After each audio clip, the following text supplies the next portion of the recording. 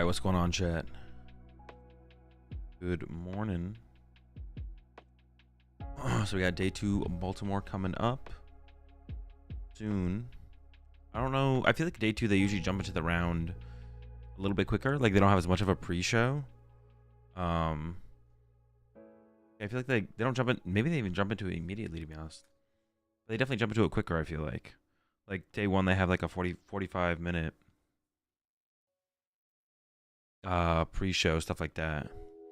I played against a Maraudon with Hero's Cape at Baltimore. With the cape? You gotta protect him. Honestly, that doesn't sound terrible. It's really hard to get rid of that first attacker, right? Really hard to KO like an Iron Hands or something that has that. But Bravery Charm probably does the same thing in most scenarios. Yeah. I guess like, wait, against Charizard, you take 2. No. Those Clops will still get there.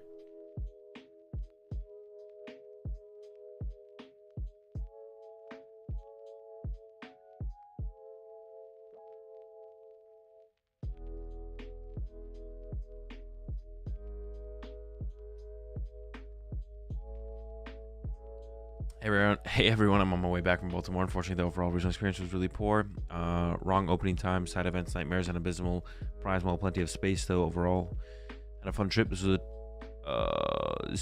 but this new term organizer really seems like they need to improve. I think that was like one of the predictions that most people had, was like there might be some growing pains with them taking over like every American or USS Canada regional. But we'll see.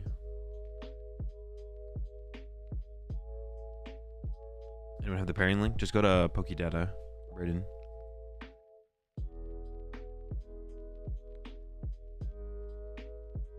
Is Galvantula with Energy Switch better than Blissey? It's felt better so far, but I'm like under tested in both, so.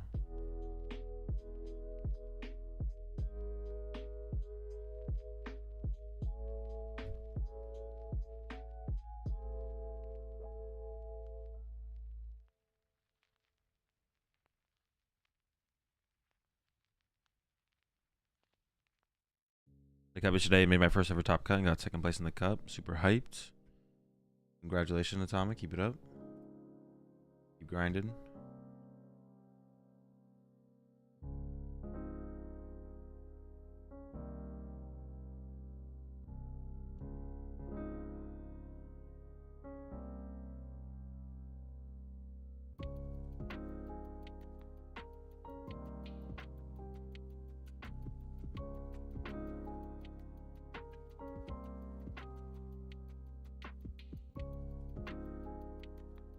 Pulling up the standings, see where we're at. Hey, what's up, Nick?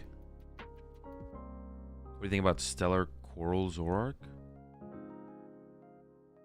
You mean Stellar Crown Zoroark? Seems like it has potential. Better beat Tord in Baltimore. Yeah, I saw that. Dude, it might actually be happening. Eder might actually make top 8. What are the actual chances of winning a regional for an everyday person? 0. I mean, you probably should clarify everyday person a little bit more than that, but my answer with just that is 0. All right. Is your favorite deck so far in Stellar Crown? Probably honestly the Maraudon deck with the Area 0. I appreciate the 60 months there. Check marks.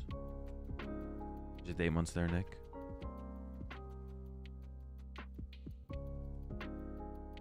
What do you mean by everyday person? Like, what? I don't even know what that means. There are people who have like full-time jobs or like full-time go to school and have won regional championships, and don't play Pokemon full-time. So like, your question is just too broad. I shouldn't have answered your question to begin with, to be honest. I gotta shut that shit down. No super vague, broad questions allowed.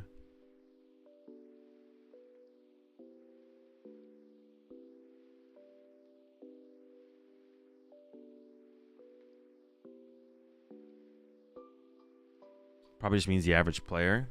I don't know. I don't know if that's what they mean. Is there anything for the Maraudon Stellar Crown deck to beat Zard? Is Thorns and Prey the only way? Bravely Charm and Thorns are both good. I just don't know which is best. I don't know the best answer for the matchup. I would need to test the matchup. What deck do I think will win Baltimore? Regidrago. Or maybe I don't know, Ryan Antonucci's up there with Stall right now.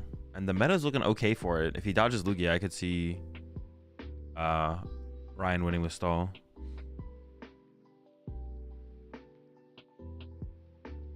Oh, am I lagging a little bit? There's a little bit of lag, right?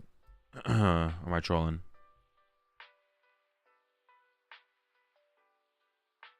Such a low percentage of Maridon expected.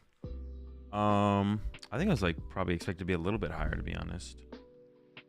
I was expecting to be a little bit higher. Okay, I'm gonna end the TikTok stream real fast. I'm gonna go live again immediately. I was dropping frames for a second. I gotta turn down the quality just a hair.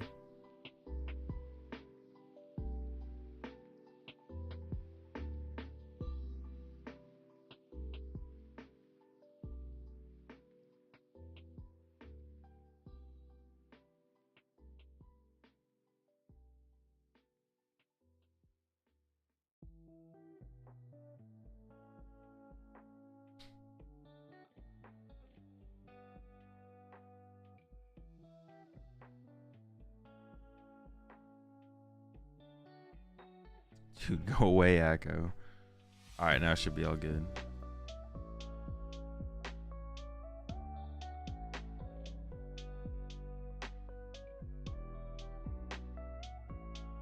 All right, now we're chilling. Oh, I thought that was into the round right now. No way, though. Drago, do you want to go first or second blind? First. But there are matches where you do want to go second, like up against Raging Ball and stuff like that.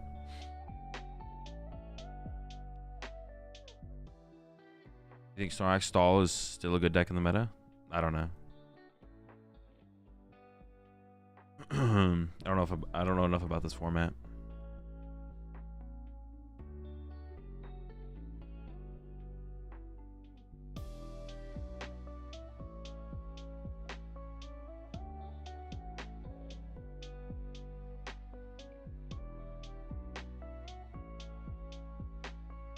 Am I blind, or are they holding cups with Pokemon? They are, yeah. I don't know why. Are they gonna drink the Pokemon? Like, what is being is that their favorite flavor Pokemon there? Or are they trying to portray to the audience?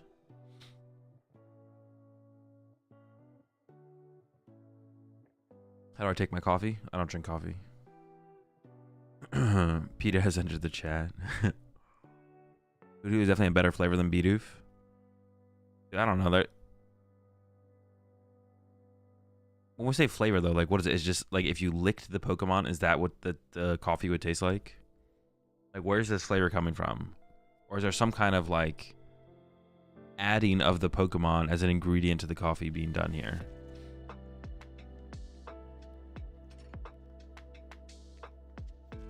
You think Garver will hold up after Stellar Crown becomes legal?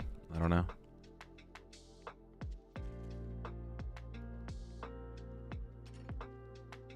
He's gonna tell me you're an energy drink guy. Coffee over them any day. If I'm drinking caffeine, it's usually some form of energy drink. You haven't ate a Hoot Hoot before? No, I can't say I have. I'm not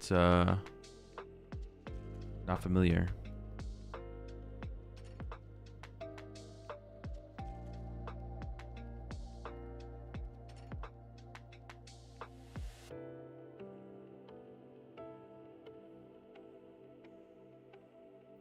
Am I trying on Cinderace this upcoming week? Probably, yeah. What do you think about Wolfie being 9-0? I think Wolfie's 9-0. There's nothing to think about it.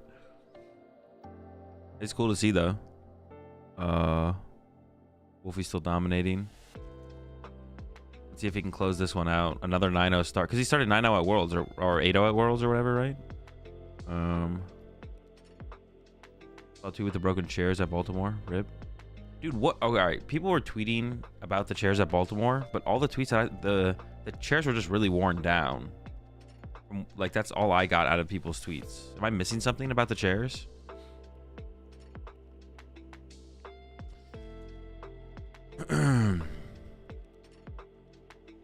Yeah, am I missing something about the chair tweets that people were tweeting? It just looks like they were like really worn down chairs. I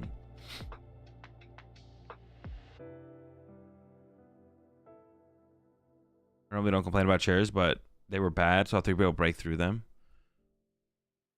Oh, okay. Just mentioned you on a tweet. Okay, hold up. Let me see. Yeah, I saw a couple people tweet about chairs, but every tweet just made it. They were just like tweeted out a picture of one of the chairs, and it was just really worn down.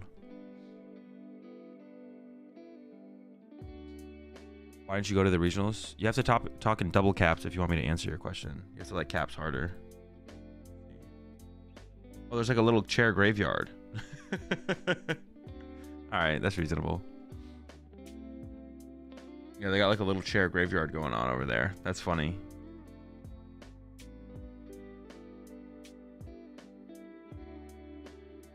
That's a good meme. That's a good meme. Yeah, maybe it seems like they needed an upgrade there. Yeah, because like I didn't see that. I didn't see that picture. All the pictures I saw people tweeting out was just like they're tweeting out pictures of the chairs and we're like, look at these chairs. I was like, I don't know. Looks like a chair to me. It looks pretty worn down, but like it's still a chair. They definitely. It seems like they might need to upgrade them if that many are breaking though. Did I see the piss chair tweet? I did. I mean, it was probably just a drink, but you never know.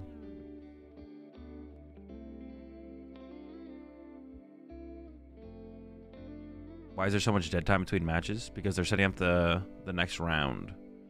Appreciate the 17 months there. Riot Town, appreciate the prime sub there. Booty Juice. Welcome to the pack. We're all out of time. We've got plenty of apples. Yeah, because they're just running the tournament.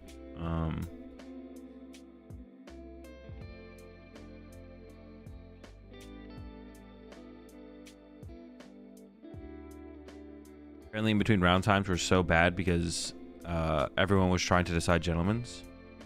Oh, was that part of it? People taking long to decide gentlemen's? I mean, the judges need to crack down on that stuff and get it moving along. Kyle was talking about the Kieran sequencing. Wait, really? You mentioned the throw? Oh, no. Kieran's being fully put on blast. Yeah, the reason there's so much dead time between matches is just because that's the tournament. That's how the tournaments are run. I appreciate the 10 months there, Captain. Well, if you're subbing, if you sub during an ad, doesn't even end the ad. I think you gotta just refresh. You have to like sub and then refresh the page, maybe. Yeah. It's not like they. I mean, I don't know what your experience. I feel like when anyone ever asks that question, why is there so much time in between rounds? I feel like you just don't have experience being at a tournament. But like, there's not like a continuous amount of matches going on. Like, a round is paired, people sit down, they play the round. Next round is paired, everyone sits down and gets up at the same time. Like, there's not like a continuous amount of rounds happening for them to constantly stream.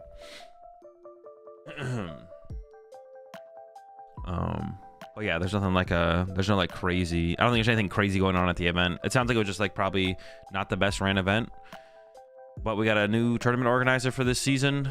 So like I mentioned earlier, there's probably gonna be some amount of growing pains. VGC seems to have a match always. Well, VGC is different because of their matches. Their matches all end so much faster, right? Their rounds are like more uniform in like start and end time.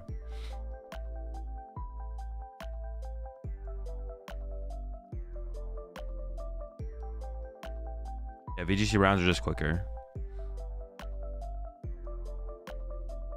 TCG is there's a lot more variation to the TCG in terms of how fast the game will probably end or how long a match will take. And then the overall round is almost always going to take the full amount of time. And the full amount of time is longer than VGC. Yeah. I mean, we talked about it yesterday, right? It would probably be good for them to have a secondary station to bring on. It'd probably be good for them to have a secondary station to bring on as well. To fill the air with more content, but Oh, there it is. It's the Noivern Ogerpon. Can Noivern Ogerpon beat Lugia though? Dude, is this just gonna be like a quick 2-0? Dude, is that control? No, it's like a wall deck. That's how I would like classify. Like I wouldn't call that a control deck. I would call it a wall deck. Not exactly a stall deck, but like you basically are just playing Pokemon that your opponent can't deal with. But it can't beat Lugia, right? There's no way. This deck cannot beat Lugia. And we're going into round 3 of day 2, right? Or is this round 2 of day 2? Is this round, yeah, is this round 3 of day 2 or round 2 of day 2?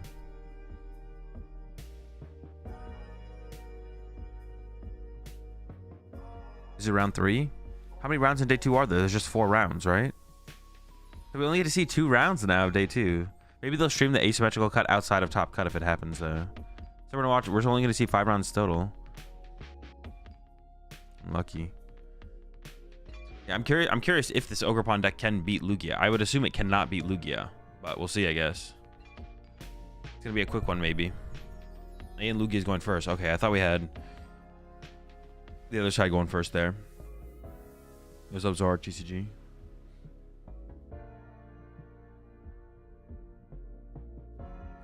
Maybe they'll stream all semifinals games? Maybe that's what they'll do. Maybe they'll show both top 4 matches or something like that. I don't think they will though. My bet would be that they don't, but I'm not against it.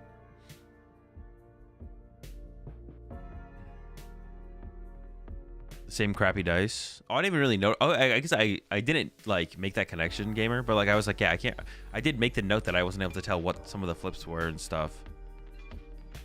What are my thoughts on Regidrago in the new format? It seems like it'll probably be a good deck still.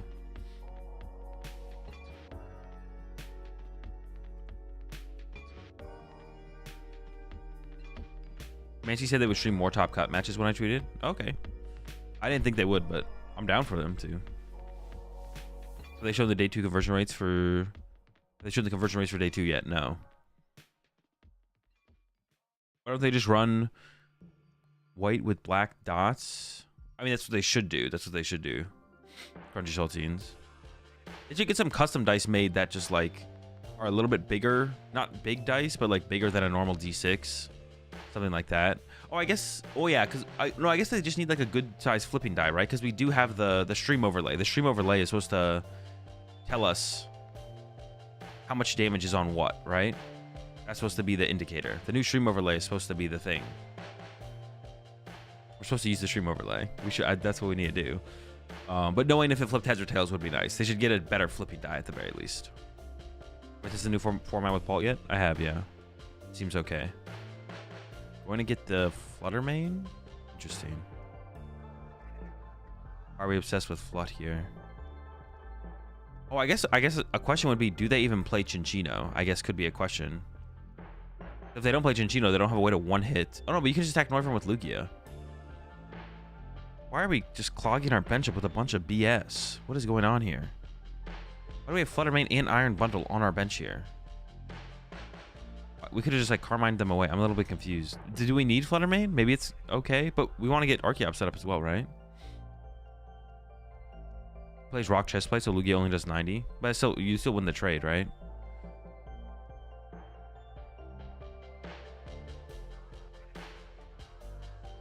The big question is just Chinchinos. Do Chinchinos exist?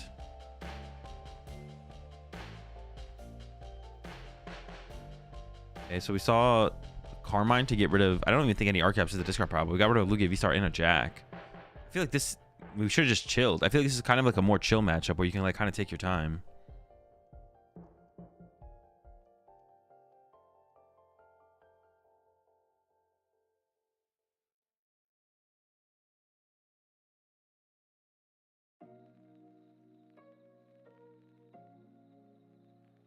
Yeah, I feel like we could have just sat there, played Jack, and then next turn gone Luminion for something, and then go from there. There is no Chinchinos. No rats confirmed. Okay. I guess that is like some information we get from by having the cast on. So it still should be fine though, right? Even without Chinchinos, this should still be a dub. What do you search with Luminion? Carmine. He got Carmine. But he could have just waited and just gone next turn, play Jack, get 2 Archeops, pass, then Luminion for Researcher Carmine. I don't know. Being aggressive seems fine. I don't know. We've never lost to 0 rats in testing, but we'll see. All right. I mean, that'd be pretty cool if this deck can beat Lugia. I mean, it only beats the no rats build, I assume. But that's still pretty cool if it does.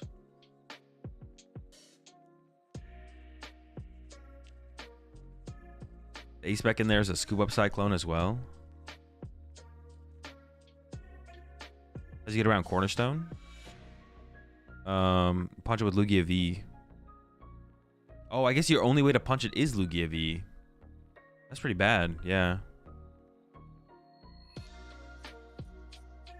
Sheesh. Alright, that might be tough, yeah.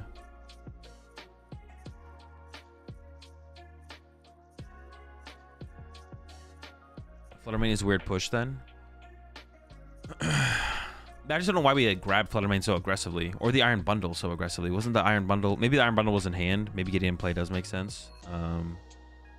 Technically Iron Hands too. Oh, true. I guess we get Iron Hands involved. Yeah. Sure.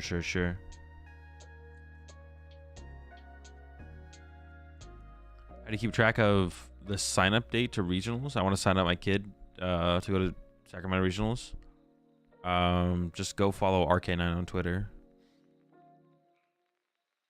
Or go check out the upcoming events page on Limitless or TCG Legends.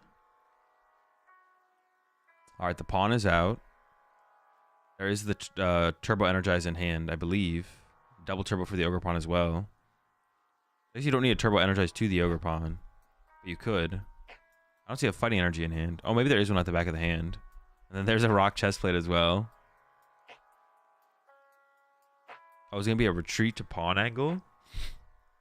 I kind of like the retreat to pawn angle, to be honest. Now, because you don't give up with the prize card to the Weird Ear, but maybe they're just going to save it for something else.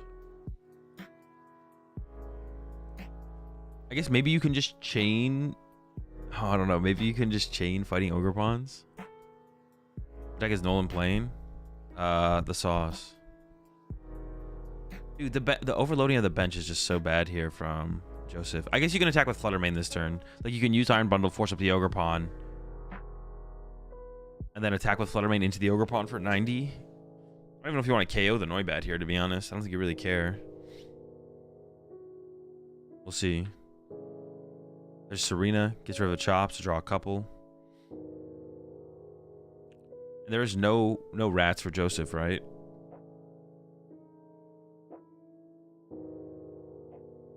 Yeah, there's the bundle. And here comes the V-Star. Chops online. Alright, maybe Fluttermane is fine here, actually, to be honest, the more I'm thinking about it. I guess it can attack the Ogre Pawn. Lugia V is better, though, right? Isn't it? Wouldn't it be better to have a Lugia V on our bench? Lugia V hits for... Yeah, it'd be way better to have a Lugia V on our bench, right? I think so.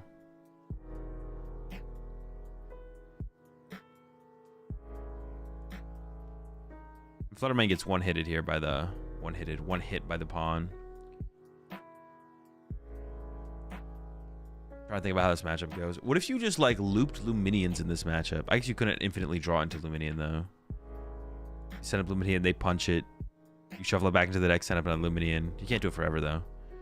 Does Flutter hit weakness? I don't know. Ogre Pawn's weak to grass, I think. Actually, I'm not sure.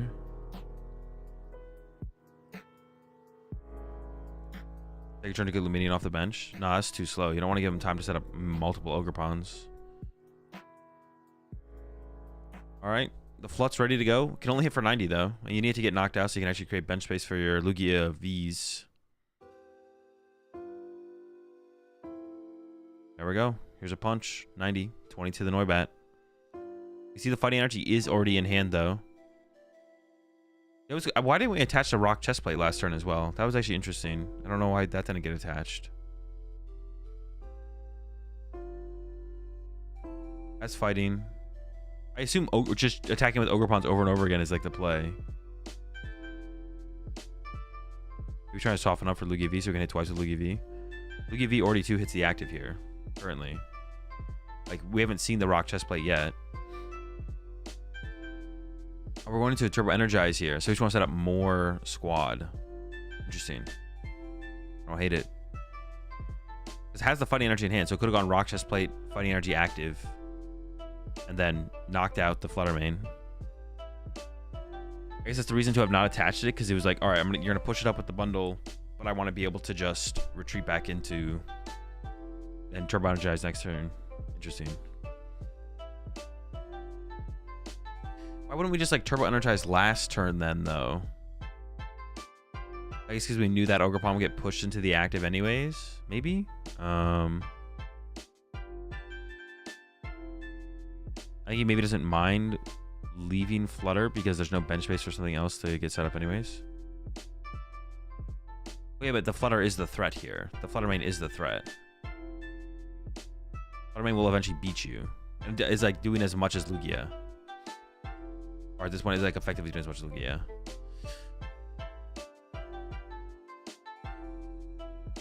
I understand the route here to take, but we whiffed Ogerpon, so there's no more Ogerpons being set up. But if we had just put the Rock Chestplate on that Ogerpon, then we knew it was going to get punched by Fluttermane. We would have taken 60. And then we knew it gets punched by Lugia V. And Lugia V does how much damage again? 130. If they have a double turbo, 110 with not 90. So they never two-hit our Ogerpon. Yeah, they never two-hit our Ogerpon here. We could have just gone Rock Chestplate to Ogerpon, then we send it up KO Fluttermane, they send up Lugia. We punch back. It gives us 2 turns to find our next Ogerpon, start to build up other Ogerpons. It just feels like weird sequencing. I think it was just bad from Joseph to have not left the bench space open for Lugia V to begin with. Because you want to be able to... You don't know for sure. Well, I guess that's not true. No, it's actually, yeah. Because you could have bumped the town store. Now, whether or not Joseph knows about... whether or not... See, like, now Nolan's whole turn was basically what he could have done. But now Joseph can boss punch the Ogerpon. Or just attack with the Fluttermane and put 20 on it, which sets it up for the Lugia V KO on the next turn. Because the Fluttermane does have to get taken care of. Too late to predict? Oh, yeah, we can do a prediction. I got you. I forgot. We're all working off the same information.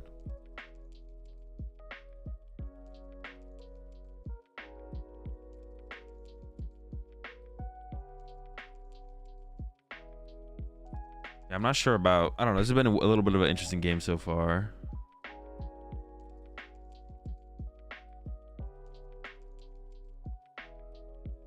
Interesting choices. I mean, the Fluttermane is obviously not a terrible attacker in the matchup, but it's weird that we put it in play so aggressively over Lugia V, because Lugia V just has higher threat because it does more damage. It actually, like, Lugia 2-hit KOs Ogerpons if they don't have any Rock Chestplate or anything like that.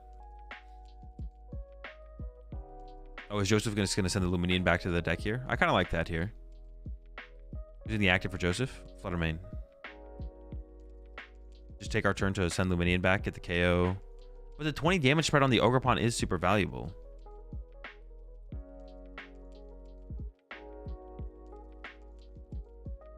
Yeah, the 20 damage spread is super valuable. Maybe we're just like setting the energy up on the Luminian to make it a pivot. That's fine, I guess. All right, there's the knockout. 20 to the... Yeah, so now the Ogerpon gets KO'd by Lugia V next turn, even with the double turbo. Oh, and Joseph plays basic lightning, so Joseph can actually attack with arm press, actually, which 2-hit KOs an Ogerpon. Oh, the arm press is probably huge in this matchup, right? You could even do... What's chestplate? Minus 30, 90. You could even do a amp you very much into a... Yeah, the basic lightning's huge. Also does play Thornton, I believe I saw on the prize cards there. So you could Thornton into like another Lugia V or even the Fluttermane, I guess. All right, there's an Arven for Nolan. Get some more Ogerpons, I guess. I mean, you need to get Ogerpons, right? You like, I'm sure this deck plays Noibat. Maybe it plays Mimikyu. I actually have no clue, to be honest.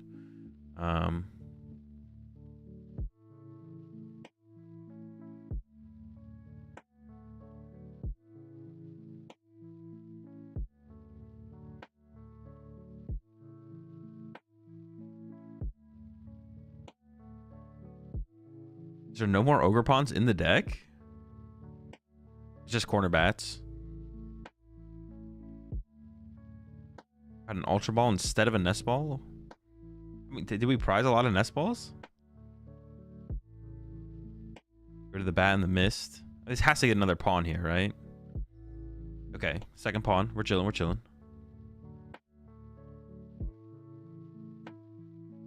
This first Ogre Pawn's gonna go down though next turn to a Lugia V or an Iron Hands. Ooh, Iron Hands would actually be pretty good here. Could we amp for 3? We could amp for 3. Ooh, wait, that's kind of insane. Getting the extra price card off an amp would set up the price trade where you just need to go through one more Ogre Pawn to win. That's a rusty board. You can't put it there. It should have already been there. You probably should have already had a Rock Chestplate on that Ogre Pawn. You made your mistakes, though, and now you must get punished. Amp's on the way. Amp him, amp him, amp him. The weirder setup is interesting. Maybe we have a jet hands. Hands gets you one shot by a pawn. No, it doesn't hit for weakness. We're going with the Lugia V. No, this is such a good time to use hands, though. I guess we could do it later, though. Maybe still, right? We could still hands later. I don't know if they have out to hands in the hand, though. Of course, I don't know if they have the out to the hands in the hand. I'm looking at the regionals registration process, and it's not intuitive at all. Yep. When is registration open, and how do I find the date? They'll tweet it out when the date is gonna go live. Do I have to constantly check Limitless or get a Twitter account? If you constantly check PTCG Legends, I would say PTCG Legends usually is updated more often than Limitless, so I would stick with PTCG Legends. And then when registration, when the information opens up, it's usually will be linked there. But it usually opens up about registration usually opens 6 to 8 weeks before the tournament actually happens.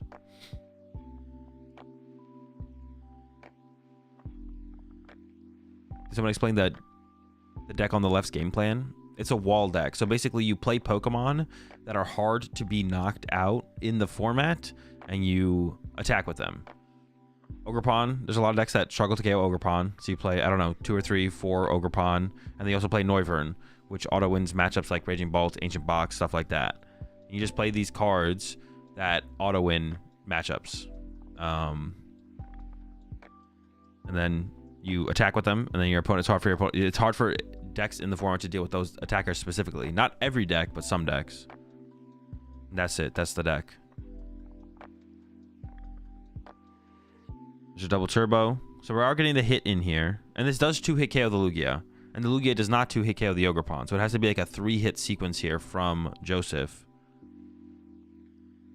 Yeah, the Rock Chestplate is actually pretty funny. The math works out so well for it.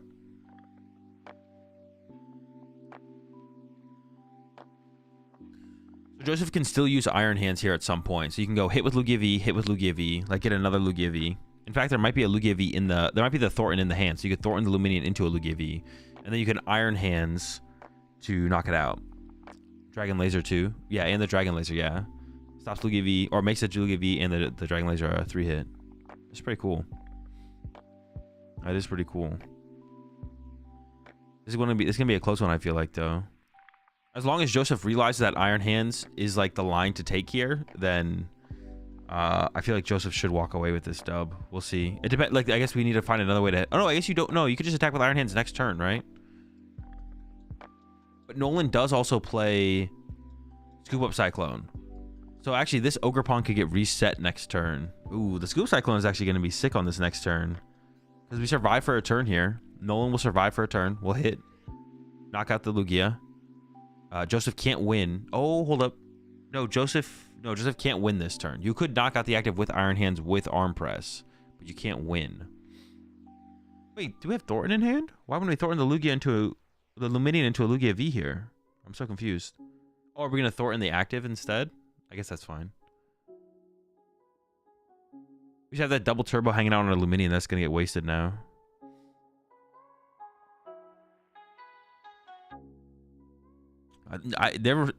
Joseph's starting to run out of energy. I think Nolan actually might get the dub here. A lot of energy in hand. Not sure where the Iron Hands are. There's the Thornton.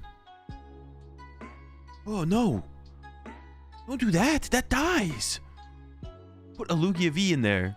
Stop. Do not take the Flutter Mane. You're banned if you take Flutter Mane.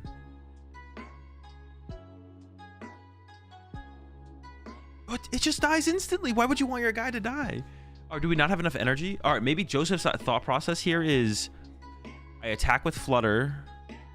Maybe Joseph doesn't have enough energy to attack with Lugia V and then also Maybe Joseph doesn't have enough energy to attack with Lugia V and then also Iron Hands. Or, on top of that, the 20 damage to the benched Ogre Pawn also, like, sets up for Iron Hands to go Arm Press, Amp you very much for the last 3, maybe? This might be correct from Joseph. We'll see. But I feel like the Luminion should have been the thing that got transformed, right? This double turbo on this Luminion is just kind of wasted now. Doesn't Flutter die? Flutter does die, but it takes 1 less energy to attack. So how much energy is left could be a factor here. It looks weird to go this route, but you get the 2 damage on the bench guy, which like both the active is now set up to die to Iron Hands, and the bench guy can now get 2 hit KO'd by Iron Hands for the amp for 3. And then also it puts his opponent to 2 prizes. Yeah, but it doesn't matter if you get an extra turn. Like, is it the not get, like, putting your opponent on 2 prize cards just doesn't matter here, I don't think. Wait, did he heal the Flutter off Thorin? Or am I stupid? There was no damage on the Pokemon Eevee. Alright, Scoop Cyclone is found. So the 20 damage on the bench might make a big difference here. Because we do need to just go for a 2-hit now here as Joseph with Iron Hands. I don't know where Joseph's Iron Hands is, though. Is it prized? Maybe it is prized.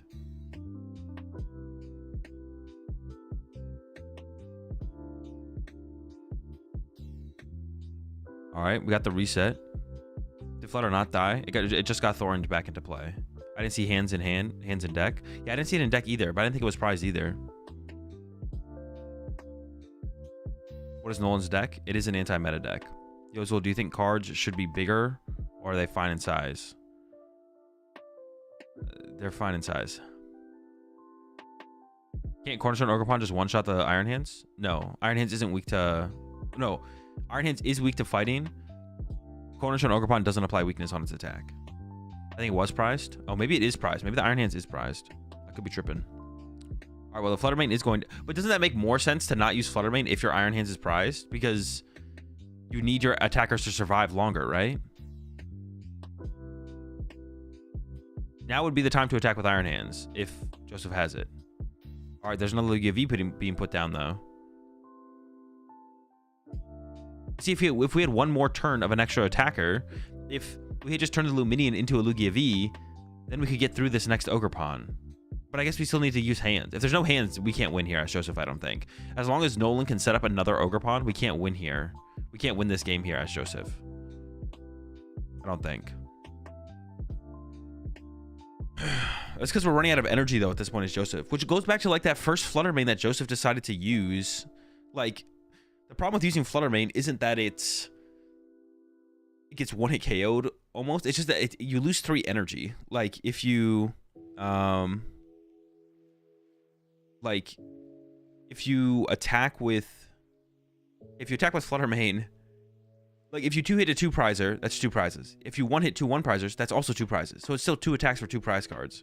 So attacking with Flutter Mane is just low value because it eats more energy. Like, attacking with 2 Flutter Manes is 6 energy. Attacking with 1 Lugia twice is 4 energy. Like, and now we're starting to run out of energy here as Joseph. But I don't even know if Joseph has the attackers left to supply the dub. The Iron Hands is what Joseph needs, but I don't think Joseph has the Iron Hands.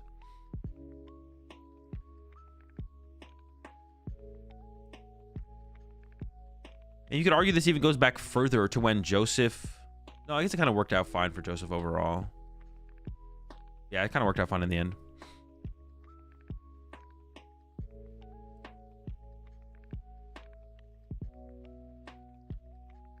All right, Iono from Joseph. I guess you could...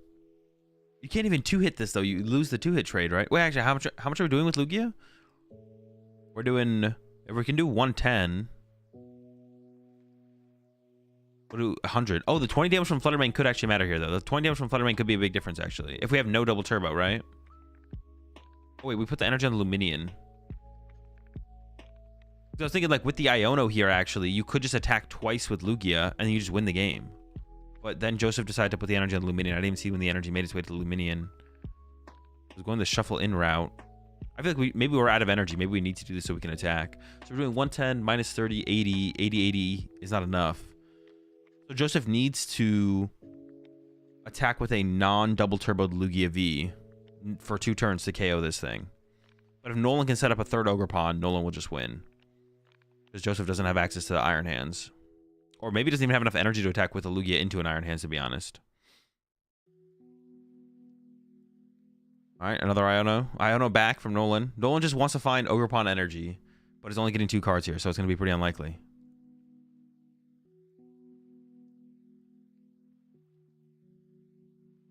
There we go. Also 2 cards for Joseph, but Joseph has the attacker set on the board already, the Lugia, and the Archeops can find the energy.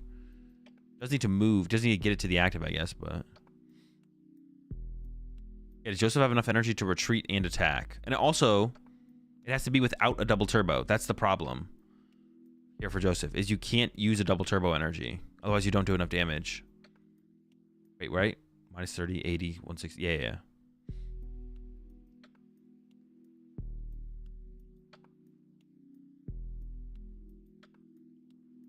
All right, there's Luminian grab.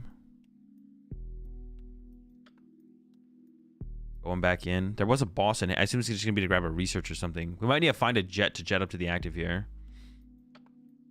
Lightning Legacy 2DT, that's it. You can't win here as Joseph then, right? Yeah, Lightning Legacy 2DT isn't enough.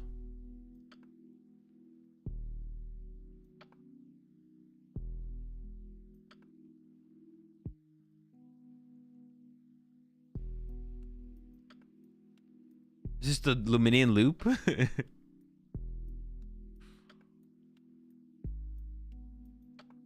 Joseph is literally playing for a Luminian loop, but this doesn't lead anywhere, I feel like. I don't think this leads anywhere. This is just lead to a Nolan eventually setting up a second Ogerpon and then winning the game. Or finding like a boss on the bench Lugia V. There's a Colress. Both Colresses in this deck. Really trying to take the L to Kyurem here. What is the chest plate do? If it's attached to a fighting Pokemon, you take minus 30 damage. Is it possible that Joseph is just playing for time and hoping to win next time to tie? I mean, maybe. This seems like a fine matchup, though, so you should play for the win. It seems like a fine matchup, so you should play for the win. Okay, yeah, there's the concede from Nolan, or from Joseph. Iron Hands was prized. It had to be prized there. Or Joseph doesn't play Iron Hands, but playing a basic Lightning without Iron Hands is crazy. Yeah, it seems like a fine matchup. It seems winnable, so like I feel like you should play it.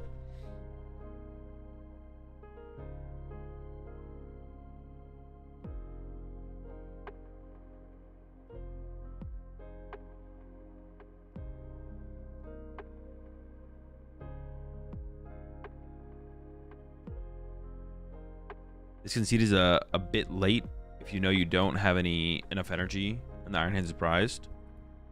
Yeah. Oh, there's only 23 minutes left. I didn't even realize. But that's enough time to win a game for sure. With Thorin in hand, it should be relatively good if you preserve energy. Yeah, attacking with the Fluttermates was just so bad. Like, I go back to it again, but the attacking with Fluttermates was just so terrible. You just ran out of energy so quickly. You need to prioritize Lugia Vs and Iron Hands. Iron Hands is like the key, though, in this matchup for sure, because of the extra prize cards.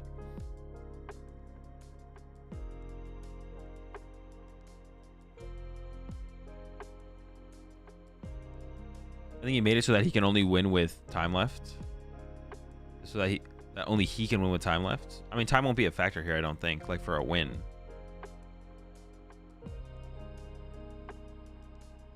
Iron Hands wasn't prized. It wasn't prized? Wait, where was it? It wasn't in the deck either, was it? Carmine off the rip. That's a lot of energy to go down. 2 jet and a double turbo. I don't even know if any Archeops at the discard pile. There's Iron Hands. Okay, it does play Iron Hands.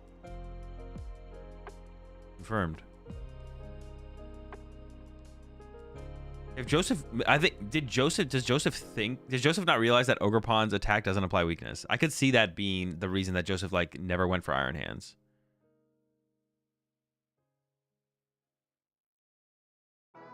He's hiding the hands for game 2. True. 20 minutes would be too long for Stall to win without some crazy pulls. Stall doesn't need to win this game. Stall wins. Stall wins if what did I call it? Walls. Stall. Is it a stall deck or a wall deck? Wall wins. Ogrebat. Noipon wins if this game doesn't finish. They win. Walls. Wall. The wall deck wins. Does they pick up the card and read? Yeah, but why would you read something you think you know? That's just a stupid comment. It's like, what if you're not 100% sure how research plays? Are you going to pick up every research and read it when your opponent plays it or when you go to play it? No, you're not. Like, if Joseph thinks he knows how the card works, why would you pick up the card and read it? Doesn't make any sense. Now, if you think you don't know something, then you should pick it up and read it.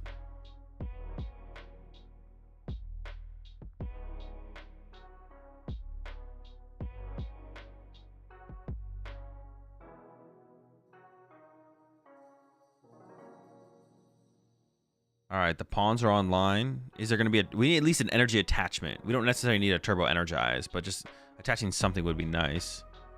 I do see the out for the turbo energize in hand, though. I'm going to go with the Colress instead. Oh, wait, this gets it as well, though. That's kind of cute. That's kind of cute. You can get Town Store and Mist. Or Double Turbo, I guess. And then Town Store finds you the Turbo Energize. That's super cute. All right, all right.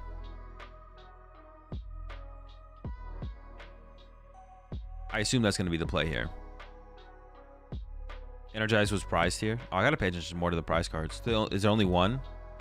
Oh, the EXP share. Let's go.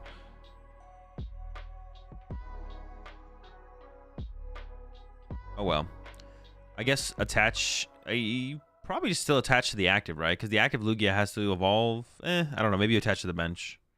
Orpon does have that one retreat, right? So the thing works to move it around. Okay, attach to the bench. As a rescue board, he's going to go ahead and commit it. He's fine. And then I guess pass from here. There we go. The hand from Joseph did not look very good off that Carmine draw, but we'll see if there's something else hidden in there. It does not look good. It does not look very good. And the pressure's coming next turn. That Ogrepon swinging. Ogrepon's getting in there.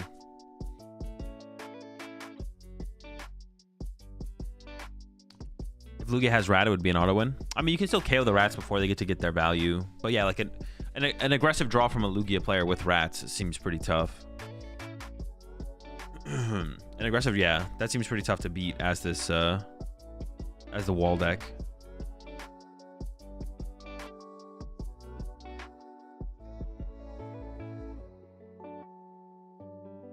Joseph picked up the Ogrepon, but it could have been he was reading the ability to make sure Fluttermane was going to put 2 damage counters on it. I'm pretty sure that's what he was reading there for sure. But need to read the whole thing. 1 rat is favored. 2 rat is like 40-60. We don't talk about 3. Although we beat 1. Yeah, the rats are tough. Yo, what's up, Revenge? One just plays Ogrepon and Noivern. It's just Ogrepon and Noivern now. No Mimi. Oh, there was a research in hand. Losing another energy and the Thornton. Another energy and Thornton is pretty tough. Thornton's great to recover the Iron Hands or even a Lugia V. And losing another energy. That's 4 energy just gone. The Iron Hands is finally getting set up. I don't know if this is actually going to lead to how many chops. No chops. 0 chops. And got rid of a Lugia V there. I don't know about discarding Lugia V. We kind of need that to attack. We need attackers. But maybe there's still enough left in the deck. I don't know how many Joseph plays.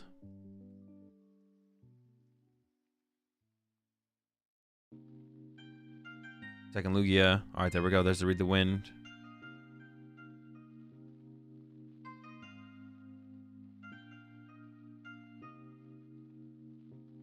All right, so we have the attack here from Nolan.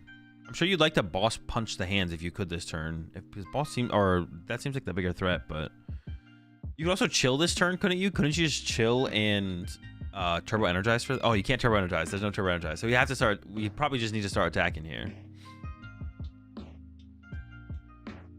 So find our. Oh, the rock chestplate is also prize. Does this play multiple rock chestplate or is it just one? We prize turbo energize and rock chestplate.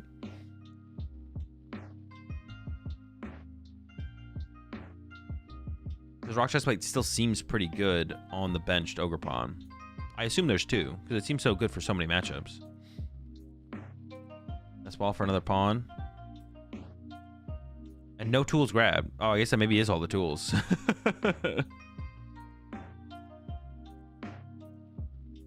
Is there ever a world where Joseph plays 2 hands, or is it just one? It's just 1 hands. 1 hands and a Thornton. Actually, that's no. I think it's just 1. I think it's just 1. I was like, I guess there could be 2 technically. I don't even think 2 hands matters because you lose the energy on the first one. Well, Joseph plays the basic lightning. Well, I guess you'd have to play basic lightning if you play 2 hands. It depends if you go for the arm press or just amp, right? All right, the energy split on the bench Ogerpon, so just taking your time here is Nolan, not putting on any pressure. All right, Joseph immediately into the jack. Time is starting to run low. There's 15 minutes, but that should be enough. I think this match, we'll probably see this match conclude, but it might just be another read the wind here from Joseph to get rid of that Archeops. Oh, but we did stop, so I assume there's an Ultra Ball in the hand. All right, there's the Vessel. We'll get access to that basic lightning early on. And then should have Lugia V-Star, double chops. Evolves the active? We could evolve the bench one, though, and then attack with the active. That sounds a little bit... That's 2 less energy now. Now we have to retreat this Lugia V-Star. I guess, are we immediately going into the Iron Hands here? I guess we could. I feel like you want to save Iron Hands. You want to go like Lugia first. Maybe the Flutter Mane, depending on your attacking situation. And then Iron Hands should be there to clean up KOs, not be the aggressor. We do hit harder with the bench Lugia. We bench this other Lugia V on the last turn, right? If Joseph attaches a double turbo energy here, I'm going to be tilted. Okay, it is going for like the quad non-double turbo energy. But the active one isn't even the big threat either. I don't like this. Yeah, well, we should make use of that double turbo on the active for sure. Yo, so I'm in Japan thinking Latias EX with new basic Ursaluna and Iron Valiant EX. Got any decks with the new Latias brewed up? No. That's so far away. I haven't even thought about it. All right, there's, yeah, hitting the act, like, yeah, this does not seem worth losing 2 energy over. 2 more energy. Now a double turbo's gone.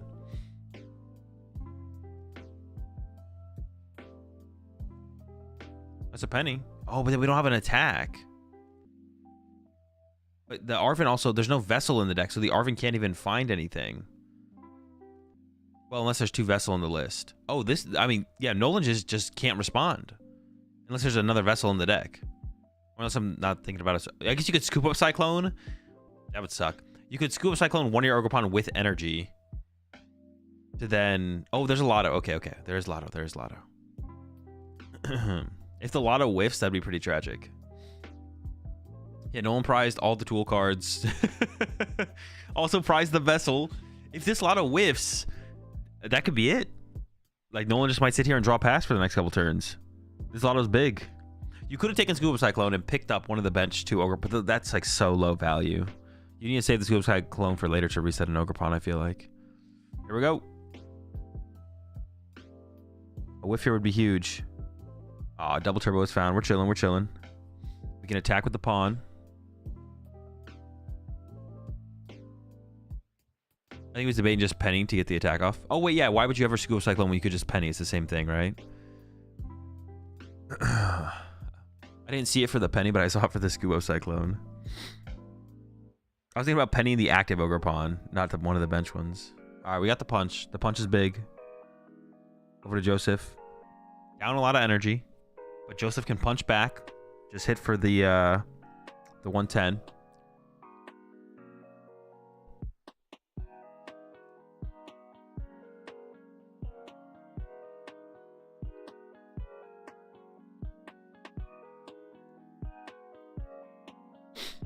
Joseph's thinking. I actually don't hate bossing up the benched Ogerpon that only has 1 energy from Joseph here. And then being like, well, if you don't have a fighting energy here. Oh, we already punched the active here. I wasn't even paying attention. Penny on the bench. Can we have penny the active here? It's kind of the same thing, right? You could have pennied the active, reset the energy. Then you reset the energy. I guess you don't really want to reset the energy, right? You want to get your value out of them while they're in play. You would have had time though to reestablish the energy, but I guess it's like the same thing. I don't like think through it. Basically the same thing. I don't hate benching the other Ogerpon because you have the rescue board in the hand. Because now if you get Iono'd here, you're gonna lose it. All right, we can see the amp. For 3, amp for 3 can happen here. Problem is there's no Thornton to create another Iron Hands later, and the Lightning and Legacy are gone. So you can't actually attack with it. Well, you can't. Yeah. Both energy are on that hands, and so you can't attack with another Iron Hands here. You can't go like Amp for 3 into Lugia on the next one into Amp for 3, unfortunately. But did he just draw promote draw? He did, yeah. He had gift energy on the Lugia V. You draw before you send up with gift. Nolan put the EXP share. Wait, why did he put it on top of his Pokemon? Was he reading it? Maybe he's reading it.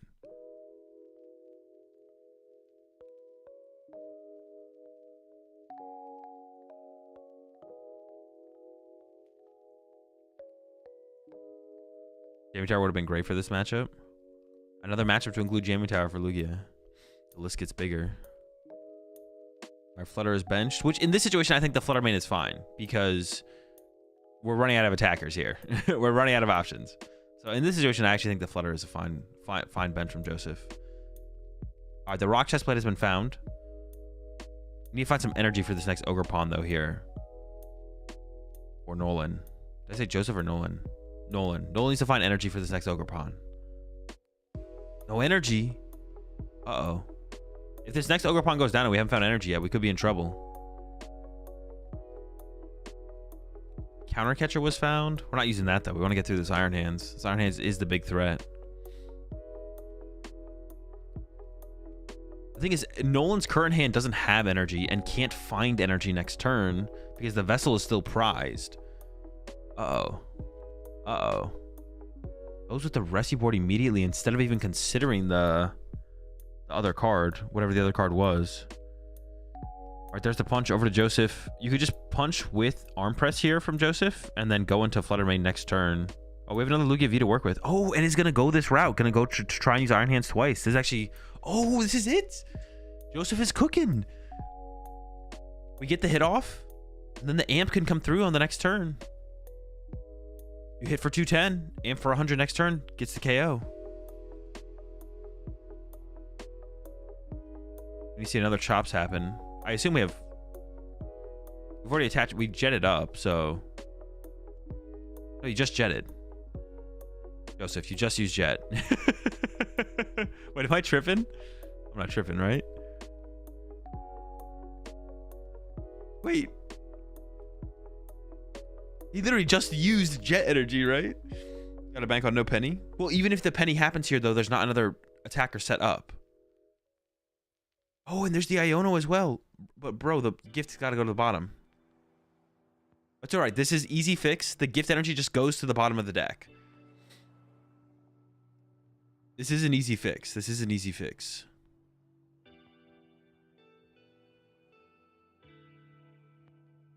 He's just going to use another Archeops here anyways. So it's not a big deal.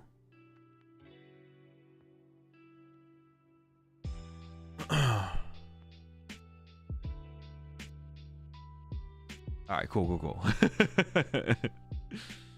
Yeah, the counter catcher is big here. Yeah, the counter catcher would be big.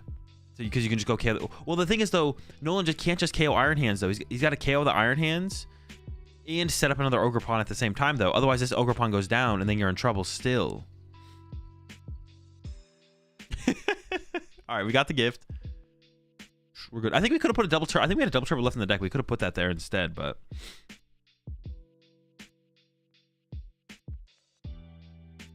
Heads on Mezigos. I don't know about giving Mezigos to Nolan, but it probably shouldn't matter too much in this situation. Nolan's hand, I see a Noivern, I see a Noibat. Some other shenanigans in there as well. 7 minutes left. A Fighting Energy top deck is big. Oh yeah, I guess we're bumping the Mezigos with our attack anyways. But we need that counter catcher. We need to go after the Iron Hands. We need to KO Iron Hands here. We have Nest Ball. There was the counter catcher was on the bottom of the deck. From the... So... No, Nest Ball. The counter catcher's on the bottom. You shuffle the deck. No, dude. You gotta shuffle there. You need to KO Iron... We lose to Iron Hands, right? Yeah, Nolan just threw there. You do love to see the punish. There was not another counter catcher in the top. I don't know how many counter catchers the deck plays, but...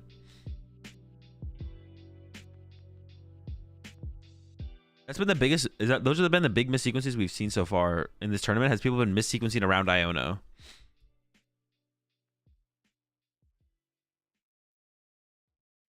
Appreciate the 2 months there. Dawson Madras. Appreciate the 5 months. Slayer's on and then appreciate the 5 months as well. Bearded Kirby. Yeah, huge throw there from Nolan. Huge miss sequence from Nolan. So now Nolan has to retreat the active Ogerpon into the bench Ogerpon with the rescue board and then attach to the fresh Ogerpon and then send up the fresh Ogerpon on the following turn. But we can't leave the active Ogerpon in the active because then we lose to Iron Hands. It's a tie now. Yeah, unless there's some kind of like donk that happens, it's probably going to be a tie. You have to run to the rescue boarded one, right? Yes, please. Thank you. How was Iono miss sequence this time? The card that Nolan needed was Counter Catcher, and it just got Iono to the bottom of the deck. Nolan could have played Nest Ball to shuffle the deck to put the Counter Catcher back into the mix, but then didn't. But there's no boss here from Joseph, so Nolan gets a lifeline. No boss from Joseph, so it is just a punch. Does Nolan have the Counter Catcher now? Let's see. Also needs an energy though. I don't know if Nolan has an energy. There's a penny. You can penny the one with the double turbo. Okay. But if we still, once again, don't have a gust on the Iron Hands, then the Lugia just punches our active Ogerpon again, sets up for the Iron Hands, and we still can't gust the Iron Hands. It's almost like an endless cycle that always ends with... It feels like it's like a cycle that always ends with Nolan losing. Nolan always needs +1 card, but never has the card in hand. So it just feels like an endless cycle where Nolan always loses. There's the reset. I guess with... No, because the energy's never getting saved. With enough pennies, maybe we can get there? Oh, we're splitting the energy. Interesting. But now we need energy and... So we have to Iono next turn into like fighting energy ball or counter catcher next turn, I guess, as Nolan here. Okay. Once again, though, Joseph is putting pressure on the board. Punching has 2 things set up now. Gonna burn through some capturing aromas. Still 4 minutes left. There should be plenty of time for this game to conclude, but there's probably not enough time for game 3 to conclude. Use nitrogen for fighting. I don't think... Was there a fighting in the discard pile there? There might have been. Oh, you might be right, actually. Treasure plus boss. Oh, was that actually available? Oh, yeah, the Nolan threw if that was available. I didn't realize if that was available or not, though. Did Nolan retreat twice the previous turn? I don't think so. Yeah. Arvin for on gear. Oh, really? I didn't realize that was available to us. That was definitely the play, though. Top deck Scuba Cyclone. That's huge. All right, we get the reset. And now we have boss. So this gets us there. This gets us there. We're living off the top deck. Dude, wait, what? Boss KO the hands. Wait, why? Dude. No way. Nolan is just throwing, bro. What? Maybe, you know how we can't see the dice? It's really hard for us to see the dice on the Iron Hands. Maybe Nolan also just can't see the dice on the Iron Hands. Is that ever the situation here? He's just stalling time at this point? He's not. That is not what he's doing at all. Because taking the knockout gives you the higher... Like, it does the same thing. You're not, like, missing out on something by... You're not, like, missing out on something by also, like, taking the right knockouts. Yeah, there is damage on the Iron Hands. Oh, you can see on the graphic, though, right here. You can see on the graphic where the damage is. Dude, Nolan had it 2 turns in a row. I didn't even see the first time around. I saw the stretcher, but I didn't think there was a fighting in the discard pile. I guess I should have just looked at the discard pile. Dude, Nolan has it again this turn. Nolan could boss KO the Iron Hands. Cornerstone can't hit weakness. You are right. It can't hit weakness, but it does have damage on it. For sure your mouse cursor is invisible. Oh, I have to like click on the screen. There we go. Right here. Dude, Nolan had once again had boss KO Iron Hands. It just didn't do it.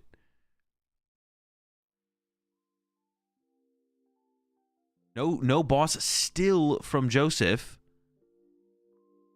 Nolan splitting the energy again and gonna have to go with the runaround.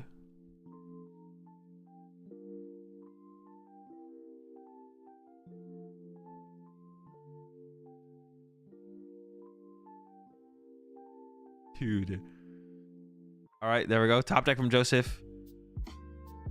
Retreat and amp. Dude, they have to get rid of the top deck animation. It is so annoying.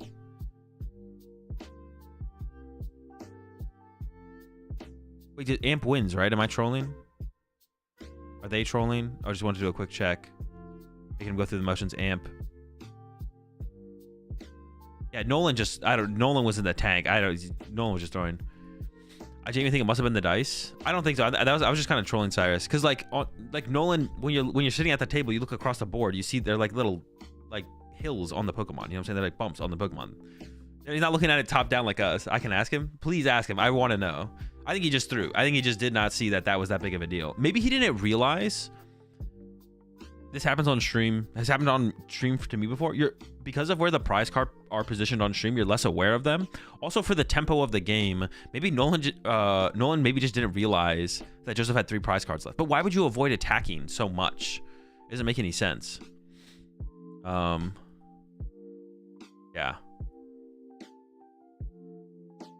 Nolan just didn't. Yeah, that was a. The thing is, like, Nolan had to play in the hand multiple turns. I feel like Nolan just didn't realize the severity of KOing Iron Hands. It was just like, but then what was Nolan's building his board up towards? I don't know what Nolan was doing.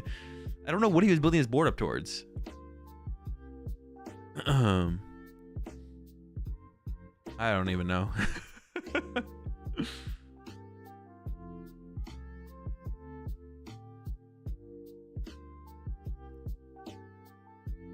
just didn't see it. Anyone might be nervous. This is first day 2. Yeah, that could just be.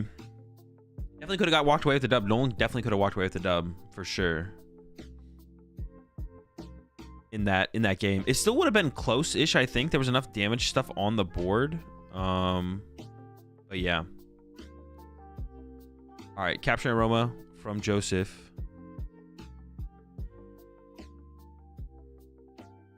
Start off with here. I guess we could see a donk. Wait, did Nolan choose second? Oh, double chops. Where's Slap at? Show me the double chops. Oh, not an energy. All right.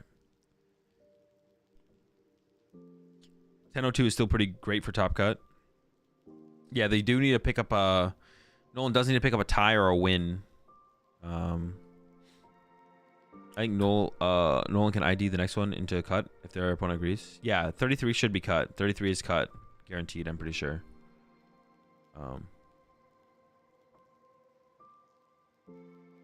And then Joseph will need a win though in the last one. 32 is not enough. All right, Joseph's hand is pretty good. Does Nolan have anything? There's a Poke Gear. Are we living off the Poke Gear? There's an Arven, so should be safe here. Time is called. So this should be turn 0 or turn 1. I mean, if he just plays Arven for Nest Ball. If Arven for Nest Ball is played, then the game is over at that point. How is it working now? If someone takes a prize card, it's a win? No, you have to actually physically... You have to win the game. You have to meet a win condition to win. So right now... Right now, we're gonna end with no winner. It's gonna end in a tie here, like guaranteed. Guaranteed tie at this point.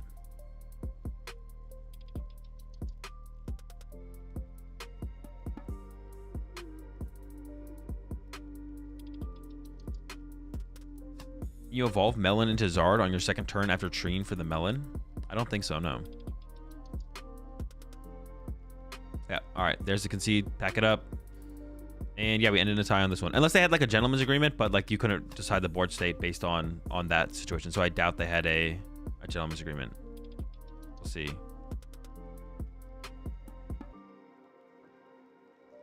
Oh wait, winner.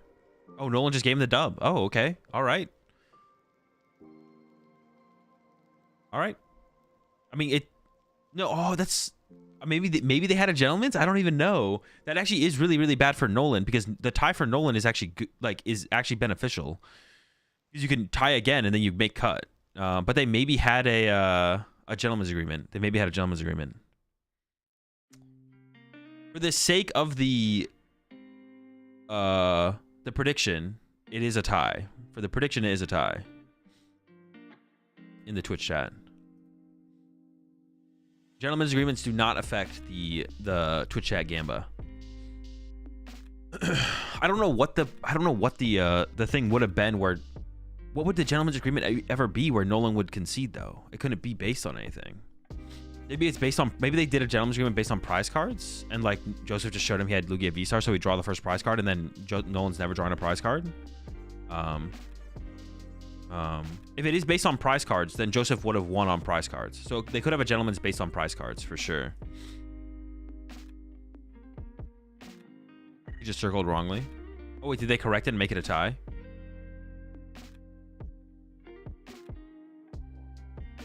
Oh, see the reaction of both? Okay, hold up. Let me go back.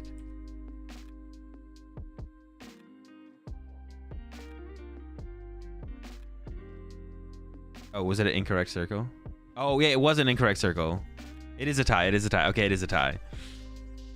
Yeah,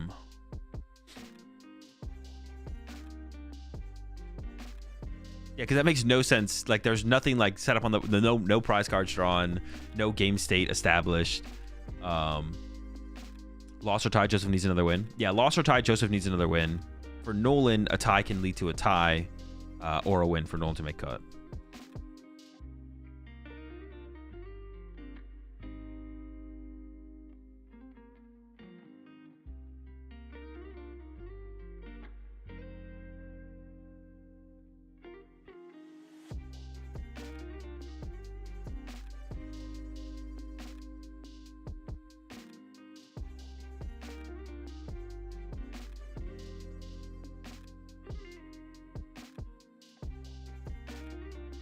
All right, yeah, no gentleman's agreement. It looks like tie, or if there was a gentleman's agreement, it wasn't like fulfilled to end up with a tie.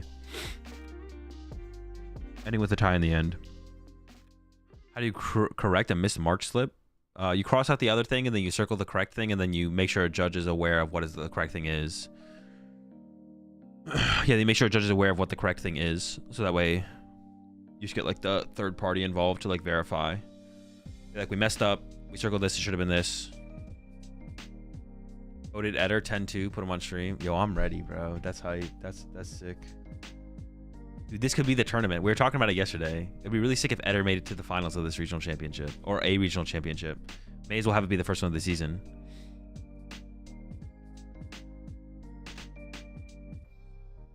Is this real? No, it's all fake. 15 could potentially make it. Potentially make cut? 15 people? I would actually be kind of hyped to see that. If that's what you mean.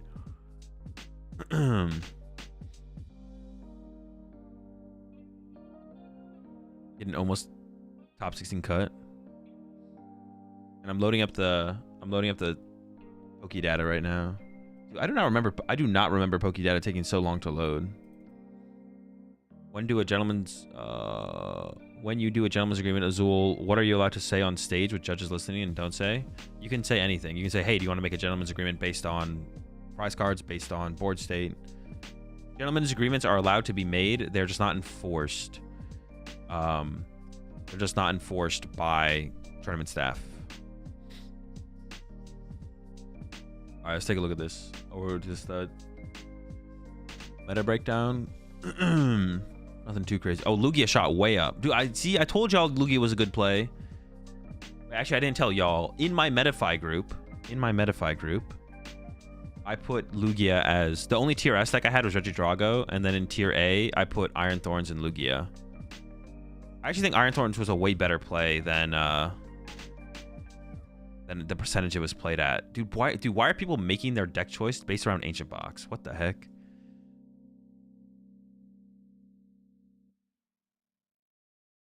To be fair, you can't say anything like let's flip a coin at the end. Yeah, you can't flip a coin, but all right, let's take a look at the standings real fast before we jump to the next round. So Rahul's locked in cut. Henry Chow needs a tie. Henry will probably get paired against Nolan though, right? I assume. Or maybe Henry gets paired up against Rahul, or Nolan gets paired against Rahul. So Rahul, guaranteed cut. Henry is... Wait, is 11, 12, 12, 12. So some of these are missing. Oh, just Joseph there. Those are the only people who are guaranteed. All the way down to Kieran at 30 points. 33 should be guaranteed, right? I think 33 is guaranteed. We could have a pretty big cut then, right? So 29 and under can no longer make cut. Anyone who wins from here makes cut. And it's possible... No, Henry or Nolan should play against Rahul. Unless they both played against Rahul today already. Which I guess... No, that shouldn't be possible. Wait, no, it could be possible, actually. You said yesterday you expected one asymmetrical match. Based on the limitless Swiss calculator said there should be one asymmetrical, but there's definitely going to be more than one here, it looks like. Yeah, the Swiss calculator said one, but the way it actually played out is definitely more than one. Who is on the winning end, so I guess you got Ian, Kieran, Gibson, Grafton, Ryan, Rowan, JW, Eder, Maxwell. Didn't Maxwell win a regional? Not last season, but the season before. They did, right?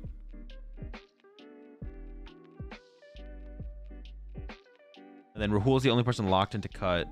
And like I said, Henry and Nolan aren't guaranteed to play against each other. One of them will probably get up paired to Rahul. So Henry or Nolan will have to play. They won't be able to ID with each other because they'll be the only two people at 32 points.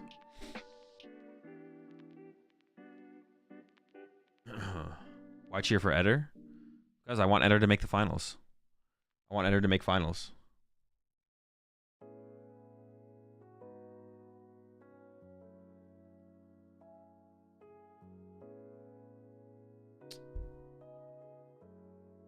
Azul, have you heard how many tickets there might be for LAIC? No. I don't know any... That information is never put out to the public. Like how many seats will be available at tournaments until it's officially announced.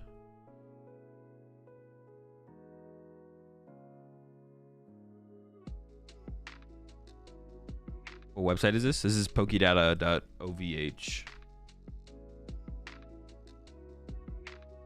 I skip this regionals because I want to. Parents are up for the last round. Wait, can you see that on here? Oh. That works.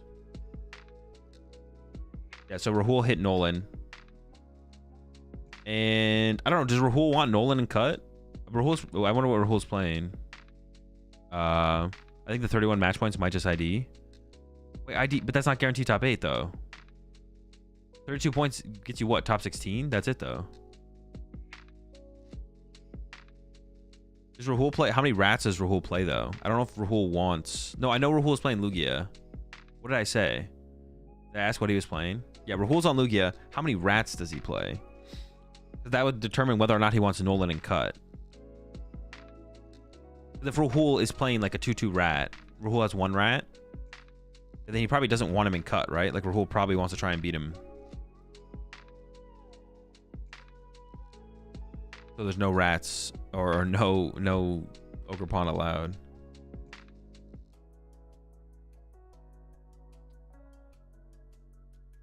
Rowan is against JW. Eder up against Grafton. I don't want Grafton to lose, but I really want Eder to make cut, so. If the 32 ID, don't all 32 make it? Or am I trolling? If the 31's ID, how many 31s are there? 1, 2, 3, 4, 5. Where's the... There should be another 32 here, though, right? Am I tripping? Do I need to refresh this? Refresh this real fast. Let's do the math.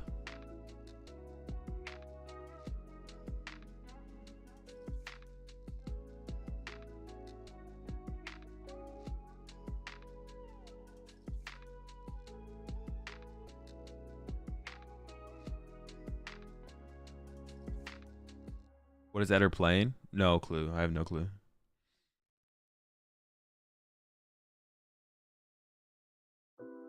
What is ID? Intentionally draw. It means you both just, instead of playing out the match, you just choose to both get one match point. You just want Eder to make cut because people are mad he didn't get banned. It would be funny. I just want them to... I want TPCI to have to put Eder on stream. I want Eder to make it to the finals. I want TPCI to have to put Eder on stream. Because I'm pretty sure that, like... Unless he makes finals, they will probably avoid putting him on stream. Like if he's in top 8, they'll stream the other side of the bracket. If he makes it to top 4, they'll stream the other side. So I want him to make it to the finals, so they have to put him on stream. They didn't ban him, so now you got to put him on stream. What's the editor drama? He cheated. And they didn't get banned. He cheated on stream. The evidence is there. The proof is there. There's no question on whether or not he cheated. And then he did not get banned. It's like the most egregious cheating to then result in no punishment. Eder versus Ian in the finals. I'm down.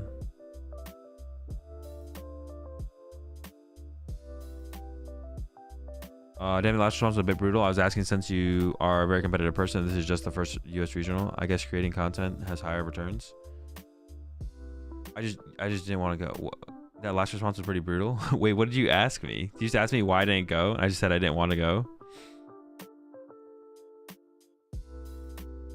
Did the Northern Pawn deck win? No. It's not about the higher returns from content. I just didn't want to go. So will you also make videos for EU regionals, matchups, and meta breakdowns on Metafy?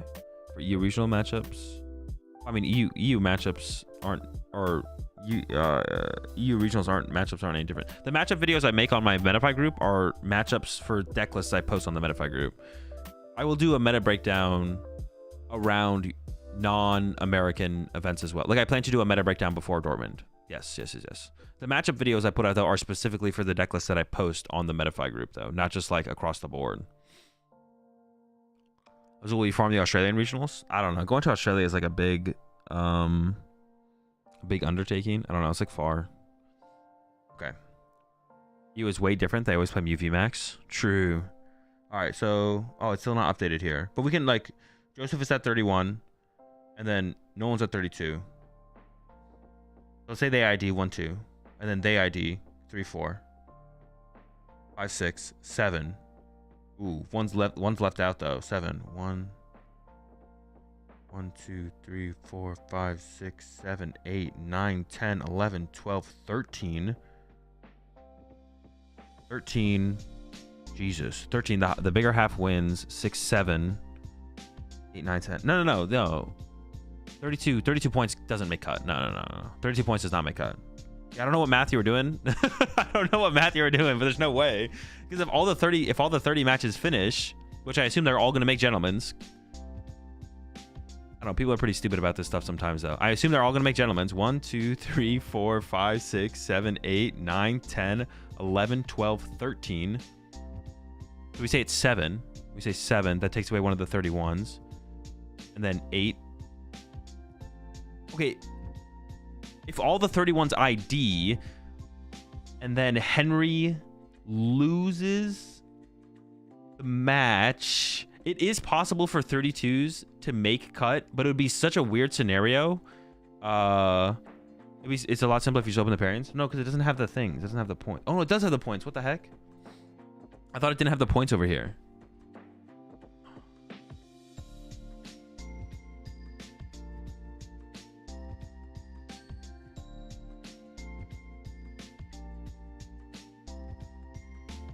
Is your preparation for regionals exhausting? No, not really. I figure it can be a lot, especially since you are very active in the content creation. No, preparation for regionals, the preparation that I do for regionals leading up to this point is not very intensive.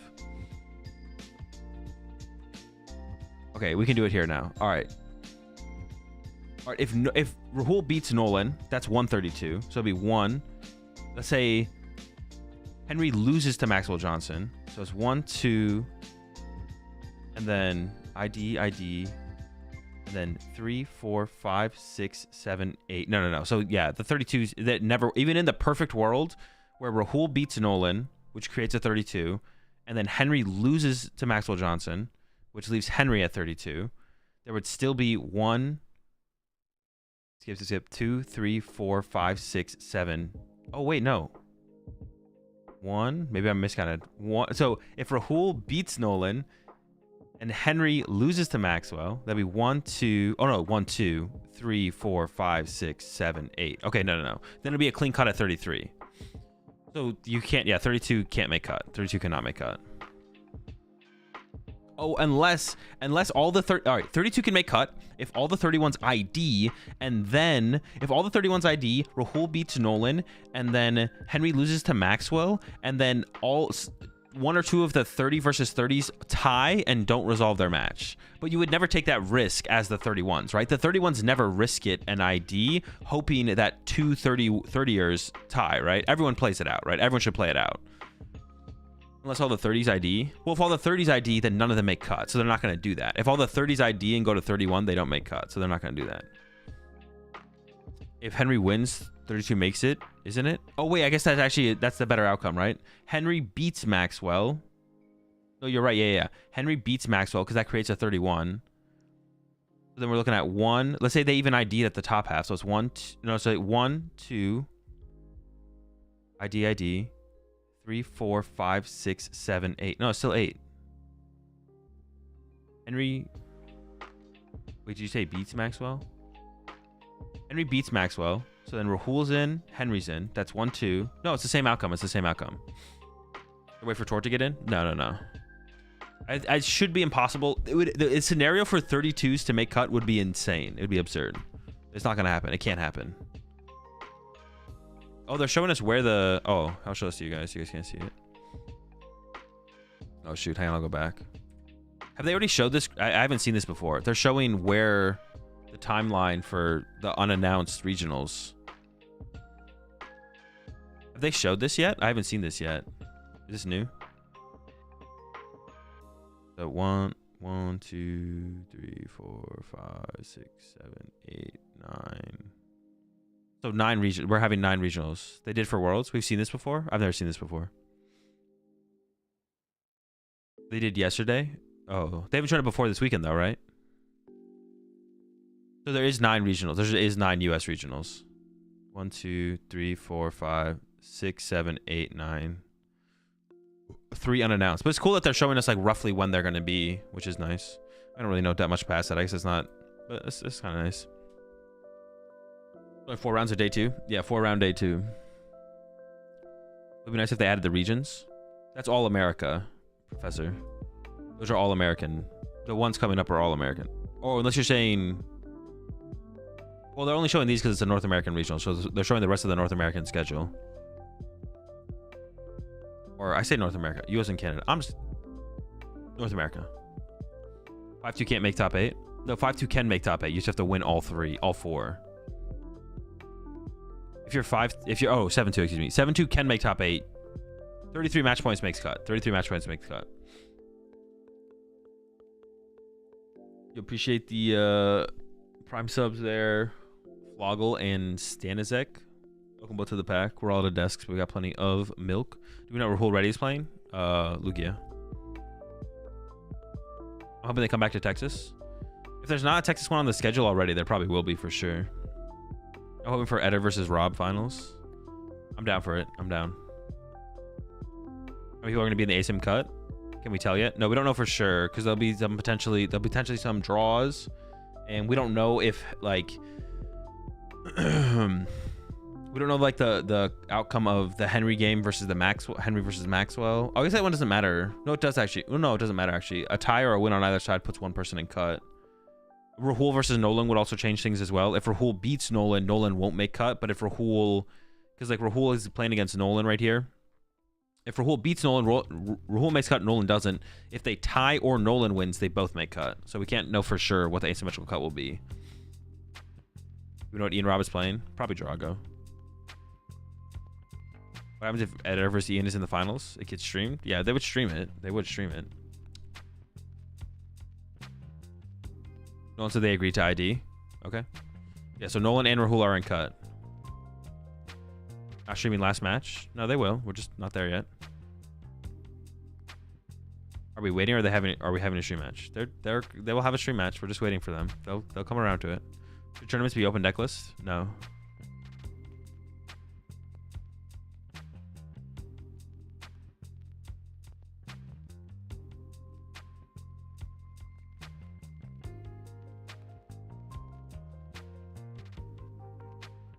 Shouldn't they just stream Eder's game so he can't get away with anything?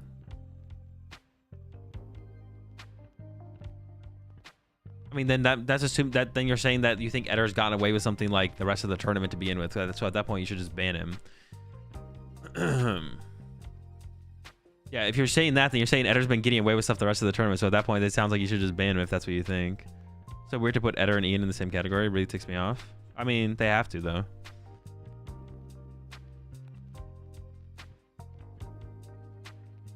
They're putting Kenneth versus Ian on stream. I don't know who Kenneth is. I wonder what they're playing. Let's see what's on Pokedata. No, there's very few decks on Pokedata.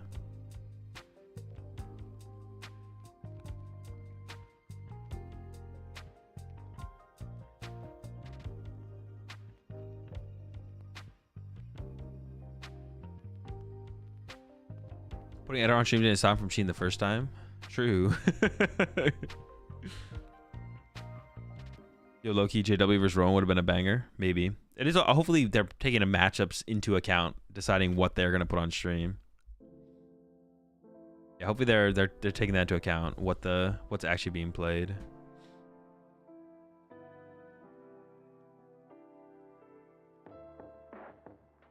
I'm hyped for a big asymmetrical cut though. That's actually kind of sick. You can see like a 13% asymmetrical cut.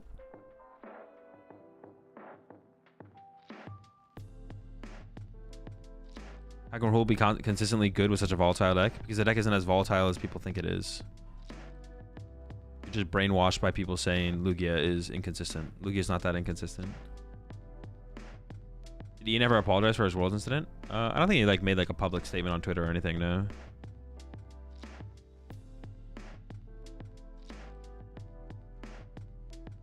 Did I see the deck list correctly? Is someone in day 2 with playing unknown? No. Unknown just like marks unknown decks. It's just a marker for unknown decks.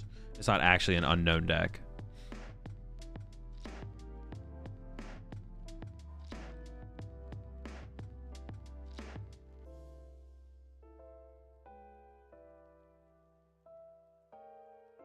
I actually played Lugia, but there's so many dead hands. I mean, is your Lugia list as consistent as Rahul's Lugia list? You got the Squawkabilly, you got the Nest Balls. That plays more hands. Wait, what is that research? That's so funny that he prized it too. Yeah, someone try the code, bro. Someone try the code. For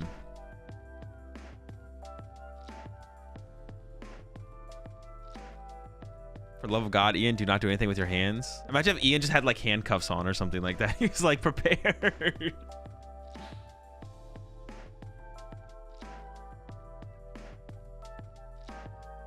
This is a close matchup. The code's expired. What the heck, bro? Ian with the scam code. All right, Ian's going first. We got Drago. Dude, imagine if the first thing he did is he just... no, imagine if he just, like, the first thing Ian did was do the gesture again. He was just like, screw it, I'm done. Oh, this might be a dead hand for stall. It's just going to be an Eerie. Ultra Prime, but the researches are in the hand, and this could be just get over. It could be over on this next turn. Pass. Ian just needs to attack, and Ian wins. There's a research. There's a V-Star. I don't know what the top deck was. E-Switch. Is it ever correct to Legacy Star there to... oh, we don't have a Pokemon that discard pile though to attack with yet. That's another piece we need.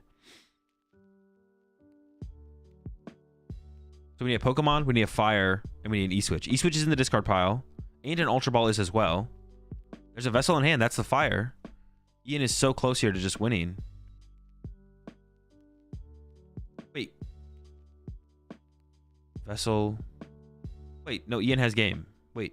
No, Ian is one card short. Ian is one card short. Wait. Fuck. No, we're one card short. We're one card short. I can't see the whole hand, but we are one card short. One card short. Let's go gamble. Oh, yeah. My bad. Gamba online. Get your predictions in. Go, go, go, go, go. Yeah, we can't find the attacker. Oh, wait. Wait, no, that's game. The game's over. You just Legacy Star for the win now.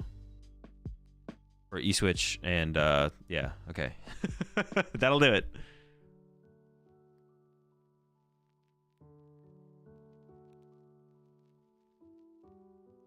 I'm like, holy smoke, somebody scoop here. Or not scoop. Why is his opponent not scooped? Like you're playing lax. You gotta scoop. We gotta go fast. All All right, this won't be one of those situations where the stall player can get 1-0'd, though. There's plenty of time for stall to win. So this is going to be a 3-game series. If stall wins a game, this will be a 3-game series. Bro said play it out. No, Insta Scoop was wild. A little wild. I mean, at least you make Ian realize that Ian has game, I guess. Like, make Ian play for the opponent's angle is hoping for the hand gesture. True. Dude, if anything, no one's going to scoop ever now because there's always a win condition. You always have the win condition. The longer the game goes on, the longer they do there's a higher chance that they do the Ian Rob. Azul, I always make them show game. I've changed my opinion on that, Mello. Now just pack it up. Pack it up. We go next.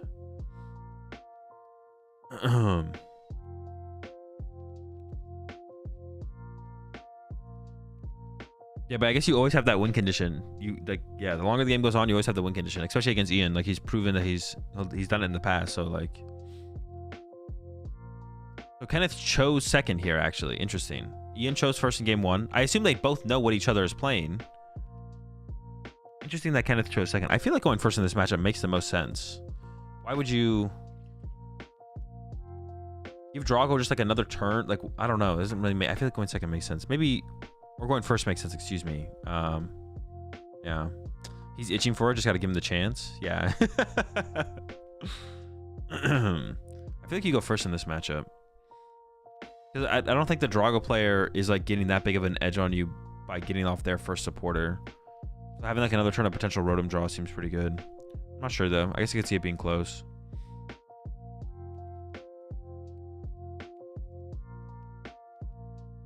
Regidrago is incredibly good against Snorlax Stall because Boss and Counter Catcher does nothing for them. Everything can attack. Nope, you are wrong, Ferret. The matchup is pretty close. It's probably Stall favored, especially if they have like the Cape and the Mists. And Boss and Counter Catcher are very effective cards in the matchup.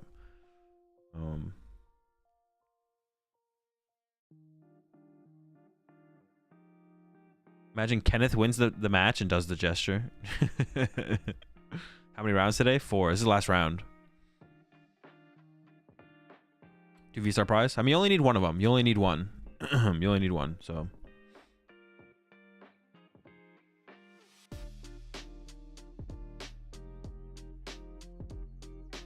You always go second with Lax, otherwise the previous turn scenario is very likely.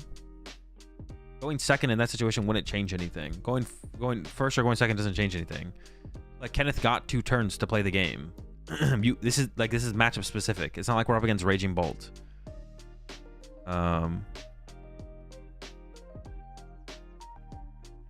I didn't know they ran Mist. The Mist has not the. I didn't know that at all. Thank you for enlightening me. I didn't know they ran Mist. The Mist is not. All right, the Mist is a factor. Not playing Mist, the matchup is still close even if you don't play Mist. The Mist isn't the only thing that counteracts your statement, though. To be clear, the rest of your statement is also bogus. Irrelevant of Mist being irrelevant or not relevant. Go ahead, second have access to Arven or Gear Arven. I don't disagree with you. You're not hearing what I'm saying. If you go first to stall in this matchup, you get to get Rotom played down 1 turn earlier, draw 3 more with Rotom. You pass to your Regidrago opponent. The most they're gonna do is attack with Regidrago or attack with an Ogerpon, which probably isn't very much or doesn't really matter. Or they probably just won't get there because they almost never get there turn 1. And then you can go. Then on your next turn you play your Arven. That's what I'm saying. Like in matchups like Raging Bolt, you definitely want to go second because if you go first, they're gonna get off a turn 1 attack every single time and bonk your dude, no matter who it is. So you want to go second against stuff like Raging Bolt. But in this matchup, it's a little bit more reasonable to choose first and just like value the extra Rotom draw is what I'm saying. Like, yes, going second, you do have access to Arven. Like, everything you said isn't incorrect, but it doesn't counteract my thought process of this matchup. Everything you're saying is just 100% true and why you'd want to go second against a deck that can attack turn 1 guaranteed. Or like we play as if they attack turn 1, but. Is he looking for Feds and Squawk enough? The aggressive flute is interesting for sure. Yeah, I don't know why we're being so concerned with going with flute here, to be honest. Yeah, I'm not sure why we're being so concerned with flute.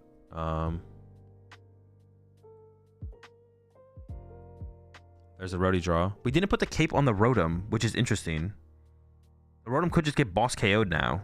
I don't know why we didn't put the cape on the Rotom there. We search it out with the Arvin, right? Why? That's what we do. You cape your Rotom in this matchup, so he doesn't die.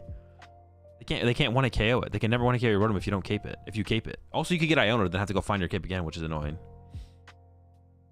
I'm not sure about that play there. I also don't know if we don't know if Kenneth. Have we seen the miss from Kenneth yet? I wasn't paying attention.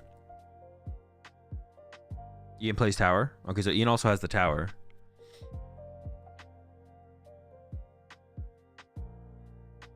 There's the aggressive search of the Mew. Seems fine. You do need that in play.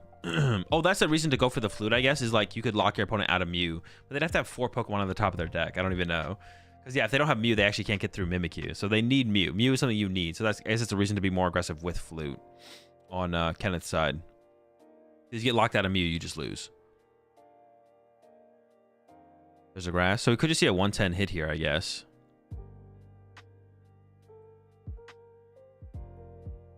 All right. There's a push, the fire to the Billy. Sure. I mean, yeah, that's the best target for it, right? And then goes for 30 to the Snorlax. Wait, not 30 to the Rotom? I feel like 30 to the Rotom has to be better. So that way, even if the cape comes down, you could boss Tina KO it. No hits on the flutes.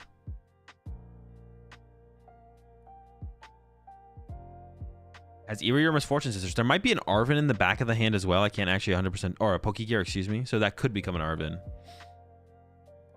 Eerie wouldn't be bad here, though. I think I'd go with Eerie before Misfortune Sisters. Because everything we've seen on Flute hasn't been, like, too big of a deal. Goes with the Sisters, though. Okay. Vessel... And Switch! Did find the Switch at the last one there. The Switch is a big hit. Vessel... Not so much. Vessel doesn't really matter too much. There's a draw 3 with Rotom. Dude, why are we not keeping this Rotom? It's like making me anxious. I mean, the idea would maybe be... There's a Force Seal Stone in the hand there for Kenneth. Does Kenneth play 2 Force Seal Stone? One's in the hand there.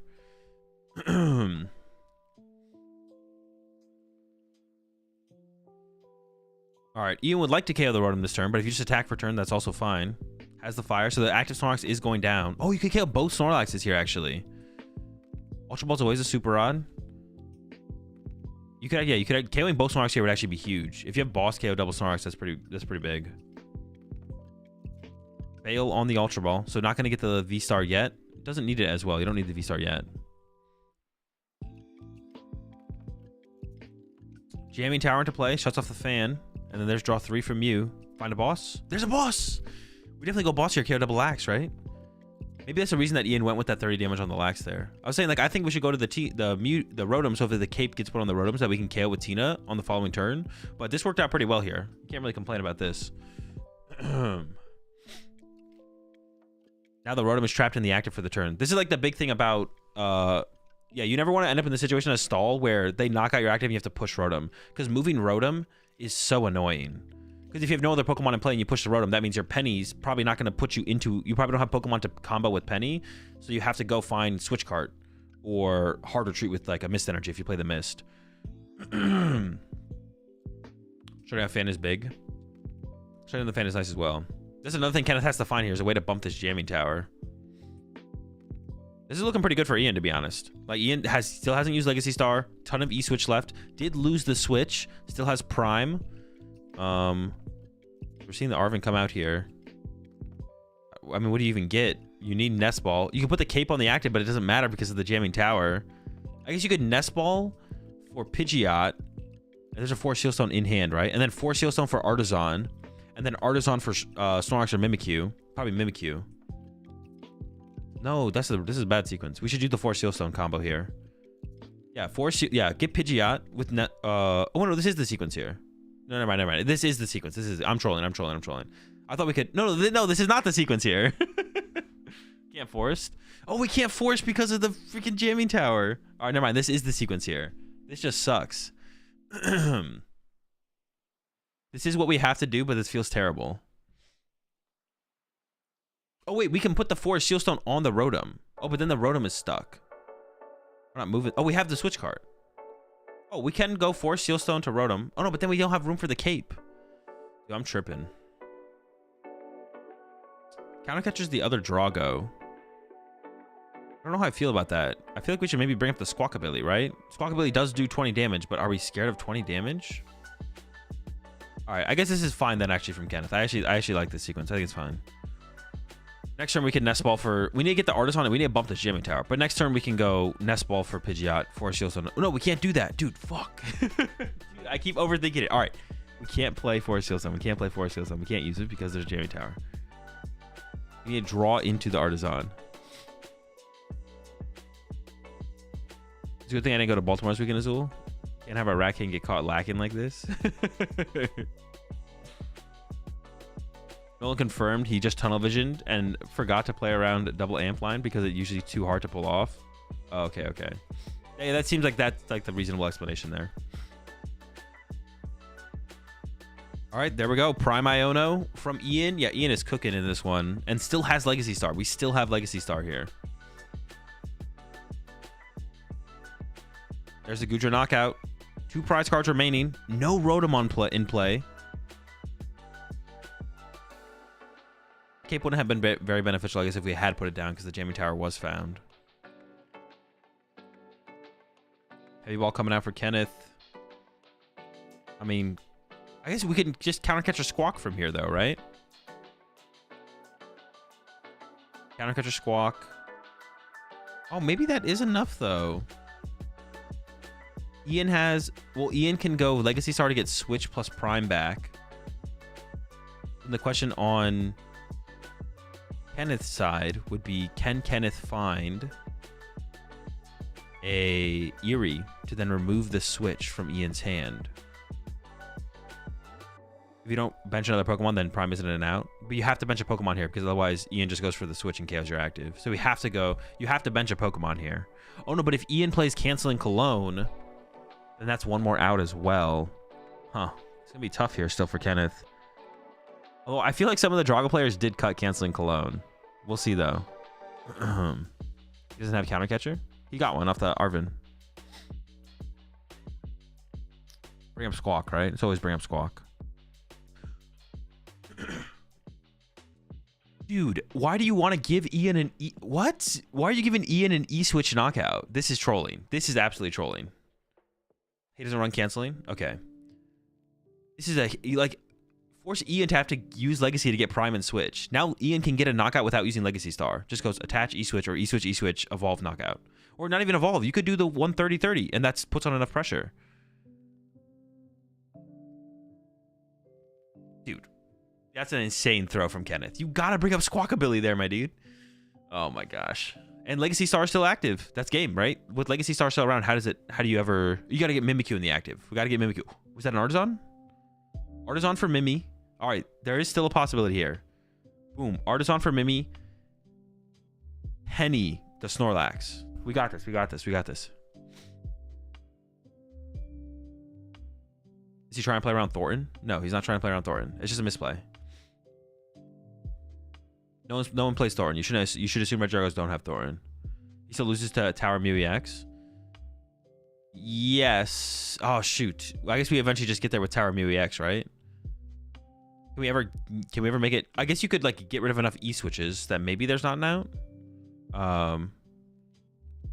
I think this turn we don't have a Bravery Charm. This turn I don't think there's a Bravery Charm for the Mimikyu. So I guess we still are losing on this turn. Lost Impact doesn't get through Mimikyu. So Ian just needs one piece in hand. There's no Bravery Charm for the Mimikyu this turn, so all Ian needs is an E-switch or an energy, and Ian wins.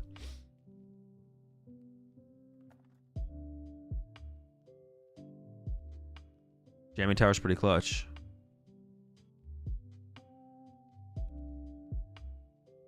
Why is Eder still allowed to play? I don't know. Go ask Pokemon. Go ask TPCI. Miss Energy stops the Tower Mew play? No? Yes. Yes. It does stop it, yeah. Wait. Yeah. Wait, does Kenneth play the Mist, though? I thought I just saw one in the deck, but I'm actually not 100% sure. There's not one in hand, so... Oh, does Ian's list just lose to Mimikyu Mist? Can Ian beat Mimikyu Mist? Maybe not. Making sure there's a miss in his list. Okay. Yeah, Ian literally might just lose to Mimikyu Miss, to be honest.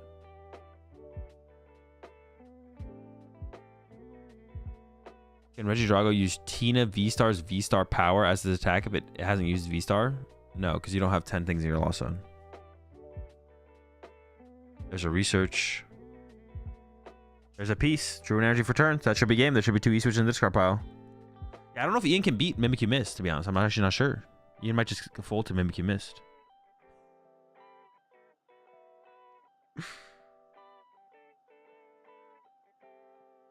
Yeah, there's the knockout. Ian wins. Sheesh. That's actually interesting. Of course, Kenneth doesn't know exactly what Ian's playing.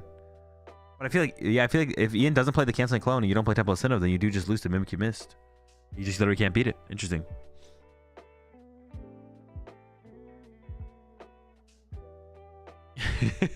Hold. Matchup has been signed. Hold. I haven't left the stage yet. He's got to get off camera first. He's got to get off camera. He doesn't play Cologne. I don't believe. I mean, I don't believe it. We didn't see it. We didn't see Sinnoh either. Yeah, I think honestly, I think Ian's list literally just loses to Mimikyu Mist. I don't think he can beat it, but I'm not sure.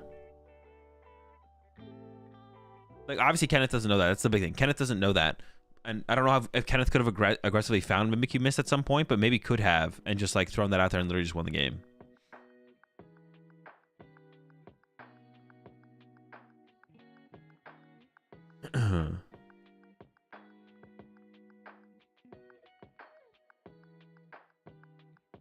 What do you do with Mew? He used Mew to copy Mimikyu's attack, which places damage counters, which gets around Mimikyu's ability for being affected or damaged by a EX Pokemon or V Pokemon, EX or V. The placing of damage counters is an effective attack. It's not damage of an attack. So you can use Mew to copy Mimikyu to damage Mimikyu.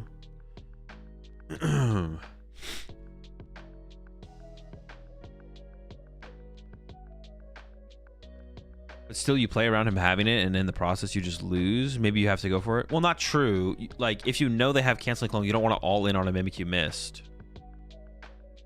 Yeah, if you think they have Canceling Clone, you don't want to all in on Mimikyu Mist. Because then you could just lose to like burning your resources. Like, oh, you go all in on it, and they just go, all right, Canceling Clone knockout. And you're like, well, now I'm too far down one route. You don't have like most like. The stall deck with Mist energy, even if they have Canceling Cologne, is favored against Drago, right? It's just when they don't have Canceling Cologne, you can go all in on that strategy. The question is, do they have Canceling Cologne? That match was pretty fast, but the stream match usually starts up a little bit later than the other matches. So we'll see if anything's reported yet.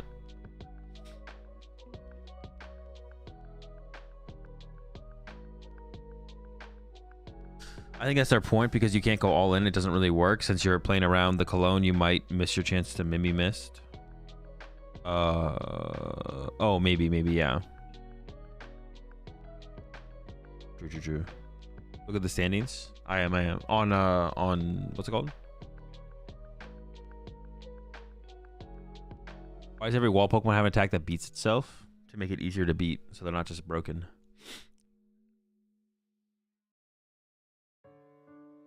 Imagine if you just used Counter Catcher on Billy. He still could have lost. You still could have lost there. But yeah, he definitely should have Counter Catcher the Billy for sure. But it was still losable, I think. Definitely.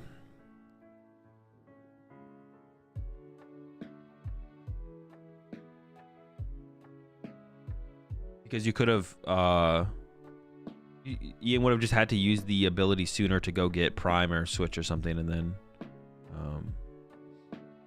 like that. Yeah, so Rahul and Nolan ID'd, so Rahul and Nolan are cut. Hang on, we can look at this. I'll show this to y'all real fast. Take a look at the where's progressing. So Rahul and Nolan ID'd, they're both in cut. Grafton beat Eder. Oh. Next time. We'll get it next time. Grafton beat Eder. Varesco beat Ryan.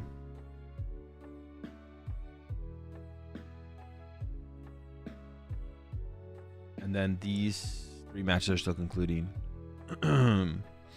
Kieran, these 3, yeah. Oh, Ian Wheat beat Kenneth. So we have 1, 2, 3, 4, 5 of our top cut. Henry versus Maxwell is playing. These are all playing as well. And the winners of all these make cut as well.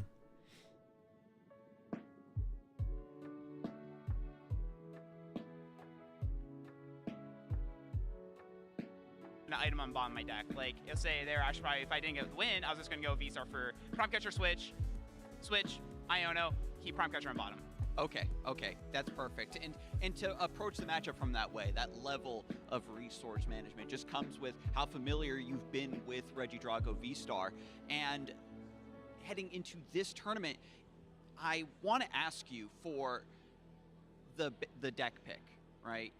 Were you worried that it was just going to be too hard countered, or is Regidrago just way too good and you just have to play around these bad matchups? Or what was the thought process there of deciding to stick with this deck? So going to this event, I knew that Regidrago was the deck I knew the best, for example, because before Worlds, I was testing it for 2 months. So I've had so much experience with it that I felt that I was always going to play the deck no matter what. But honestly, I felt pretty good about the deck overall. I was scared about some matchups, but at the end of the day, I think Regidrago V-Star is one of the best decks the game has seen in a very long time. So I felt that just by using skill and a little bit of luck, that I could still beat these decks that are supposed to be geared towards beating Regidrago.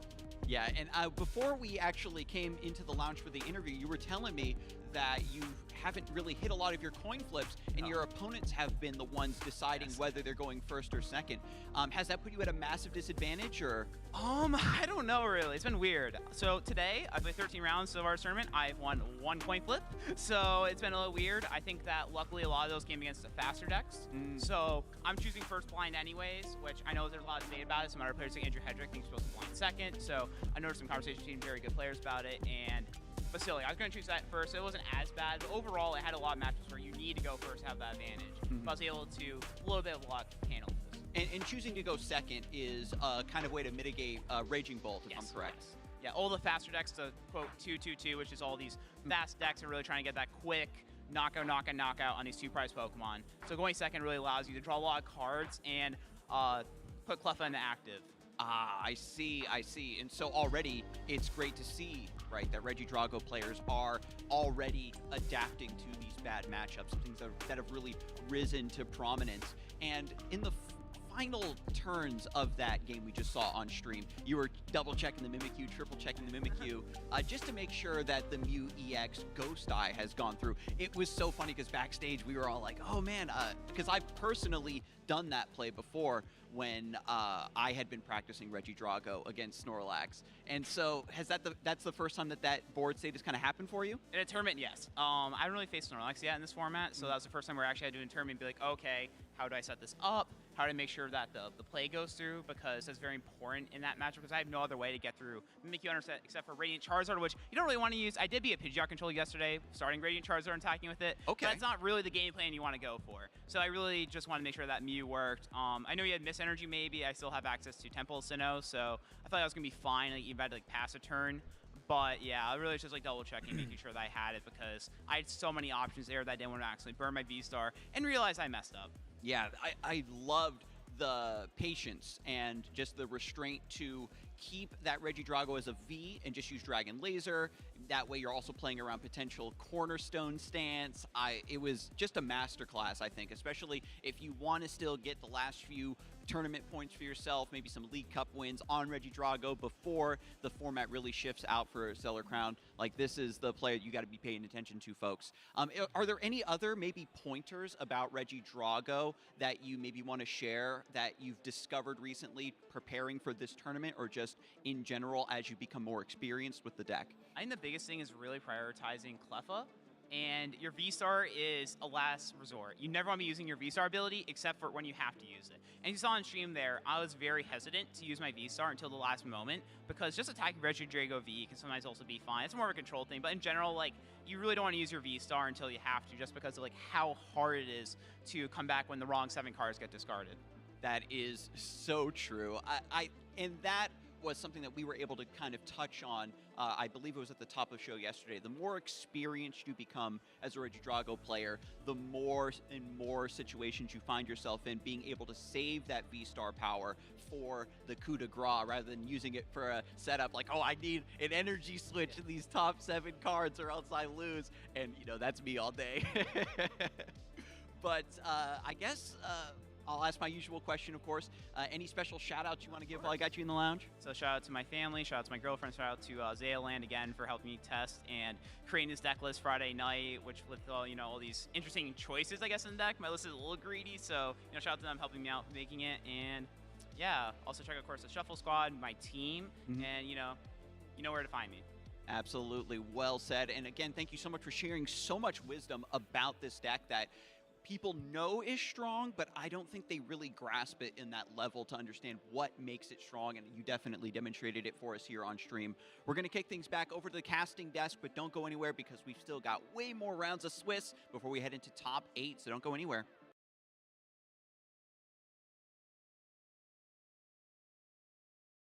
Did he say way more rounds of Swiss before we head into top 8? Isn't top 8 next?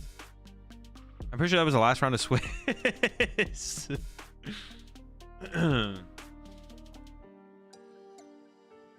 We have 0 more rounds of Swiss.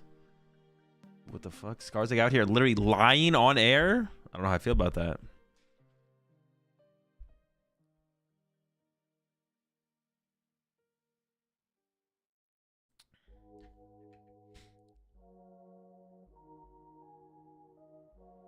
How control suited in the meta? No clue, to be honest. Probably okay. It's probably not terrible. Control has like a lot of options right now. Pidgeot unlocked a lot for it, so yeah, unlocked a lot. He's just trying to keep his thoughts off of rolling some dice. Now they had it 1 more round, so Eder has another chance. You know, I'm down, bro. Let's go.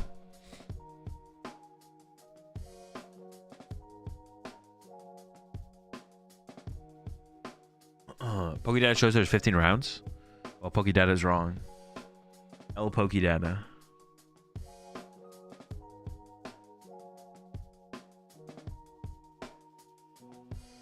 There's 13 rounds of Swiss into top something. Appreciate the 6 months there, AJ. Appreciate the 8 months as well there, Midi.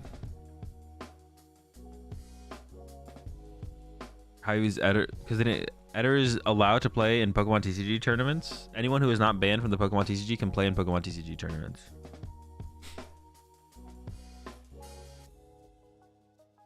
I know that's obvious, but like that question is like, this question is so boring. How is Eder even still allowed to be here? Because he's not banned. And then before, so you ask, why isn't he banned? I don't know. Go ask TPCI. Can you one-on-one me on PCC Live so you can tell me what's wrong with my deck? No. I missed the day 2 meta. What were the top 3 or 4 decks chat? It was Drago, Lugia, Raging Bolt, something. Wait, was Raging Bolt even up there? Did Raging Bolt take that big of an L? No, it was the 3rd, right? What the fuck? How does Fuecoco win against Totodile? That's a good question. Raging Bolt not in the list? Was it really not in the list? That's crazy. Ancient Box was Regidrago 17. No, but no, we're day 2 though. Day 2. What was the day 2 percentage? Raging Bolt was not in the top. Wait, that can't feature. That's crazy if that's true. That's an insane fall off. What is the meme? Raging Bolt's fall off from day 1 to day 2 of Baltimore needs to be studied.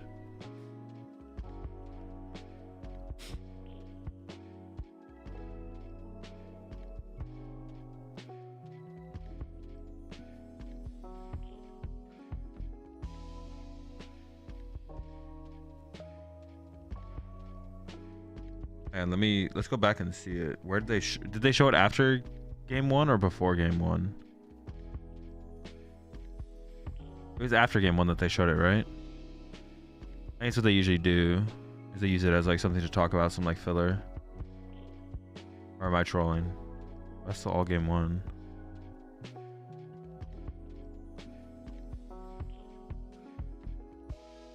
Oh, there it is. That is insane. There is no way. How do you go from 15% of the meta? Was it 15? That is insane. Holy smokes. Hold up.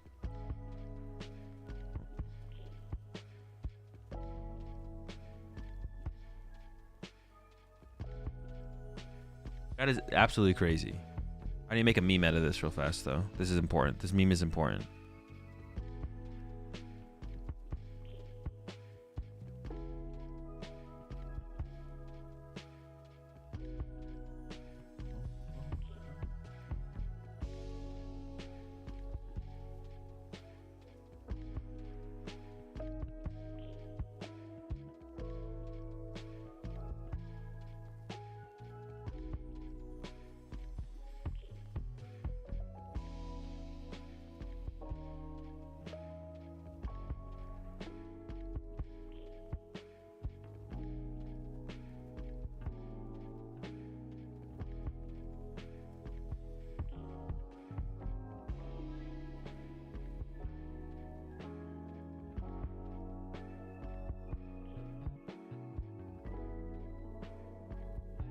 Like, I think Raging Bolt's like a fine. That is actually a crazy fall off, though.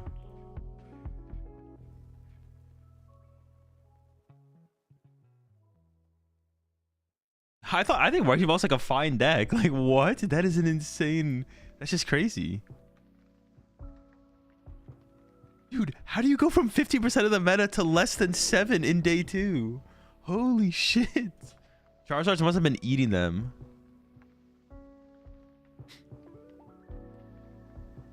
The Charizards must have just been feasting. That's like the only thing that makes sense.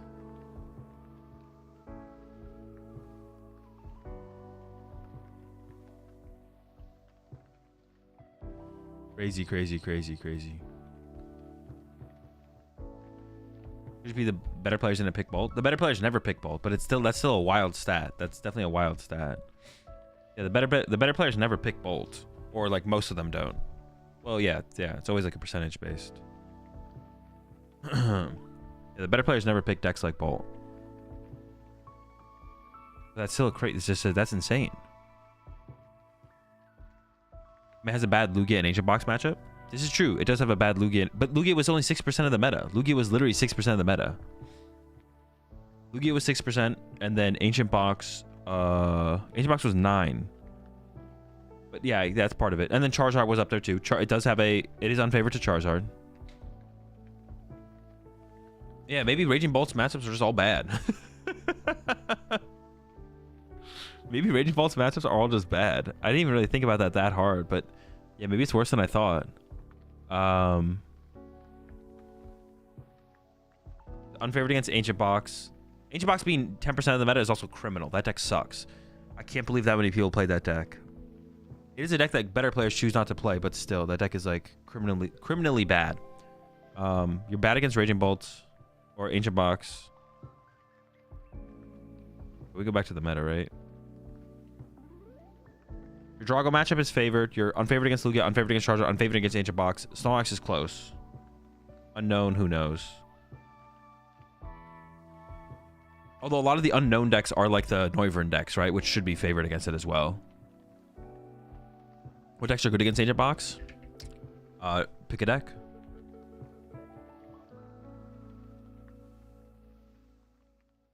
All is like 50-50 or not favored into everything. I would say your favorite. I'd give both the edge, like at least a 60-40 into Drago, I feel like.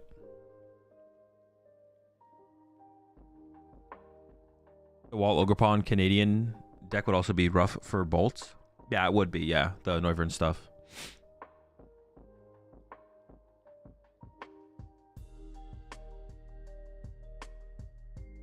Yeah, I'd give it the edge against Reggie Drago at least. But I guess that's all you have the edge against, to be honest.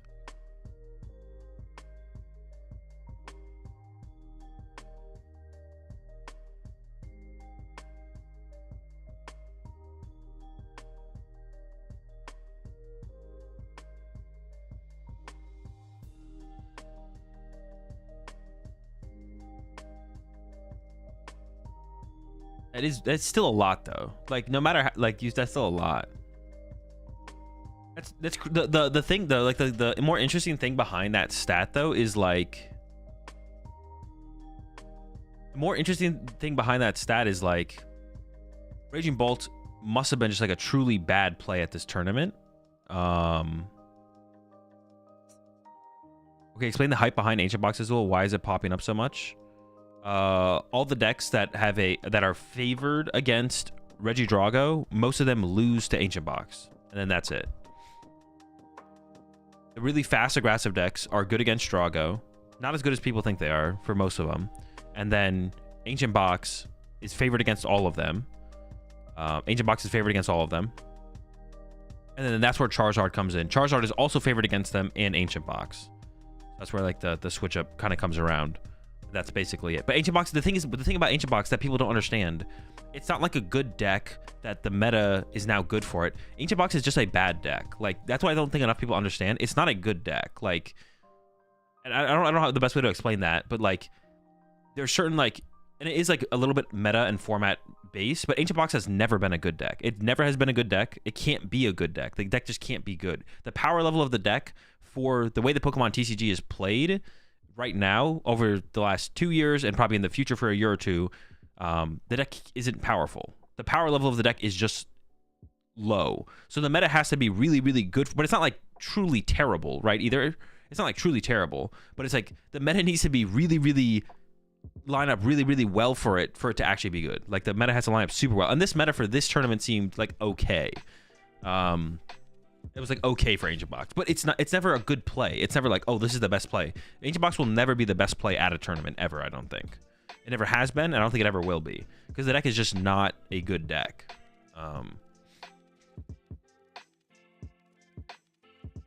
So there could theoretically be a meta with the format that we currently have where Ancient Box could be the best play at a tournament, but I say it'll never happen because the chance that ever happens, it just means it won't ever get there. You mean inconsistent just in general? No, a deck doesn't have to be inconsistent for it to be a low power level. Consistency doesn't have to do anything with a deck's power level. Like a power level is kind of an accumulation of everything. Like how much damage do you do? How often do you do the damage? Can you one-hit KO stuff? Are you really consistent? Like it's a combination of all those things for how powerful the deck is. Ancient Box just isn't powerful enough. How many like options are a thing as well. Like Raging Bull has very few options. Something like Gardevoir has a very ton of options, right? Gardevoir has a lot of ways to win. Gardevoir has a lot of ways to win. Raging Bull has very few ways to win. Having more options comes at usually a cost of consistency, but more options is good. Consistency is also good. So, right, like Raging Bolt's more consistent at attacking every turn. I mean, like Gardevoir's like not that inconsistent to be honest, but I'd say Raging Bolt's more consistent than Gardevoir. But yeah, Ancient Box is just a bad deck because it doesn't, like, let's say if we have a scale of 1 to 10 in power level, to be considered a good deck, let's say you have to at least be a 5. Ancient Box is like a 3 or a 4. So it's like a bad meta deck. It's a bad deck that is sometimes meta, I should say, because it's not always meta.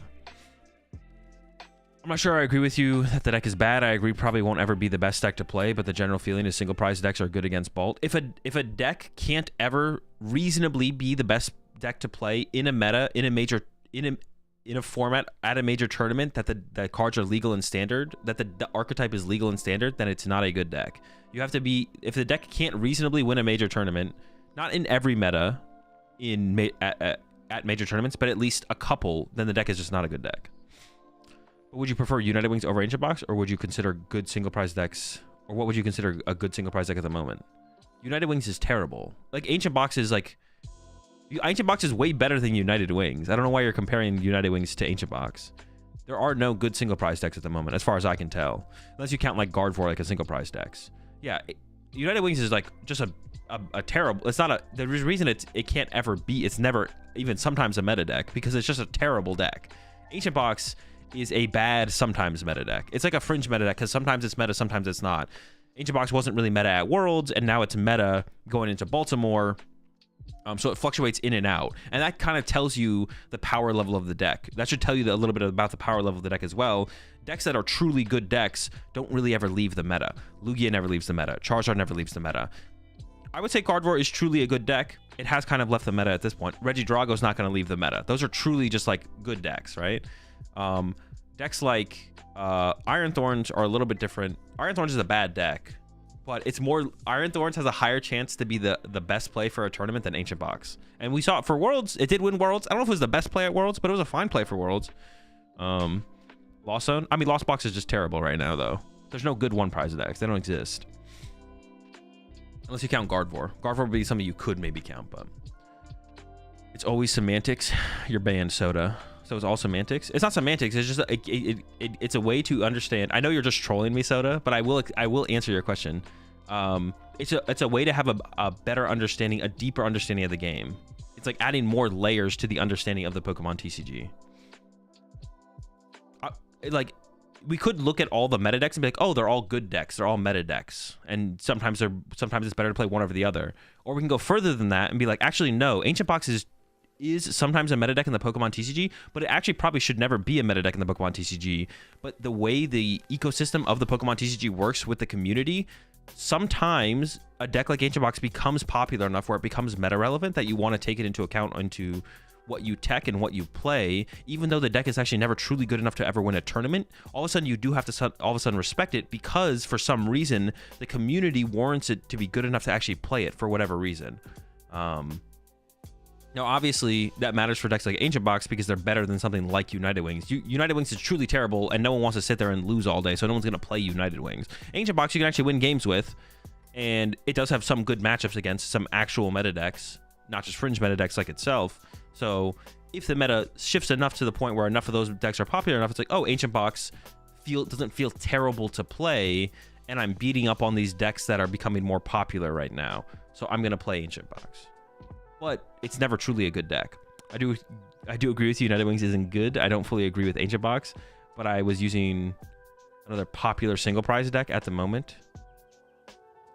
Wait, are you calling United Wings popular? But I can't think of any other, excluding Guardy. There is no other popular single prize deck. But why do we even have to compare it to another popular single prize deck? We don't have to compare single prize decks here, SM. We don't need to bring another single prize deck into the conversation. We're not talking about single prize decks. We're talking about if a deck is good or bad. A deck can be a single prize deck and be good or bad. A deck can be a multi-prize deck and be good or bad. It doesn't really matter. We don't like. Oh, I guess that's like one reason. That could be a reason to explain its popularity. Is it's the best single prize deck, but that doesn't make it a good deck. Just because you're the best single prize deck doesn't mean you're good. You can be the best single prize deck, and I guess that is a draw in the Pokemon TCG. The idea of a single prize deck is kind of like an artificial. It doesn't mean anything for there to be a single prize deck. Like, some people like playing single prize decks in the Pokemon TCG, but it's like not super relevant to like playing the Pokemon TCG. If they didn't exist, it wouldn't be like the end of the world. I do think the idea of single prize Pokemon though does help push and move the meta along and keep the game and make the game more interesting. So, like, just because of like how the game is, having stuff like I mentioned this yesterday, having stuff like stall, like control, like wall decks, like single prize decks means you have to like respect things at certain times, and it forces the meta to move, right? Because if like we didn't have these other elements that you can't beat unless you respect it, yeah, the idea of having to respect elements of the game and having more elements in the game that you have to consistently think about and respect makes the meta and the format move and flow and all that kind of stuff. That's fair, but I was trying to ask what, if any, you viewed as good single prize decks at the moment, but a long way around to it. Oh, okay. No, there's no good single prize deck at the moment. There's no good single prize. I could maybe come around on like some kind of Lost Box build being decent, but I haven't played enough with them, and I haven't seen any be successful. So, yeah. Is this Picasso on stream? Some say he is the reincarnate.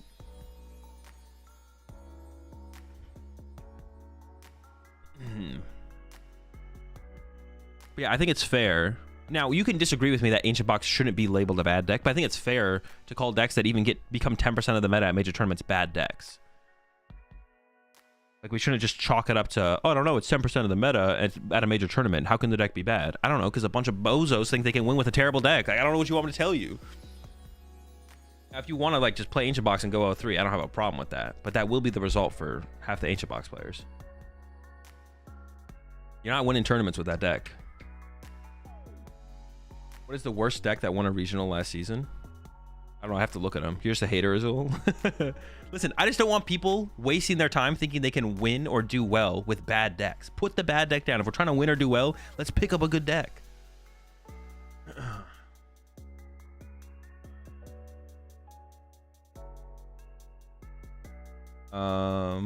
Wait, what? Someone just asked me something.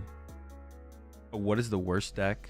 And let's look. We can look at all the majors from last season. I'm trying to fun. That's why I play meme decks. Yeah, that's fine. 10% is way not the 10% number is way too high for people to just be having fun with Ancient Box though. And listen, if you ignore what I say and you still go play Ancient Box, that is also fine. We can have different opinions on this. I say it's bad. You say it's good. It doesn't matter at the end of the day, right? I call you a bozo. You call me a bozo. We're still all having fun playing Pokemon. Gabriel, want UIC with Ancient Box? Maybe that's the answer for the question before. No, I don't care what the best senior player in the world is beating up on other senior players with. Like, that doesn't affect my... I don't know if that's what you're saying specifically. But yeah. Gabriel, the best senior division player the world has ever, or the PokemonTCG has ever seen. He could be beating up on them with Ancient Box. He could be beating up on them with Gardevoir. It doesn't matter. He's going to be winning. I don't give that too much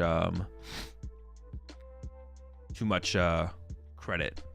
I give Gabriel a lot of credit. I don't give the deck he plays that much credit, though. He doesn't validate Ancient Box for me because he's too good at the game, playing in a division where the players are of a lower caliber. I do like Ancient Box, but I want a better single prize deck. Maybe Aggron Arrow Zero. I like Ancient Box as well. I play a lot of Ancient Box, and I do my due diligence, right? Like every format, I pick it up again. I try and make it the best that I can, and be like, all right, do I think it's there now? You know what I'm saying? Like I give it the due diligence. I'm like, all right, let's pick it up again.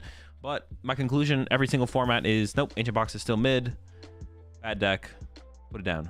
Repeat. But it's fun to play. I like playing Ancient Box. It's fun.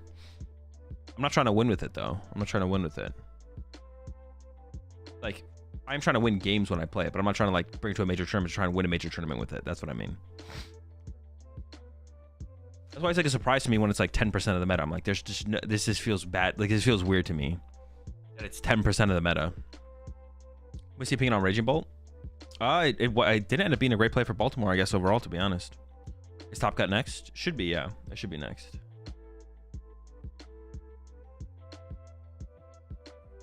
Oh, shit, conversion today too? Yeah, I had a terrible conversion rate today too. Is there a better single prize deck than Ancient Box? I don't think so. It probably is the best single prize deck.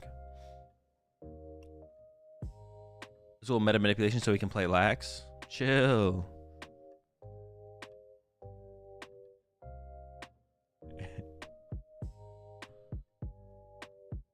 Isn't 10% of the meta because you keep making vids about it? Dude, I actively told people to not play Ancient Box. These Ancient players aren't bringing Golden Go to tournaments. True, that is an upgrade. It is an upgrade. If you're choosing between Golden Go or Ancient Box, at least they're making things more interesting with bringing Ancient Box.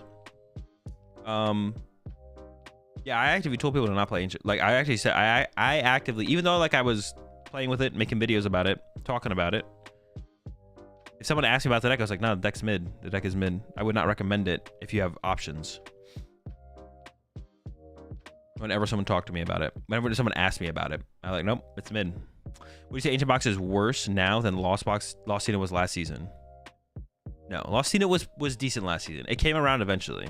The Lost Cena was not as good as people thought it was for certain parts, but overall, it was like good at times.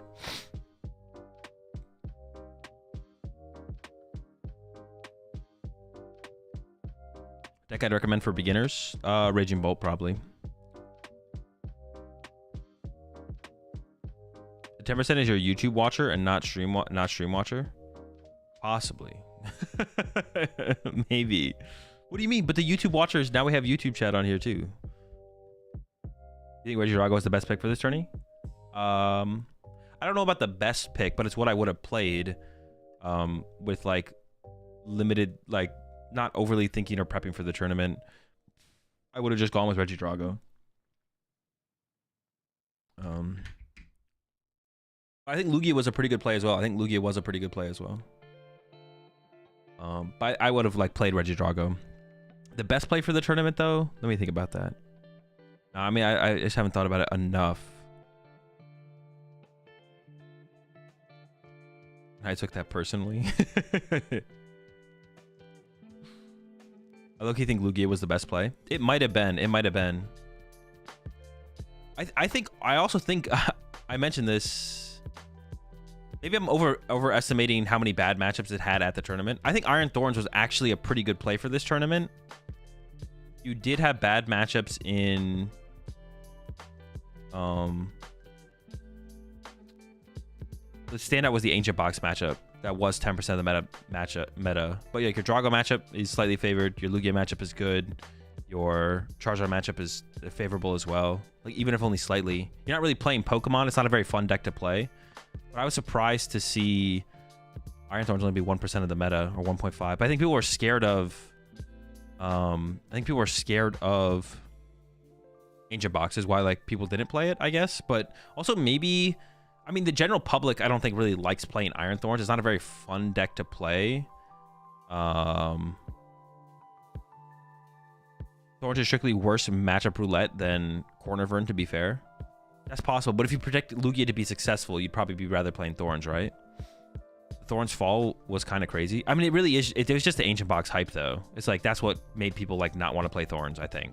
Also, like, I think the caliber of player that goes to Worlds is definitely a higher caliber of players who show up to Worlds, right? So they're going to try hard a little bit more, try and make those meta predictions and stuff. So that's maybe what led to a higher Thorns percentage. I didn't expect Thorns to be like 10% of the meta. I thought it was going to be like 5, though. I thought Thorns was going to be like 5% of the meta. Because I was like, oh, it seems like it's still pretty good right now. Like, you are gaining a bad matchup in Ancient Box, but Ancient Box is a bad deck. So, like, just are we really making, like, that's what I'm like speaking to with Ancient Box a little bit as well. It feels like Ancient Box had a really big impact on the meta for this tournament. Maybe not that much though, because Raging Ball was still super popular. But like, I don't know if that's like why you're not playing Iron Thorns. It feels like a bad reason to not play Iron Thorns. Like, not playing Iron Thorns because people don't think Ancient Box is bad though. So I can't really speak. Like, I can't overly speak to the other people's opinion choices on that because I think it's bad, but other people don't and want to respect it more. But so it's like I can't really like. That would be like the disconnect from like me and probably the general community and deck choice in choosing a deck. But and let's take a look at who we got in cut. So we did have some ties. Ties did happen here, which is not good for them. So 1, 2. Henry Chow did make it. 3, 4, 5, 6, 7, 8, 9, 10. 10 people in cut with 33 or better. I mean, Henry is fine with the tie. I hope none of these players messed up and thought 32 was making cut. But then this one here, Hassan versus Joseph. So it was Lugia versus whatever Hassan was playing. I'm not sure what Hassan was playing. That one also tied there. So these players won't be in cut. Have to end in top 16. So we have an asymmetrical of +2. We have 10 people in cut right now. 1, 2, 3, 4, 5, 6, 7, 8, 9, 10. Yeah, 10 people in cut. So we got Kieran beating is it Raphael? Is that how you spell Raphael? I don't think I've ever read the name before. I know the name. Steven beat Ryan. Grafton beat Eder. So we got one Lugia, one Ogerpon box, one Guardy. They tied. I don't know what Emmett's playing. Rowan is playing Drago. Grafton, I'm not sure. Although I think Grafton sometimes plays what Hunter plays, so he's maybe playing the Palkia deck. Oh wait, someone put it in chat. Cyrus put it in chat. Nolan is what did Cyrus say? Nolan is Cornervern. Ian is Drago without Cologne. Rahul is Lugia 1 Chinchino. Grafton is Palkia Nor Ninja. Yeah. Steven is Lugia 2 Chinchino. Jeremy Gibson is Lugia 2 Chinchino. Henry Chow is Guardy. Kieran is Lugia 2 Chinchino. Emmett is Unknown. Rowan is Drago. So 2 Drago, a lot of Lugia. Dude, Lugia is dominating this one. We don't know what Emmett's playing. Cyrus putting in the work for Nolan, getting all the numbers. How many rats they got? How many rats they got? Was for my purposes? No, I know for sure. Not a big deal. I appreciate the info. Nolan's got a lot of rats to go through. Nolan's got a lot of rats to go through. Thorns time? That is weird, though. I don't know. I guess there was no Miraidon hype, right? There was, like, no Miraidon hype going into this tournament. Like, it did well at Worlds from Jesse. And no one played it. The build-up to this tournament... Yeah, the build-up to this tournament, like, Miraidon... Like, it was just, like, Ancient Box and Raging Bolt. Yeah, interesting. This is a weird meta. This meta was kind of weird. It feels like it don't, the way when I look at the meta feels so weird. It feels like half the players, it feels like the thought process going into this tournament was like split 50-50 between two groups of players, and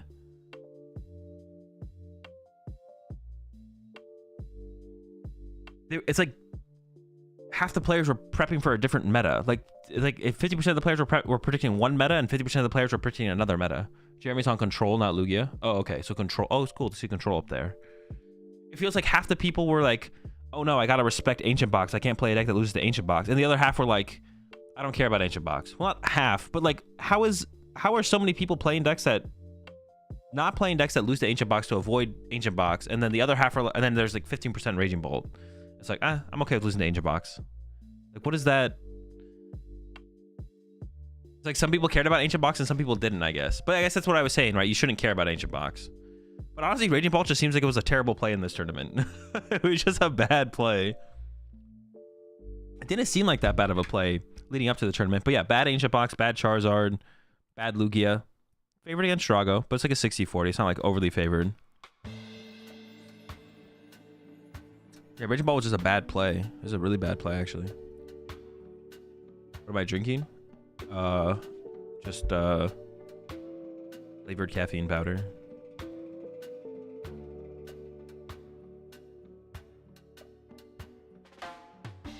Raging Bolt is just a bad deck. It's all right. It's rotting good if you hit one energy each generator, you think? I haven't seen the math on it. No, you need to get some double hits at some point. If you only ever hit one, no, I think you're probably not a great spot. Is Raging Bolt a bad deck or a bad play? Bad play, not bad deck. Bad play, but not bad deck. The meta, like, wasn't aggressive enough for Raging Bolts. It's like, or... I don't even know. Yeah. How many in cut? We're looking at 10 right now. If you're playing Songshot or Raging Bolt, who are you scared of? Who are you scared of? Ancient, but Lugia is a safe play? Are you scared of Ancient? Well, Snorlax can beat Ancient Box if they don't have Petron. I don't know if people are on Petch, but... Ball is a worse deck than Ancient Box? No shot. What do you think about Headquarters at the moment? It seems okay.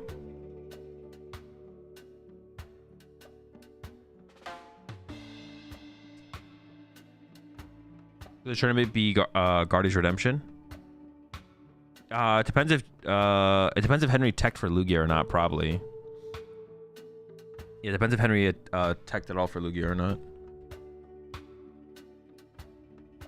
If Henry's got the Sinnoh or the Enhanced, that'll be like a big deal.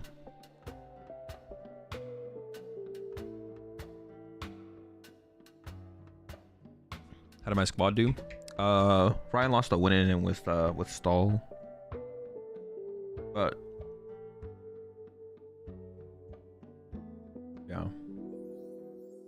That's a lot of Lugia, man. There's a lot of Lugia. Does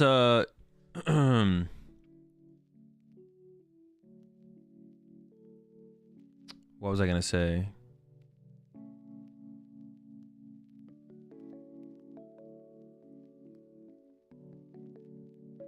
Fudge. I had something I was gonna say and then I forgot what I was gonna say. Oh yeah, does Ian play Sinnoh? Do we know for sure that Ian plays Sinnoh? What'd Grant do? Grant didn't make day 2.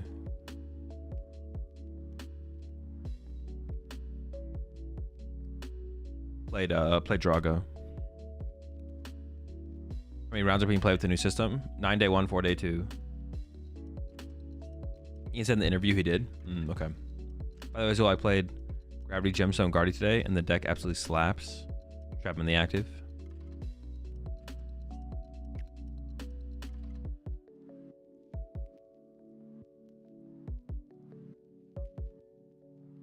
You have to go 7-2 day 1, right? Yeah, you have to go 7-2 in day 1 or better. 603 also works, obviously, but...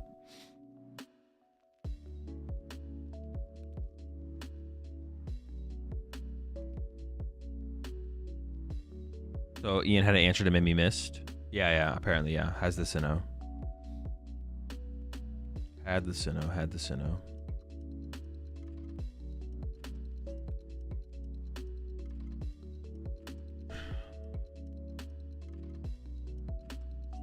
What time is it? It's only 10:30. Okay. I hope they yeah, we'll see how many top cut matches they give us, but hopefully they stream the asymmetrical round and then top 8, top 4. I mean, if they do like multiple top 8 and top 4 matches, I'm fine with that as well. I'm not against that. I want them to actually stream the asymmetrical match. They didn't do that at Worlds, which I thought was kind of like anticlimactic. Like, it's the first time we've had asymmetrical cut. Like, they have it at Worlds. We have an asymmetrical cut round and they just didn't do it. How do you weigh day 2 conversion versus top 8 conversion of decks when deciding if you consider it a good play? Zard had a solid day 2 conversion, but didn't seem like it's making cut. How do you weigh? I mean, top 8 conversion just wait. What do you mean, Nick? How do you weigh? Yeah,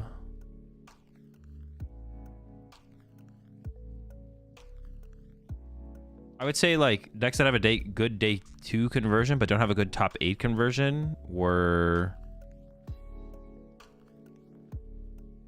I don't know, I guess like there was like a good, it was a fine play, it was like a good play, but then the decks that obviously had like the really good top 8 conversion were like the best plays. Like Zard was a fine play, but like Lugia was like the best play, I guess. I don't know.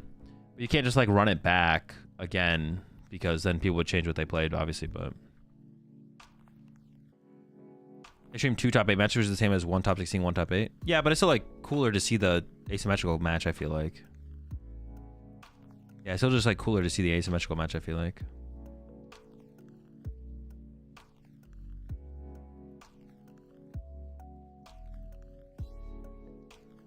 What do you mean by asymmetrical?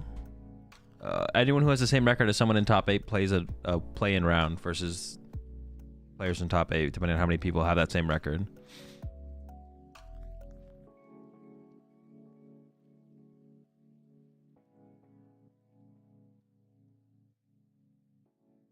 But that could lead to multiple extra rounds, right? Let's assume the top 7 is ahead and then there are 6 people with the same score. What do they do? Those 6 people play against the other people. Like, if there is 12 people with the same record as someone in top 8, the same amount of match points as someone who's in 8th, then 8 plays 9, 7 plays 10. Wait, 8 plays 9, 7 plays 10, 6 plays 11, 5 plays 12, so on and so forth. Until everyone who has the same record as someone in top 8 is paired up against someone. But it can go further than that. It can go down to a top 32. So if there's 32 people with the same record as someone in top 8, then number 32 will play against number 1 and all the way down. Until everyone is, until it's all filled out. Up to 32. If it's past 32, then I think it stops at 32 though. So if you're 33rd and you have as many match points as someone who's in top 8, you're screwed. But because then it would add another round of, I guess it already adds another round. Yeah. Is win percentage and opponent's win percentage not a thing anymore? No, it still is. It's just not determined for top cut anymore. Top cut is determined by match points. But every other, like all the other breaking points are determined by opponents. And like if you have the same record as someone, you will be higher or lower than them based on your opponent's win percentage and opponent's win percentage still. Like where you are seated, like if 8 people have the same record or the same amount of match points, they are seated amongst each other based on opponent's win percentage and opponent's win percentage, if necessary. So that's still how people are seated over each other. First it's seated by match points and then it's seated by win percentage. Wouldn't it be seated by points and anyone who tied in last place would play for the bottom seeds? I don't know what you're asking, Tyler, but I'm pretty sure the answer is no. Tying at the end does not change your match points. It's all about match points. Is resistance only from day 2 or does day 1 opponents factor? Day 1 factors now. Apparently they don't. They used last season and seasons before that they reset resistance from day 1 to day 2, but now I believe resistance carries over from day 1 to day 2. Do we get to watch an evasive cut? I'm not sure. I don't have the. I'm not listening to them, so I'm not sure. Let's say that top 6 has more match points than the 4 remaining. Is there ever a risk that the top 6 would miss top 8? Yes, there is, yeah. So you could have, so like, I don't know. How can I even break it down here? Can I look at this? So, I don't know. 7th seed and 8th seed. 7th seed and 8th seed could have 32 points each. And then this person could have 33, But if there's 3 people down here with 32, even someone with 33 has to play against one of the play-in players. Yeah, so even if you have more match points, you have to play against a play-in player. So higher seed means a lot now. So even getting more than just 1 extra match point from the 8th seed could be a big difference. And that's why I think higher seed should get to pick first or second going into the match. But on top of the higher seed potentially having to not play the ASIM round, so...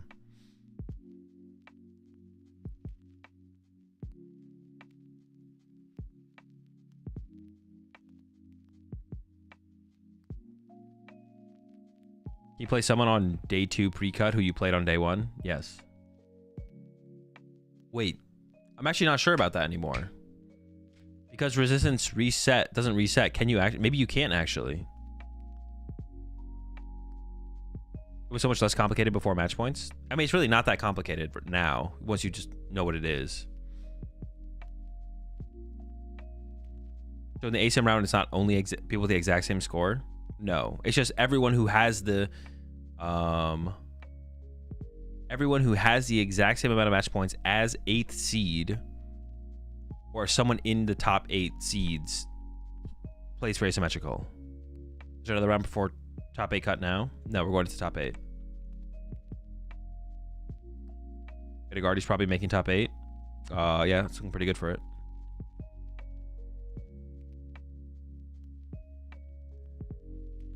You reckon what's the highest possible number of matches that I can play against the same opponent in the regionals? 2. I just don't know anymore actually. At least once, at least twice, right? Because you could play them in Swiss and Top Cut. But actually, I don't know. Can you play against the same person from day 1 to day 2 now that resistance doesn't reset? Is that also part of that? I don't, because yeah, if resistance doesn't reset from day 1 to day 2, I could see it being possible that you can't play against someone you played against in day 1 and day 2. But I actually just don't know, to be honest.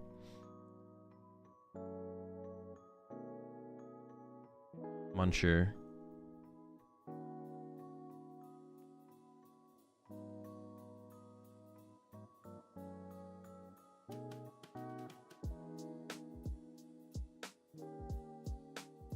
You can probably still hit the same people day 1 to day 2, maybe just less likely. Well, I mean, it would just be less likely because there's less rounds day 2. So if that's what you mean, I guess. But besides that, there's no other factor applied. I don't think you can anymore because it's all considered the same Swiss pairing. That's what I thought. Yeah, that's what I'm thinking. Do I plan on going to any EU regionals? Yeah, probably 1 or 2. Can Guardy beat Lugia without Sinnoh? Yeah. It's not like truly terrible if you don't have Sinnoh, but it definitely makes a pretty big difference to have a Sinnoh or an enhanced hammer or something.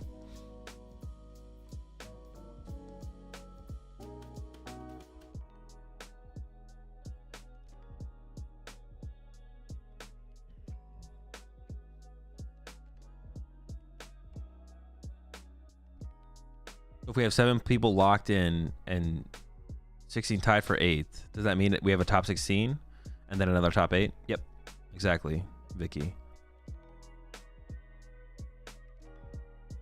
When am I try Guardy with Gravity Sun? I don't know, some point.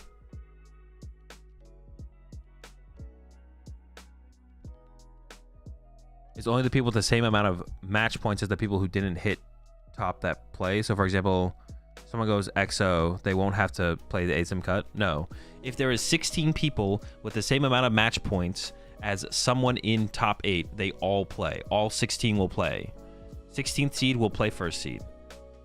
So higher seed can matter, but it also sometimes doesn't matter.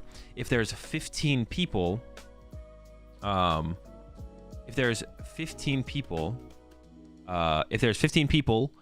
with the same amount of match points as someone in top 8, then everyone will play except the first seed. Because then, yeah, 14 people will play. Those 7 move to top 8 with the first seed player. 7 rounds of top cut, basically. No. Wait. No. It would add 1 round of top cut.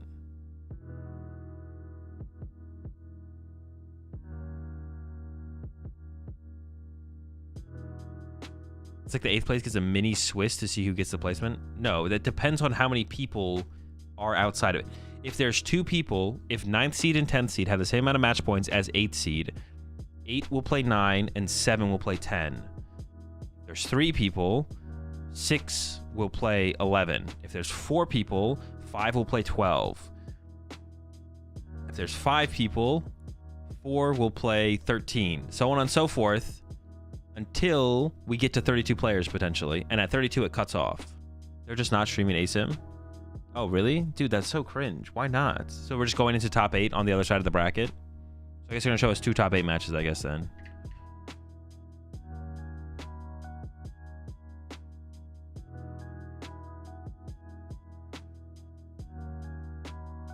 Get a whiteboard. I need to see this. I need to see it. Okay. Wait, this is MS Paint moment. Hold up. MS Paint moment. MS Paint moment. I don't get to have these very often on stream, but I see other streamers do it all the time. It's very exciting. All right, MS Paint moment.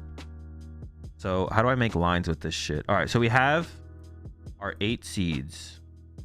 This is our top 8 people. 1, 2, 3, 4, 5, 6, 7, 8. So these play against each other. Wait, is this gonna work? I don't know if this is gonna work. And then these play against each other, and then they progress. They progress. These play against each other, and they progress.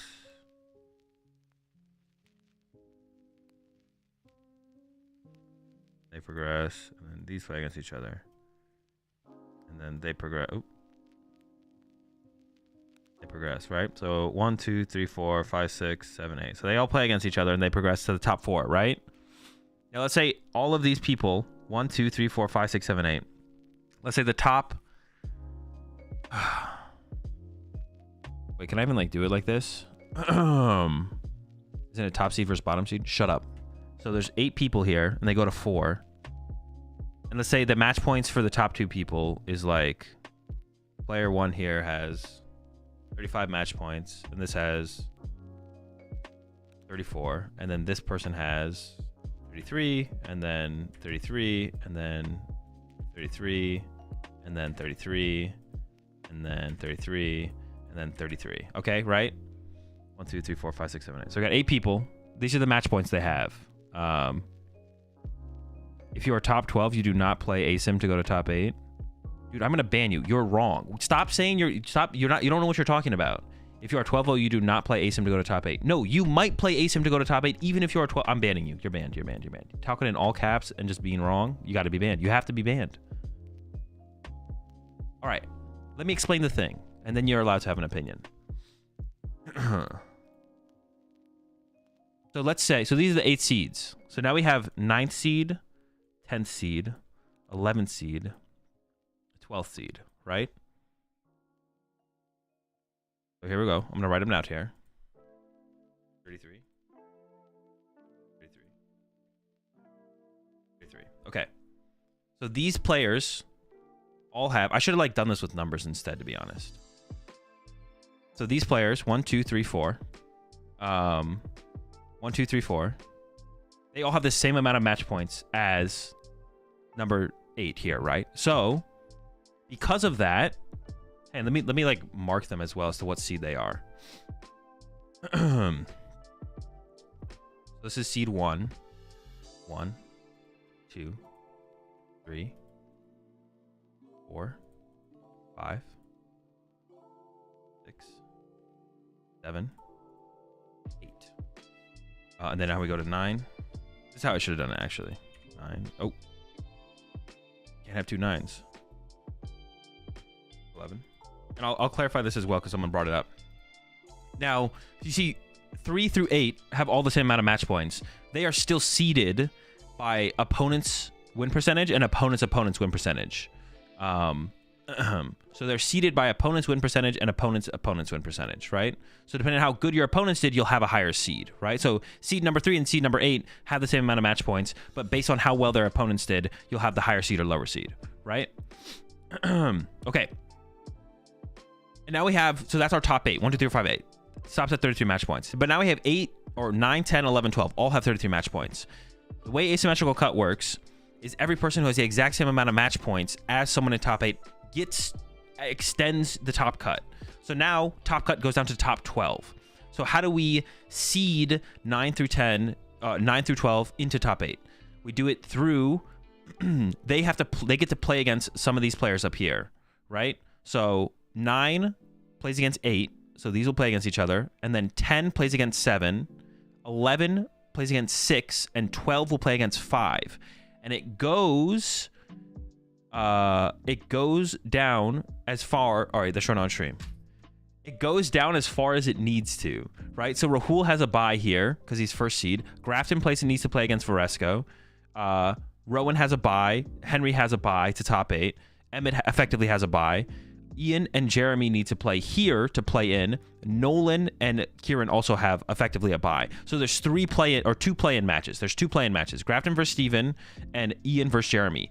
But if there was 6 other players who had the exact same record as someone in top 8, the exact same match points as someone in top 8, they would fill out the rest of these blank slots here. Everyone would have to play. Everyone would have to play. There'd be 0 buys. Everyone would play in top 16. Now, if there was 5, then Rahul, because Rahul is the first seed, would get a bye. So Rahul would get a bye. Wait, is that how this is lined up here? Am I trolling? No, I'm pretty sure that's how it's lined up here. Like, Rahul's number 1 seed, right? So if there was 15 people had the same record or same amount of match points as someone in top 8, Rahul would be the only one with a bye because he's first seed. That's it. But if there's 6, even the first seed, even if Rahul was 12-0, there's no buys. No buys. What does a buy stand for? Buy stands for what? Buy stands for you like just skip the round. Like you're the person, like you're the odd man out basically, or you've got an extra qualification. Like at Worlds, I had a round 1 bye, which means I got a win and didn't have to play. It just means you get a win without having to play. Bye stands for a win without having to play. It all makes sense, but who plays Eder? Good question. They should stream the asymmetrical cutters. That's what I want. I want to see the asymmetrical cut matches. Those are more hype for me, to be honest. Can there be more than 16? Yes, there can be more than 16. If we have enough players in the tournament, we could see more than 16. And the rules for our asymmetrical cut is asymmetrical cut up to top 32. So if we had 33 players with the it is top 8 symmetrical cut. So you have to have the same amount of match points as one of the people in top 8. Our asymmetrical cut rules are top 8 asymmetrical cut up to 32 players. If there's a 33rd person who has the same amount of match points as someone in top 8, based on opponent's resistance and opponent's resistance, they will not make cut. And then the 32 will play. So 1 would bubble out if we got to 33 people with the same amount of match points as someone in top 8. You could also theoretically have asymmetrical cut doesn't have to be limited to top 8 though. It could be a top 16 asymmetrical cut, which means that if you have the same amount of match points as someone in top 16, then the asymmetrical cut would extend to all of those players. But we're playing with a top 8 asymmetrical cut, which means it's anyone with the same amount of match points as someone in top 8. But you can replace the top 8 number with literally any number. But the PokemonTCG works off of top 8. It's a top 8 asymmetrical cut, not a top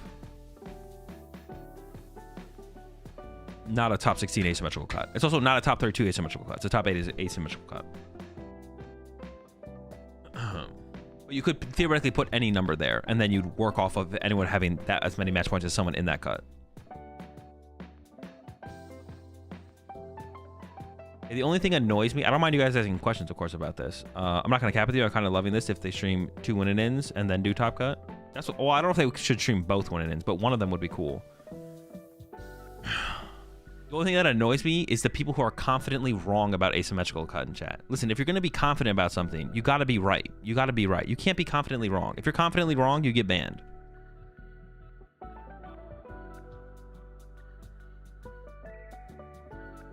Why doesn't Rahul play with Emmett?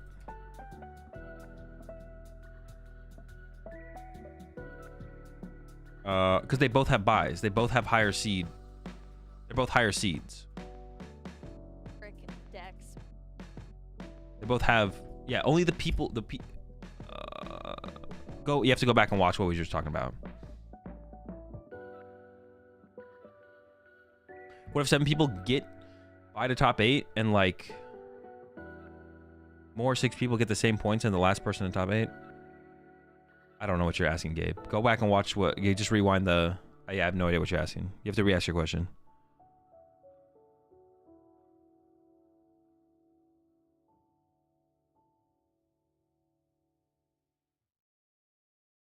Although asymmetrical cut would only play between people with the exact same number of match points. No, asymmetrical cut just extends cut down to people with the same amount of match points as someone in top 8. Why are they not showing top 16? What is wrong with them? Exactly. Then the last person and everyone with the same match points play play-ins? Yeah. Well, no. Sure.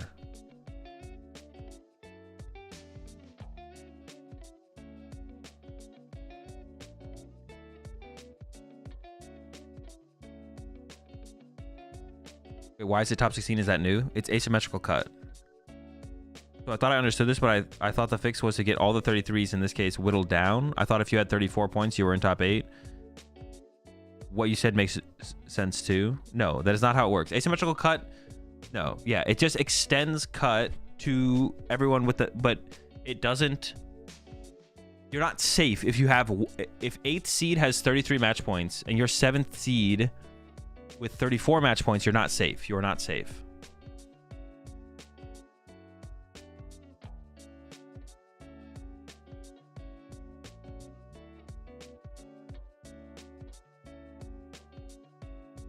You're never safe.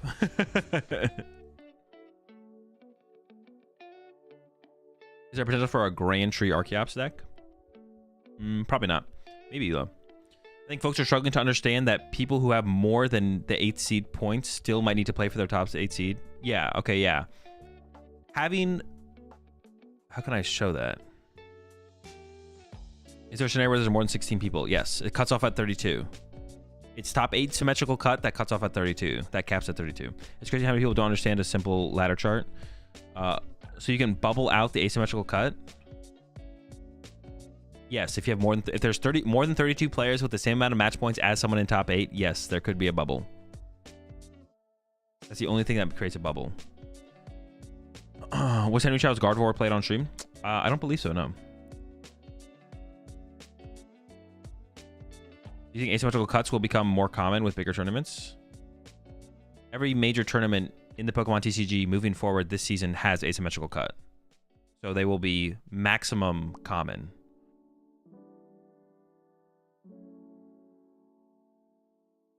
It is a little bit of a confusing thing for people who have never seen this kind of cut, though. Yeah, for sure. No, I don't mind explaining it. I just get annoyed at people who are confidently wrong.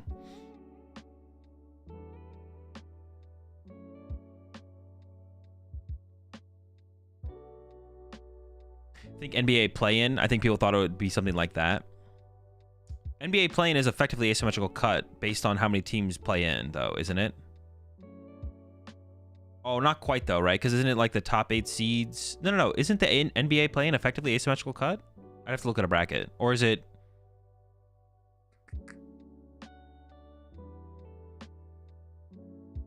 Top 7 are safe. Oh, okay, so it's not asymmetrical cut. It's not asymmetrical cut, then. It is like a tiebreaker play-in or something like that, is what you'd call it.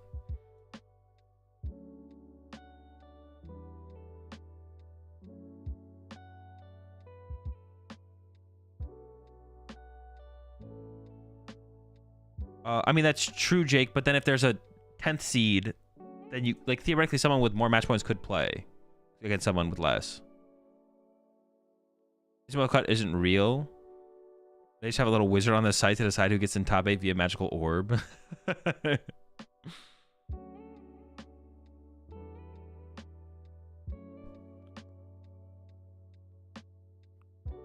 My explanation includes that? Wait, did it? Hold up, let me reread your explanation. I think the easiest way to explain it is that if 8th place or if 9th place has the same number of match points as 8th place, you now have top 16. Anyone with less match points than 8th seed are removed. But it's not true that anyone with less match points than 8th seed is removed, though. That's not true. Whoever the opponent would have been now have buys. Because you could have someone with more match points than 8th seed, but if there's a 10th seed, if there's someone at number 10, they would have to play still. Like, if 7th seed has 35 match points, and 8th seed has 33, and there's a 10th... No, Jake's explanation makes sense. Does it? He said less. Less points? Shit.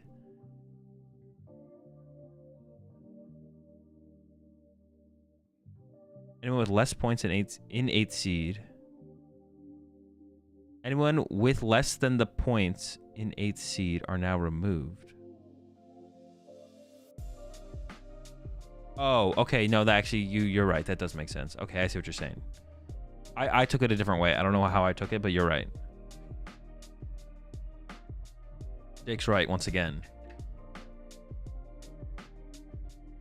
We just need Jake to keep being wrong about what cards are good in the Pokemon TCG and be right about the other stuff. Out to the TikTok viewer talking in chat. Big ups. You take the top 16 after Swiss and then remove everyone who has fewer points in 8th seed. That's a good way to put it, yeah. That is, no, you're right, you're right. We are getting Henry on stream.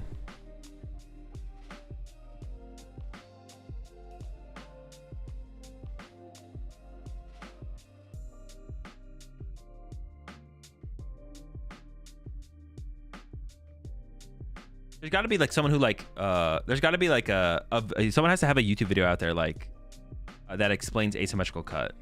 Asymmetrical cut explained for dummies or something.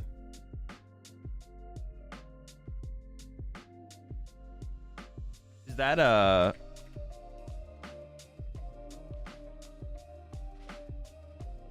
does that exist?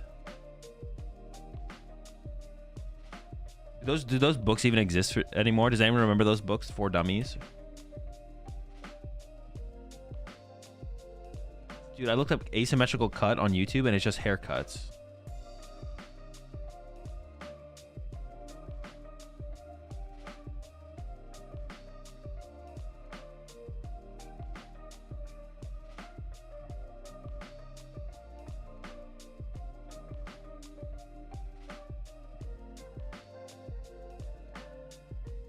I did find a video called Swiss System Explanation. We'll watch it in between rounds.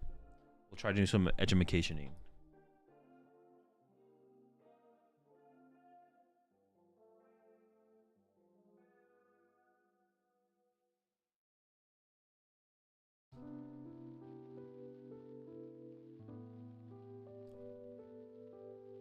Any of your testing group in top? No. Asymmetrical bracket? Yes. Wait, maybe. Oh, that's what I should Google. Or YouTube, I should. Ooh, 2 Ralts prize? Not good.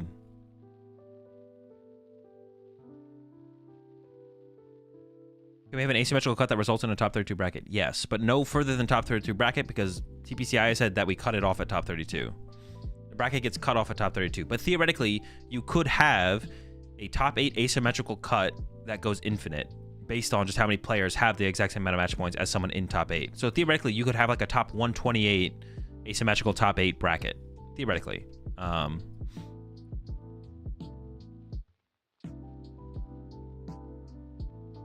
It doesn't need to be there theoretically doesn't need to be a cutoff. It's just like you probably won't get so many players, and Pokemon TPCI cuts it off at top 32. All right, got Rowan with the Drago, got Henry with the Gardevoir. Henry is playing the Drifloon. Price checking coming in from Rowan. The players will have 75 minutes as well for anyone who's not familiar with Top Cut. And this is... Well, I actually don't know. Is this a top 8 match? This is a top 8 match, yeah. So we're not seeing an asymmetrical match, unfortunately. That's fine, though. If there's top 128 to cut into top 8, why not just play more Swiss rounds at that point? I mean, that's what the system is trying to like balance between, is like playing enough Swiss rounds, but then also making sure everyone with the same amount of record gets into top 8. Also, it would go from... Yeah, like if we get to a top 32, it would go top 32, top 16, top 8. Like if we had 32 people with the same amount of match points as someone in top 8, you'd play a top 32, then you'd play a top 16, then you'd play a top 8. Why not show the asymmetrical games? I don't know. I mean, I want them to, but... They didn't show Ian Robb on stream? They did, yeah. They showed him on his winning in round. There's not some weird vendetta going on, like of not showing Ian on stream. They put him on stream. Unless you're like just annoyed that they didn't put him on stream for cut, which I don't know why. Prediction? Oh, I got you.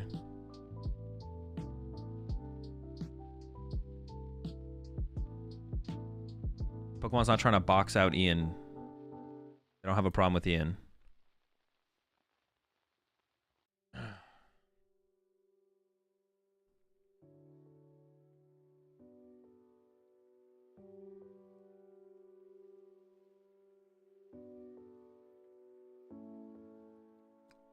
No, I know. I was just asking. Just woke up from a nap before Top Gun football. Oh, the way you like made your statement made it seem like Yeah, saying they didn't want to show Ian on stream, question mark, lol. That definitely makes it seem like you're implying something besides, oh, would have been cool to see Ian on stream.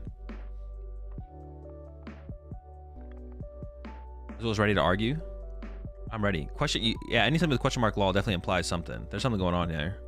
What happens if time runs out and it would be tie? We go down to, you play out the 3 turns. If someone's ahead on prize cards, they win that game. If you're in game 3. If you're in, oh, there's Pheasantipity and League HQ in Henry's deck. So this is an aggressive Guardy build here from Henry.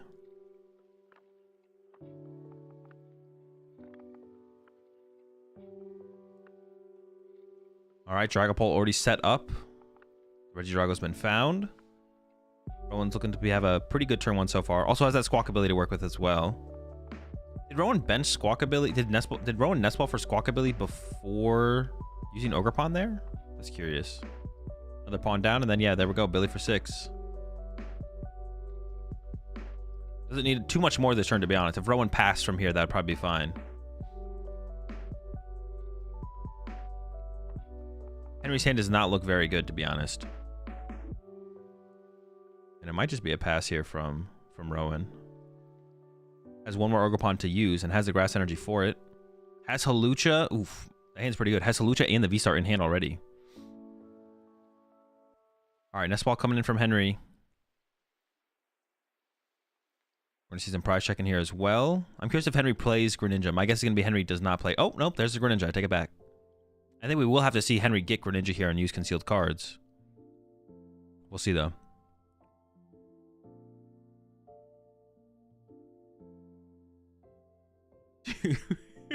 Y'all just named every part of the freaking bat line. The Crobat tattoo goes crazy.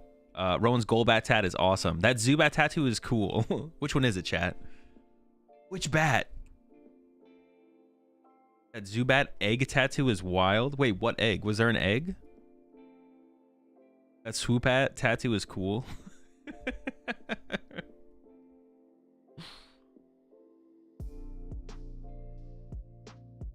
Noivern on top, honestly.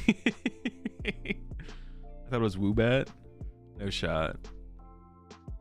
Y'all are gaslighting. The every bat tattoo. It was Crobat, right? It had to be Crobat. Found out 2 Ralt surprised. Yeah, never lucky. Does go for the Greninja. That's the only form of draw power here for Henry is concealed cards. The cards are being concealed. What do we got? We need like an Iono here, to be honest. I feel like that's like the only thing that's like would be able to match. Found the heavy ball. That is going to get one of those Ralts out of the prize cards. There was 2 Ralts prize. Finding that early is definitely a big deal, but it's not going to matter if both Ralts just get KO'd next turn or we don't see a TM Evo come out, because like Rowan's hand is set up to go turn 2. The Dragapult's in the discard pile. The Hawlucha's in the hand. Legacy Star and or the V-Star and Research are in hand as well. This might be a quick game 1 here, to be honest. Just based on the early draws here from both players. Also, I guess I'm curious if Henry plays Manaphy as well. Well, I guess that won't matter too much in the early game here, but it'll be like a thing in the late game for sure. Just kind of giving open a free Kyurem out in the late game would be not good. Maybe Henry's playing like an aggressive Rare Candy build, though, which then would mean this could still be a game if Rowan doesn't KO both Ralts this turn. Oh, there's a Poffin in hand, though. We can get 3 Ralts down. And I guess, I mean, you'd probably grab Manaphy at this point just to prevent the... He doesn't play Manaphy. So you could just get triple Kyurem for 3 here, right? Oh, it is a candy build. It is an aggressive build. You could Poffin for that 3rd Ralts in the deck. It is just going to be a pass, though. So, like, Boss or Prime Catcher KO double Ralts alongside Hawlucha is a possibility here. Also, Kyurem is a play here for as well here for Rowan. Especially if you don't have to burn Legacy Star to get there. You can definitely recover from you doing an early Kyurem. I think I would like to see Rowan just attach to Drago and then research. You could use Ogre Pawn here, but you don't need to. Oh, we definitely use the Hawlucha here, though. Hit up the Ralts. Yeah, I like the attach and then just research. Just needs to find an E-switch. And if Rowan finds an E-switch here, you don't even have to use your V-Star here. But if you can find Prime... I guess another question would be, does Rowan know that Henry plays Candy? Would be a question. No E-switch found. Okay, gonna have to go into the Legacy Star then from Rowan, or you could play it slower. You could just like get Cleffa, retreat to Cleffa, pass. Do you want to burn the Legacy Star here? Went to go grab another Drago. And this is one of the matchups, actually, Guardian matchup. The Guardian matchup is like, I almost feel like one of the few matchups where you want double Drago. There really isn't that many matchups where you need or want double Drago, to be honest. Well, I guess a lot of matchups you want it, but if you don't get there, it's like not that big of a deal. But the Guardian matchup is a matchup where you want 2 Drago V-Stars. But most matchups you're like content with like 1 Drago V-Star into like Radzard. All right, Legacy Star. Will there be an E-Switch found? All right. Okay. Plays Collapse. Interesting. So the other Regidrago V-Star is hitting the discard pile here. The Super Rod might be the secondary target here. The E-Switch is obviously going to be taken. And then the question is, do you want the recovery in the Super Rod? You want the Vessel to go find more energy? Ultra Ball could maybe be a consideration. There's nothing really else in the discard pile that's too good, I don't think. You always take the Super Rod before a Drago V-Star for sure. The question would be, do you take the Drago V-Star? Do you shuffle the Drago V-Stars back in right now? Oh, I guess if you're going to retreat, you may as well, right? Get the energy plus the 2 Drago V-Stars. I assume the Super Rod gets played here then.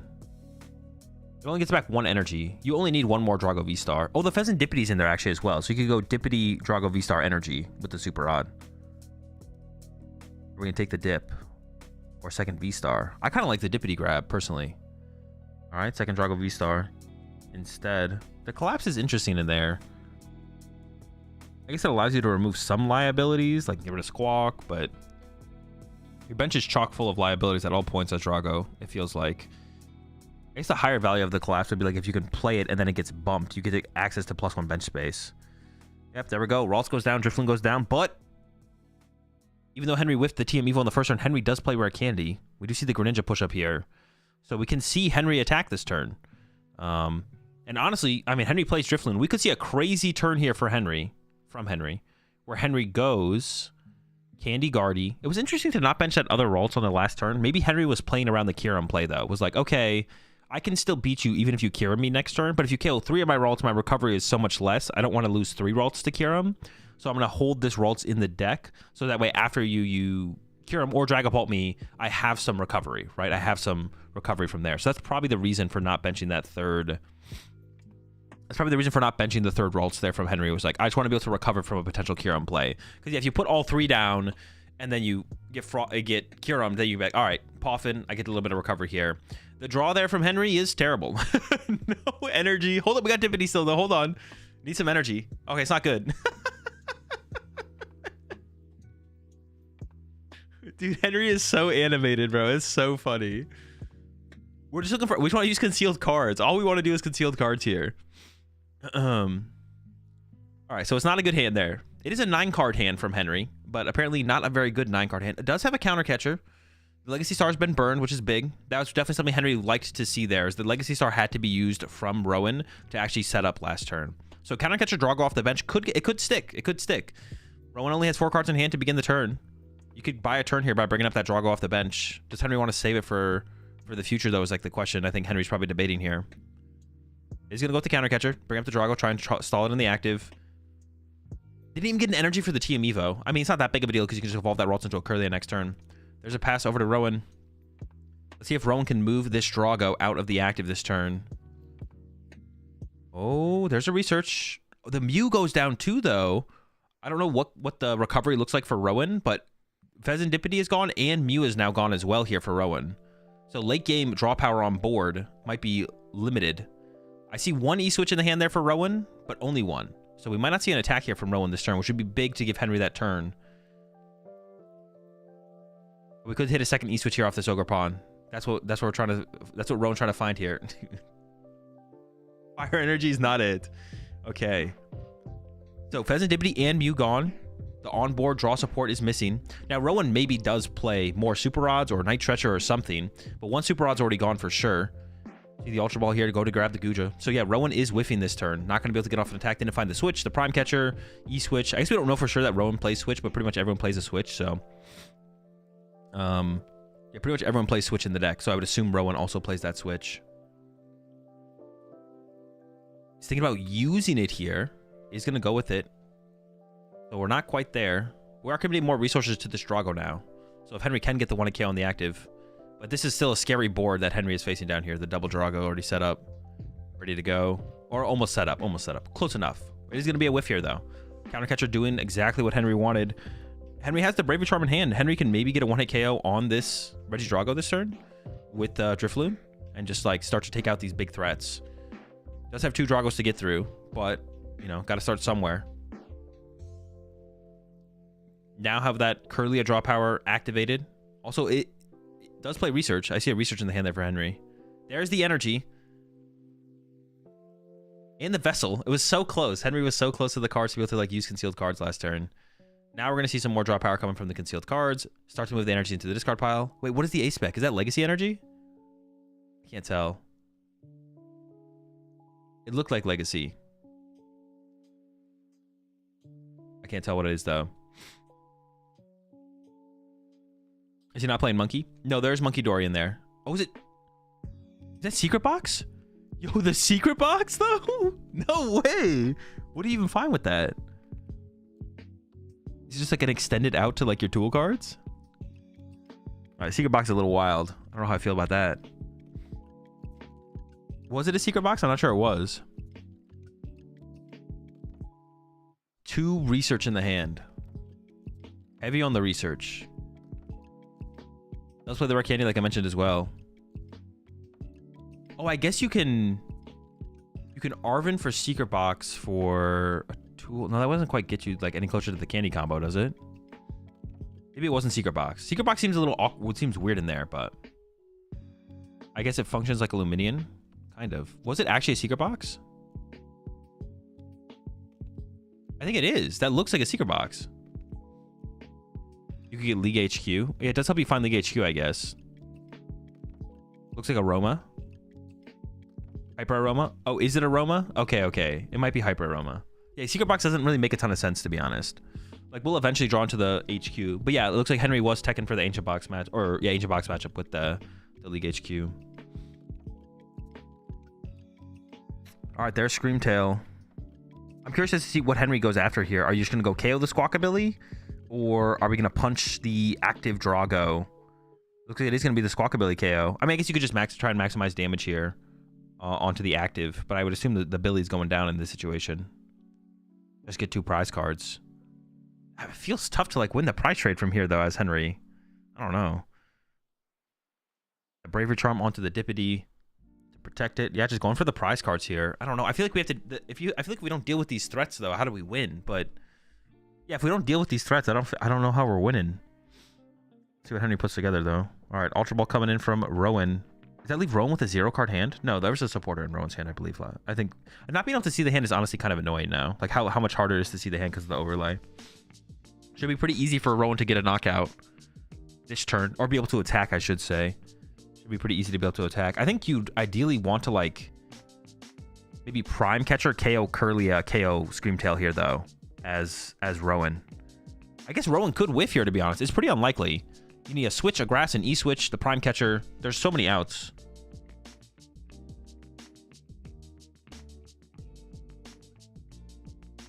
I think Rowan's debating. I see all grass in the hand. Rowan might be debating trying to draw with Ogre Pawn versus just attaching to the active. Hand there from Henry is not great, but a lot of draw power on the board. We got concealed cards, Kirlia, and the Pheasantipity. Would we be playing Candy and Aroma be counterintuitive? I don't think overly. Because you want to be, like being able to go like turn 2 Candy or Guardy, but then also still have a good way to find your Kirlias. Like finding Kirlias is really hard if you don't TM Evo them into play. And your best way to find Kirlias is to use Kirlia to find Kirlia. Like use Refinement to find more Kirlias. So still having just like a good way to find them seems pretty good, to be honest. All right. Well, I don't think so. Rowan did whiff the 2 prize turn. No boss or Prime Catcher. Oh, wait a second. I take it back. That might be the Prime Catcher. I think you should go. I think you should get a 2 prize turn here if you can here. I think you should get a 2 prize turn if you can here as Rowan. It does have the Prime. I think we should go KO Kirlia. Yeah. KO Kirlia, KO Screamtail seems pretty good. Then we'll have 5 other damage counters to work with. Probably just throw them all on the Gardevoir EX, and then you can Tina KO Pheasantipity or Gardevoir to close out the game from here. Yeah, Screamtail's got to go down. Some of it makes its way to the Gardevoir. Like I said, for that potential for the Tina 1-hit. I think it should just probably all go to Gardevoir, to be honest. I guess you could actually put some on the Greninja to set up for a Kyurem play, though, as well. You could put 2 on Greninja so you can win with Kyurem, actually. Actually, I think I kind of like that. 2 on the Greninja. Let's put some on the Greninja here. Split it on the... Yeah, so 1 to Screamtail, 2 to Greninja, the rest to Guardy, maybe?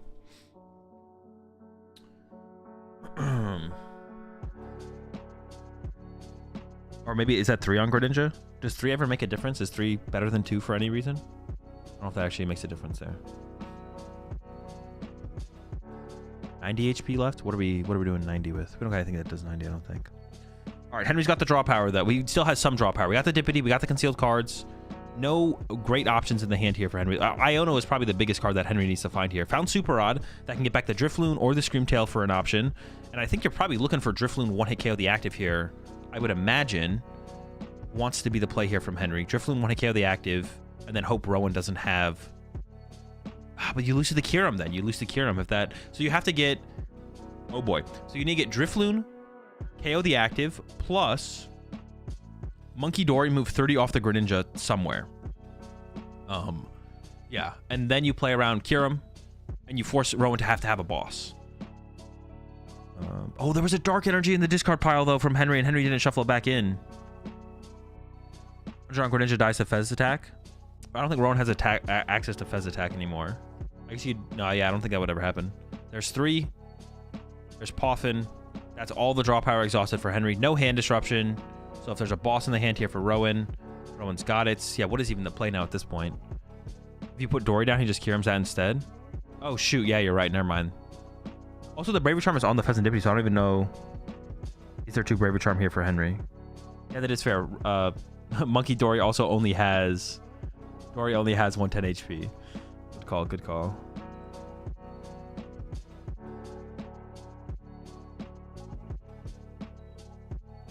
So it doesn't feel like there's actually a real out here for Henry, to be honest.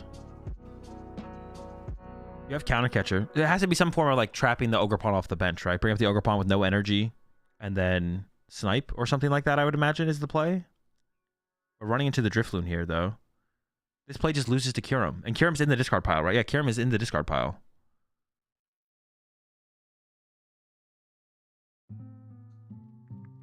Does Henry realize that he just loses to Kyurem here? You could... Oh, are you just going to punch an Ogerpon here? Okay. Oh, okay. I guess you can punch the Ogerpon and then Monkey Dory KO it next turn. Okay, okay, okay. That makes sense. Oh, we got the Bravery Charm on the bench Greninja as well. That does protect it from the Kyurem plays. The Kyurem is not a win here for Rowan.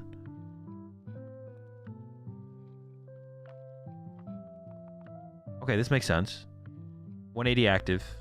Monkey Dory it next turn. And then look for another Gust and KO another Ogerpon off the bench. Or actually, no, you could just... Yeah, because if you Monkey Dory to the active here, they're going to... Rowan would push Hawlucha. Rowan just pushes Hawlucha in that situation. 2 Bravery Charm, though, gone, though. I think Henry would need a Gust on that other Ogerpon. I don't think we can one-hit KO a Drago at this point. There's a Vessel from Rowan. There's probably at least one... There's definitely a Fire Energy left, so retreating the active is possible. If there's any Grass Energy, there's a Grass as well, so you can at least draw 1 card here from Rowan. If Rowan finds Boss, Rowan does have game with Boss. Although... Uh-oh. I do not see a Boss in that deck from Rowan. So the last Boss might be prized. I mean, if the Boss is in the hand, Rowan has game. Maybe they are all... Maybe Rowan doesn't have a Boss to work with here anymore. I didn't see a Boss in that deck. Rowan might not be able to win this turn, which means Henry can just win next turn. And there's nothing Rowan can do about it, maybe. I don't see how Henry is winning next turn, but it's possible.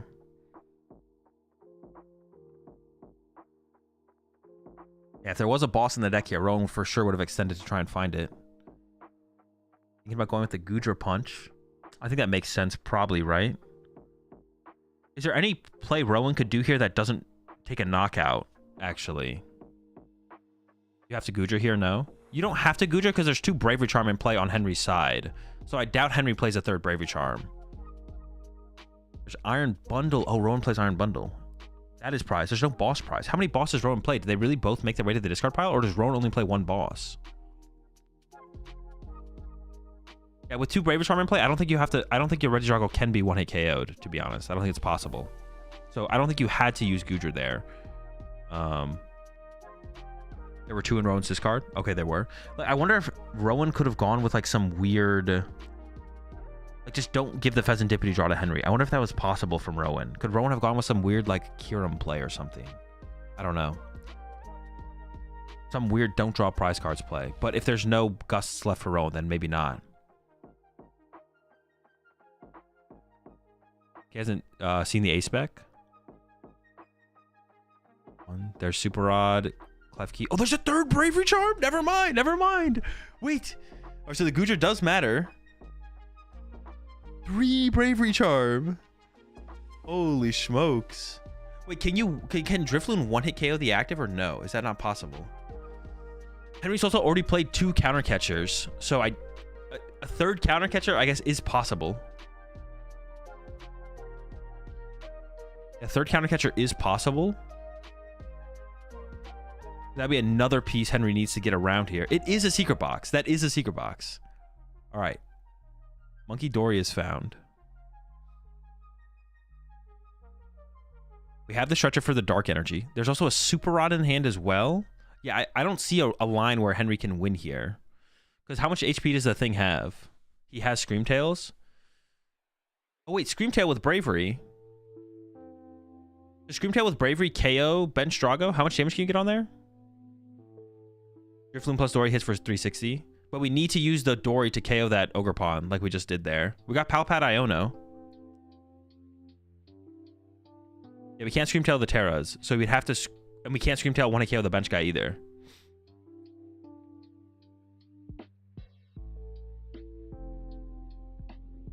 Oh, there's just the concede from Henry. Yeah. Yeah, it is a wild list from Henry. It's definitely a crazy list.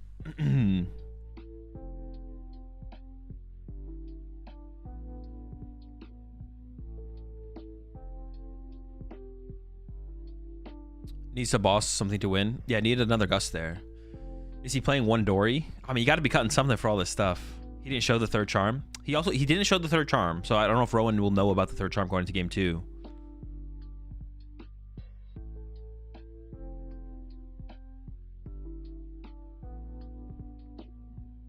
If he Dories twice in KO with Drifloon? True. We've seen a little bit of cheating action to come in from Henry. Difference maker. He would have had it if it wasn't for the Goodra. Yeah, he would have had it if it wasn't for the... Well, actually, I don't know if Henry could have gotten access to Drifloon, Monkey Dory, and the Dark Energy, because Henry had Ultra Ball, Super Rod, and Stretcher. Ultra Ball finds Dory, Super Rod recovers Drifloon, and Stretcher gets the Dark Energy. But I don't know if we had a way to search for the Drifloon after we recovered it, to be honest. So it's possible Henry actually didn't have game there, even if the Goodra attack didn't happen. What happens if they tie here? You can't tie and cut. So if you're in game 2 and game 2 doesn't finish, there's not a winner. Whoever won game 1 wins the set. If you're in game 3, time finishes, plus 3 turns finishes. Who's ever ahead on prize card wins. If no one's ahead on prize cards and prize cards is tied, then the next person to draw a prize card wins the game. You can't tie and cut. There's tiebreakers in Top Cut. Is that everything? Did I miss any of that? No, I think that's all of it, right? Yeah. And if you go into game 3 and no one's drawn a prize card yet, or if you haven't set up for game 3 yet and someone wins game 2 in turns, then in game 3, the first person to draw a prize card wins.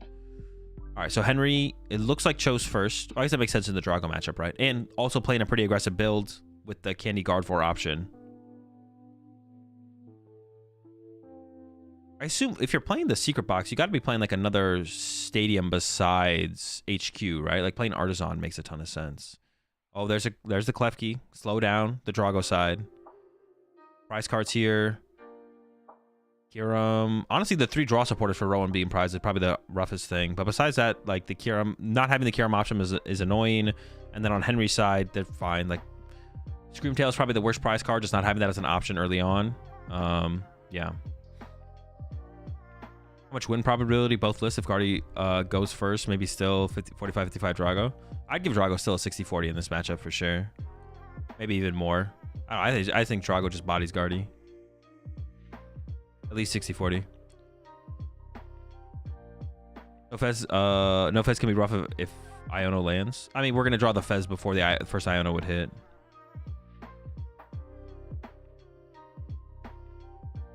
If you use the Dust Snorer ability to take their last prize card with only one prize left, who wins? No one wins. You go to a sudden death game and cut. I don't know the rules on Swiss with that, to be honest. You still go to a sudden death game, don't you? I actually don't remember.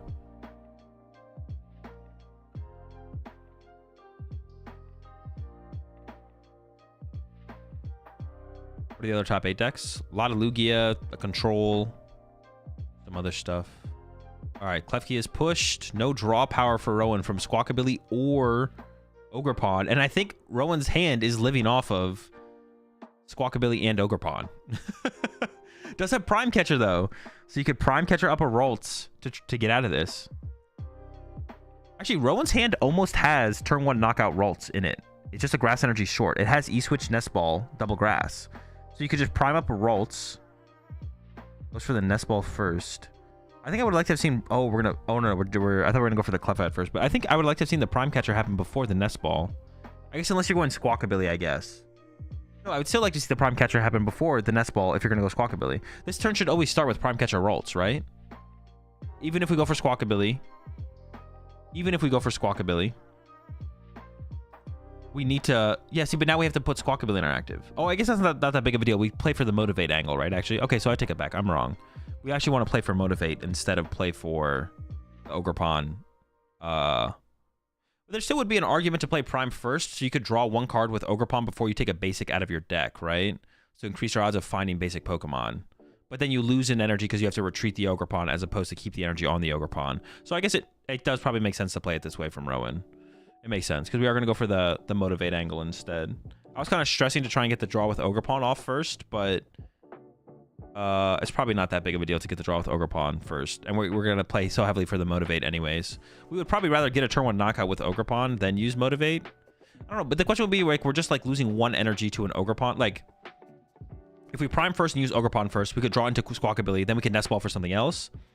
And then, depending on how we draw, maybe we actually go for turn 1 Ogerpon knockout. So by holding off on the Prime Catcher, it kind of takes away that option. I really don't hate the idea of...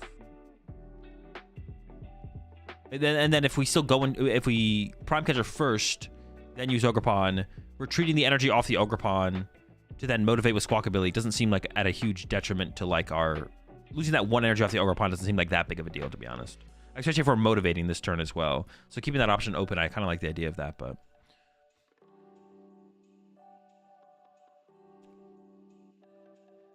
We're going to be pushing Squawk here, which is fine.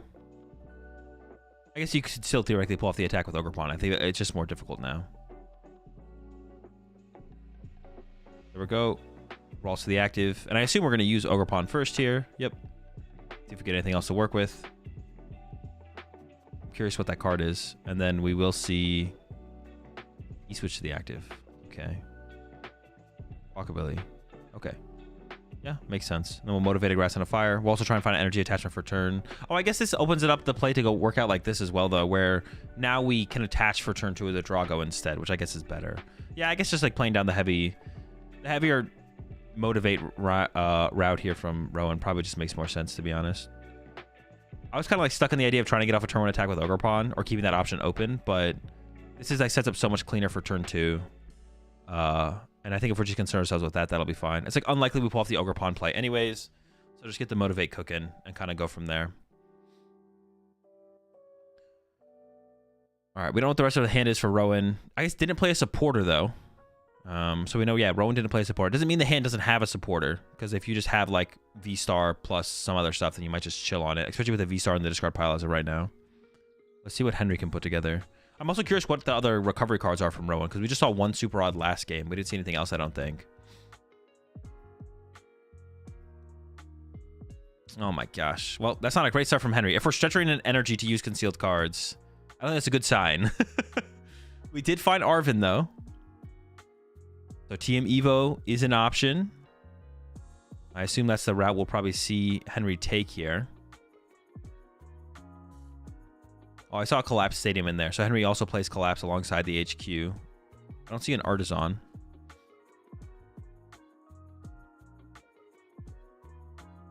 If he evolves it up, the Curly still dies to Phantom Dive. Yeah, but it's in the active right now. So like Rowan would need to like play boss for a turn or recover Prime Catcher with Legacy Star, which is whatever. They're always getting a big play off of Legacy Star anyways.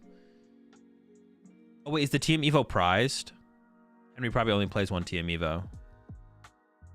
Dude. It's been kind of tragic. The TM Evo might be prized. I don't know if I can go back and see. Oh no, the Team Evo is not prized. It's not prized. It might be in hand then. Okay, Team Evo is live. Is Tord out? Yeah, Tord's no longer in the tournament. All right, Curlias are online, and in this situation, Rowan's Kyurem is prized because this could be a situation where you'd want to go for Kyurem, especially if you can preserve Legacy Star. Going for Kyurem here isn't a terrible play, potentially from Rowan, but Rowan's Kyurem's prized, so no Kyurem possibility here. So the best possible play is probably like Boss KO Curlia, KO Ralts, but it's probably gonna be tough to pull off on this turn. We don't have Dragapult established yet. Yeah, we'll see what Rowan can actually put together here.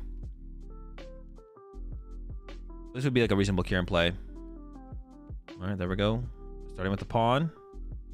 Rowan also did prize 3 draw supporters, so Rowan might just struggle to find a draw supporter this turn to even play.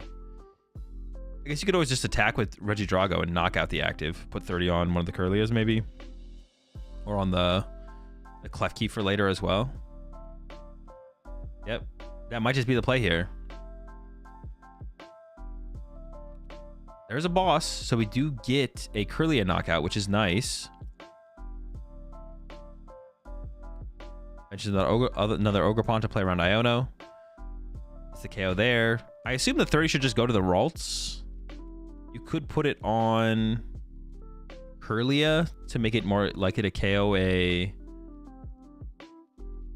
Gardevoir later. There's a Ralts push here from Henry. I mean, at this point, you probably just want to one hit KO this thing. You can do it with Gardevoir plus Monkey Dory. So Gardevoir plus Monkey Dory would be a good combination here to get the KO on the active. Or do a Drifloon Bravery Charm combo would also be pretty good. We have draw power on board. We got the Curlia. We got the Greninja.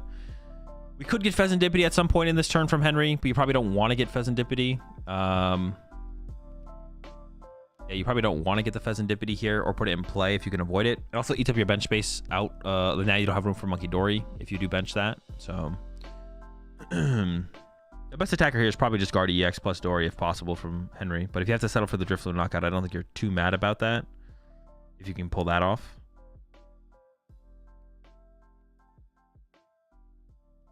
We'll see what Henry can pull off here, though.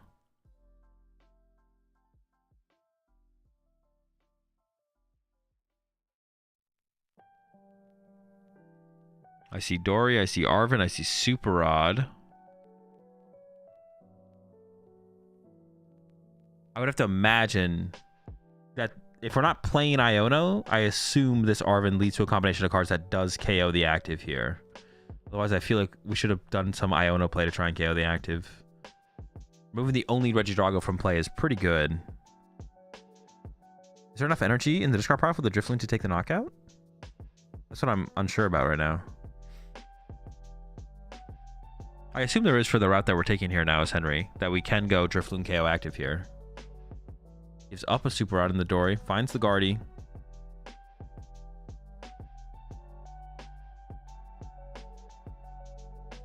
Didn't get to use concealed cards this turn either on Henry's side. I should have took a note of the basic psychics there.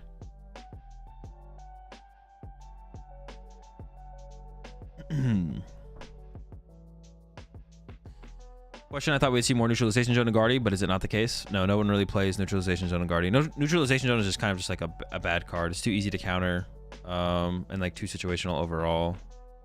Is it just a punch for 80 from Henry? Is that it? Bravery Charm to protect the Ralts? Sheesh. I don't know. I feel like maybe the Iono should have happened here.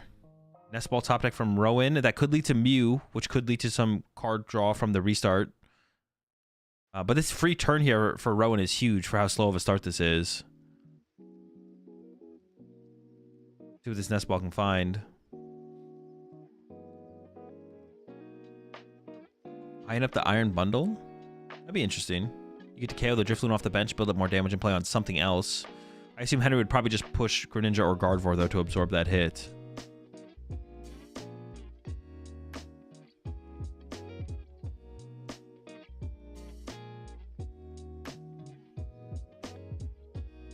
Goes for another Regidrago.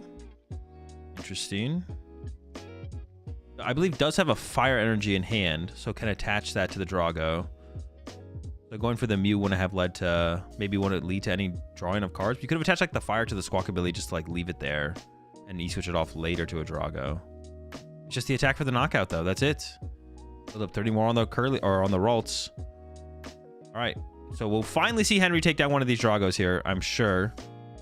And looks like a Fire Energy was pulled off the prize card. So Rowan still didn't find a supporter or the Pheasantipity. Both of those would have been pretty good for Rowan to find. Any of those. Any of the other 4 supporters. Yeah, the one prize card Rowan drew was not very good.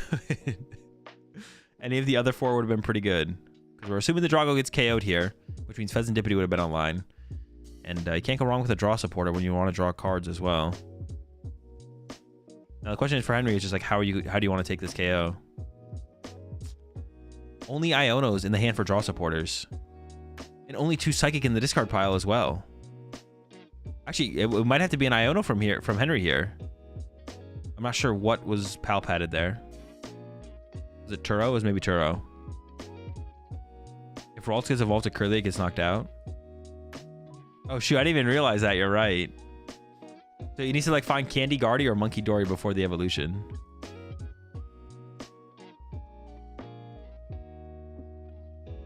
All right, yeah, there's the Iono. Gonna free up Rowan's dead hand. And hopefully Henry can find some way to take a knockout this turn. Oh, I thought he drew too many there. But yeah, you can draw 6. There's Dory, but no energy for it. Can't evolve the Ralts into the Curlia. Does have the Candy in hand, but doesn't have the other Gardevoir to protect that Ralts. Does have 3 Psychic Energies in the discard pile now, though, so can attack with Gardevoir here. I don't even think there's another attacking option, so it has to be the Gardevoir for the KO, which is fine. It would have been nice to like get Dory set up this turn to start to move that damage off the Ralts to be able to make it a Curlia. Because if you had found Dark Energy this turn, you could go bench Dory, attach Dark, move the 30 off, evolve to Curlia, draw 2 with Curlia. Getting the knockout as a start here. If Rowan can just get knockout active Guardy though with a Tina attack, that'd be pretty good though. I feel like that would, yeah, force Henry to have the Candy Guardy next turn to be able to continue to put on the pressure.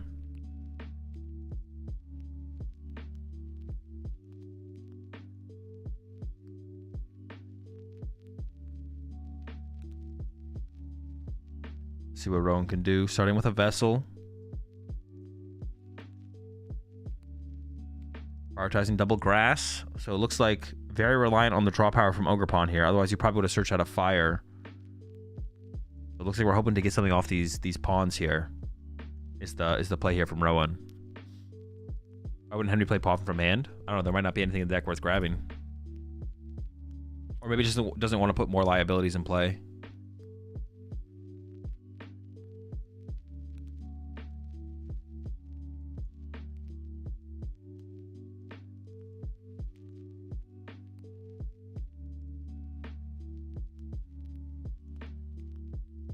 All right, draw number 1. Draw number 2.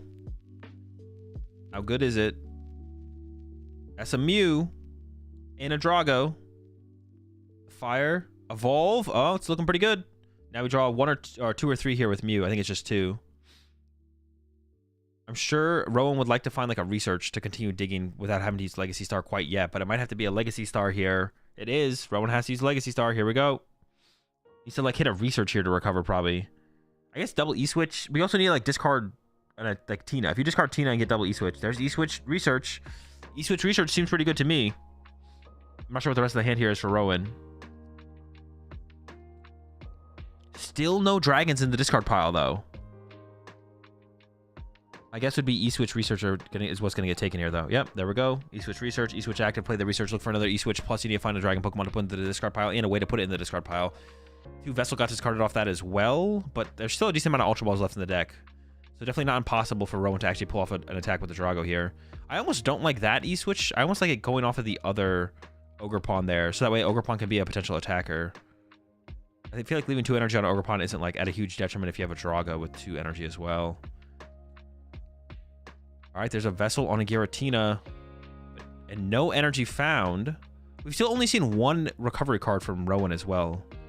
I'm curious about the recovery card still.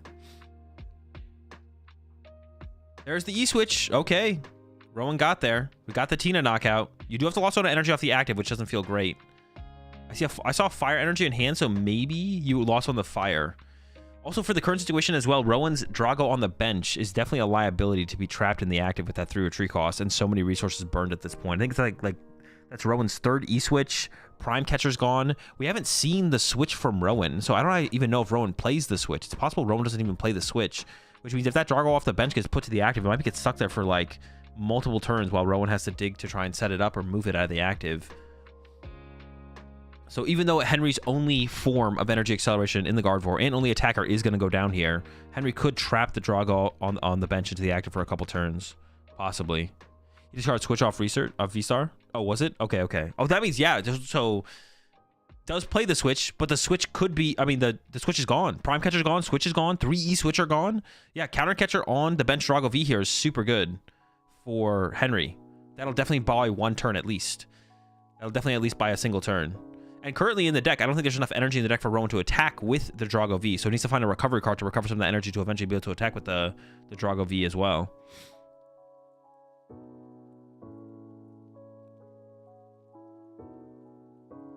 Henry does have the candy in hand. Also, hold up. Also, just 1-hit KO the active isn't bad, to be honest, as well. Yeah, 1-hit KO the active honestly isn't bad here. Because 3 E-switch are gone. For the same reason, if Henry can find Gardevoir, because has the candy in hand. Candy Gardevoir, 1-hit KO the active is also pretty good. But if we whiff for a turn, we can't get Gardevoir set up this turn, bringing up the Drago V to trap it in the active for a turn or 2 while we buy some time isn't bad as well.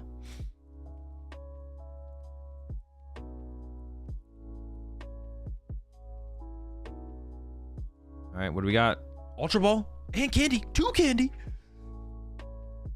That's pretty good. Guardy's back. As long as there's another Guardy in the deck. I don't think the second Guardy was prized, and I assume Henry plays 2 Guardy. Already had a candy in hand. Now has another candy to work with here for Henry. You don't need 2 candy, but hey, 1 will do. Now the question is, what options does Henry have? Can Henry get the 1-hit KO on the active? Or do we have to go for some kind of counter catcher stall play on the Drago V? There's the Ultra Ball.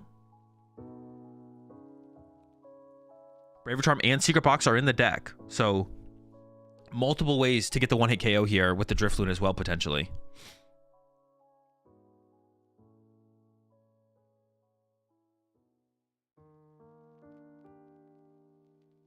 All right, Candy Gardevoir is out. Dory is set up. And there's the research. Will Henry find the Bravery Charm? And if not, at least the counter catcher to stall the Drago V? Let's see. No Bravery Charm. There's a Secret Box, though. And the Dippity for some more draw if he wants to. Might chill on the Dippity, though. That does bench lock you out of any other potential options. So you maybe want to keep the bench open. The Secret Box gets there.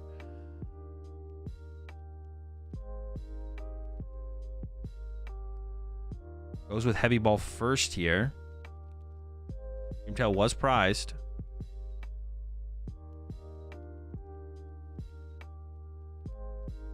And now we're going to see the Secret Box come into play here. I assume to get the Braver Charm to get the 1-hit KO on the active here. I think you just reach for the 1-hit KO here. I don't think there's really a reason.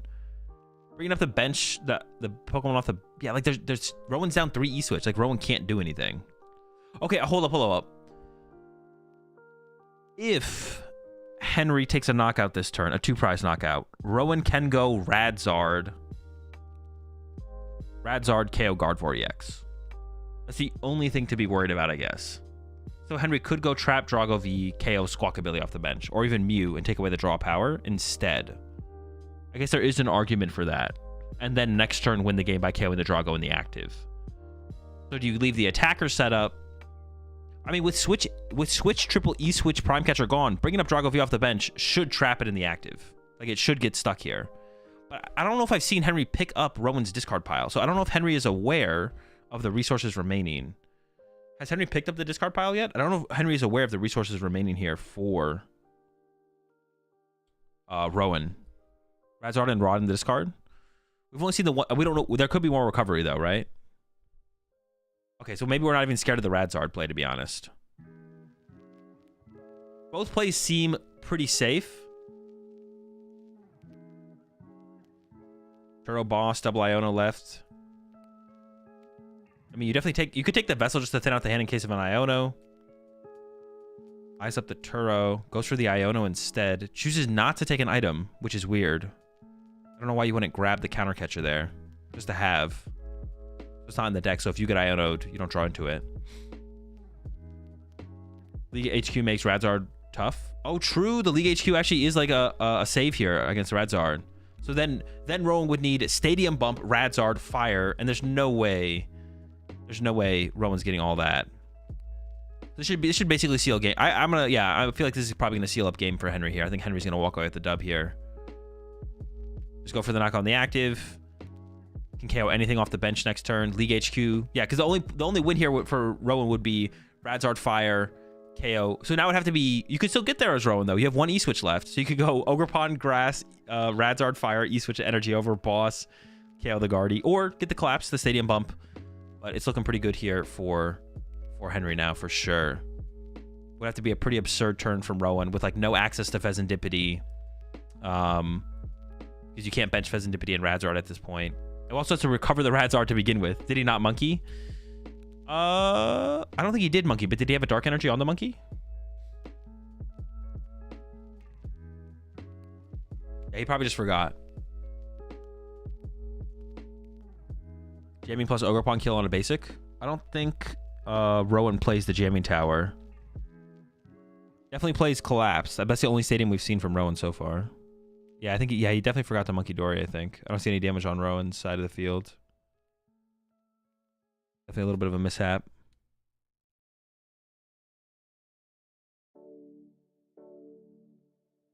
Attach Fire to Drago and Iono. Once again, like I was saying, I don't think this leads to anything here for Rowan. We'll see. Maybe just kind of going through the motions at this point. Just being like, all right, well, let me just see what's possible. And I would say that, like, generally, time is against Gardevoir in terms of, like, the less time there is, the better it is for the other deck. But with this Gardevoir build, honestly, it's probably pretty neutral. Like, it's a pretty aggressive Gardevoir build here from Henry, so. Yeah, so just kind of ran out of resources there for Rowan overall. Just kind of ran out of resources. Henry got that big KO through the Candy Gardevoir at the end there. That Bravery Charm is so sick. The Bravery Charm protecting the Ralts to then get candied into a Gardevoir in the end. Not much else for Rowan to do. Or not much else Rowan could have done, I don't think. All right, we get game 3. And we'll get to see what Rowan chooses here. I assume Rowan's going to choose first, though. Right? That has to be what Rowan chooses here. Is the score win-loss draws? The score is, yeah, win-loss draws. So, yeah. Rowan had a record of 11 or 12-2. Oh, no, I guess they gave him the... Yeah. They gave him the asymmetrical cut win or whatever in the record. So Rowan going into cut was 11-2. Got a top 16 bye. Went to 12-2. Same thing with Henry. 10-3. Got the top 16 bye.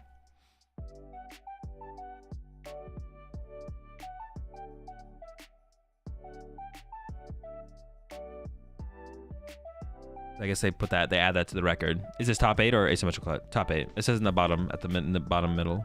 Well, when they go back to the overlay, well. Yeah, there we go. Masters top 8.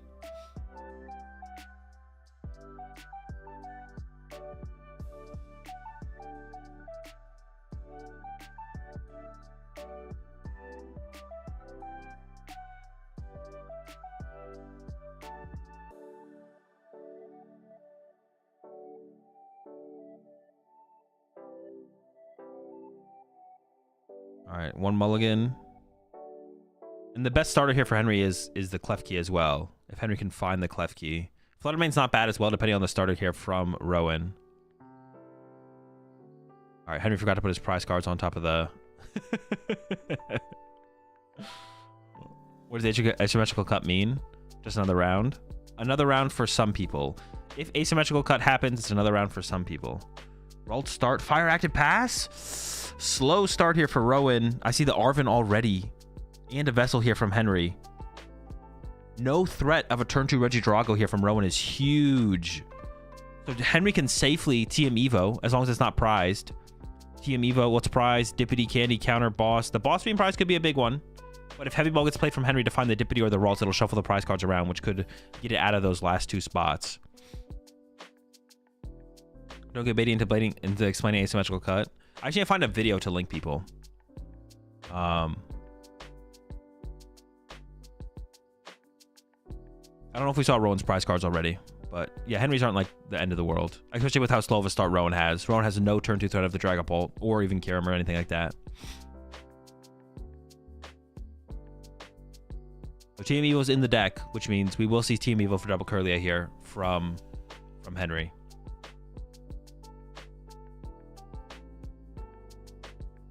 Asymmetrical cut seems cool. I wish MTG did it. Wait, does Magic not do asymmetrical cut? I thought they did. They just do higher, so he gets to go first. The secret boxes got already found here. Is Henry gonna use secret box turn 1 to find a Poffin? I mean, not just to find a Poffin, but find other stuff as well. It's coming out. Here we go. Secret box, get rid of triple psychic. We go find... Oh, give it up a counter catcher, actually. Ooh, interesting to give up the counter catcher. Gonna get more aggressive here. Gotta get... We haven't found the Poffin yet, I don't believe. Oh, we need an energy in hand as well for the TM Evo, I guess. I don't love the idea of losing a counter catcher. Oh, the research for next turn as well. It gets us that research for next turn, which, yeah, maybe the hand was dead besides that. Could grab a Bravery Charm. Well, I guess we had 2 refinement. We'll have 2 refinements to work with, so the hand's never truly dead. Not going to risk the Bravery Charm takes here. Playing it like, well, if I'm going to play research next turn, I don't have a Driftloon to put this on yet, so I'm just going to go ahead and chill. There was another Psychic in hand, so Henry could have held the counter catcher and given up that other Psychic. That's interesting to not do that. I thought it was a Dark Energy, so then that would make more sense. Yeah, could have held the counter catcher in case Rowan Iono's here, then you have another counter catcher in your deck to work with. Maybe held for Rad Ninja? Maybe. But you don't have Rad Ninja set up either. I think I'd prefer to have a counter catcher left than hold an energy for the possibility of top decking Rad Ninja. Like, if we get Iono'd here... I'd rather have the counter catcher go back to the deck than a Psychic Energy, right? You even want the Psychic Energy in the discard pile theoretically to be able to take big 1-hits. Well, I guess we already have 4 set up. We'll have 5 off the roll, so that already KO'd. That's as much energy as we'll need the whole game, basically, in the discard. All right, Ultra Ball coming in from Rowan. I assume that's a top deck because it wasn't played on turn 1. Doing the prize checking real fast. Being very thorough.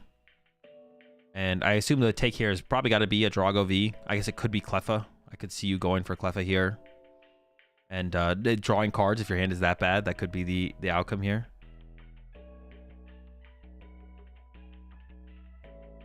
Rowan is insanely thorough with the prize checking. He effectively orders his whole deck. It's crazy that it's already a loss for Rowan. Basically, you cannot afford to miss turn 2 attack versus Guardy. I wouldn't say it's a loss yet, but... I don't think asymmetrical cut is a thing in any other TCG apart from Pokemon. It was invented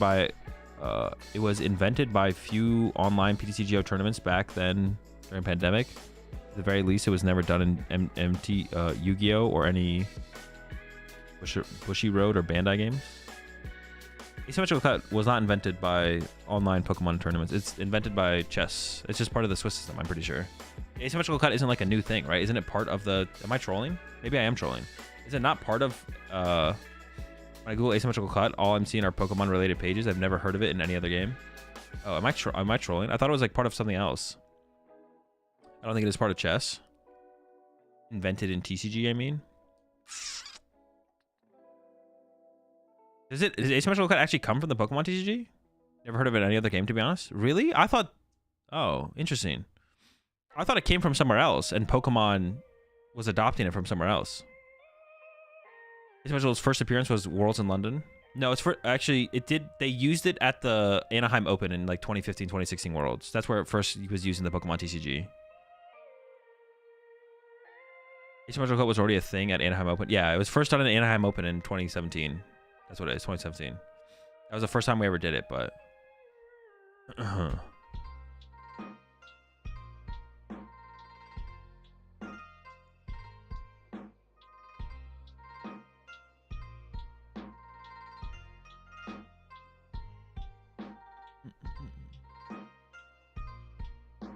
Hard disagree? Wait, hard disagree with what? What's an asymmetrical shuffle? We're talking about asymmetrical cut, not shuffling. Wait, did I say shuffle?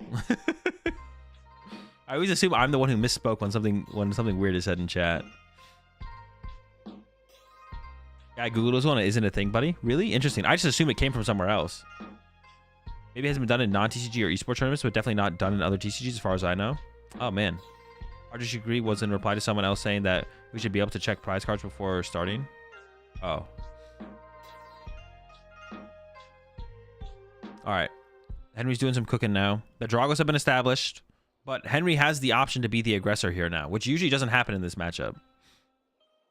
It could be a different name in other games, maybe.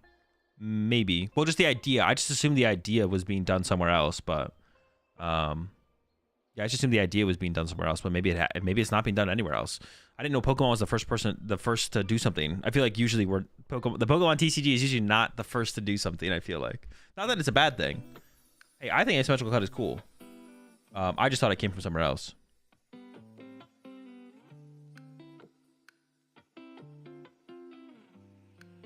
Definitely down. Does chess even have a top cut? Maybe not. Maybe they don't even play for a top cut. I assumed it came from chess and like the Swiss system in general. All right, Henry's retreating to the Screamtail. We're looking for Gardevoir here. We didn't end up using the research. We have concealed cards and what, 2 refinements still to use here from Henry.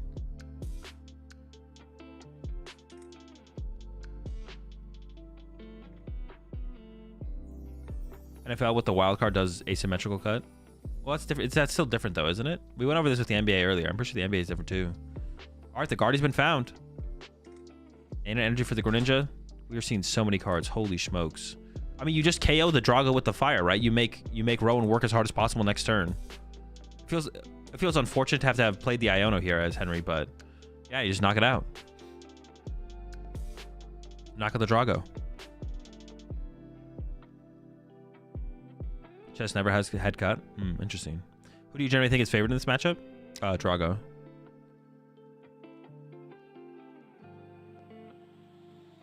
If Gardevoir was favored in this matchup, Gardevoir would probably be the BDIF. Like, undisputed BDIF. Gardevoir would be the undisputed BDIF if Gardevoir was favored in this matchup. All right, even goes and throws down the HQ, just probably to get it out of the deck, to be honest, just to out of the deck. And then I assume, like, once again, I assume the Drago's going down here. You could KO the Mew. That'd be the only other thing to KO. I guess KO in the active would be something as well, but this is not the regular Gardevoir, though. This is not the regular Gardevoir. I think I still give Drago the edge, though. Like, watching, seeing how it's playing out doesn't play out that much differently. You do have more aggressive routes and options as Henry with this build than other builds, but Rowan's not playing Cologne, right? We haven't seen it. So I would assume not playing the Cologne, yeah. What does BDIF stand for? Best deck in format. All right, Vessel's away another Drago V. Wait, what? We're giving up on the second Drago? Are we not going to need this Drago? Am I trolling? Go with 2 grass. The rest of the hand must be broken if we're giving up a Drago V. I thought we'd still want 4 Drago or 2 Drago. All right, Ogerpon is getting loaded for some draw power initially.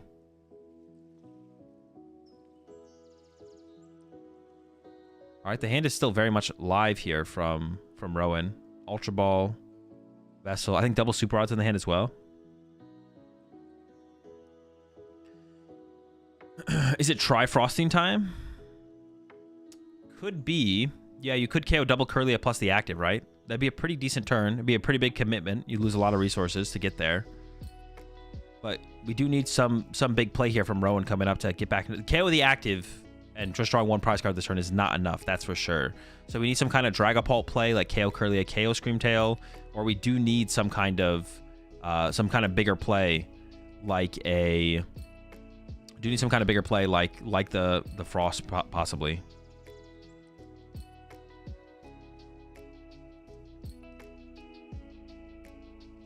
Is it the first happened back in the 2000s? Esports for fighting games had to search for asymmetrical bracket cut. Interesting. All right, there's the Kyurem grab. So it looks like that's what Rowan is prioritizing here. I thought we'd maybe see the Pheasantipity get grabbed here. Or is the Pheasantipity prized? Might be a double Ultra Ball sequence here from Rowan as well. Get Kyurem, Ultra Ball away Kyurem. Go get something else. But even then, I still feel like Henry's in a fine spot. Henry's probably got a pretty big hand, too, to work with. Is it prized for both players, I'm pretty sure.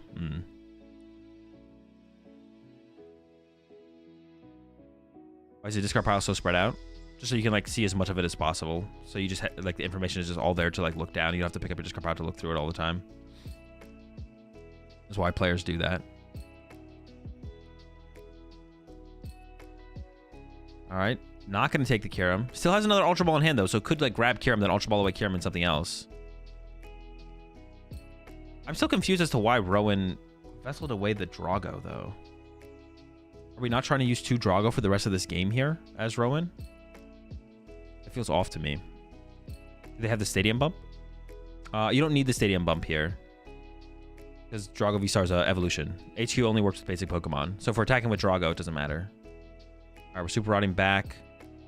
Might just be Energy. Radzar could be a decent consideration here, I guess, as like a 1 prize option. Goes with the Energy. I think there's maybe 2 Super Rod in hand as well.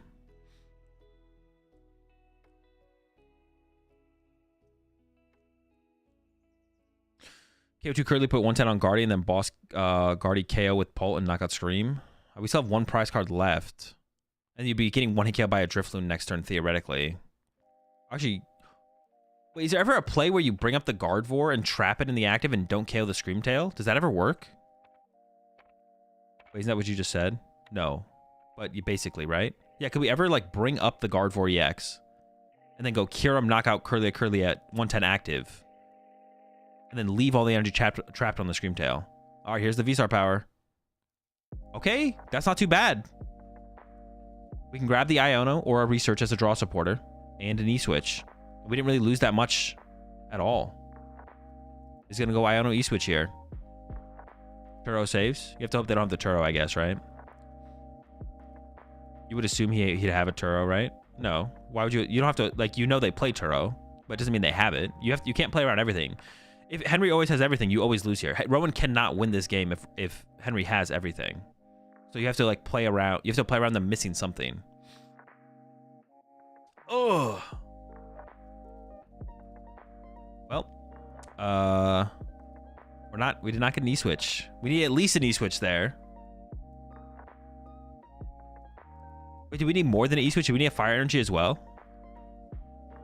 With the Fire? Oh, wait, was he only short the Fire there? Oh, maybe he was only short the Fire there. Okay, okay. I don't know if there's a win condition here for Rowan.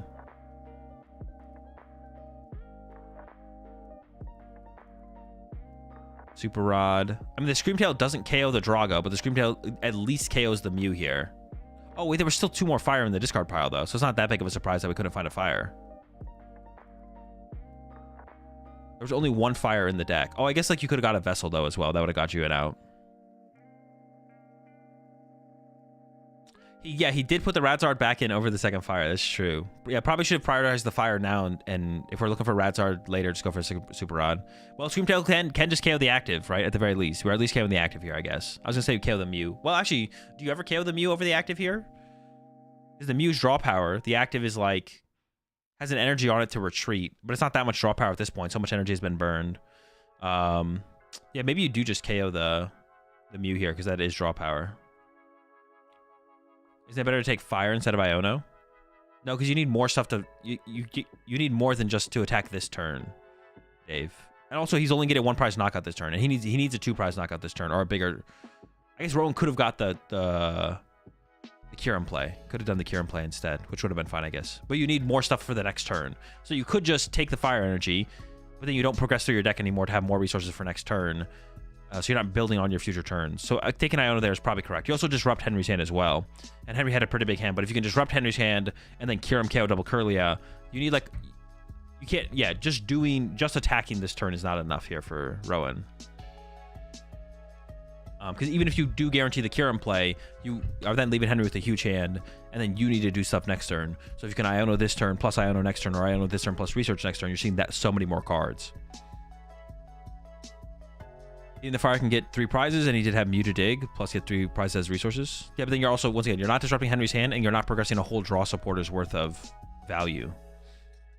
I think Rowan made the correct play. We need to see more. That's too little. It's not enough to win the game. Second Guardian, top the Curly is opening himself up for Iono. No, because you're assuming you're getting Kyurem next turn. So if you just evolve the Curly, then you're taking away what would have been Kyurem as the easy prize card. Made a graphic on how asymmetrical works and put it on Twitter if you want to show it after the game. I will show it, Jake. Yeah, appreciate the 4 to 5 months as well. I'll definitely bring it up. Appreciate the Prime sub as well there. RGA gone. Welcome to the pack. Got plenty of Guardy, but we're all out of dubs. If you don't get Kyurem, do you always win? Yeah, exactly. So if we just protect ourselves from the Kyurem play, we're winning the game anyways. I guess the only wrong play is Rod should get fire and also keep 1 fire in bin.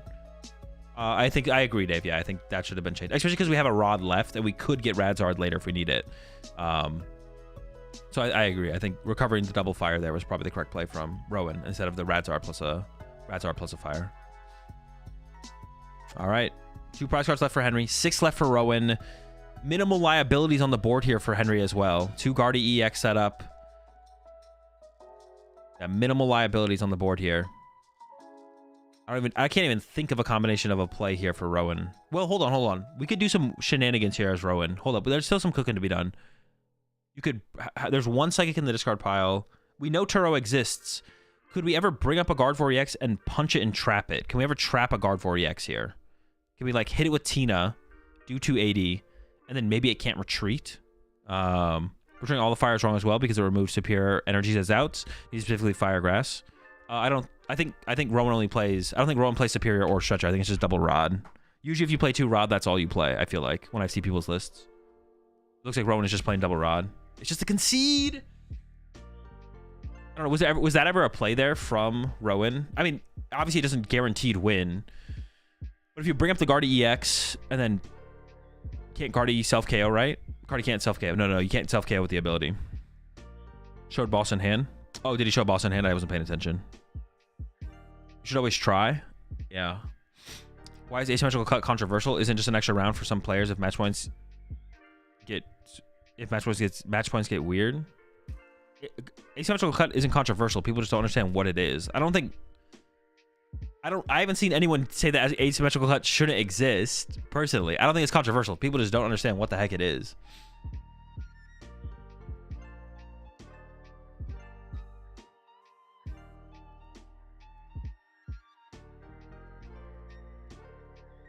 Yeah, I haven't seen anyone advocate for no asymmetrical cut.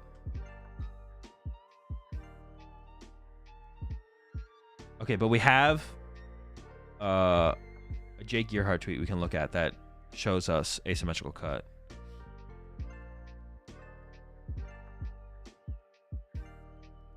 Oh, I have to just move it over. I can't do it like that. That's fine.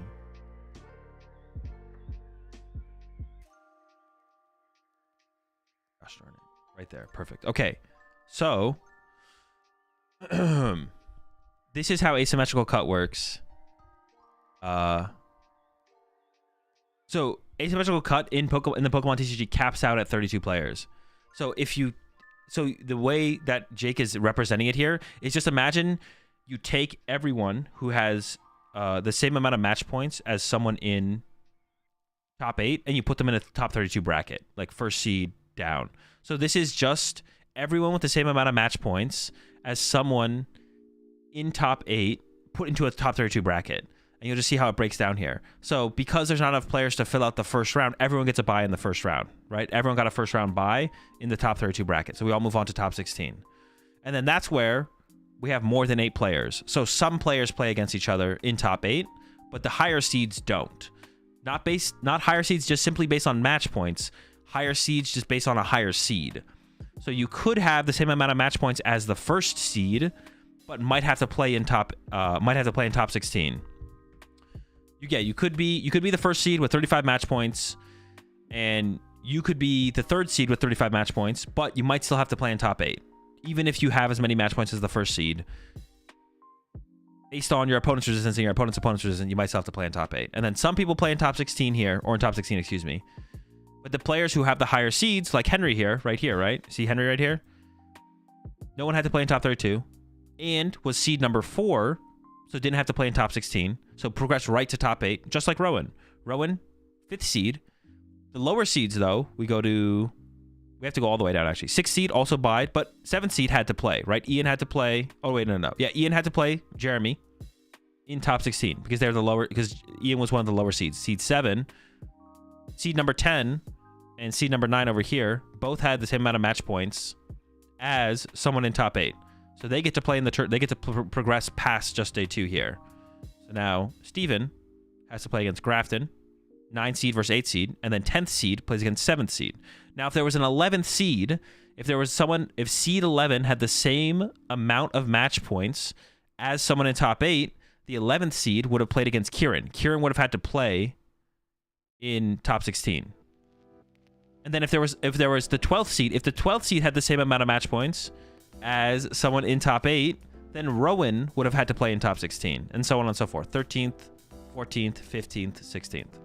And the bracket just fills out as there is more people with the same amount of match points in top 8. I'll retweet Jake's tweet if someone wants to be able to look at this bracket besides that. I just assumed asymmetrical cut was a thing in other things, and other people knew about it, and it wasn't just a thing in the PokemonTCG. We'll put on the interview. Wild. Game 1, I really think I could have played better, but game 2 and 3, well, game 2, I kind of got him with some of my techs, I think, a little bit. I don't know if he could have played it around the candies and stuff more. I don't think he really could have, to be honest. I think he played very well throughout the set.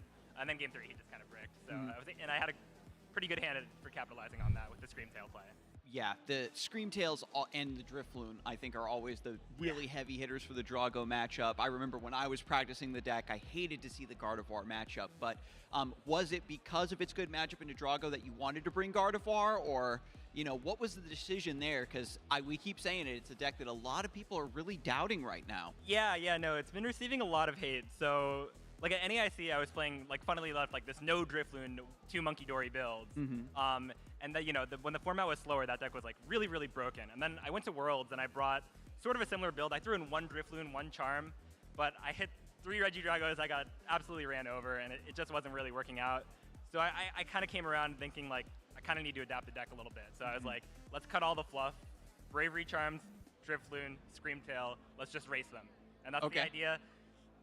Still doesn't have an amazing Drago matchup, but I'd say it's around even, and that's a lot better than the standard variant of Gardevoir for sure. And has the Pokemon League headquarters helped you with the Drago matchup, or is that for other decks? Yeah, I threw it down there to block his Radzard at the end. I don't think it really actually would have mattered because he was out of Gusts, I'm pretty sure, unless he was on 3 boss. It's really good against Ancient Box is the main thing. It actually won me my round 12 match just by itself. If I didn't have the HQ, I would have just lost on the spot. So got really good value there. Came up against Miraidon before, so yeah, a lot of the big basic decks, which I'm sure you guys have seen this weekend popping up. We got the headquarters for that, yeah. Impressive as well that Gardevoir has been able to adapt. I think that it's a deck that kind of developed a reputation for being very good at what it wants to do, just drawing cards, being consistent in that way, but not having so much flexibility. Yeah, I think the idea is just the main advantage you get isn't the slow, steady drawing cards. It's the fact that you're blowing stuff up with a 1 prizer. It's really the only deck that has that ability, so that really gives you flexibility in the prize trade.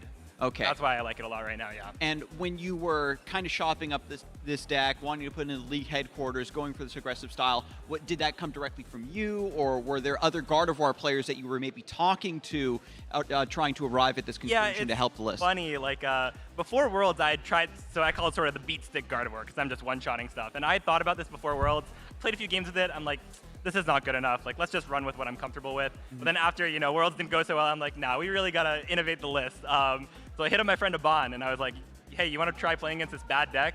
And you know, I went like 9-1 in that session. I was playing against Liam Halliburton and Aban. And then after that, I was like, okay, if we make some tweaks here and there, I think we can get there with this deck. So then kept playing it. They helped me test a lot, and then yeah, we got there. So your friends helping you test, Yeah. coming up with these different techs and these new strategies for a deck that, yeah, we thought was down and out. Was there any moment where you thought of switching off of Gardevoir, or you just had a feeling somewhere that it was a deck that could be salvaged? Definitely like was pretty like focused on this Gardevoir deck. Every once in a while, I get some itch to play Golden Go, but then I talk myself out of it. The Ancient Box matchup isn't so good, so I didn't really want to risk it. But it's a very fun deck, But yeah, mostly Gardevoir. Yeah, I got to say as well one more time, Henry, that I am impressed that you were able to adapt Gardevoir to beat Ancient Box, which is considered its natural predator, I That's the best matchup. think. That is literally the best matchup for Gardevoir. Yeah, it's crazy, yeah. I'm like 90% against that deck. I was hoping to hit them. I only hit one. Wish I had more.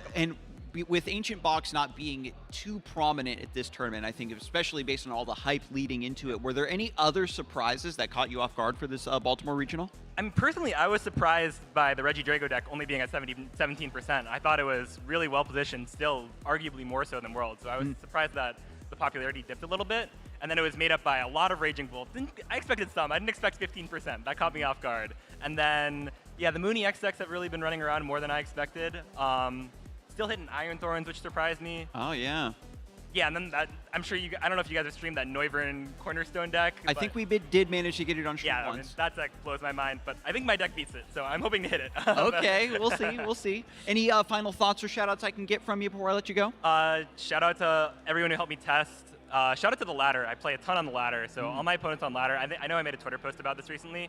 Shout out to everyone I hit on ladder. Always feel free to hit me up if you want to talk about the games we play, because that's one of my main sources of testing.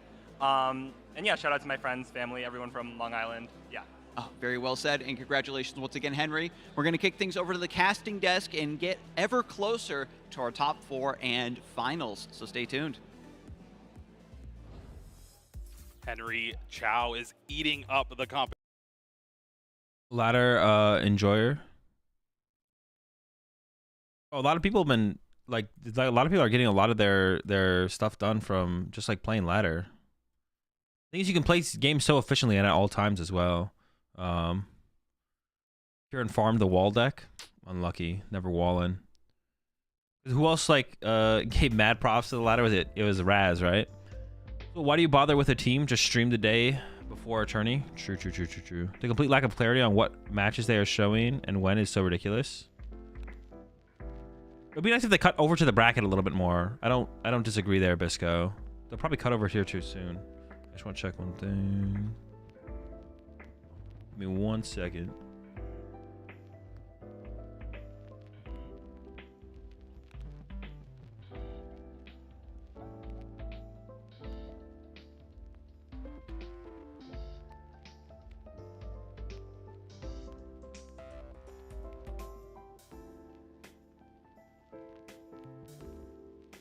Short gave him the advice to grind ladder is what he said in his Twitter post. Is it what Raz said? Or...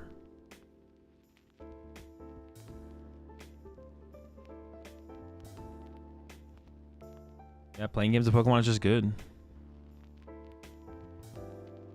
Ladder leaderboard when? Bro, hopefully soon.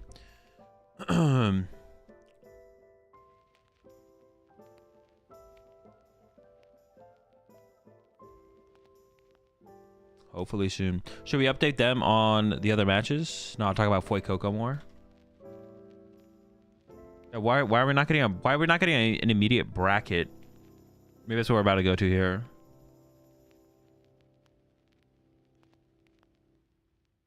Where's the bracket update?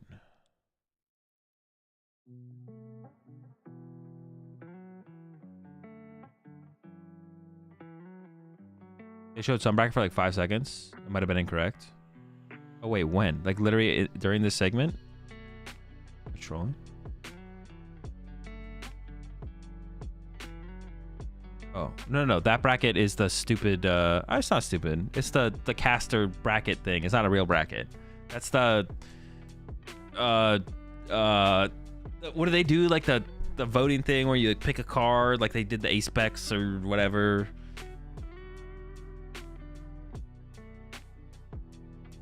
That was the bracket they were showing.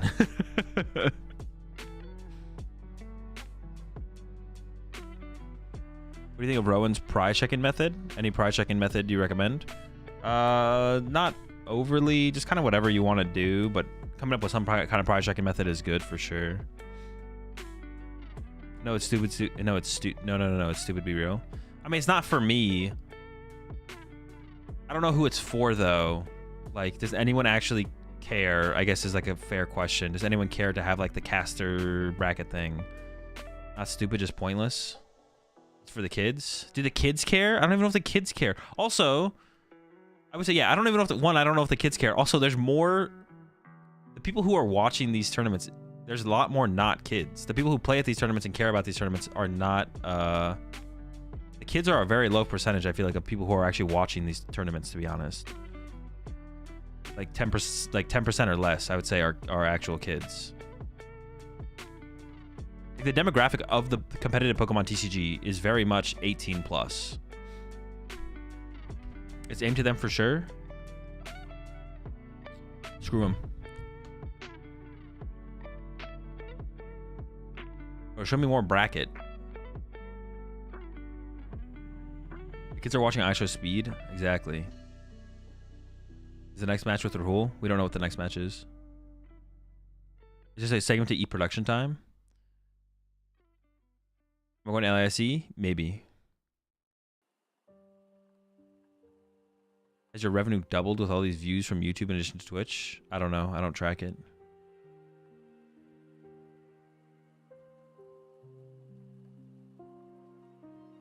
Wonder how long it takes for them to make a bracket. They already have the bracket made.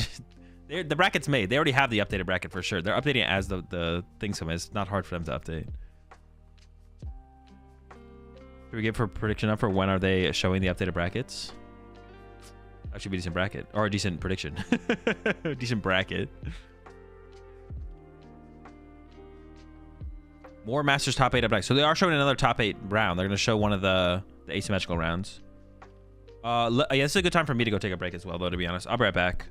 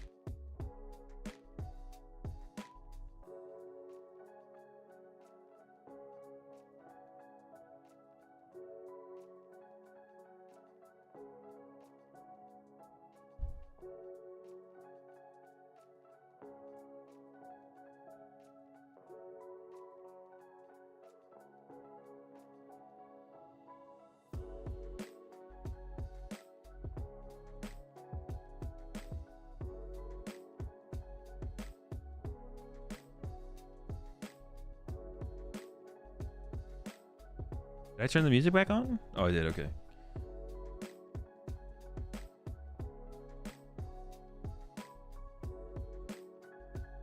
I'll probably go get go make lunch after this next round. Maybe I should have gone and got it this round actually. Maybe I messed up. Is JW a content creator? I think JW still makes YouTube videos, right? I don't know if he streams anymore, but I'm pretty sure he still makes YouTube videos, yeah. Or would I see deck list from today? Do I have to wait for the tournament to end? You do have to wait for the tournament to end. Or as players get eliminated from the tournament, they sometimes tweet out their deck lists. If not, they'll all be available on PTCG Legends or LimitlessTCG.com in the tournament results sections.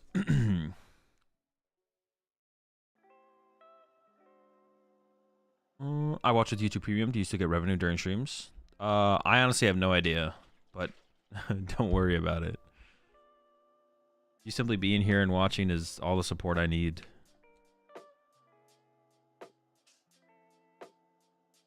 You know, there was also the 2 ASIM matches. I believe Ian and Kieran won. Oh no, Kieran wasn't one of them, was he? Steven won, and I believe Ian won. Yeah, Steven won, and I believe Ian beat Jeremy, but I'm actually not 100% sure on the Ian Jeremy results. Let's see. In the wrong section.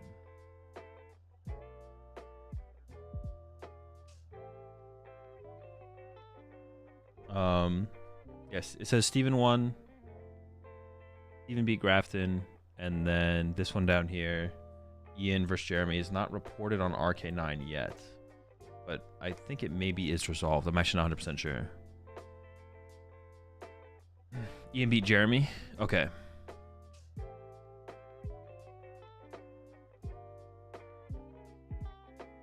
So after this, then it will be the true top 8. No, we just literally saw a true top 8 game. Now we're gonna see another top 8 game. They didn't stream the asymmetrical games. Wait, maybe that's not what you're asking. Well, they didn't show any asim games. We haven't seen a single asymmetrical game. We saw a true top 8 game, and we're about to go see another top 8 game. Saying true top 8 is just weird. The top 16 games have been all played. We're about to watch another top 8 match, I think. What is the first regionals that Stellar Crown will be legal for? Dortmund in 2 weeks. How many subs to bring back marbles? 1 billion. Did you catch the Screamtail knocking out the benched Ogre Pawn? Shouldn't the Terra rule have prevented it? I don't think a Screamtail knocked out a benched Ogre Pawn.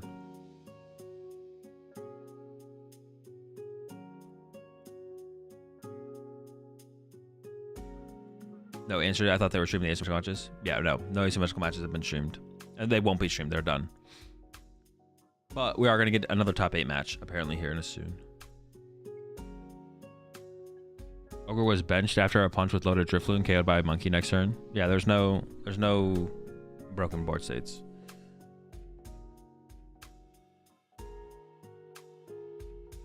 I wonder how many... I'm actually curious.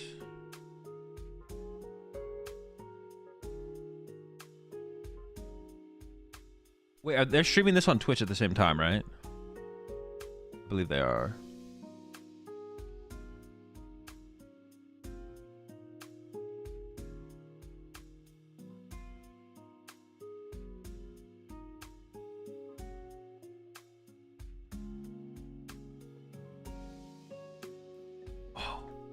I'm close, bro. One of my goals this season with how many major tournaments I have is I want to surpass the official Pokemon channel on YouTube and Twitch in viewers. I want to be the the Scump of PokemonTCG, because he gets more viewers than the main channels whenever there's Call of Duty tournaments. That's one of my goals with my watch parties, is to get more viewers than the official streams. It'll be tough, but by the end of the year, that's one of the goals. Have they even showed the top 8 bracket decks yet? They showed the top 8 bracket. Do they usually show the decks as well? I don't know if they ever call it the decks. The Tarek. Oh yeah, Tarek does it too with Valorant, right?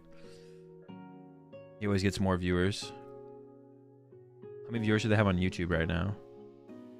They have 4K watching on YouTube. What do I have? 1K on YouTube? I Gotta get those YouTube numbers up. All right, that'll be a tough one to crack. I think I can definitely beat them on Twitch. I can beat them on Twitch by the end of the year for sure. But they have 4K. They have 4K on the. I just need it to be known that I will be restreaming a ton of majors and like I'll be here so people know to come here. And 4 on TikTok. Well, I'm beating them on TikTok because I have 4 on TikTok. So we beat them on TikTok because they have 0. Joshua Schmidt does that for Yu-Gi-Oh too. Yeah, so that's gonna be my goal. That's my goal this season. With the watch parties. TikTok dub. Yo, let's go. That is a big TikTok dub. Yo, appreciate the 20 months there, Gengar and the 9 months there, P. Roy. Big dub for TikTok.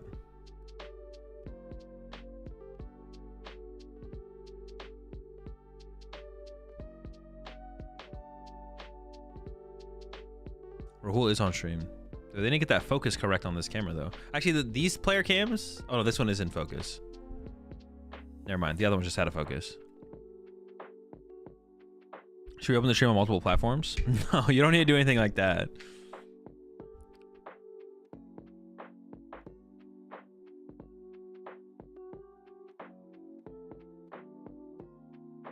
Is Rahul the only remaining Lugia here? No, this is a Lugia mirror. This is a Lugia mirror. Kieran's still in cut. Kieran's playing Lugia. Yeah, plenty of Lugia. Who else? There might be another one out there as well. Maybe it's just these 3. It might be these. This is a Lugia mirror, then Kieran's playing Lugia. So that's 3 Lugias in top 8. I don't know where the rest of them ended up. I think there was one, maybe 2 more.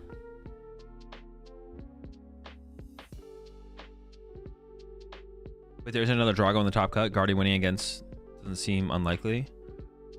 Well, I don't know if there's text for the Lugia matchup though. I'm actually not sure about that. The Rahul prize legacy hands in a Minchino. That's not great. That's not great. The hands legacy is like the big thing for sure. That's a lot of. That's like a big deal in this matchup. Hands and legacy is a big deal in this matchup. In the mirror match. Who does the production for the regional? Do they hire local people? They work with, what is the company called? Something light, Paper Light. All right, here we go. Looks like Steven did. I assume won the coin flip is choosing first. I could see going second, the mirror be correct. And it's literally opened legacy hands. What is there a Lugia V? There's a Mezagoza. There's an Ultra Ball. There's no way you don't play the Mezagoza and use it, right? Yeah, okay. I thought Steven was about to discard it. I was like, nah, you're trolling with that one. All right. Yo, where's Slap at, bro? Get Slap in here. Legendary turn 1. Ultra Ball away. Double chops. So good. So clean.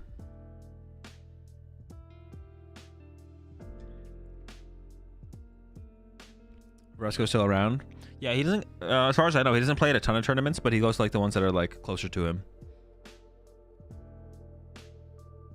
Like, he doesn't play for his Worlds invite anymore, I don't think. I don't think he did last season anyways.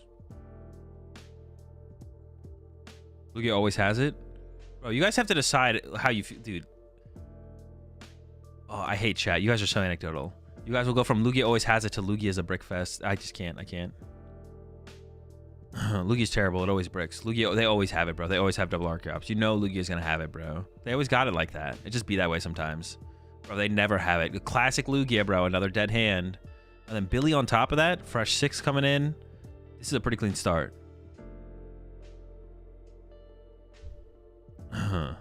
Lugia always wins this round.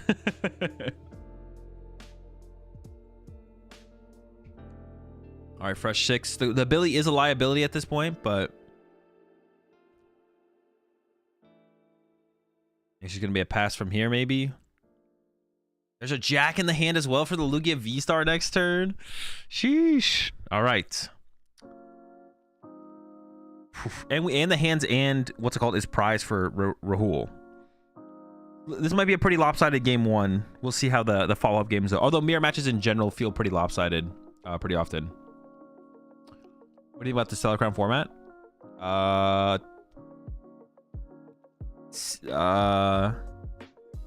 It seems fine.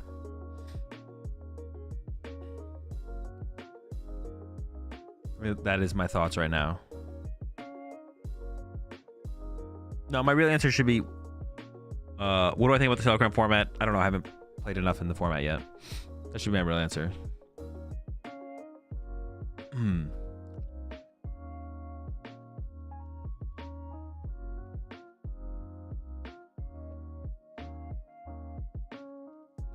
All right, Jet active, has a read the wind coming in this turn, and then there goes double chops.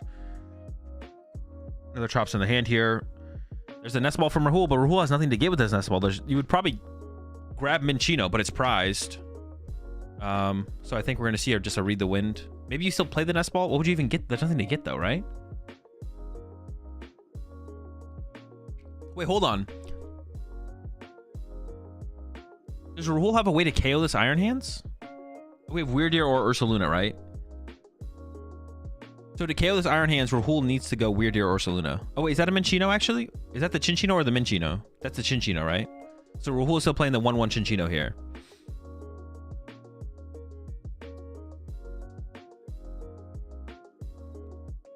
Yeah, so it has to be Bear or the Weird Ear as Rahul's response to this. Do you ever like go get the Bear right now off the nest ball so you can push it up after your Lugia dies so you don't have to burn energy to go get it into the active? That would have been a thought there. But yeah, gonna have a super clean turn 2 here from Steven. Back-to-back heads on the Mezagozas. Now we see the rats start to get set up. Oh, maybe you need to get a Lugia V-Star here, though. But has the Jack in hand, so you could get Minccino here from Steven instead. Get Minccino, and then Jack for the Lugia V-Star plus a Chinchino for the following turn. Seems like the better line to take here. And I think that's what we'll probably see Steven do here. Oh, wait, does Varesco only play... Oh, no, that is the Minccino. I thought that was the Chinchino. Bro, why are they playing these stupid full art cards, bro? We need to ban full arts at these tournaments. I can't tell what they're getting. They both look the same. And then, yeah, here comes the Jack. Gets the Lugia V-Star and get a Chinchino if there's one in there. Maybe Steven's only playing the 1/1 Chinchino line, though. Oh, no, there's a Chinchino. Okay, but it's the non-full art one. Oh, Archeops. Instead of the Chinchino? Interesting. Oh, no, there's a Chinchino in hand, isn't there? I think there's a Chinchino in hand. Okay, that makes sense then. Why do you call him Jack and not Jack? I don't know. That's how I am. The dice should also be more camera friendly. Yeah. For the damage placement, it doesn't matter anymore because of the overlay, but for the flipping, it'd be nice to know if it's heads or tails.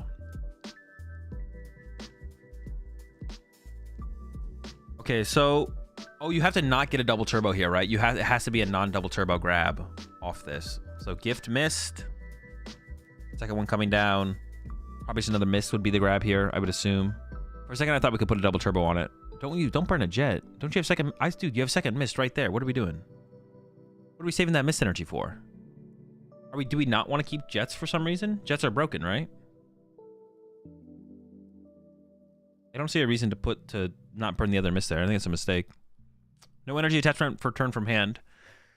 This does open the possibility, actually, for Rahul to ignore the Iron Hands and hope that Steven doesn't have boss. Okay, there is an energy being established on the rat, so that's a little bit harder to ignore it now. But yeah, Rahul could go Lugia V-Star boss KO Chinchino. Hope you whiff. I actually don't hate that as a play here from Rahul. Just boss KO the rat and be like, you don't have boss. You don't have Ultra Ball for boss. There is a Luminian in the discard pile already as well, so it's like one less out. Most Lugias do play the double Luminian, but S-Balls. The Dippity making its way down? Maybe. It's another liability. Although, do liabilities really matter here? Yeah, so those are like the two options here from Rahul. This is why I maybe want to see that if we're gonna go the Ursaluna route here from Rahul, I feel like Rahul should have benched the Ursaluna last turn to then have just pushed it into the Iron Hands. It's an Iron Bundle grab though. This would be the other route to take here though. Is just ignore the Iron Hands. Which I don't hate this. Well, I don't know. This is a little bit weird. Doesn't Steven just push up Lugia here? Don't you just push your Lugia? What is this? What was Rahul hoping to gain off this bundle? Feels like almost like a waste of the bundle and the nest ball there from Rahul. Because you're never getting a good target here, right? Oh, he's going to go the Raikou. Okay, I forgot about the Raikou. I forgot Rahul plays this. I guess I didn't know for sure he was playing it in this build. Okay, this is interesting. Oh, wait, Legacy Energy's prize, though. No, does Rahul not know? Dude, you gotta check the Legacy, bro. Wait. Wait, now we're going back into Luminion. Are we going for a boss play? He plays Basic Lighting, I thought. He got Electric, I think. Does he have it in the hand? I didn't see it in the hand. Dude, he's gonna figure out his prize right now. There's no... Wait.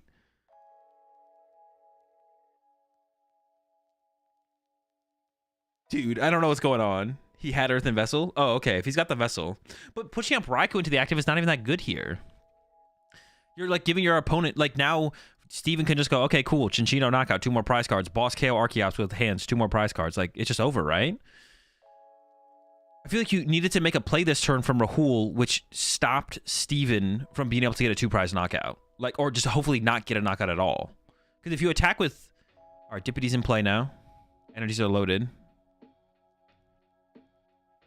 I feel like boss... Oh, drew into the Basic Lightning, bro! But I feel like attack with Raikou isn't even that good. I don't even think this is that good. Did get there. Did get there, though. But this, I don't even think this is that good. I feel like Rahul's play this turn needed to be boss KO. You need to attack with Lugia V-Star this turn and KO the rat. That's what that has to be the play. You have to offset the prize trade somehow. Just trading back 2 for 2, you always lose. Now Varesco just pushes up the rat, knocks out your active, and then tries to bench another rat, and then goes rat on 2/2 prizers or rat hands on an Archeops. Yeah, this can't ever be the correct play from Rahul. This just sets you up for the L. And you even know Rahul has the rat in hand because he got it off the jack. He can't even whiff. Did he already play a supporter? No, he could have bossed. Rahul could have played boss there and KO'd the rat or an Archeops instead. That's what he should have done. That's 100% what Rahul should have done there. Because now you just kind of like lose. I feel like you just lose on board as Rahul now. Not quite. Not 100%, but like you needed to take a line where Steven could whiff. Where Steven couldn't draw a prize card. I think you need to set up a line there from Rahul where Steven would potentially whiff a prize card. But Steven never whiffs a prize card going down this route this turn. The next turn, Steven could whiff a prize card, but you should have done it 1 turn sooner. You could have Fez attacked with V-Guard. Ooh, the Fez V-Guard would have been cool, actually. Yeah, actually, that's actually the play right there. I didn't even think about that. I was hoping to draw a boss KO, but that works. Yeah, Fez V-Guard works. That's actually pretty good. I like that. Yeah, Fez V-Guard. Ooh, yeah, I like that a lot, actually. Fez V-Guard KO the Minchino off the bench. Then the bundle play makes sense, because like if you use bundle there as Rahul, you know Steven has to push up Lugia V-Star. Like, okay, cool, push up your Lugia, you push up Lugia. Okay, now Fez V-Star or Fez snipe the bench one. I hope you don't have boss. You're still hoping Steven doesn't have boss there, but I think that's just the better play. Oh, wait, 3 prize cards. Am I? Oh, no, yeah, 1 prize card left. Oh, geez, what the heck? I miscounted the prize cards. Still no Iron Hands access here for Rahul. I mean, this match is pretty fast. You can stick it out. I don't think... that's right. He amped a Lugia V. I forgot that we drew 3 already. Oh, my gosh. It's worse than I thought. We're in a worse spot than I thought. Holy smokes. Yeah, Rahul doesn't really need to concede here. You can stick it out. Hope that Steven, like, throws or something like that. That's, like, a fine way to approach this, I feel like. Because, yeah, 60 minutes is so much time. Like, this felt doomed. This definitely felt doomed from the early prize. Like Rahul went second, prized hands legacy. Definitely felt pretty doomed. I agree.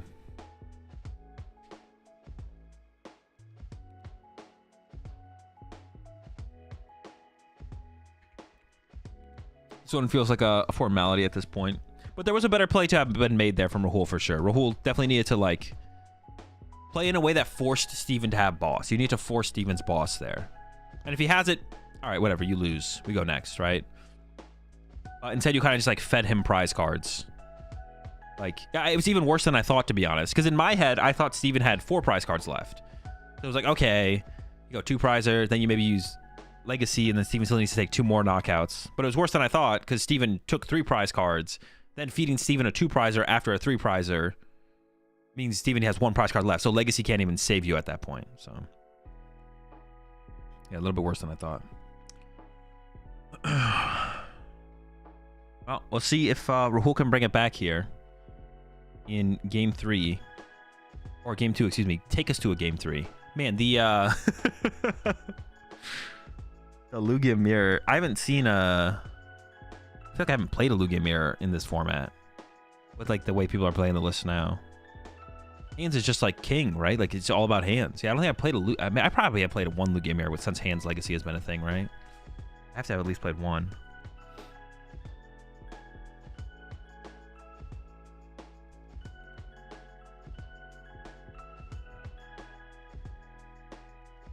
I just noticed they're streaming the asymmetrical cut matches. It kind of seemed like they weren't going to do that for a second there. This is not the asymmetrical cut match. They're not streaming the asymmetrical cut matches. This is a top 8 match. I can't believe Lisha going down to a 1-1 rat seems wild. I don't know. I don't think it seems that crazy. Kind of makes sense. You really need like one big one hit is usually enough. For the most part. Did Rahul have resources to not read the win and just retreat into bear on turn 2? It's a good question actually. That would have been a decent play as well there, Dave. Yeah, that would have been decent. We'd have to go back and like rewatch that first turn from Rahul, but that could have been the play. Yeah, just send up something that can't be KO. Just buy some time. Why do you think people go for Lugia with rats again? Wasn't Lugia ratless insaner? No, I don't think it was ever like that much better. I mean, it's just meta based. The meta is going to be a big factor. But like, yeah, the meta's always moving. Like, you need to stop thinking about the format. You guys think about the format. When I say you guys, I obviously don't mean everyone. I'm just talking in generalities here. Like, you guys think about the format too much in being like solved. Like, the format and meta are always in motion. Like, right now, it could be best to play rats, but tomorrow it could be best to play no rats. Like, it's always in motion. It's always, and the answer is literally, it depends on the meta. The answer is always just going to be, it depends on the meta. Like, the meta is always in motion, and sometimes for 3 months in a row, it could be best to play Lugia with rats, but then the week after those 3 months, it could be best to not play it, to play it without rats, right? It's literally always in motion, and it's always meta dependent. Yeah, always in motion, always meta dependent.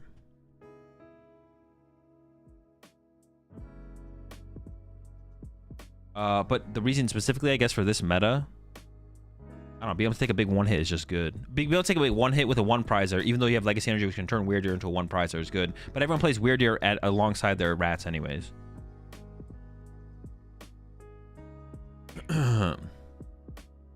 Yeah, what is causing... I guess I don't have an answer for... I don't have an answer for why rats specifically are better now. Why do you think people go for Lugia with rats again? Wasn't Lugia ratless and... Wasn't Lugia ratless better? It maybe was better, but it doesn't mean it... Lugia without rats maybe was better, but it doesn't mean it is better. Now, why is Lugia with rats better now? I guess that is a fair question. But I guess I want to set the idea for what we're talking about. But why now? I don't know, just being able to take a big one hit with a 1-prizer just seems good. Like having like multiple 1-prizers that can take big 1 hits, because like Legacy can turn stuff into an effective 1-prizer, so yeah. Better against Drago and Bolch. Oh yeah, Bolt's a big reason. Bolt is a big reason for sure, actually.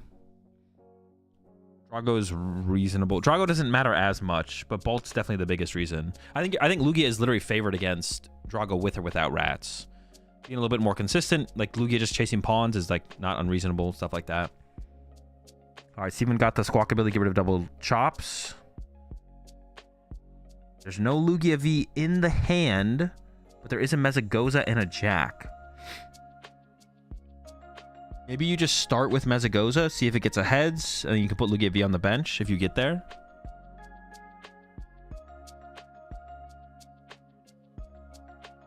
Also, Guardians is popular, so Drapion isn't as needed. I mean, that doesn't have anything to do with anything, to be honest. Drapion, yeah, Drapion is just like a meta tech for if the non-rat build is better, then you'd play Drapion if Gardevoir is popular.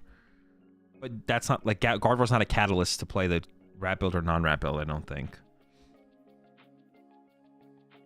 Is Drago still 30% day 2? No, it was like 17, I think it's 17%.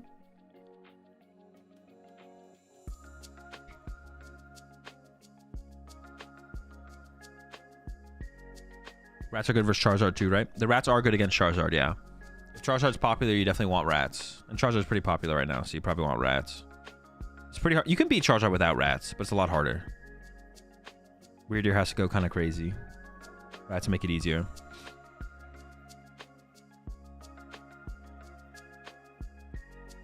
But, yeah.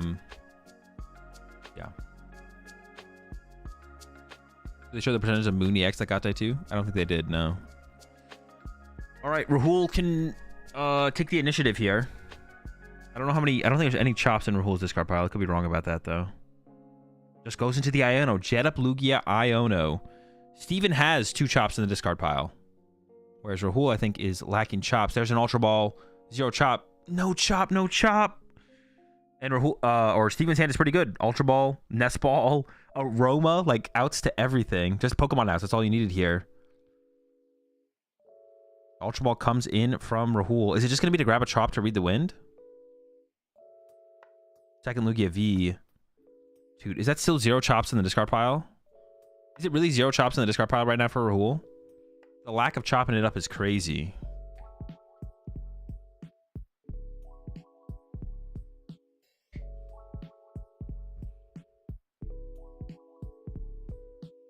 There's redo it. 2 boss down 2. I don't know about, dude, getting rid of 2 bosses is kind of crazy. I don't know if there's another option there for Rahul, though. There might not have been. But yeah, losing double boss, obviously not good. Plenty of Pokemon search on the side for Steven. Should be able to pretty easily lead to Iron Hands for 3 here, I think. I think that's probably what you want to go for, is just Iron Hands for 3.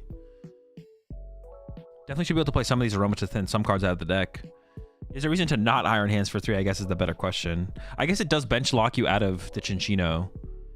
Searching out the Iron Bundle, I assume to just discard it. It's going to become fodder. You're hoping to hit heads on the Aromas to get Lugia V-Star or Archeops to discard, I guess. Lugia mirrors are always so depressing. It usually is a pretty one-sided affair. Should I assume Raging Ball is playing back right now in Stellar Crown? I don't know. I don't think so. Go look at lists from online tournaments. Just go look at lists from online tournaments. Also, like, you can just like collect the data yourself by playing games on PTCG Live Ladder. And if they always have vacuum, or seem to have vacuum at least 50% of the time, then you should probably play around it. But just go look at the results from... Oh, wait, you can't look at results from online tournaments. Why bundle what? You grab bundle to Ultra Ball it away. Yeah, never mind. There's no result. Oh, wait, he used bundle? Oh, I guess really doesn't want to trigger the gift... Wait. I wasn't even paying attention. I guess you don't trigger gift energy. There is 5 cards in Rahul's hand, so you'd give Rahul +2, I guess. I guess I don't hate it. But then you don't get the hands line up on the Lugia V. Was the hands line there available for Steven, though? Is Legacy or hands prize there? Yeah, lists are closing online tournaments right now. So you can't look at online tournaments. So my recommendation would be just... I would say no. Usually you can look at online tournament results. I would say no, they probably don't have vacuum. But if you're playing on ladder and they just like always have vacuum, or at least like 50% of the time have vacuum, they should probably play as if they have vacuum. I don't know why they would play vacuum off the top of my head. I guess this is fine, to be honest. You can look at the City League results. Yeah, you could use City League results as a point of reference for sure. All right, we got some Aromas here for Rahul. That's a tails, though. We need to find some heads here, or there's going to be no chops in the discard pile possibly this turn again. Raikou is searched out, which, I mean, can KO the Lugia here. All right, number 2. Oh my gosh. Another tails. Dude. Another basic Pokemon. The Dippity has been found. I believe there's a research in the hand here for Rahul, so we should probably Dippity first to try and find some Archeops to discard with the research.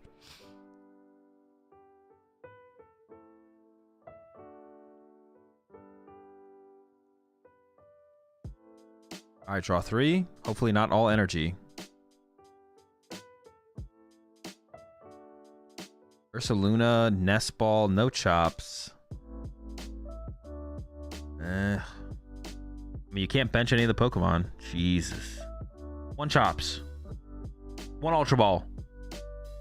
No double chops. Oh. Holy. What do you do? What do you do? Oh, Fleet-Footed. Hold up. Fleet-Footed into Archeops for the double chop. 1 time. Nope. It's a Mesagoza, though. Flip a coin on the Mezagoza to get heads to get a chop. Finally a heads for Rahul. Holy smokes. I don't think it's gonna be enough, but it took but it is finally here. Oh boy. Plenty of liabilities in play.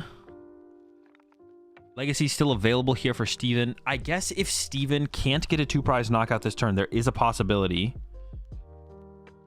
If Steven can't get a 2-prize knockout this turn, there is a possibility for Rahul to win. So if Steven goes KO the active, draw 1 prize card, and Rahul can evolve the Lugia V to a V-Star to play around the hands for 3, Rahul can go KO Dippity, KO Squawkabilly. Of course, it does depend on where the Legacy Energy lands. Like if Steven like holds the Legacy Energy in the deck and then goes Chinchino, knock out the Raikou, and then Squawkabilly is chased, you can just put the Legacy Energy on the Pheasantipity. But I guess then you could, no, because the Legacy Energy here for Rahul is leaving. But Rahul does have the basic Lightning, I believe, is still left. That could combo with Iron Hands to KO the Chinchino or Archeops for 2. Rahul really needs Steven to whiff a 2-prize knockout. I guess you don't need Steven to whiff this turn. You could have Steven whiff next turn. But Rahul, Steven can just win with back-to-back gusts here.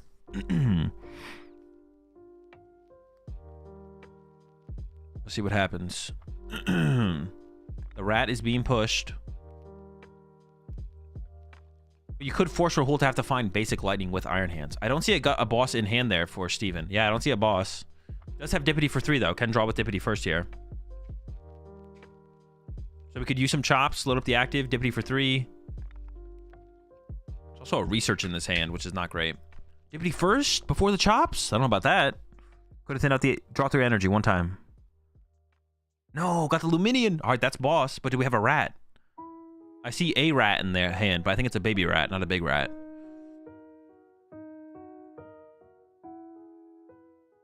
When I play IRL, do you have to narrate what you're going to do? Things like draw 3 from gift, stuff like that. I mean, you just need to, like, show what you're doing to some extent. Your opponent can ask you to... Another heads on the Goza. Yo, Steven just does not hit tails. Is there no rat to grab, though? That means the rat has to be... Oh, there's a rat. There's a rat. So we have rat boss with Luminion here. Rat boss. KO the Pheasantipity on the other side. Seems pretty good to me.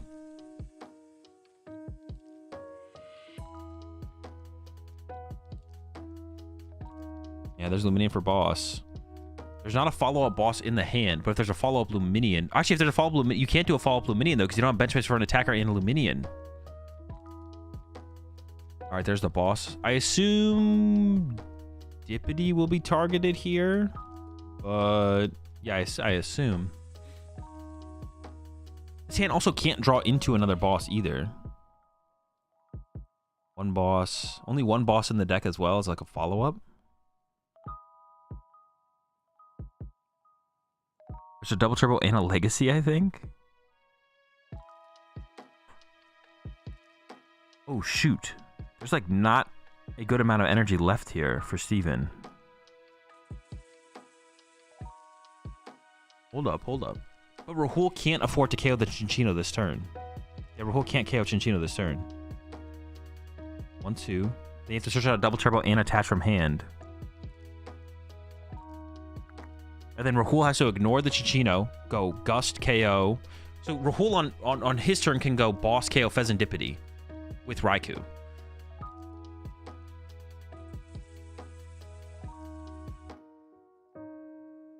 No energy left in the deck here for Steven. Rahul cannot afford to KO the active here, though. Rahul has to go Boss KO Pheasantipity on this next turn. Oh, that's what Rahul wants to do, is Boss KO Pheasantipity. And then Boss KO Squawk. All right, there's the boss. Going after... What? Lugia instead of Fez? Oh, wait, I guess that makes sense, because we're actually going to run out of ways to take... Yeah, because we can't Iron Hands anymore here as Steven. So we need to go Ursaluna KO Fez. Yeah, that makes sense. That makes sense. Because we actually can't KO a Lugia anymore here as Steven. All right. Yeah, because Steven's win condition is Ursaluna KO Pheasantipity. Okay, makes sense. All right. Rahul's got a lot of draw power here. We got the Fez. We got the Fleet-Footed. Need to find a boss.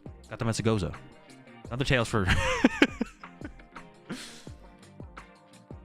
can also Luminion for boss here as well. That'll get Rahul there. Could also knock out the active. No. I was saying knock the active, then Iron Hands the Squawkabilly. You have to take a prize card this turn as Rahul. I mean, you could KO the active and hope Steven runs out of energy, but I don't think that's realistic.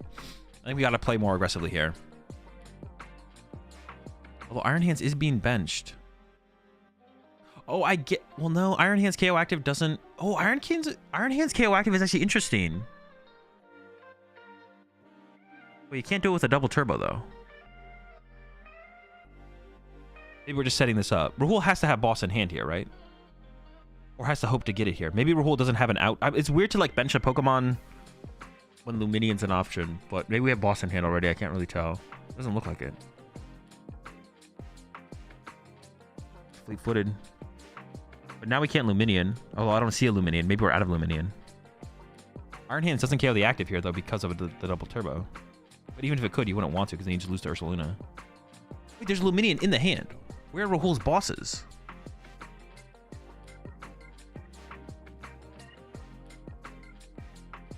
What? Alright, 0 prize cards drawn. All of... Does this ever work, actually? Does this ever work? Maybe this can work. Maybe this can work. So Steven should just push up. I don't know, Squawkabilly. Just send Squawkabilly here. We just need a sacrifice for a turn. Did he throw the boss at the start? Probably still at the office. Steven has a decent amount of energy in hand. And now has, I think, has bench space for Minchino into Chinchino. But Steven doesn't have an Iono. That's the problem. Steven doesn't have an Iono, maybe, to reset the energy to the deck. But does have Ursaluna. Like, you can't sit here for forever. Like, Steven will eventually draw the win, I'm pretty sure.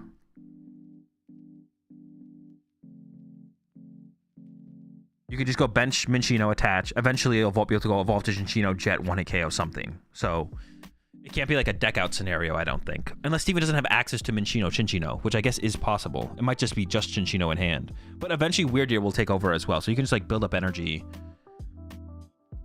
Oh, does have the Iono. Okay, okay. Does Rahul have a way to KO Ursaluna? Rahul should have... Benching the Ursaluna is interesting. There's the pass. Oh, forgot to draw with Pheasantipity, right? Oh, that's a mistake there. Right? Couldn't you have drawn with Pheasantipity there? Am I trolling? Putting the Ursaluna down is... That's not bad, is it? Rahul can now go... How many boss are left for Rahul? That's what I'm curious about. Does Rahul have boss left? Or are we just knocking out through the active here? Wait, not drawing with Pheasantipity last turn was terrible, right? That was actually such a bad play from Steven to not draw with Pheasantipity. Unless Steven just has the two... If Steven just has boss in hand, I guess it's fine. I guess it's not that bad. Rahul has the boss in hand. Okay, so Rahul could boss Ursaluna and just punch it. Is that ever a good play? So you don't turn on Pheasantipity, and Ursaluna can't attack very conveniently on the next turn. But that would... Steven would win if Steven has... triple non-double turbo energy and boss. I guess the question is, how many non-double turbo energy does Steven have left? Is Boss Dippity worth it? Boss Dippity could also be worth it. I kind of like the Ursaluna trap play, though. Like, I don't think you want to draw prize cards as Rahul until you're KOing the Ursaluna. I don't know how much... I know Steven had a Jet and a Mist, but I don't know if they're... And a double turbo. I don't know how many non-double turbo energy are left here for Steven. That's why I didn't like benching the Ursaluna from Steven. Because you open up this play to Rahul, where you can go, alright, fine, I'll just trap your thing in the active. Well, let's see. Jet missed. Double turbo. But if Steven doesn't have boss, he can't attack. Yeah, this is why benching the Ursaluna is just not good. You can retreat the Ursaluna, though. Okay. Wait a second now, though. There's only 2 Jet left. If Rahul doesn't draw a prize card and Steven's decking out first, then Rahul can win by deck out. I assume we're retreating the Ursaluna here. Now Rahul can win by deck out. Oh, goes for the knockout. Okay. Wait, what does Steven have left for attackers, though? Can Steven even attack anymore? There's a gift off the prize cards. If Rahul just goes to knock out Ursaluna now, what does Steven have left? I don't think Steven has anything. Steven had to retreat there, right? There was another boss in the hand there for Rahul, so Rahul would have been able to boss it. Motivate. Fez. But they all die. Like, they don't actually draw a prize card, though. It's not good enough, right? Thornton? I don't think Steven plays Thornton. Yeah, I think Steven definitely threw this game. Didn't need to bench Ursaluna. Shouldn't have benched Ursaluna. Man, I have to go back and, like, rewatch some of this. I think it feels like it should have been played a little bit differently. Rahul plays 4 boss. Pretty good. I mean, now you do just KO the Ursaluna here as Rahul.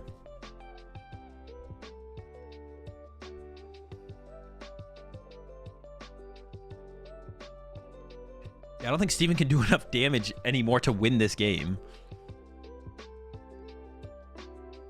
After this Ursaluna goes down. Unless he does play the Thorn. I don't think he does, but... Could the Deer get in there against Chops? Steven only has 3 energy left, so it's only doing 120 damage. Wait. Is Weird Deer 40 plus or 40 times?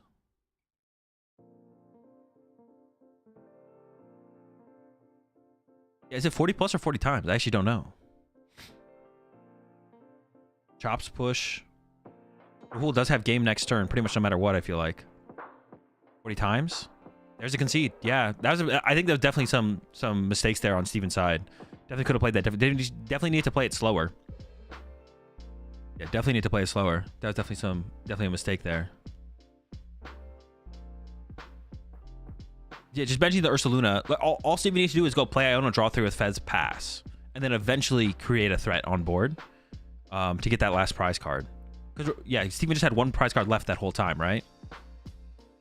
The benching of the Ursaluna was like an overextension because it gave Rahul the boss play. Because Steven doesn't have enough energy. Like, Ursaluna is the last attacker, so if you don't get to attack with Ursaluna, you lose.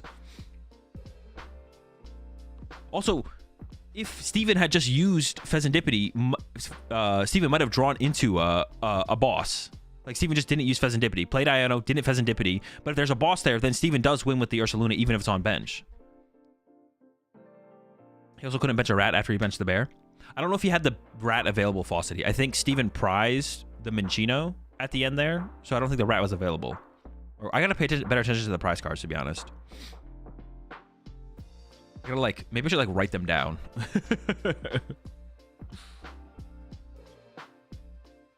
Rahul played very well, but Steven just threw. The only other thing that I questioned about Rahul's play is Rahul could have gone for boss, but chose not to. And there was a turn. Wasn't there a turn in here somewhere where Rahul was ahead on the prize exchange? I forget. Or was Steven always ahead? No, maybe Steven was always ahead, actually, here, right? Because Steven's ahead down to 2. Yeah. Okay. But then the overextension with the Ursaluna.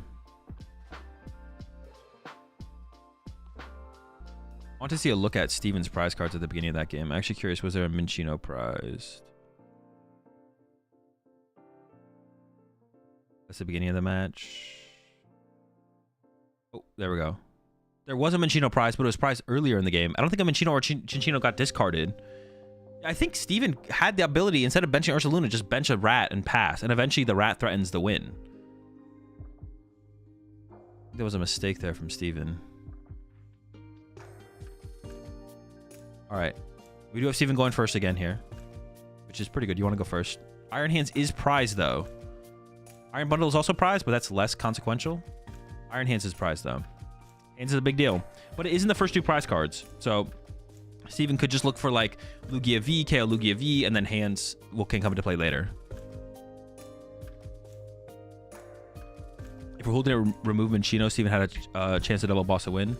Steven threw, though. Maybe fearing an Iono, I don't know. I have to go back and look at it. There's the pass. No chops in the discard pile off the rip, but does have research chops in hand.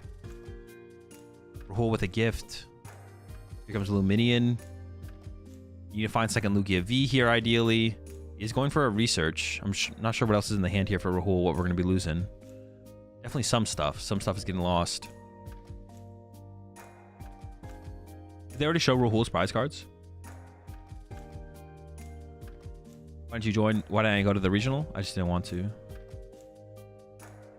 I don't think Ursaluna bench is a big deal with the bear stuck play. If Steven had boss on the next turn, he'd won anyways, because he can just chop for 3 energy and Rahul will just boss Fez and KO with Raikou if Steven never benches the bear. That's fine, Dave. That's like no, I think you're just wrong. You also on Steven's side, you don't have to bench anything, so then the Raikou actually can't KO anything. It doesn't matter then the Lugia could get the KO. But giving your opponent the access to the Ursaluna is just incorrect.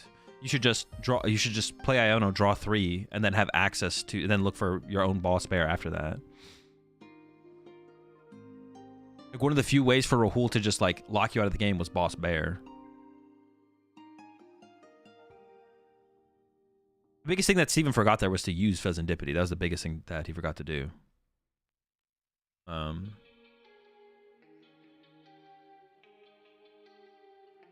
Yeah, you're not guaranteed to have a boss on the other side of the Iono anyways.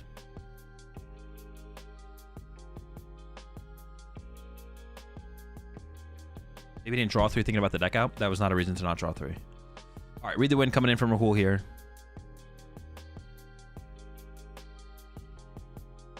Actually, no, what I should say there, I don't care why he didn't draw 3 with his thing there. He should have. Jet up on the Chinchino. Benches the Fezandipity, so now has an extra liability in play. I don't know if I like the Fezandipity bench there. Also, I don't think I like pushing the Chinchino into the active. Why wouldn't we want to take the knockout with the Lugia V-Star? Yeah, why are we losing our rat to something that a Lugia can KO? Why not just attach Gift or Jet active and go from there? We have Ultra Ball Archeops in hand here as well. Like, do you really care if Rahul KOs your Lugia with Raikou? If you get to KO their Lugia with your Lugia? I wouldn't care, I don't think, right? Don't we want to get the value out of our Lugia here?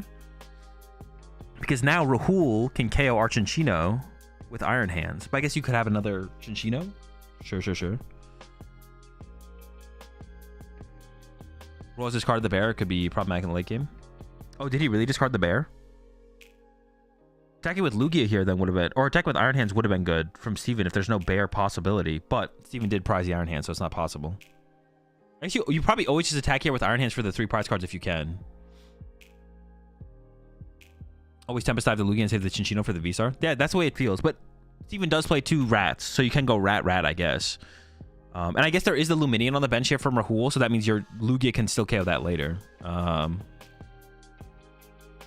If Steven draws boss post Iono, he'd win regardless of Rahul making the boss stuck in play or not. Rahul enabling bear doesn't matter if Steven didn't have boss after Iono, since active Raikou is only worth 1 prize card.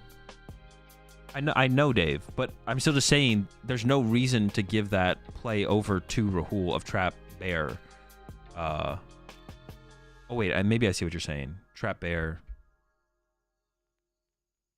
Trap the bear, boss the bear, don't boss the bear, boss the Fezandipity. No, because if they boss the Fezandipity, you could still have the bear. But if you put the bear in play, they boss the bear, trap the bear, and then KO the bear, and then you get access to Fezandipity after the bear's KO, but it doesn't matter they have access to Fezandipity drop because your bear's gone. So it does matter. Because because you don't have access to, it doesn't matter if you have, boss the Fezandipity, KO the Fezandipity, you have access to bear. You don't want to give access to bear. You bring up bear, trap bear, punch bear, punch bear.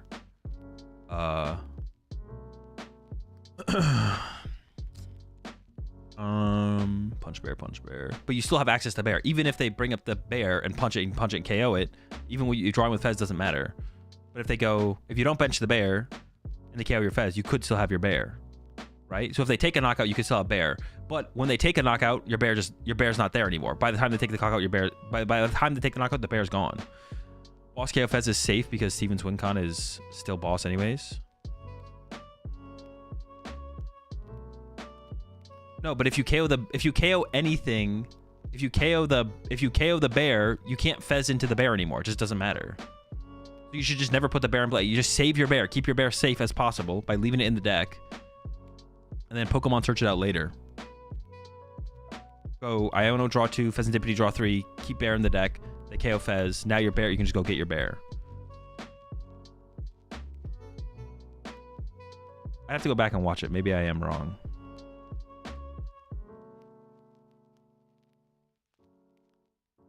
I have to go back in time. All right. Rahul's got the hands here with the legacy to return on the rat. Gets 2. So now we're all tied up 2-2. Steven can just win with Gus here, though. You can go Gus KO Luminion with Lugia V-Star, and then Gus KO Lugia V-Star with Chinchino. You would want to, and I guess you have Weirdy to fall back on at the very end as well, if possibly. That is also a thing. Aqua turn on the rat, bad. If you only get 1 prize card, it doesn't really help you. If you're only getting 1 prize card that turn, I don't think if you're only getting 1 prize card there, I don't think it's worth. I think you're just giving your opponent like +1 turn, so I don't know if you're really making up any value there, to be honest. I think going with the hands play probably is just better, right? You just draw 1 prize card, you put Illuminate back in the deck, and then Steven just goes, okay, knock something out. And then also, then Boss KO Archeops becomes like a viable play, which I don't know if you want to give over to your opponent, because now you've put all the energy you put in play is going back to your deck.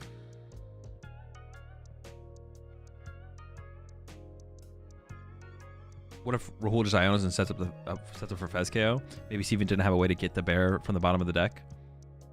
Well, no. If Steven just plays Iono and then draws 3 with Fez, you should draw into it out to get it. I'm pretty sure like it was almost guaranteed. Steven would know it's like guaranteed to draw into an Ultra Ball there or an S Ball or something. I have to go back and watch it. It might have been fine. The biggest thing was like Steven maybe just forgetting to draw 3 with Fez. If Steven draws 3 with Fez there, maybe it is fine to put the bear in play. He couldn't get the bear to the active. Getting the bear to the active isn't a problem with 2 Archeops in play. It would just be having the bear with the boss. Alright, there's 2 loaded up on the active here. So I assume Steven has Boss KO Luminion. This does give Rahul the chance to go Boss KO Chinchino. But actually, Steven could put the Legacy energy on the Chinchino right now, right? Couldn't you just put Legacy on Chinchino right now if it's in the deck? And then that takes away Rahul's play of being able to KO your rat. But I guess it's the same thing as you just having Iron Hands boss next turn, right? There's the boss in Luminion.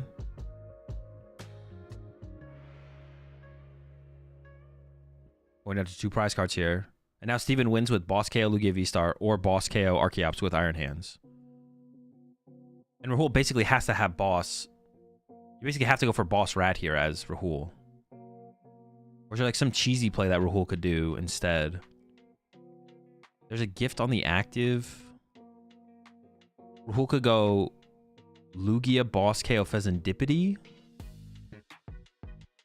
But then Steven just wins with Rat.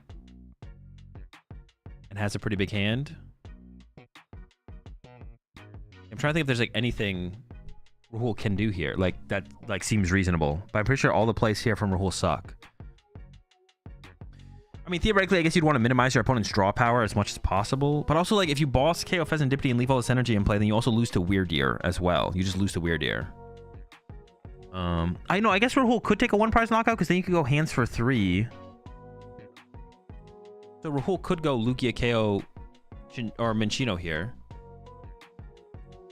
Well, you may as well KO with Iron Hands, though, right? Yeah, you may as well just take the knockout with Iron Hands, I guess. All right, so Steven just wins with Hands KO Archeops or Weird Ear KO Lugia V-Star, as long as there's enough energy in the deck. I see a Jet in the hand. I don't know if I see a Weird Ear in the hand as well. So we maybe just need a boss here.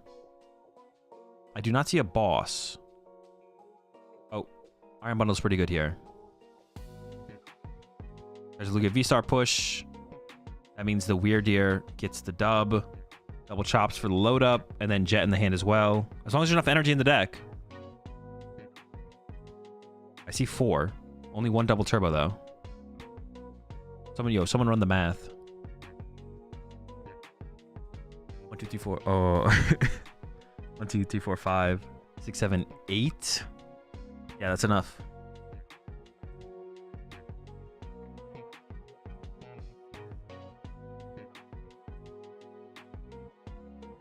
Doing the math real fast. Check in. Steven with the dub over Rahul. In the Lugia mirror. Bro, these are some... Lugia mirror, it truly is awful. Hey, let's go back and let's just... Well, we can like VOD review that. We got nothing else to do while we wait for the next round.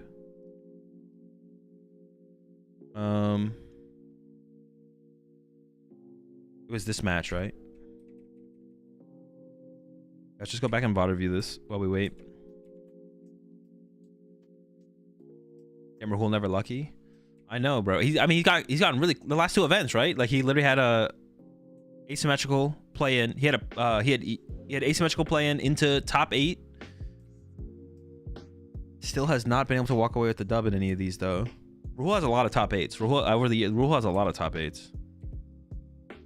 Okay, let's see this weird air play here. Okay, how is this gonna work? First off, let's make sure Steven didn't use Pheasantipity. That's what I want to know. Did Steven forget to use Pheasantipity is also a thing. All right, Chinchino gets knocked out. Steven's hand is massive. There's no energy in the deck. It's all in the hand. There's not that many cards left in the deck. There's just some. All right, Steven decided what to push up. You push Squawk here or Luminion. Honestly, it might not matter which one you push here. Rahul has 4 prize cards left. So Steven has 2. I would be curious to know what Steven's rat count is at this point as well. Where are the rats? How many rats? Who are the rats? What are the rats? There's double jet mist in hand and there's a double turbo in the deck. So there's 4 energy available. I see a rat in the hand. Why are the rats? How are the rats? Give us the rats. So uses a chop here. Let's take a look at those. 2 Ultra Ball, Aroma, Mezagoza in play, 1 boss in deck. Okay. Okay. So a lot of Pokemon outs. A lot of Pokemon outs. And the boss is in the deck there as well. Another thing. Hold up. Let me make sure. Does Steven have second Luminion to work with? Is there a second Luminion in this hand?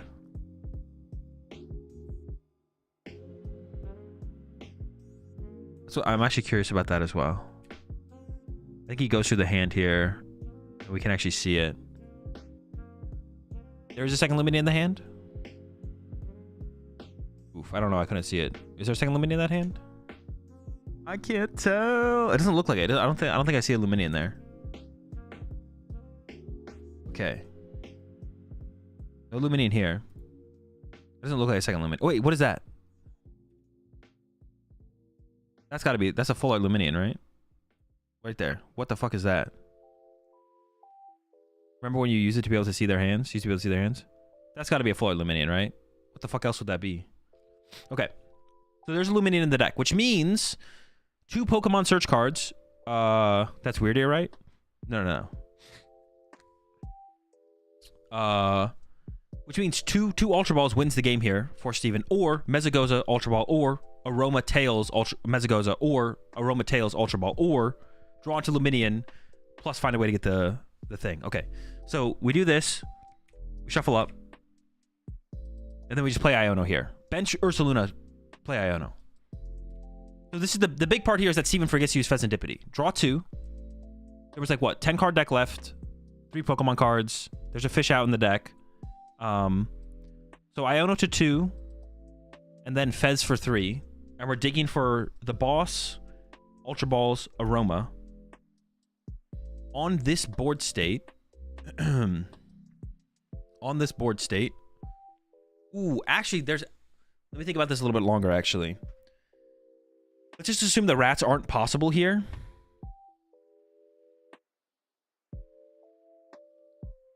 Interesting. I actually think Steven should have pushed an Archeops here. If you push Archeops and don't bench Ursaluna, you force the Iron Hands into the active.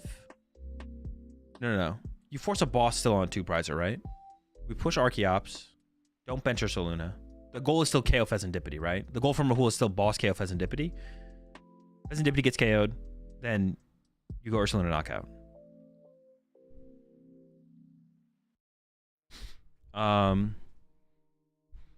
No, he had double jet, missed a DT. There was 2 jet in the hand before the Iono happened. There's 4 energy in the deck right now. Let me think about this though.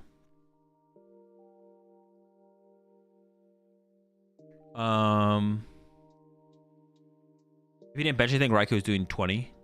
Yeah, but Rahul could just load up the Lugia and then KO the Pheasantipity here instead.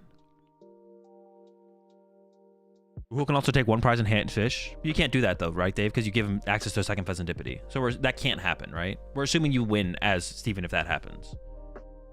Oh, wait, I see what you're saying. No, we still can't do that, though. We can't do that. Because there's enough energy left in the deck where the Ursaluna would be able to attack still. So we're saying that's not a viable play. You have to KO Pheasant. We're saying Rahul cannot give Steven Pheasantipity. Pheasantipity has to die, or Rahul needs to remove Steven's only threat from play, which is the Ursaluna.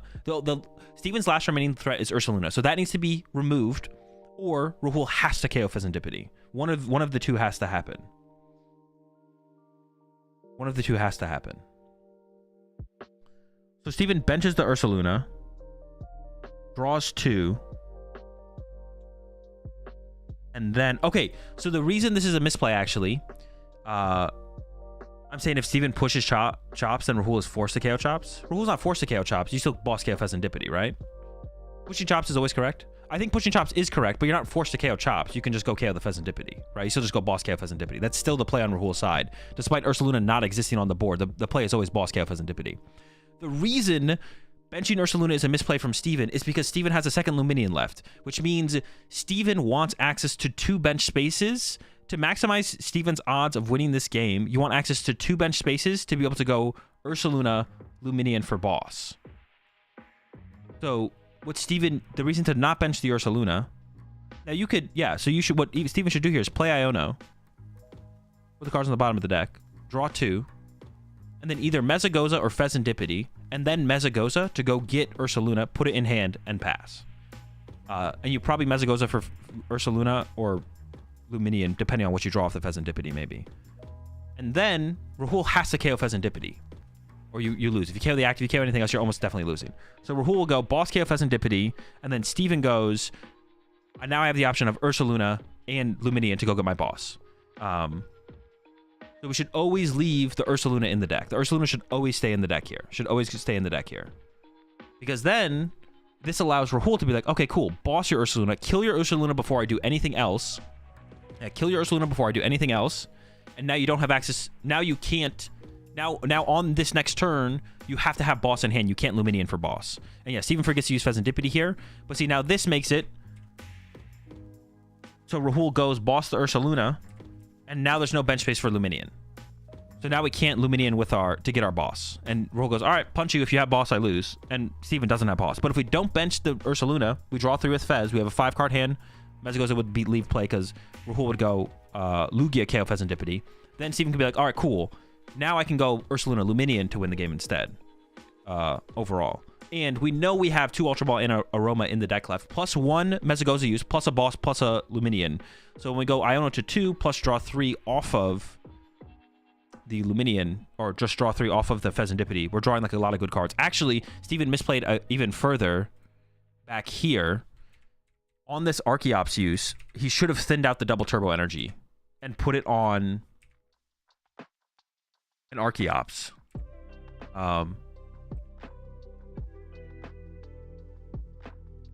Right here, we should have thinned out the double turbo energy, I'm pretty sure. Wait, is there a double turbo? Maybe I'm trolling. Oh, was it in hand?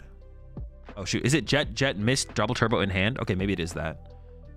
Then there's actually probably an argument to actually attack with a Archeops this turn into the Raikou. So you could push Archeops, Iono everything to the bottom of the deck, search out double turbo plus mist onto this Archeops, punch the Raikou, and like pressure it that way. Just be like punch for 100. And then if the Archeops dies, you get to draw 3 more with Pheasantipity.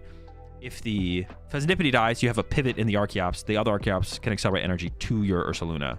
And then you can retreat, knock out the Pheasantipity, whatever. So the push should have probably been Archeops send up and go from there. Archeops send up, just hit for 100. Iono hit for 100. Save the 2 jet energy in the deck. First go Iono, draw 3, Archeops 2 out, and then hit for 100 or something like that.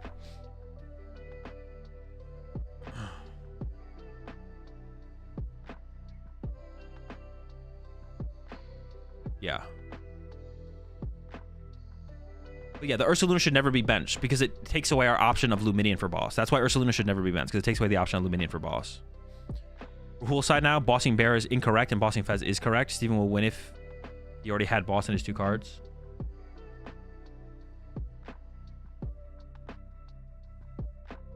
From Rahul side now, bossing Bear is incorrect and bossing Fez is correct. Rahul will win if he already has boss in his 2 cards. That's not 100% true though, because it depends where the energy are, right, Dave? Because in this situation, Steven needs 3 energy on the Ursaluna. In the other situation, oh, I thought stream was up. You might have a point there, Dave. Let me think about that one. If Rahul goes KO Pheasantipity,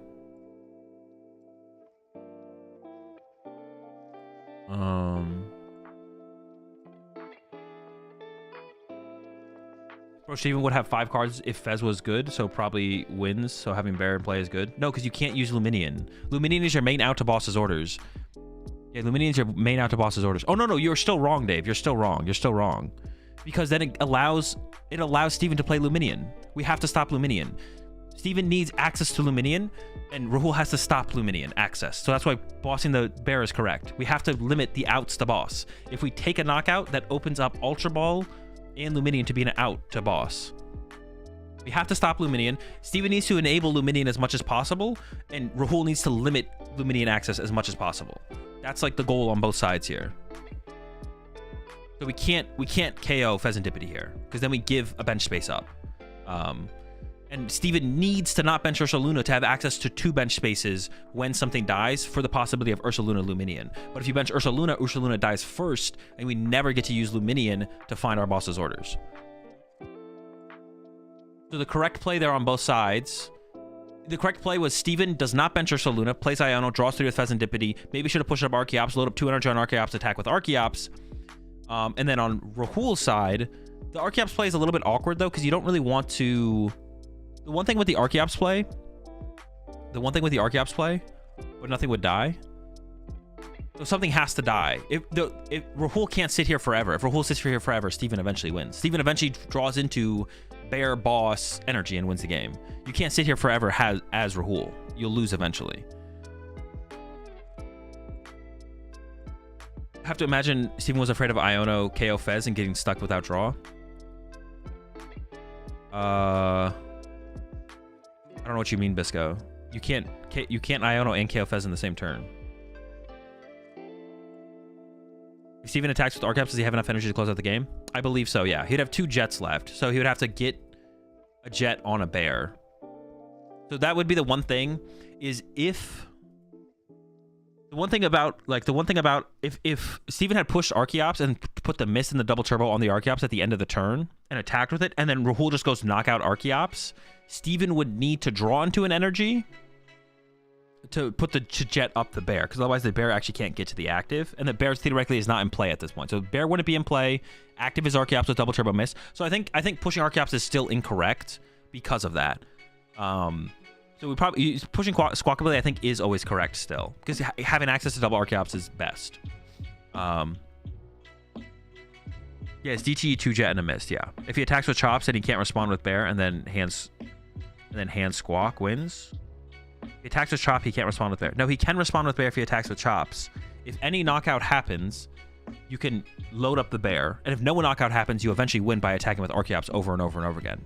The play that Rahul could do would be boss pass, and then Steven has to jet up Archeops, punch, and then Rahul could go boss pass. So it depends on who's winning on deck out at that point. Not if it's not in play. Wait, not if what's not in play? The bear? You would find it with drawing 6 cards with Pheasantipity plus a Mezagoza flip. Find your fucking bear. What are we doing? Do we just hope?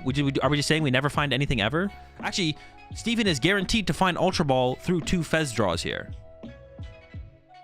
The bear, you would have to have the jet and the boss. The jet and the bear are not hard. No, the boss and the bear are not hard to find at all here with back-to-back Pheasantipities. Back-to-back Pheasantipities cannot happen. It cannot happen, or Rahul always loses. The back-to-back Dippities... Oh, no, the back-to-back Dippities always finds bear boss. The question would be, if you attack with Archeops, then you actually might not be able to get the bear the item, which is fair. I'm saying we don't have to attack with the chops. We don't have to attack with chops here. We can push Squawk here. Pushing Squawk is fine. Pushing Squawk is fine. Don't attack with chops. Push Squawk. Don't bench bear. Pass. Iono, draw 3 with Pheasantipity, pass. Then Rahul goes, boss Pheasantipity, knockout. And that opens up Steven to go chops once. Get bear, get Luminion. Also, I don't think Steven used Mezagoza, which he had to do as well.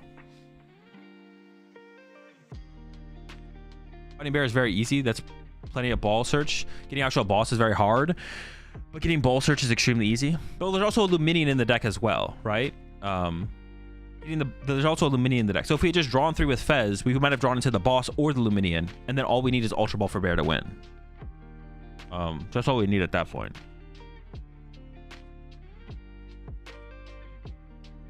You know, the Meza would get removed, but Steven had one use of Mezagoza that he didn't utilize. He could have used Mezagoza at the end of that sequence there. He would have gone Iono to 2.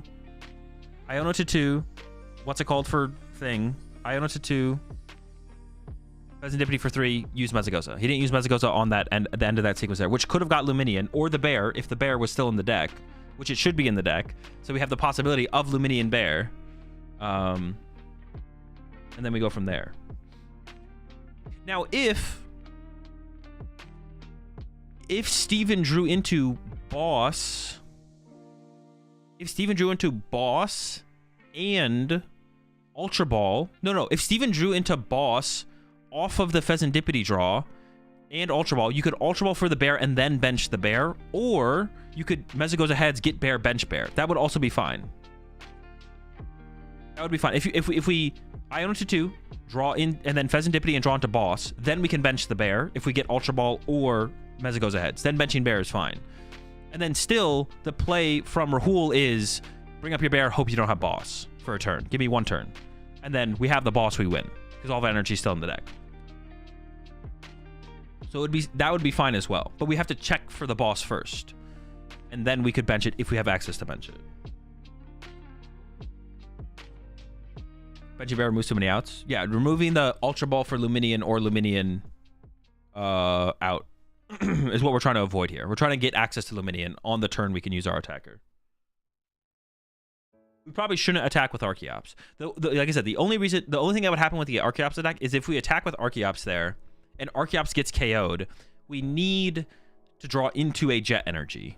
But we would also get access to Serendipity to draw 3. So I'm actually not sure if we care overall. So pushing Archeops, if you push Archeops, you always attack with it, because if you push it and don't attack with it, then if you push it and don't attack with it and it gets knocked out, then we just have more dead energy in our deck. The problem with pushing Archeops and attacking with it is then Rahul can win by just going boss. It depends on the deck out situation. Depends who's decking out first. So the Archeops send up depends on who has more cards left in deck.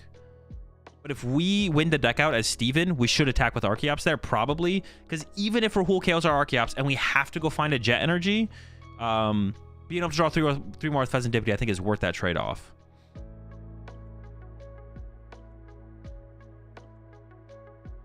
It made our outcomes becoming 1 or 2 from like 16 card decks into, instead of 1 to 2 boss and 6 to 7 ball searches / Mezagoza. It's not even close odds. It wasn't 6 to 7, it was 3. It was Aroma, 2 Ultra Ball, Luminion. That is 4, yeah, plus Mezagoza 5.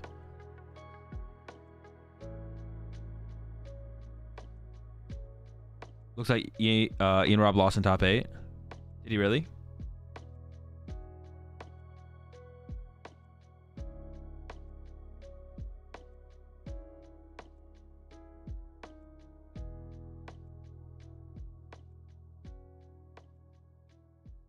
So who won here? So we had Rowan lost, Henry won, Rahul lost, Steven won. Someone said Ian lost, and Ian played against Emmett, right? He got a match loss? Wait, no way, actually? If only the broadcast would tell us what was happening in the tournament they're covering. Well, they maybe are. We just have them muted. It would be nice if they just like brought up the bracket, though. Honestly, it would be nice if anyone who watches, like, it'd be nice if they had just a constant bracket available. It'd be constant if there was just like a constant bracket available somewhere to like look at that is constantly updated. No way he got a match loss again. I don't know if someone was just trolling in chat or not.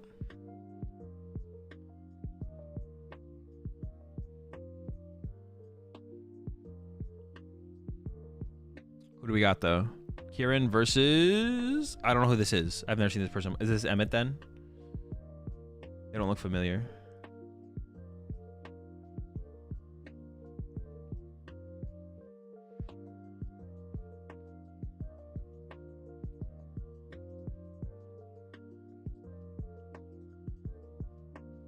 Setup chops, Iono, Fez, draw, Primal Turbo, miss on active, and jet the bench chop so that you have the guaranteed DT in deck and pivot. I don't think that doesn't work. I don't think, Leo, because then you can't set up Ursaluna in one turn, and then you're not pressuring them. And then if as soon as you put an extra energy on something, then you can lose the boss trapping your opponent, your bench Pokemon. The chop setup only works. Chop setups only works if we're winning deck out. If we're winning deck out, then we can do the chop send up. But we need to be winning deck out for the chop send up to actually make sense. Otherwise, it doesn't make sense. I don't think.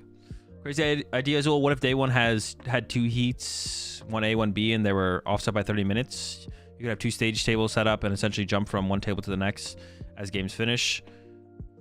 I mean, that makes sense when tournaments get big enough, for sure. That wouldn't be a bad idea, Bisco. I mean, that's what they've done in the past at NAIC and US Nationals. They used to have two pods. They called it pods. They wouldn't like necessarily run desynced, but they would just kind of naturally desync as the tournament progressed. I don't think they like desynced them on purpose, but it was like 2 different judging staffs who were judging each side, so on and so forth.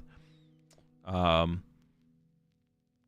I don't think they naturally desynced them, but I think they would just naturally become desynced. But that would allow you to like potentially stream more matches, because like on one side a round could be over, but then on the other side the round could just be starting and you can just go back and forth.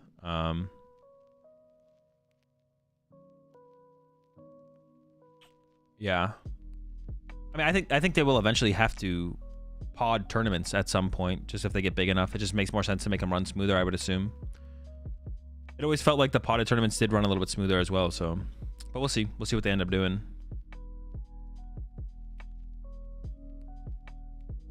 Isn't that what they kind of do in Japan for live streams? Kind of. They just have like a side stage where they record a match that then they sometimes put in between rounds.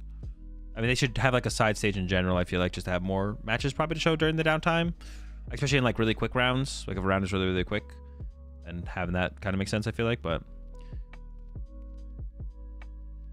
It would definitely be cool if they had like just a bracket link available.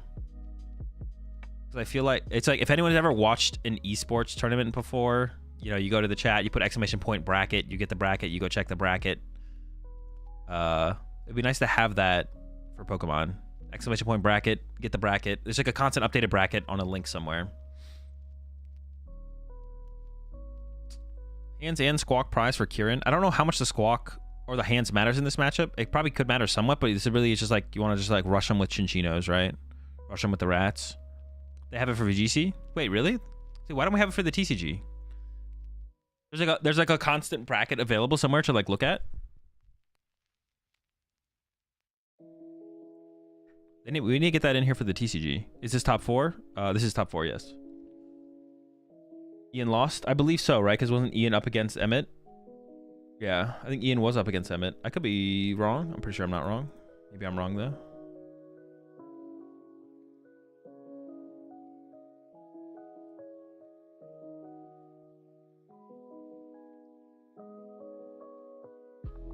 All right, here we go. Emmett is going first here. I don't know who won the coin flip, if there was who chose second here. I assume you want to go second in this matchup, though. So I'm assuming Kieran won the coin flip and chose second here, which is definitely what you want.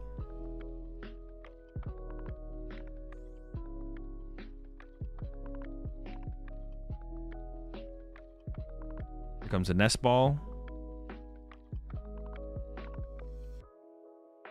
Yeah, nothing super crucial prize on Emmett's side for the matchup. I mean, the Mew EX is something you want in the possibility of, but it's not the end of the world. New prediction? Oh, I got you.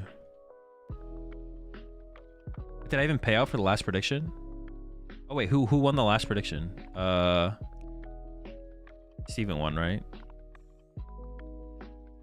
Is my thing not working?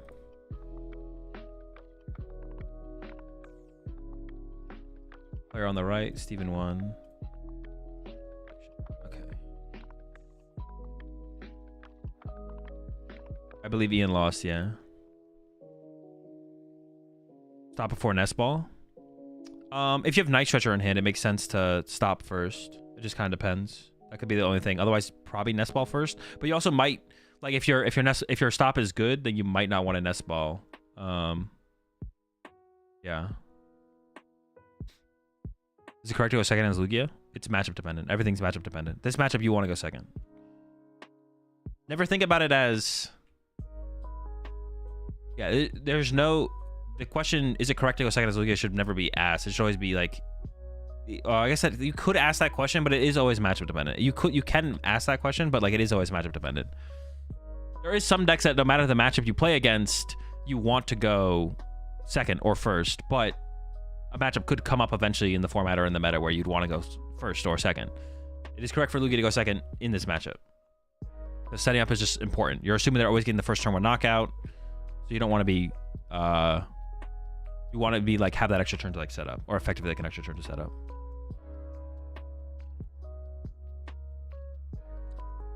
Appreciate the 3 months there, Dab.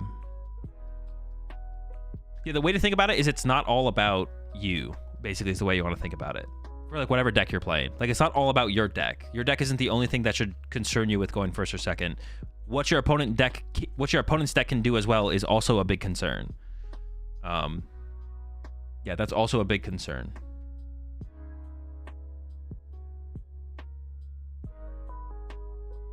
Yeah, that's probably the best way to put it, to be honest. Especially for like the way that people generally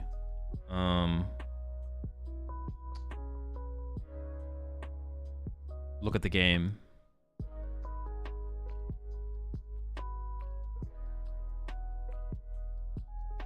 It's not all about you. It's not all about you. I think that's the best way to put it. Especially for like how people generally seem to like ask questions about matchups. Or if a deck should go first or second. It's not all about you. It's about what they're capable of as well. To repeat myself another time.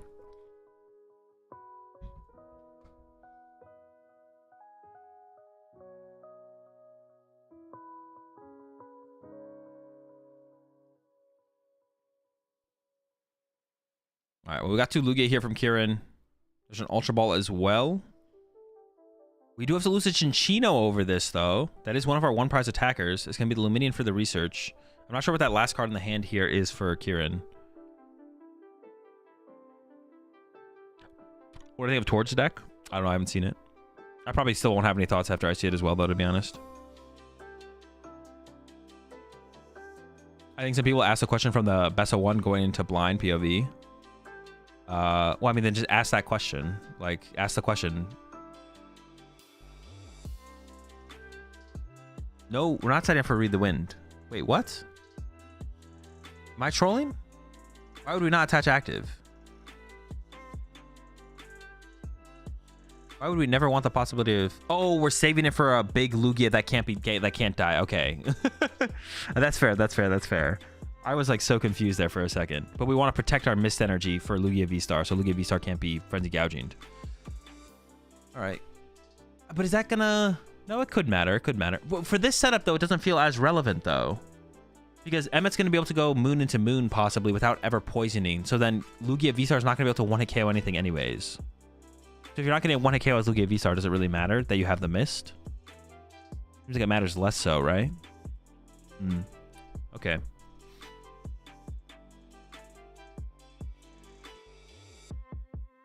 Maybe that's the thing. I don't know. Well, my question is this specific matchup, Lugia versus Moon. So it is never a generic question. Obviously, Lugia wants to go first against most other decks. Yeah, in this matchup, you want to go... Lugia wants to go first or second in this matchup. Yeah. I mean, that's what I'm going to answer it as well, because we have that on board. I'm not going to try and, like, think through every possible whatever it's called. Once again, chat's making excuses for people asking questions. Maybe denying the 2/2/2 route without Legacy. True, I guess you shut it down on your opponent's side. That's fair, actually. Yeah, you shut down the 2 prize knockout on your opponent's side. That probably makes it worth it, right? By itself, that's good enough. All right, into the Pokestop. Now, I guess on Emmett's side, we probably want to go KO that Lugia with the Mist, right? Before. Oh, holy smokes! Emmett can just win in 3 attacks. Yeah, you definitely go. Emmett should definitely go. KO that. We want to KO that bench Pokemon. We want to KO that bench Lugia. Because then we can just go knockout, knockout, knockout, game over, right? There's 3 2-prize Pokemon in play, and Frenzy Gouging gets around Legacy Energy. Yeah. So it's correct for Kieran to put the Mist on the bench, but now Emmett should go chase that Mist. Like, should go... what is the attack called? Calamity Storm. Should go Calamity Storm it.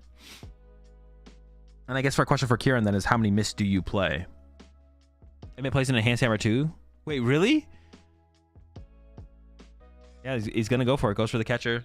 We still have... Emmett still has Prime, so we can just go Prime after the Lugia. I think it's worth going after for sure. Because not only do you have to get the Lugia in the active, like, Emmett plays Enhanced Hammer. So now like, I don't think Kieran's ever going to send up that Lugia V. Oh, maybe he will. You might have to be honest. You might not have a choice. We'll see. We'll see if Emmett extends the Prime. Maybe it was just content if the catcher hits. I'm comfortable with that, but I'm not going to use my Prime catcher here. We'll see. We also need another Dark in the discard pile to retreat. So it is going to be attack with the active here. So we're not going to go after extend for that Mist. Someone in chat. Oh, we did have Dark Patch. So we could have gone Prime KO Lugia V. See, I think if we're going to play a catcher to try and KO Lugia V, we should probably play the Prime to KO Lugia V. Right? Now this gives Kieran the Lugia wall. I guess the Lugia is not KOing this this moon though. I feel like we should have extended the Prime. Yeah, if we're gonna play the catcher, like how is a Prime that much bigger of a deal than a catcher? I feel like it's not. Like I feel like you just go for it. Kieran does play 2 Mist energy though, so the Mist would have come back to the other Lugia.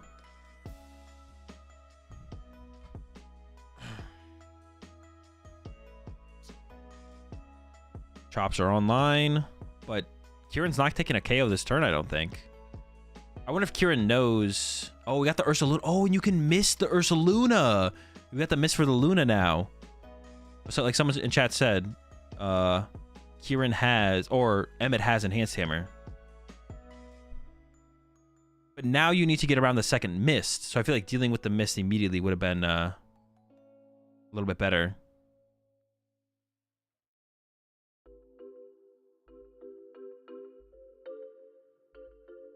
All right, second Chop's coming down. Ursaluna's already taken the KO. Now, Emmett can go Prime, Stop, KO Luminion. Or you could Frenzy Gouging Luminion. That's fine, actually. You can go Frenzy Gouging Luminion, and then you need the Enhanced Hammer Frenzy Gouging to win the game after that. So you still don't, I guess you don't have to go through 2 Mist here. Because Luminion's on the bench. So you can still just go KO Luminion, and then E-Ham.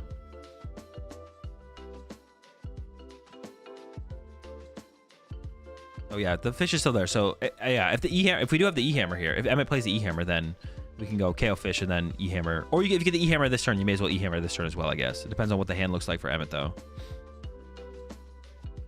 I don't think I saw the E-Hammer in the hand, so we're probably looking for... Yeah, if we're sending up the Baby Moon here, we're definitely looking for the Prime on the Luminion here. Or Greninja set up, same difference. The Prime is being set up here. Got some options. I can choose first. I almost would like to have seen the Vessel be played first, but I don't know if there's any Dark Energy left in the deck. It was discarded. What do we get? Another Judge. I'd like to have seen the Vessel on the Judge. If there's a Judge in the back of that hand, we could have got rid of with that Vessel. If there's energy left in the deck. I don't know if there's any energy in the deck. It's possible there's not. Night Stretcher, probably just for another Moon. Sada to 2 Moon here. Still is not playing that Vessel. Maybe there's no energy left. 1, 2, 3, 4, 5, 6. Well, how many energies does that play? 8 to 9, right? Oh, chill. We're not. Wait, are we judging not Sading? Judge no Sada? He's gonna be a Judge no Sada. Okay. I assumed we were gonna see Sada here, but I guess this sets it up well enough, right? I guess the Judge progresses us through our deck a little bit more aggressively. Maybe it's about the same. We're not seeing that much more cards. We want to find, like, I assume Pheasantipity here is like the find. Because Ursaluna's already online. That can KO Moons. So, I mean, putting Pheasantipity in play doesn't seem like a terrible risk or anything like that. And it guarantees card draw over 2 turns. Yeah, because our Moons are already going down to the Ursaluna. So if we can get Dippity, that's what we want. On average, I guess the Judge is probably seeing us like 1 extra card. Or like 0.5 cards or something. I don't know. No, it's not exactly a full card because we're shuffling cards back into the deck that we can see. If we play Sada, we're not. This also does limit Kieran's options as well, I guess. But Kieran's play is always Ursaluna KO Moon, right? Kieran never has another play besides Ursaluna KO Moon. Besides maybe Ursaluna KO Dippity if we find Dippity. All right, there's the nest ball for the Dippity. There's an Ultra Ball for the Squawk. And maybe you keep the Judge. It's possible you keep the Judge. Ultra Ball, Chinchino, and Research is there for Kieran. Hope you guys were not... Who said there's an enhanced... Is there actually an enhanced hammer in here? If you're trolling me, I'm going to be pissed. I guess keeping the second judge... I don't hate the idea of keeping the second judge there, to be honest. I appreciate the 3 months there, Dab. Appreciate the Prime sub there. Then Poolsey. Welcome to the pack. Got plenty of enhanced hammers. We're all out of chocolate milk. Round 3. E-hammer would be wild. If there's no hammer, Emmett's cooked. Dude, did we get trolled about the E-hammer though? Does it actually exist? Dude, look at the deck search. I want to see if there's an E-hammer in there. No Petron in this list? No, there's Petron in the deck. You just don't have it in play right now. Is it? It legit exists? Kyle said multiple times that E-hammer is there. Yeah, but what if Kyle's trolling us? Oh, well, we could just ban him, right? If Kyle's trolling us, we can just ban him. Let's go with that. It's definitely a card. It is a card. Caster said he had E-hammer. Yeah, but what if the casters are in on it? We should ban the casters as well. It's very possible that Emmett gets fully through the deck here at this point. The big question is, does Kieran know about the E-hammer? That's like the big question, I feel like, at this point. Oh, I guess we're... Actually, I didn't even realize this. Currently, we do have to use Frenzied Gouging to actually KO this thing here. Oh, no Pokestop. Which means an Archeops can get the return knockout here. That's not good. That's not good. I played Emmett round 2. He has E-hammer. Yeah, but what if he sideboarded it in specifically for you? You got to think about all the angles here. Even if Kieran knows about E-hammer, he only plays 2 mist. Yeah, I know. I'm just curious. All right, it has to be the Frenzied Gouging, which means Kieran can go Archeops KO Roaring Moon, which means Emmett needs Gust and E-hammer next turn, not just E-hammer. That's actually huge that we whiffed the Stadium there, the Pokestop here for Emmett. Yeah, if Kieran has Penny here to pick up the Ursaluna and put the second mist on the Lugia, Kieran wins. That's the play here for sure. All right, Chops online. Can Emmett find Gus Eham?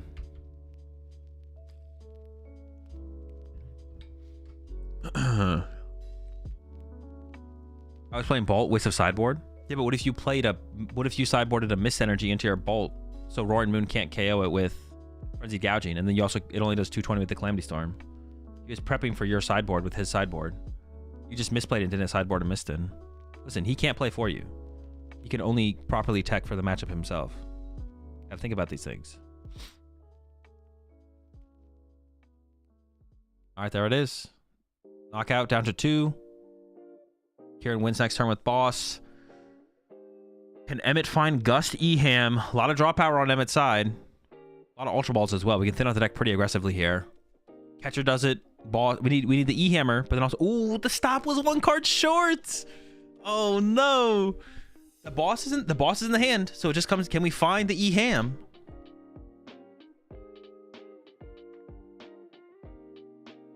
Does Emmett have the E-ham?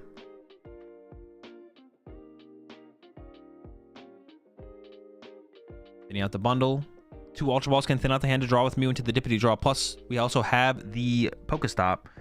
The question is really just, do you play the boss immediately? Interesting. Do you play the boss immediately and then draw more with Mew, or do you not play the boss immediately in case you need to dig for E-ham Catcher? We can start with an Ultra Ball here. Continue to thin out the deck. Wait, is that getting rid of boss? No, it's a Roaring Moon. Okay. No, it's a Research. No, it's a Sada. Grabs a Petch. Keep thinning out the deck. That might be the last Pokemon in the deck, to be honest.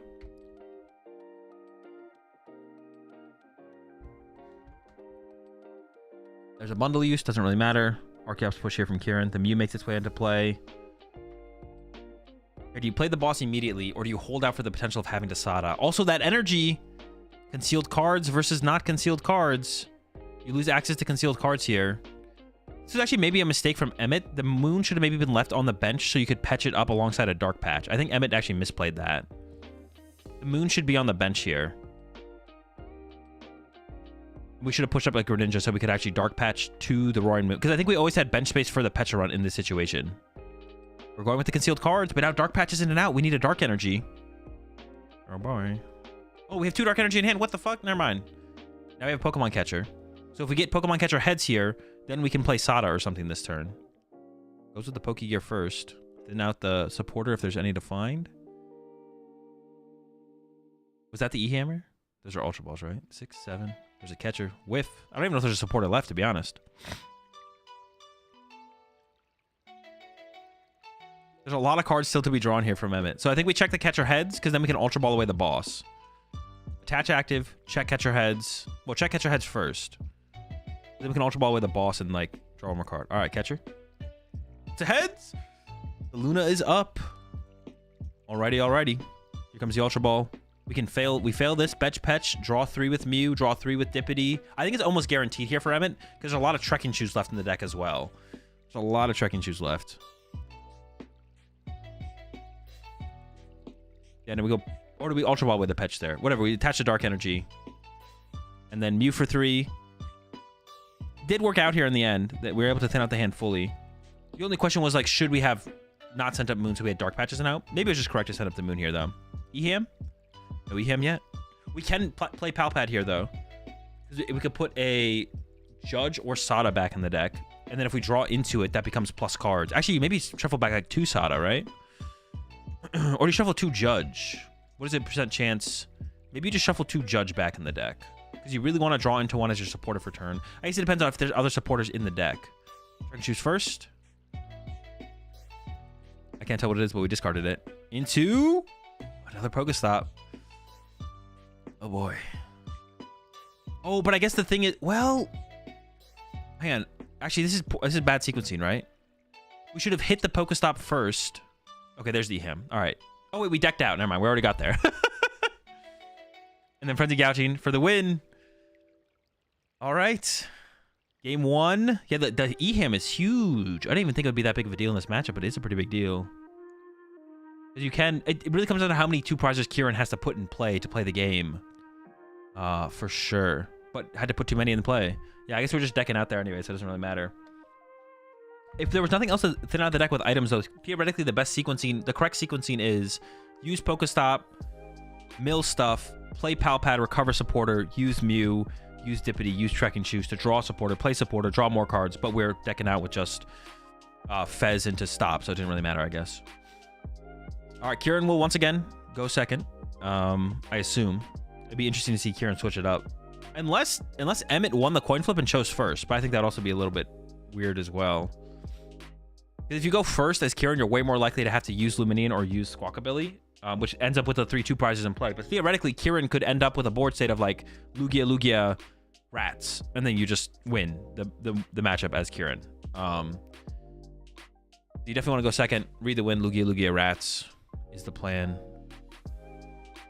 But Kieran did have to use the Luminian on that in that first game in that situation. And the Eham comes out.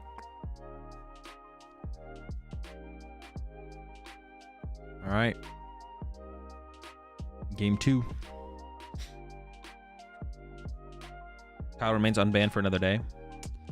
Does survive. Now that Kieran knows there's an E-Hammer, how does he play around it? Well, I mean, the way he played last game was the exact same way he'd play if he knew or didn't know about it. There's no real... The thing you'd want to do is get 2 Mist Energy on a Lugia V-Star or on the Ursaluna. That's what you'd want to play towards, is double Mist on a 2-prize Pokemon to fully protect it from ever getting Frenzy Gouging. Ideally, the Ursaluna, because... Yeah, ideally you want that on the Ursaluna because the Lugia doesn't 1-hit KO Moons to begin with. So if Emmett doesn't have liabilities on the bench like Pheasantipity or like Squawkabilly or Pecharunt, which is unlikely, it's likely that one of those will be in play for Lugia to go after, then Lugia can't actually take 2-prize knockouts. But you'd want to actually go for knockouts on the Moons anyways, because that forces Emmett to have more. Like then Emmett needs to set up another attacker. If you just KO the Pecharunt after Calamity Storm happened from a Roaring Moon, then you push up Moon again and you attack with it. So ideally, Kieran wants to get double Mist on Ursaluna and take big 1-hit KOs on Moons. All right. Almost forgot the prize cards. I'm so glad that they don't show the players laying down their prize cards anymore, so that way the crowd doesn't affect the outcome of the tournament. All right, yep. Kieran's going second. And it looks like a little bit better of a hand than last game. I see an Iono and an energy in the hand, so we can probably play the Iono and read the wind on a chop. Try and choose to start here from Emmett. Kept the card. Got a lot of Pokemon in there. We might see Squawkabilly still happen here. We'll see. Gouching gets through the one prize effective legacy, I'm pretty sure. It does, yeah. You could pair it up with a mist on a situation, I guess.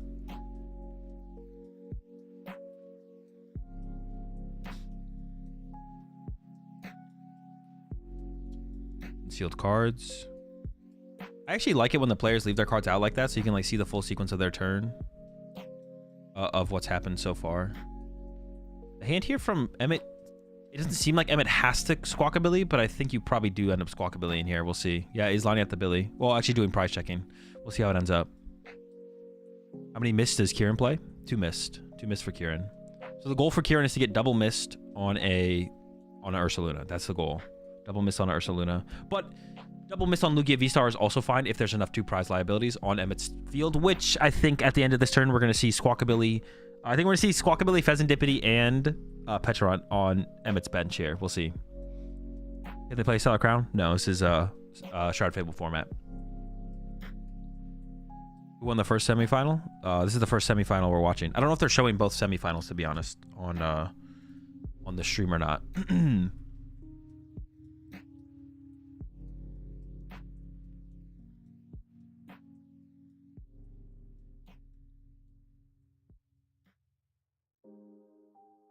Emmett seems really locked in. No facial expression at all. Yeah, Emmett is locked.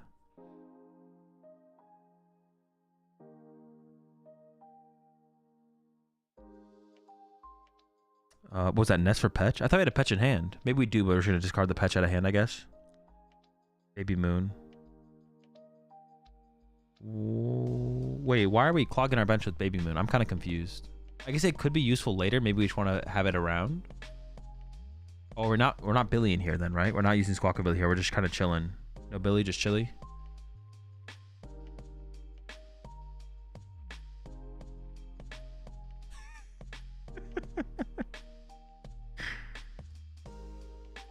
Just pass, no attached return. We're not gonna Billy here. Interesting. Well, Emmett still has Ultra Balls in hand, so maybe we'll still Billy. Nope, chill on the hand. I don't hate it. All right, over to Kieran.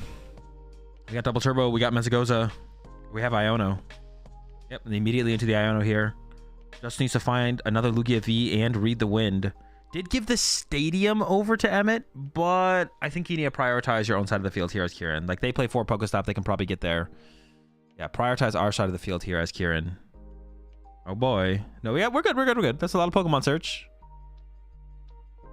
Comes the Aroma. Tails. That's Lugia V. There's an Ultra Ball double chops. Looking pretty good. Looking pretty good. The question is, did any miss get prized? I, once again, did not pay attention to what was prized. I feel like I never do. Have they shown Kieran's prize cards yet, actually? Also, have you seen all the hate for this new tournament format on Twitter? Seems like a lot of players don't like it. Wait, for asymmetrical cut or what? I have not. I haven't been paying attention to Twitter. I usually always have Twitter open, but I've started to like keep Twitter closed now. I check Twitter a couple times a day, but I try and limit myself on Twitter. For the less rounds, I don't know. It seems fine to me. What are people's complaints? People are complaining that 21 match point threshold for day 2, I believe. But what is like the actual like? Don't you mean X? No, I mean Twitter. Terrible website? No, Twitter's pretty broken, to be honest, but just don't need to be on there all the time. Less rounds is bad. For the less rounds and constant gentlemen's agreements. Hedrick and Natalie, I seen. I'll have to read we can read their tweets. We can do some investigating after this. People are crying because they would have made day 2'd in a 19-point system. Are people actually doing that? You don't even play anymore? I can't. I'll check Natalie's tweet. And who'd you say, Natalie and who? Oh shoot, Natalie and fuck, I lost your message. Natalie and Hedrick. Yeah, I'll read them. I'll read them.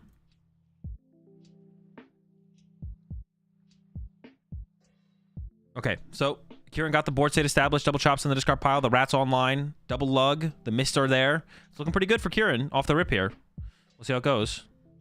This is exactly what you want here from Kieran.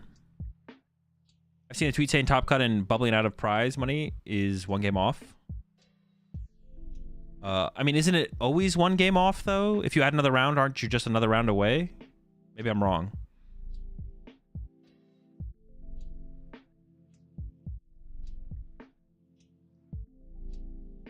All right. Emmett now has to work out of this Ionote hand. We've seen the concealed cards, the tail on the Mezagoza. Needs to find a Sada. I guess you could work without Sada here. You could just pull off a Calamity Storm through Dark Patches.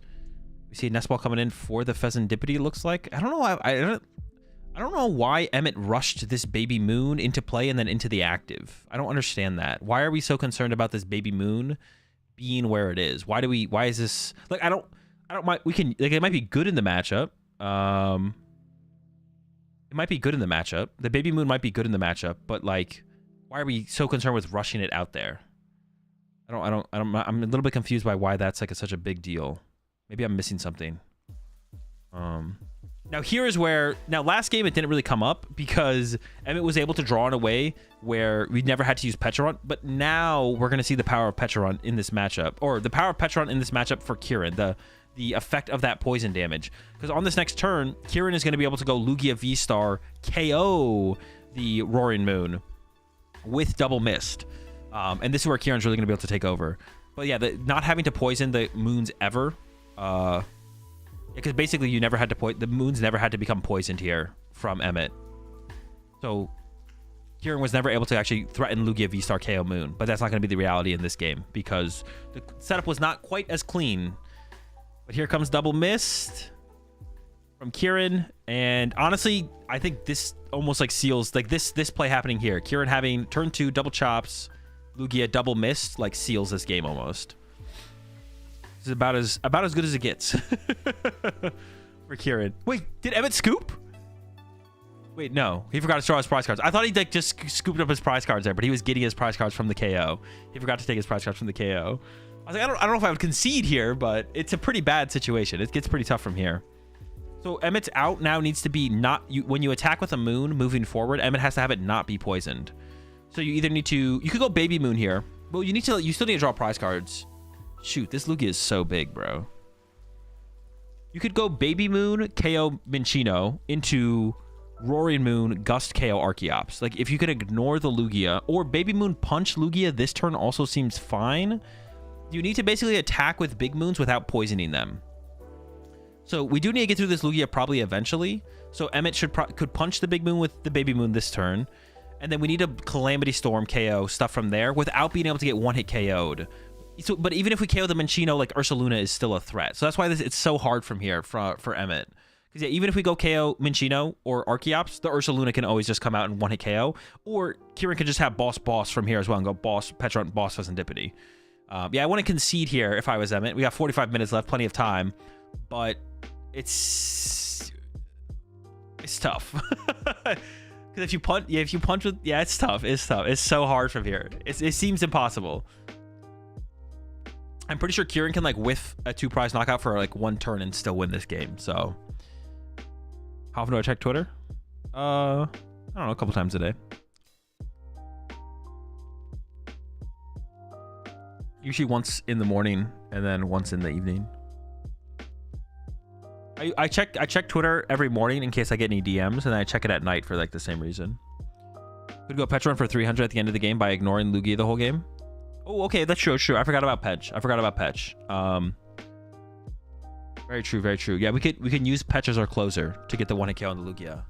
Does it ever line up for the prize trade though? I mean, it'll get there eventually. All right, so there's bundle. You push chops. Yeah, push chops. Protect your rat. I like this. I mean, once the rat comes online, the game is basically over, I feel like. You have to respect the rat. I don't know, that's too much to deal with. Also, we're not attacking with a 1-prizer this turn as Emmett either. Like, you have to attack with... Ooh, could we Pheasant? No. I mean, if we can get the Baby Moon to KO the Archeops here, then we're chilling. But see, actually, I don't even know if I like this play from Emmett, to be honest. I feel like we needed to go Baby Moon, KO Minccino, or Baby Moon Punch Lugia. I mean, Baby Moon KO Archeops is also fine. Yeah, Emmett forgot to draw off the Sada. Baby Moon KO Archeops is also fine. I just don't think it's possible. I don't think we're doing 150 damage with the Baby Moon right now. I mean, if we have Gust KO on the Minccino, that's also fine. Maybe that's what Emmett was hoping for. We do have the Prime Catcher in the hand here for Emmett. Maybe we're hoping it's like, I'm in such a bad spot, I have to hope Kieran misplays and sends up the Rat so I can save my Prime. Kieran didn't, so now we have to play the Prime. Okay. I don't hate that from Emmett, being like, I'm in such a bad spot, I hope Kieran misplays. But Kieran smartly protects the Rat. It is the target here for Emmett. Baby Moon is pushed. Big Rat, or Little Rat goes down. If Kieran just has Boss here, though, it's gonna get tough. Curious what Kieran's curious about. Doing a quick resource check. Plenty of resources left here for Emmett. But Boss KO Dippity here's the play. If Kieran has Boss, I think you just remove the dip and go from there.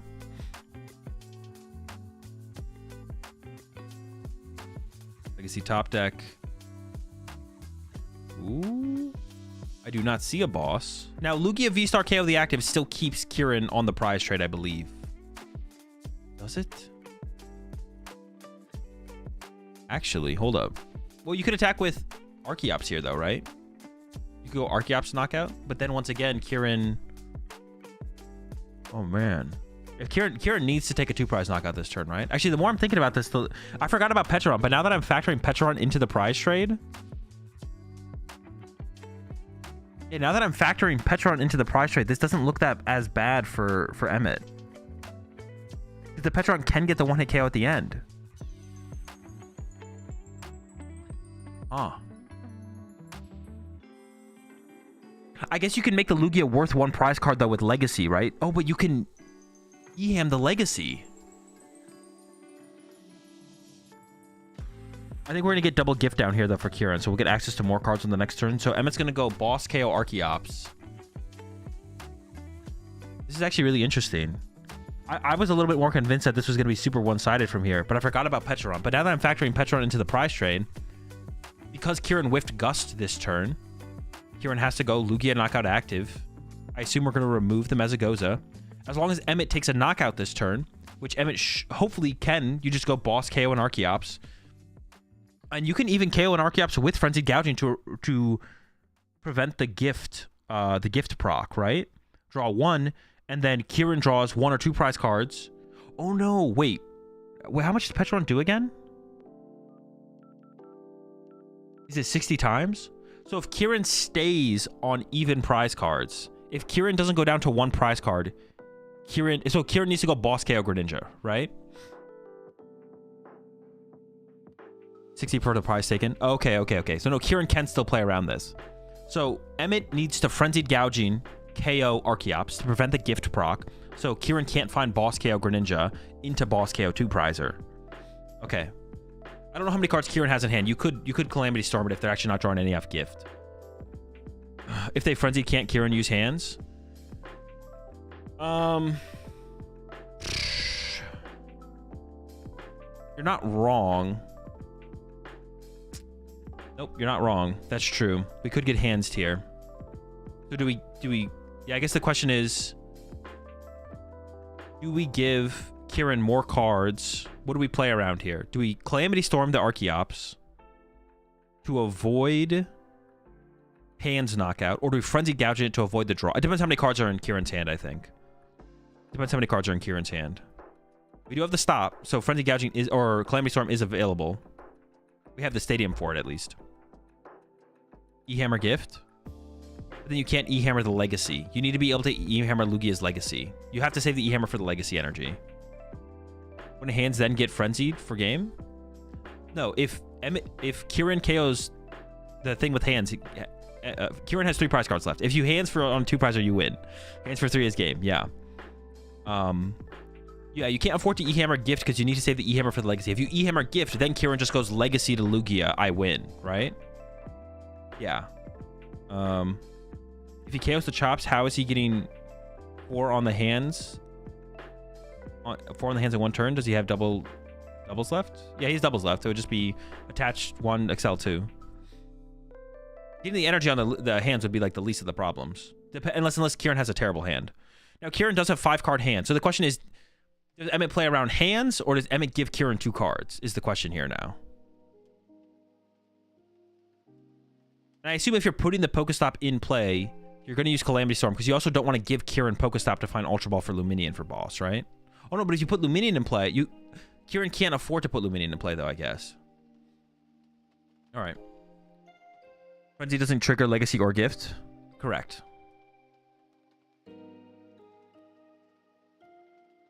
This is actually a really cool matchup with the double mist and the E-Hammer. This actually makes this matchup really, really cool. Before, it kind of seemed like a wash for Lugia, if Lugia sets up. But because of the E-Hammer, it can actually make the matchup really, really interesting. All right, we're into the stop now for Emmett. Found an Ultra Ball, 2 dead cards. So it is actually fine for... We can actually Frenzy Gouge and leave the stop in play, because we don't care if Luminion hits the field, because then we win as Emmett. So we're okay with stop. We're okay with leaving access to stop to Kieran. All right, here comes the Ultra Ball. I don't even know where we're getting off this, to be honest. How many Dark Patch do these decks usually play? Use 2 early game. He plays 4. The deck that Emmett is playing is Roaring Moon EX with 1 Baby Moon. The list that you see that play like 2 Dark Patch are Baby Moon with like 1 Roaring Moon, or like 4 Baby Moon with 1 EX or something like that. It's like the flip of that. If you boss out the Archeops and Lugia bosses out Petch, that line is rough for Moon. 2 no. No, I don't think so. You just get another Petch. You just go get another Pecharunt, right? Which shouldn't be too difficult to like pull off. Just go get another Pecharunt.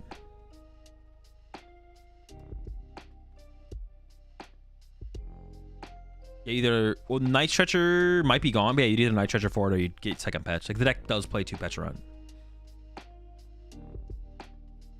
It's yeah, Night Stretcher and Petcher in hand. The whole squad's here.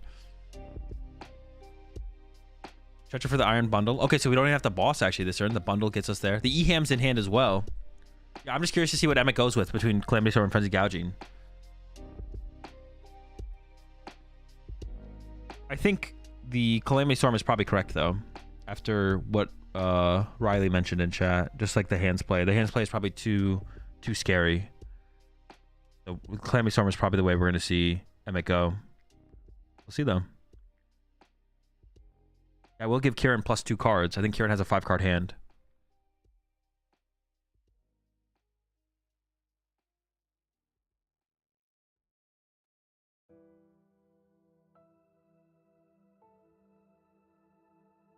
They have 35 minutes. They should be good on time as well. They have 35 minutes left. All right, playing around the boss Petch. Although, not really, right? Because you could have just held the Petch in hand. It's like the same thing. But does benching Petch even matter here? I guess if you don't have to have anything else, you're going to bench anyways. Like, the question would just be, like, what happens when you get Iono'd? Or if you get Iono'd? You need that bench space for something else, right? Maybe you do want that bench space for something else. I don't know if that second pet should have hit the bench, because we could have gone, like, Moon Mew. I guess you can still go Moon Mew, so maybe it's not that big of a deal, to be honest. Oh, but he's already going to go ahead and go out of the way and build up an energy on the Petch. I guess I don't hate that, right? That sounds actually pretty good. And if that Petch gets focused... Well, no, it doesn't really make a big difference anyways. I guess you may as well just bench to get out of the deck, though, right? Yeah, the poison damage puts Moon in range of... what's it called? And he's going to go with the Calamity Storm. So 2 drawn here for Kieran. If Kieran draws boss, Kieran should just win. There's hands. But that's not what we need. We need boss. So we get the 2 card draw. If we had Frenzy Gouging, I guess we would have won with the Frenzy Gouging. We need boss. There's Luminion, but you can't put Luminion in play. And if you KO the active, you get KO'd by Pecharunt. We needed boss KO Greninja here. I don't think Kieran has a line of play that doesn't potentially lead to losing.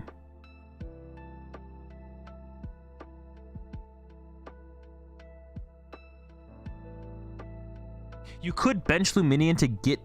Oh, that's tough. You could bench Luminion to get boss and put a legacy on it, but Emmett has the E-Hammer in hand, so it's not going to do a whole ton.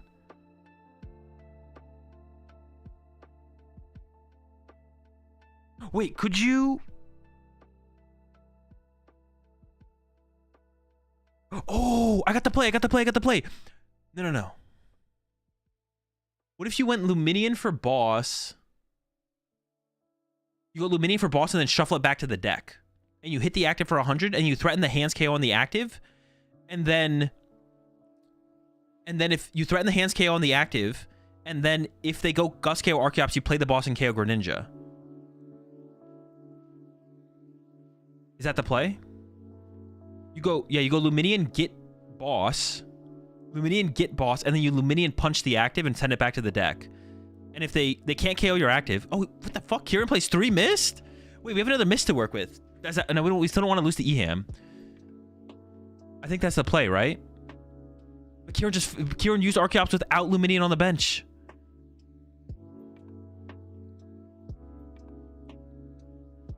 Yeah, the Primal Turbo's already been used. Kieran's just going Legacy... Oh, no, it's double Turbo active. Oh, we had a double Turbo on the... No, we had to put Legacy on the Luminion. So Kieran's just not taking the knock... Oh, wait, does this work as well, actually? Oh, this might work as well, because we're not taking the knockout. Oh, this works as well. This is the exact same play. We just need to we need to put damage on the moon without killing it. This is the same play. Yeah, this is it. This works as well. Because now we threaten the hands win.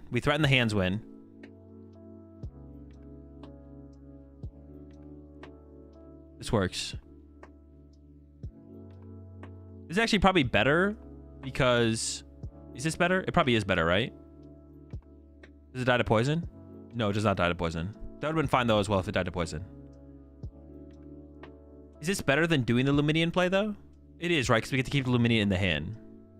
It also depends on... Do we have another double turbo in our deck, actually, as well? Which I'm assuming there is. I assume there is a double turbo in the deck here. Because then we can threaten the hands. Oh, wait a second, though. No, maybe my play is still better, because what happens when Emmet goes Gust KO Archeops? What happens when Emmet KOs Archeops with Pecharon here?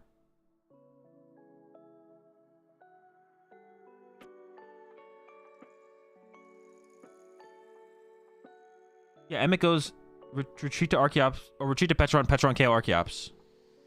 And...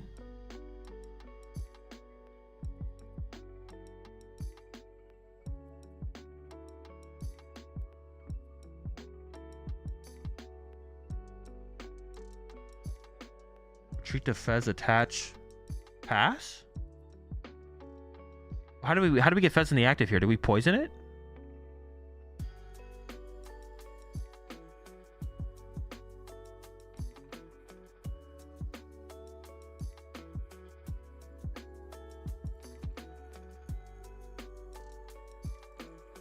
You need to... Emmet has to KO the Archeops here. Yeah, Emmet needed to KO the Archeops here. I don't know if Emmet was able to. That would also be a question here. Emmet might have not been able to. But now Kieran just wins with boss hands on the Roaring Moon. He had catcher in hand. He had boss in hand. Oh, he coulda? Oh, yeah. So Emmet just made... This is a mistake here from Emmet. Emmet needed to hard retreat the moon and KO the Archeops here. You had to KO the Archeops here.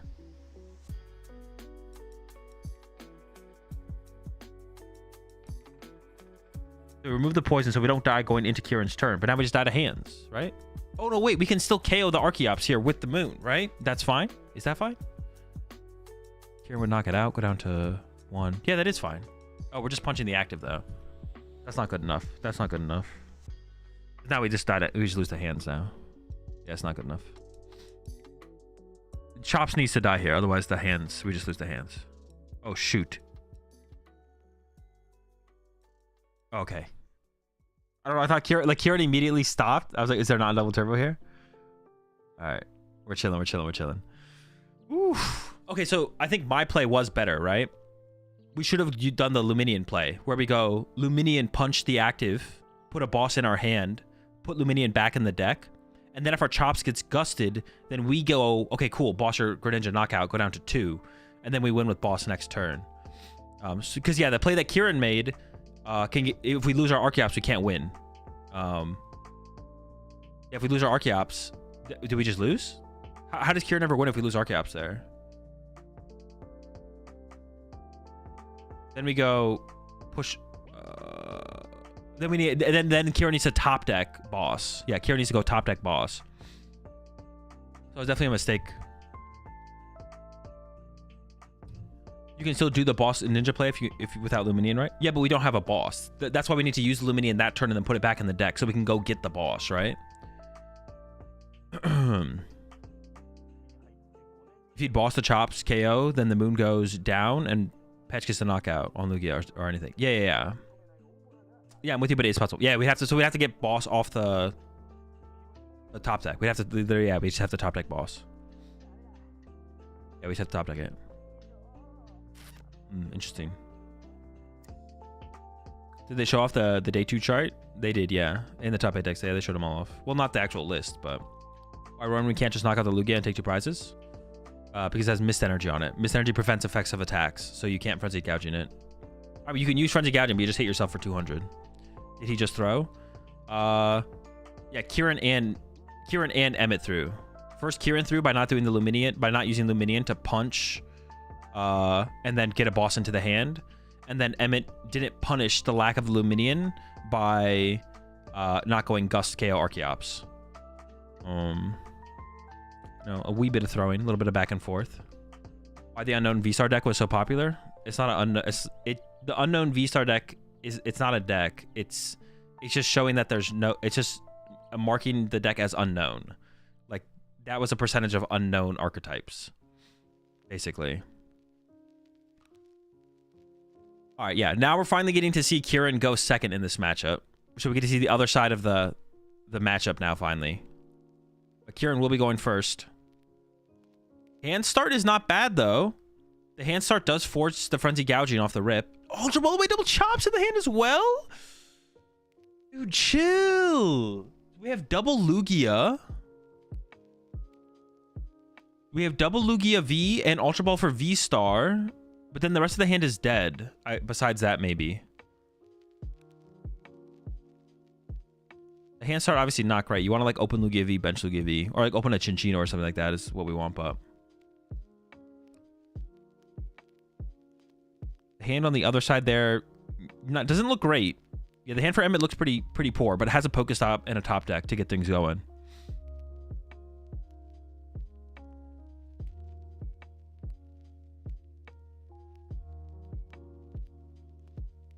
Right, no catcher, no prime. Well, no, we're gonna get double Lugia V down this turn. Catcher and primer are fine if they happen. I mean, we don't want them to happen, but we're gonna get Iron Bundle. The more effective play for Emmett is to utilize the Iron Bundle here for sure.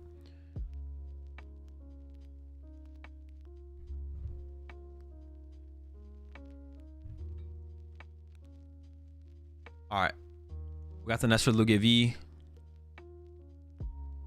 and then I assume Kieran's going to go back in with Ultra Ball here because we could get judged next turn. So I assume we're going to play this Ultra Ball. It'd be a little bit weird to not play the Ultra Ball, I feel like. We have an Lugia V in hand as well. We want to risk getting judged. I can't tell what the rest of the hand is. If you play the Ultra Ball here, you have to decide between... I mean, you probably just get a Lugia V-Star, right? It's not really ever a question, I feel like. You have a boss in hand as well. I don't know what else you would need. Lugia V-Star with... Lugia V-Star in the hand with boss is like, should set up any line of play you'd ever look for on the following turn. The question from there, though, is if Gift Energy never end up triggering, you might just be out of... Like, this might be it. Like, you're living off the top deck and prize cards from here, possibly. We'll see. I mean, that's all you need next turn. All you need is the options of boss and whatever the other card is. I forget what it is already, but... It's good enough. It should be good enough. Lumen play didn't work if Kieran didn't have 2 non-TTE energy in deck, right? 2 poison ticks, doesn't 100. May have had to punch with Lugia and pray. Poison ticks can't 100. Ooh, you may be right, Centos, actually. Yeah, I guess maybe... Are we not threatening, actually, the amp KO? We do 100. Oh, you're right. Yeah, we would be 10 damage short on the threat. Okay, stopped away Dark Energy double Sada. That's not good. But we do have Sada to the bench. We can Sada to the moon on the bench here. We got 3 more cards to draw. He's got to be decent, though. or we're gonna whiff a turn 1 threat. Losing 2 Sada isn't terrible. We have Pal Pads, we have Dark Patches. We're living off Trek and Shoes, though. Oh my gosh, we're just barely chaining it together here. Pokestop to discard the Dark Energy, into Sada to draw 3, to get a Trek and Shoes. Can this Trek and Shoes save us? We need to find like an Ultra Ball here. Let's go. I can't tell what it is. What is it? He took it, but he did it. It's a Nest Ball. Okay, Nest Ball becomes Greninja. We're not done yet. Or does it become Billy? Oh, it's got to be Greninja, right? We have 2 Dark Patch in our hand. I think it's got to be Ninja. I think Billy is too costly there. We'll see, though. We'll see what he goes for.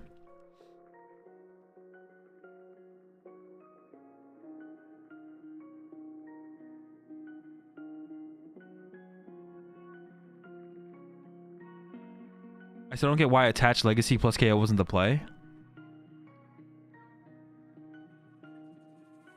I don't get why attached Legacy plus KO wasn't the play. Attached Legacy plus KO. Oh, because you just lose to E-Hammer. Have to, because you would just lose to E-Hammer Pecharon. Because you like discard the Legacy, do 300 knockout. Billy prized. I'm pretty sure he plays 2 Billy.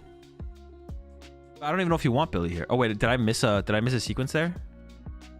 No, we got the Greninja. Yeah, I'm pretty sure he plays 2 Billy. But even if he doesn't, I think you want to go Greninja here anyways.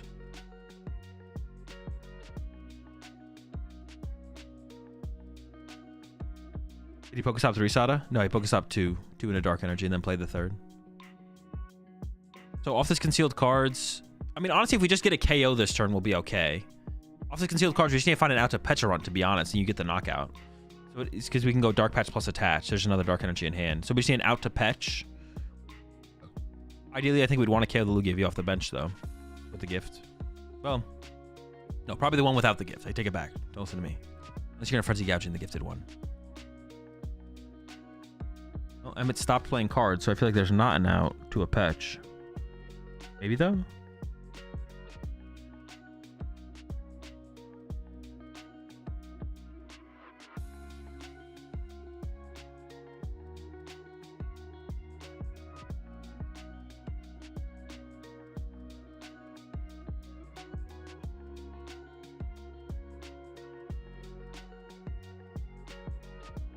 Oh, did we not have a manual attachment? Or maybe we're conserving the manual attachment. Oh no, just a missequence there from Emmett.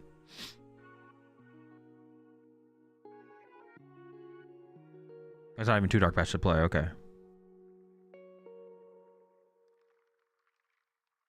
Alright, we have the patch. Alright, we have the KO. It can be a Frenzy Gouging. We have a Gust. We can go for a Calamity Storm. Honestly, though, you maybe want to keep the Pokestop in play as draw power. While padding some Sadas. I don't know if I like this. I almost want to see us, like, not do this. Well, I guess our Pokestop's going to get bumped anyways. Never mind. This is probably fine. Oh, I thought about the Luminion play a little bit more. Luminion still makes sense because we could have gone bench, attach Legacy Energy, and then accelerate to non-double turbo energy to the Luminion. So we're hitting for 120 with Luminion there. We don't have to put a double turbo on the Luminion in that situation. So it's still the correct play to have gone with the Luminion on Kieran's side. Because we could have gone for hit for 120 and to hit for 100, which sets up for the 3 prize turn. Alright, looks like a Frenzy.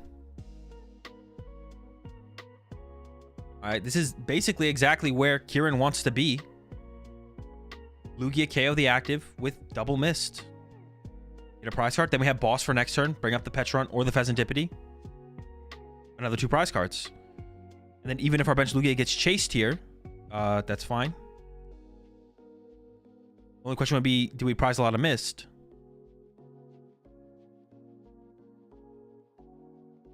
There we go. Double mist, though. Looking good.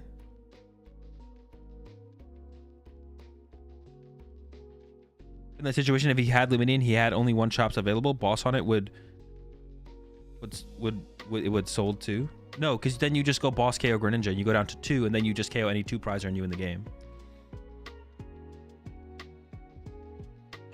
Because then you have the boss in the hand from the Luminion, which means you just go boss KO the Greninja, go down to 2 prize cards, and then KO a 2 prizer, win the game with the Lugia.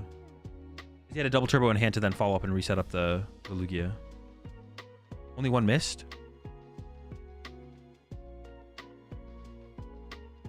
Wait, Is this like a... Wait, there was a second mist in the deck, right? Is Kieran going for like a... What happens if we get Enhanced Hammer Frenzy Gouging and then we can't get another Lugia V-Star? Wait, what is this play? Is he baiting? But there's no bait here. There's no bait here.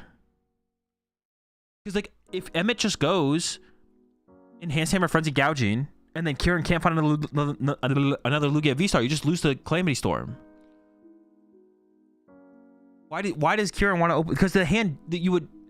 The gift... Wait, what the fuck? Wait, if he uses E-Hammer, he can... Legacy Energy? Okay, maybe. Maybe it is fine. Dude, I don't know if that's correct, though. Why not just throw the second miss there?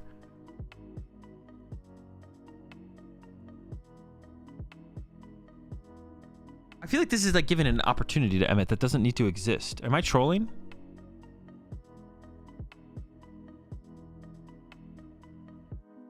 He's holding second miss for the finals, bro. This might be the correct play from Kieran. You're like, okay, if you whiff...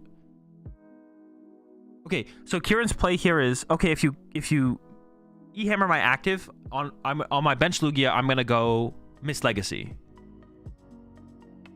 Wait, but no. This can't be correct because Kieran doesn't have an attacker in hand. Well, no, yeah, Kieran doesn't have another Lugia V-Star. I guess you could go... On the second Lugia, you could go Mist Legacy, Knockout, and then Emmett could go KO Archeops. Man, Emmett's gonna go Knockout. Emmett could go dodge your Lugia V, KO Archeops. No, this is incorrect from Kieran, because now you can just never... Emmett can dodge Gift the whole game, maybe. Emmett can maybe dodge Gift the whole game and never trigger Gift, and you might just never draw into something that can KO a 2-prize Pokemon.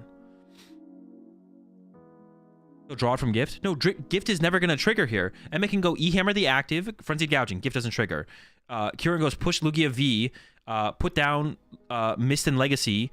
Lugia V KOs the Frenzied Gouging Roaring Moon. Emmett goes, okay, Calamity Storm KO Archeops. Gift never triggers. Gift will never trigger. And then you never draw into a Pokemon that can actually KO a 2-prize Pokemon on Kieran's side. But if you put 2 Mist on your active Lugia, you have 2 turns of 2 prize cards guaranteed.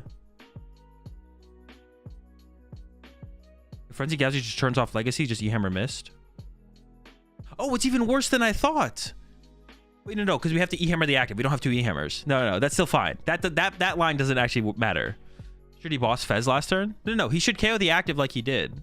Wait, what do we KO? Yeah, Kieran should KO the active like he did. He should just boss Fez this turn. But now he might not be able to boss Fez. KO the Moon with Chops.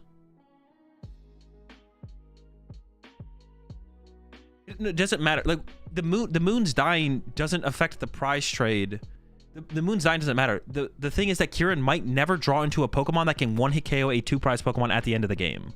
Watch, we'll see how it develops. Like, you guys will understand once the game starts to develop more. The problem is Kieran might never be able to KO. Kieran might never be able to do more than 130 damage. That is the problem. Eventually, once we start using Calamity Storm, we can't kill anything at that point. So we're in a Frenzy Gouging this turn. We have the E-Hammer in hand already. That's like the plan. Theoretically, Emmett whiffs and Kieran just wins. But if we don't whiff here, we Frenzy Gouging. Anything can respond to that one. Okay, cool. But we didn't draw off Gift. And then Calamity Storm happens next turn. And then if Calamity Storm happens to something without a Gift, Kieran all of a sudden isn't drawing cards and doesn't have something in play that can actually KO anything. But if we just put 2 Mist on our active, we get so many more guaranteed cards to work with that we're more likely to draw into an Ursaluna or a Minccino or another guy, another Lugia V-Star. So double Mist active is just so much safer, right? It just guarantees we play the game for longer and see more cards. We'll see how it goes, though. Kieran is still going to see cards. Gift is just never going to trigger. We just, like, guaranteed lose a turn. There's the E-Hammer. And this isn't a bait by any means on Kieran's side either. This is just the correct play from Emmett. Like, you don't really have another play from Emmett here. The only other play from Emmett would be to gust up the bench Lugia V and knock that out. But it's probably better to remove the V-Star.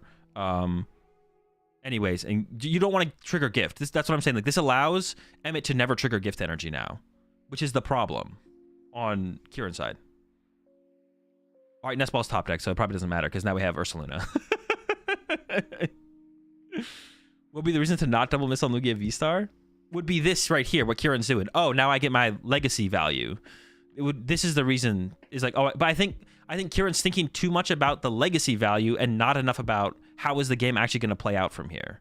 I think that's the problem here.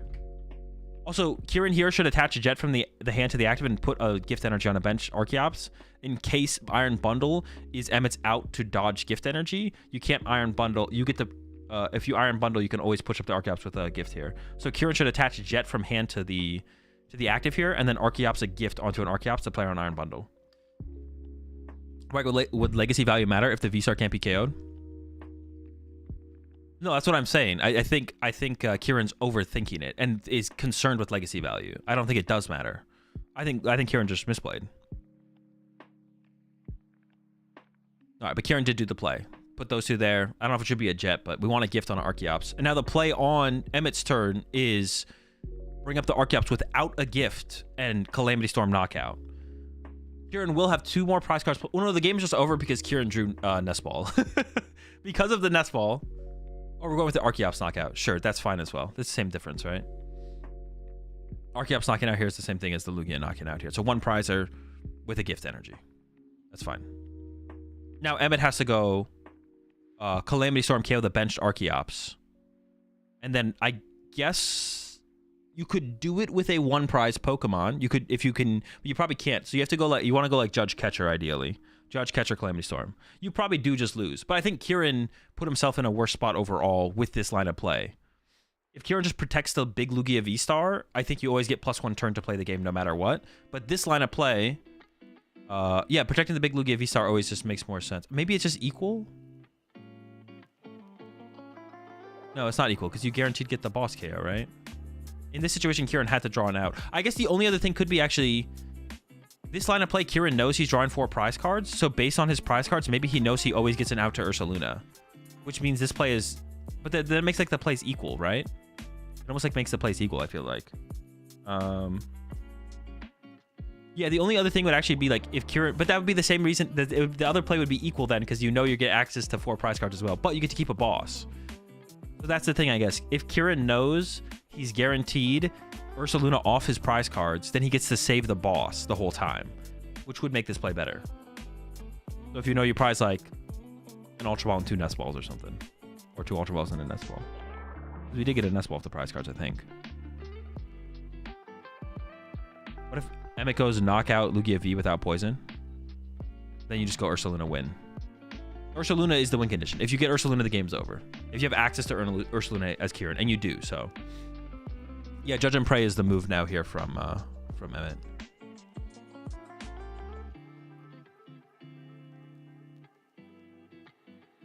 Which, yeah, this is a situation where, like, if we see Judge Catcher KO Archeops off the bench, then all of a sudden,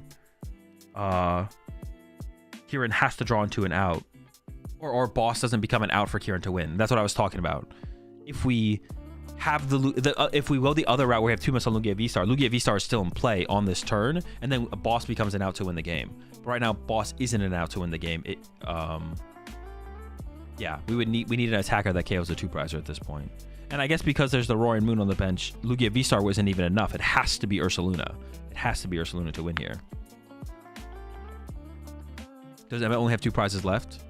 Emmett has 2 prizes left. Doesn't Frenzied win? No, because there's a miss and a legacy energy on the Lugia.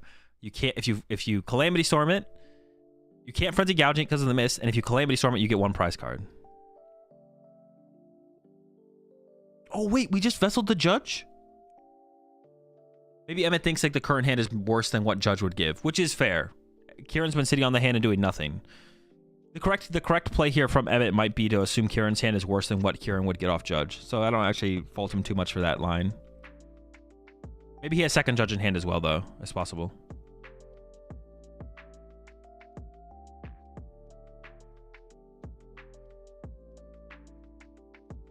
Maybe Moon solves if Kieran has no boss, right? Baby Moon can't 1 KO the active, I don't think. There is a Judge in hand. We're missing a Dark Patch, though. We have Prime as well, so you can go catcher, try and make them stick, attach. Then you have to judge into a Dark Patch. Oh, you don't even have Sada in hand anyway, so it has to be the judge route. There's heads. All right, give me the chops. It has to be the chops. No, it has to be. You can't trigger gift energy. Oh wait, are we just burning all of them? Oh, okay, maybe we're playing the Prime anyways. Wait, this is awkward because the Muse and the active. Oh, we're gonna patch the Fez and then prime the Mew back in the active, and then we still have the free retreat. Okay, we're still just playing all the gusts. I was getting worried there. We're just thinning. That's fine. I was stressing. All right, here's the judge. Yeah, so we just did have 2 judge. So I don't know if Emmett was always going for the judge here or not. See, and this is the situation where if Emmett or if Kieran had just put 2 miss on Lugia V-Star, Lugia V-Star would still be in play right now. Lugia V-Star would be in play right now when Emmett is going for a KO on an Archeops, and then Kieran can win with Boss. Kieran can no longer win with Boss. If Kieran draws Boss and no V-Star or no Ursaluna, Kieran can't win. But if we had just put 2 mist on our Lugia V-Star, we would have a Lugia V-Star in play right now, and we would win with a Boss's orders.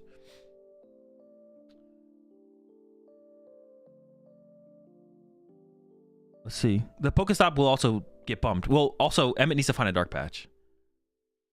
There's Luminate. Dude, is he going to get punished? There's no way. Oh, no, we can Luminate for research still. Dude, I was like, we only have Luminate for boss. We don't have the Pokemon. He could get punished, but it's very unlikely because we will find research, and we'll probably get out of it with research. We should be fine here. We should be fine. I got a little too excited there. I was like, oh my gosh, he didn't get an out to Ursaluna. Oh, true. The V-Star doesn't even KO the active. It has to be Ursaluna. It has to be Ursaluna.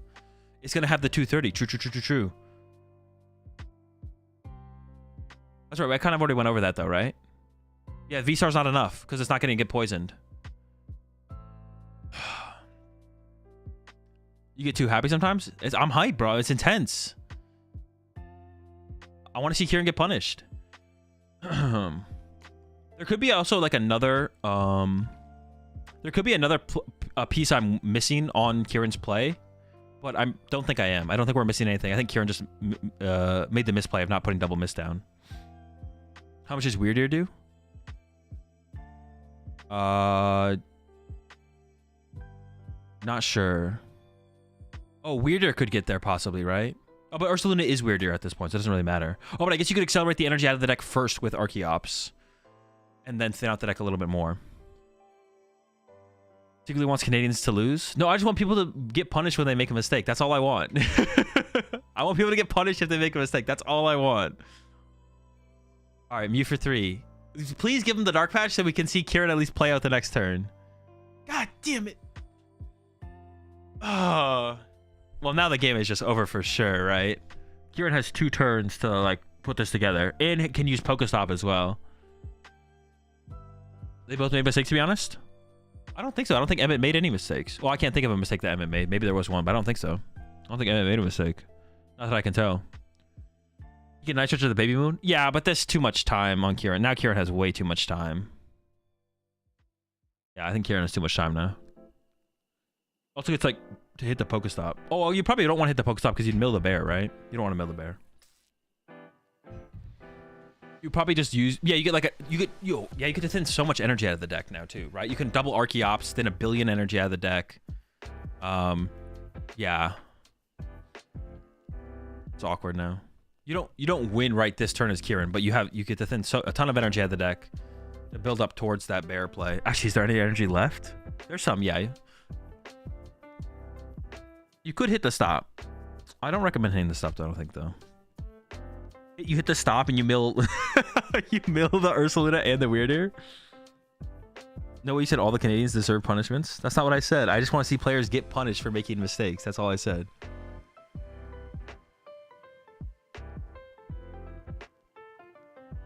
Oh, game 2 from Emmett. My bad. I thought we were talking about this game specifically. No, that's fair. That's fair. Emmett definitely made mistakes. I thought we were talking about this game specifically. I was in this game in the moment. What is the punishment for? Not putting double mist on the Lugia V-Star. Mill Bear Deer V-Star. Let's get the whole squad out of here. You still need to leave what, 1 energy around for Ursaluna? Oh no, you don't need any energy for Ursaluna. Ursaluna attacks for free. You can go no energy.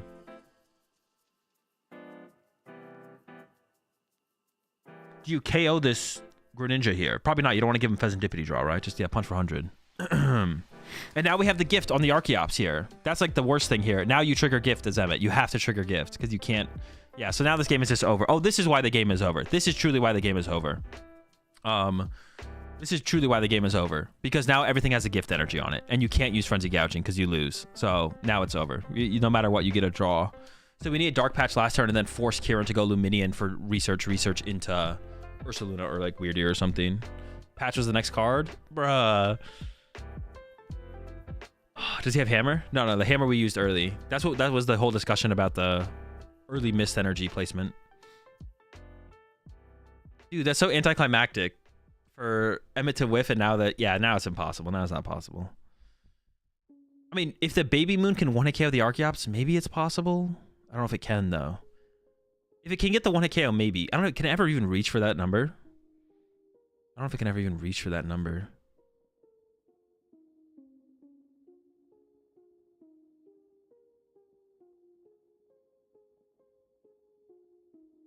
Okay.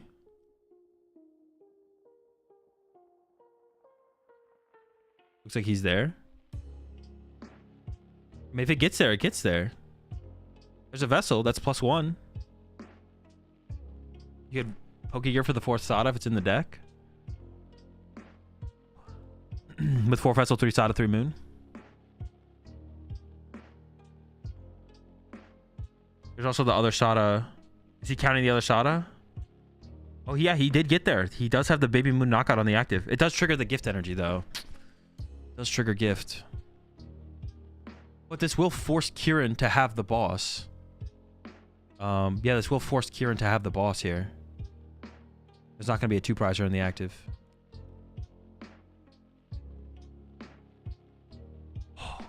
No, you can't Dippity. You can't Dippity. You didn't take a knockout. Okay, thank goodness. Alright. So Kieran needs boss attacker off of gift for 3 plus Pokestop. Has boss guaranteed with Luminion, I guess. So just needs Lugia V-Star, Ultra Ball, Ursaluna, Weird Ear, Nest Ball, Mezzagoza Heads, Pokestop into Ultra Ball or Nest Ball. The list goes on. The list goes on. He has Luminion. Yeah, I just mean like you can't Luminion for research now. It has to be Luminion for boss. So you don't get to see as many cards for the attacker here. There's Nest Ball for Ursaluna. Alright. Not thinking the KO was so weird. What's the reason this time? You don't want to give your opponent Pheasantipity, I think. You mean on Kieran's side? Like attack with Lugia V for the knockout? Just don't give him access to Pheasantipity draw, I guess. But I don't know if it matters that much, to be honest. Or he boss at Lugia, not KOing it. You have to take a KO this turn as Emmett. You have to take a KO this turn as Emmett. Alright. Kieran with the dub. That was an intense series. That was an exciting one. So Kieran, are they showing the other top 4 match? Are we seeing another top 4 into the... Oh, no. Henry Chow won. Henry beat Steven. So it's Guardy versus Lugia in the finals after a Guardy beat a Lugia. I'm excited. Emmett threw so hard game 2. Emmett did throw game 2. Oh, there's a little bit of throwing on both sides, right? Kieran should have done the Luminion play. Kieran threw, Emmett threw. A little bit of back and forth. I'm still pretty convinced on the Luminion play. I think. It's exciting though. It's exciting games.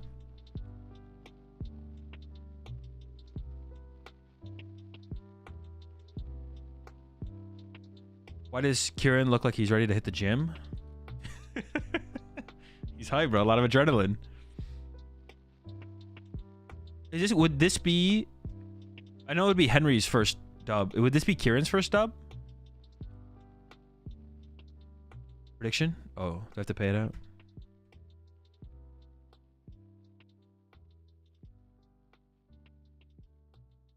Dude, what the heck?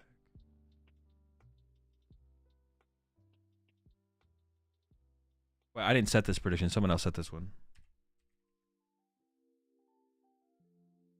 on the right. Unless you count seniors. We don't count seniors. Dude, honestly, one of the biggest crimes in the Pokemon TCG is the fact that seniors now have limitless pages. We can't give them anything, bro.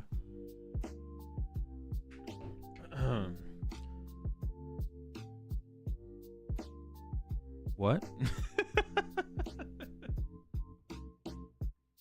Yeah, I love Guardy, but I'm Canadian.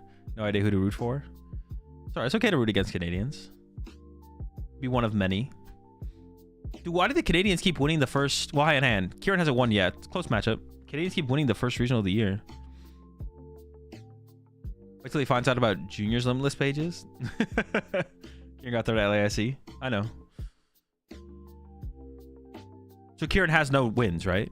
This would be both of their first wins. I know it's definitely Henry's first win. It would be Henry's first win.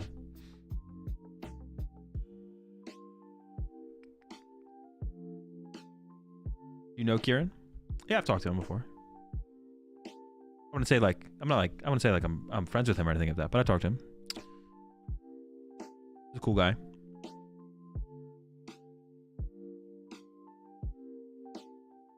Yeah, Canada always comes out.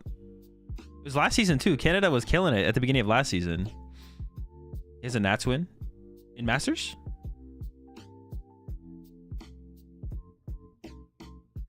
Yeah, Canada comes out hot at the first couple events of the year. It feels like they're doing it again.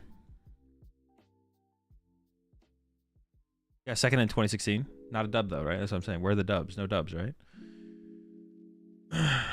If Canada takes this, does it mean USA is free? I don't know. They've been winning, bro. They've been winning down here.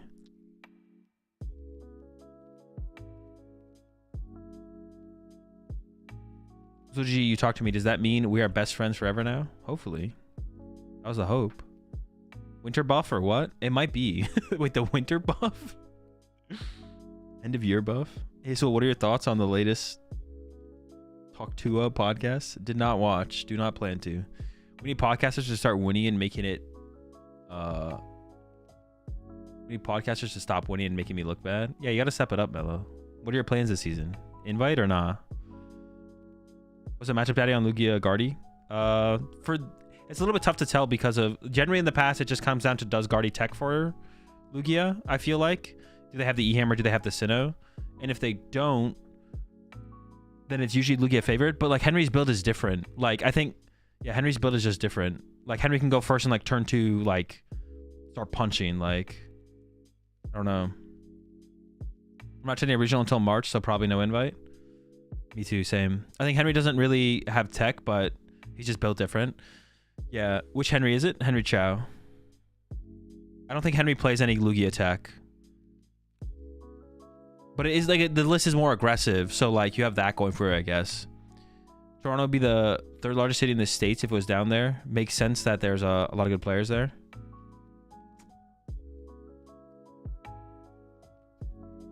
If a podcaster...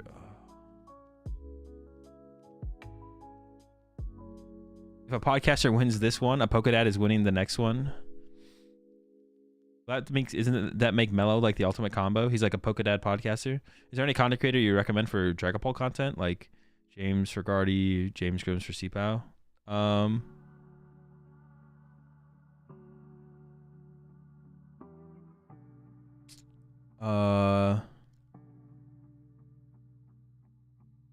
Not off the top of my head.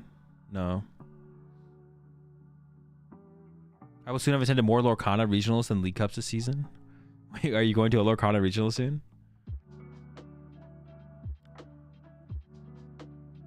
When are you going to invite your twin on your pod? Ooh. Latos? Is there any content creators you'd recommend for AzulGG content? Not in particular, no. What's happening on broadcast? I have no clue.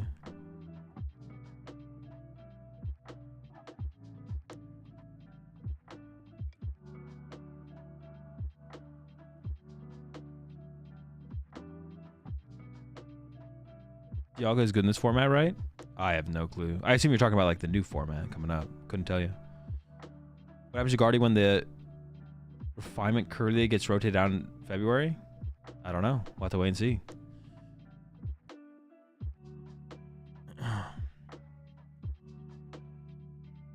It might still work, but Refinement's like a pretty big piece of the deck, obviously. But yeah, so let's just wait and see how it goes. Just play like a Candy build. You definitely play Radiant Greninja. Like, I mean, turn 2 Candy, Guardy, swing with... The attackers are all still there, right? That's the big thing, right? So maybe Guardy becomes like a Reveroom deck, maybe? Maybe it's like Reveroom, Guardy, Radiant Greninja or something. Oh, no, wait, we lose Radiant Greninja. So maybe it's a Reveroom Guardy deck? Maybe that's it? Yeah, Reveroom Guard 4. Y'all ready for that?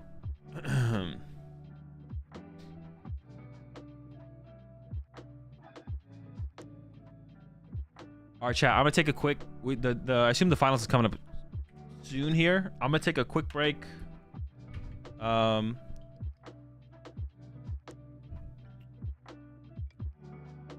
I'm gonna take a quick break. I'll be back.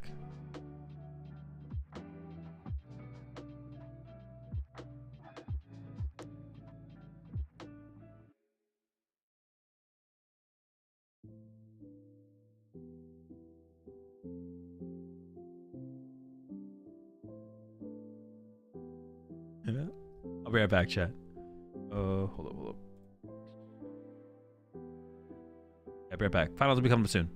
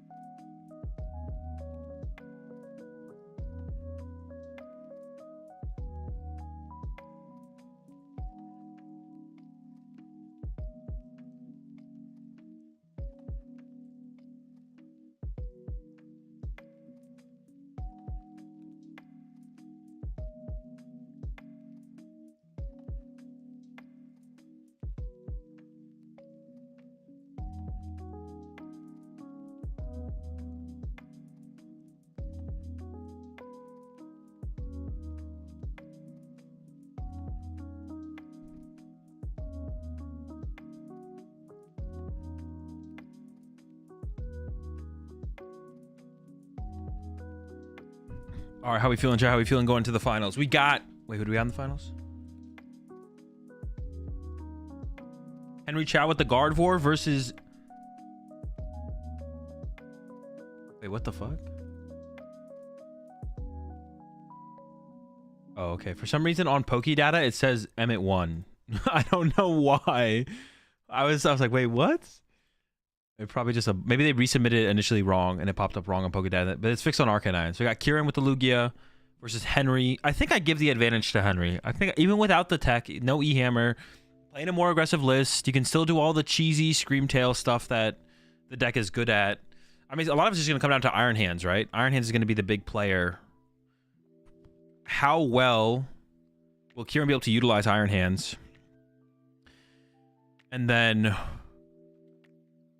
yeah, how well will Henry be able to respond to the Iron Hands? It's gonna be the big player, right? The Iron Hands. It's gonna be the big question. How much Iron Hands value can be had?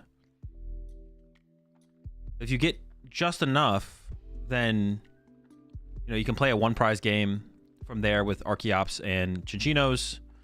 And that's another thing. The Chinchino prize trade into the Gardevoir EX that can give you a big knockout.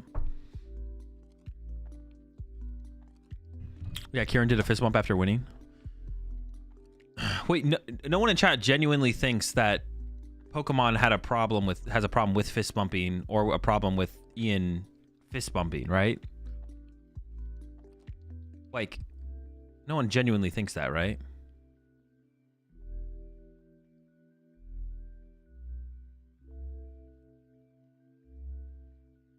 Pokédata memeing because Kieran fist bumped.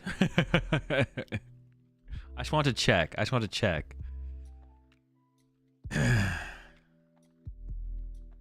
I'm offended. That's the goal. Azul, you think Glamour EX can work? I don't think Glamour EX will be good, no. That kid just fist bumped? Banned.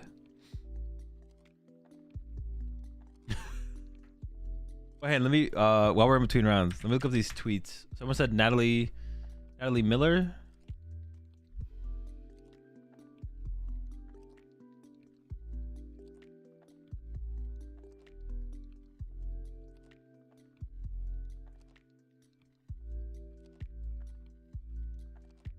And then who's the other one?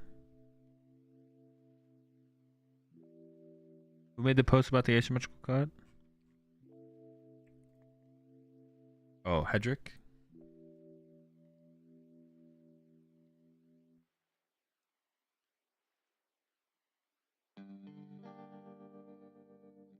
Wait, do these posts exist? Someone said they made posts about asymmetrical, or not asymmetrical cut, but the new format. I don't see any of these posts though. Is it in like replies?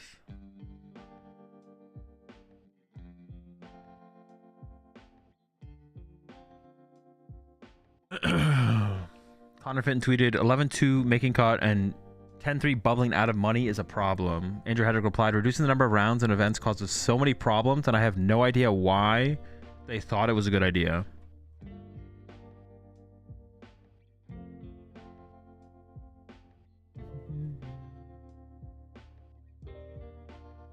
I guess I can get behind the thought, like, yeah, I guess that feels pretty bad, right? Like you're X2, you're on your way in for top 8, you lose. Oh well, I lost this one. And then you fall out of top 32 and don't get any money at all.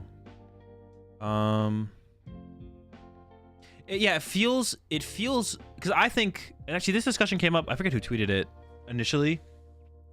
I guess I had asked chat this question as well. Chat, what do you think is more successful? Losing your, who do you think had a more successful tournament run? Losing your winning into top 8 and ending up in top 32, or let's say ending up in top 64, or winning losing your last round, not making top 8. If you win, you make top 8. If you lose, you get top 64. Or if you win your last round, you get top 16. If you lose, you get top 64. But you never have a chance of making top 8. What do you think is a more successful tournament? With a better overall record? Well, I mean, that should be evident by how they placed. Losing winning in is more successful. Losing winning in because you were in contention. I agree. I think being in contention is what matters. Like, yeah, I think being in contention is what matters. Whoever earns more money. Okay, more successful tournament, and so obviously, like, monetarily, sure. Playing against a bunch of people who can't win anyway is easier. Okay, yep, definitely true. That's how I feel about it as well. When I'm talking about successful, I don't mean to determine money. Let's say successful in terms of being a better player, becoming a better player, and being a better player. Getting to the winning end shows. Now, it doesn't mean that not over one tournament, but consistently, like, getting to your winning end shows better play / potential of, on average, if you're getting to your winning end, you're playing better and prepping better, right? If you're getting to the winning end. Like, if one player always gets to the winning end and always loses and ends up top 64, and let's say over 10 tournaments, player A loses the winning end to top 8 10 times and ends up top 64. Player B wins their last round and ends up top 16. The better player is player A, right? Like, the better Pokemon player is player A. So the better player being punished does feel a little weird. I appreciate the 120 bits there, Twitch, and the 300 bits there, It's Manor. Appreciate it. The better player is player A, right? What are your thoughts on top 32 cut? What do you mean? Your thoughts about having a top 32 cut? I mean, I think the asymmetrical cut is, like, fine. Losing 10 winning ins to top 8 is pretty sus.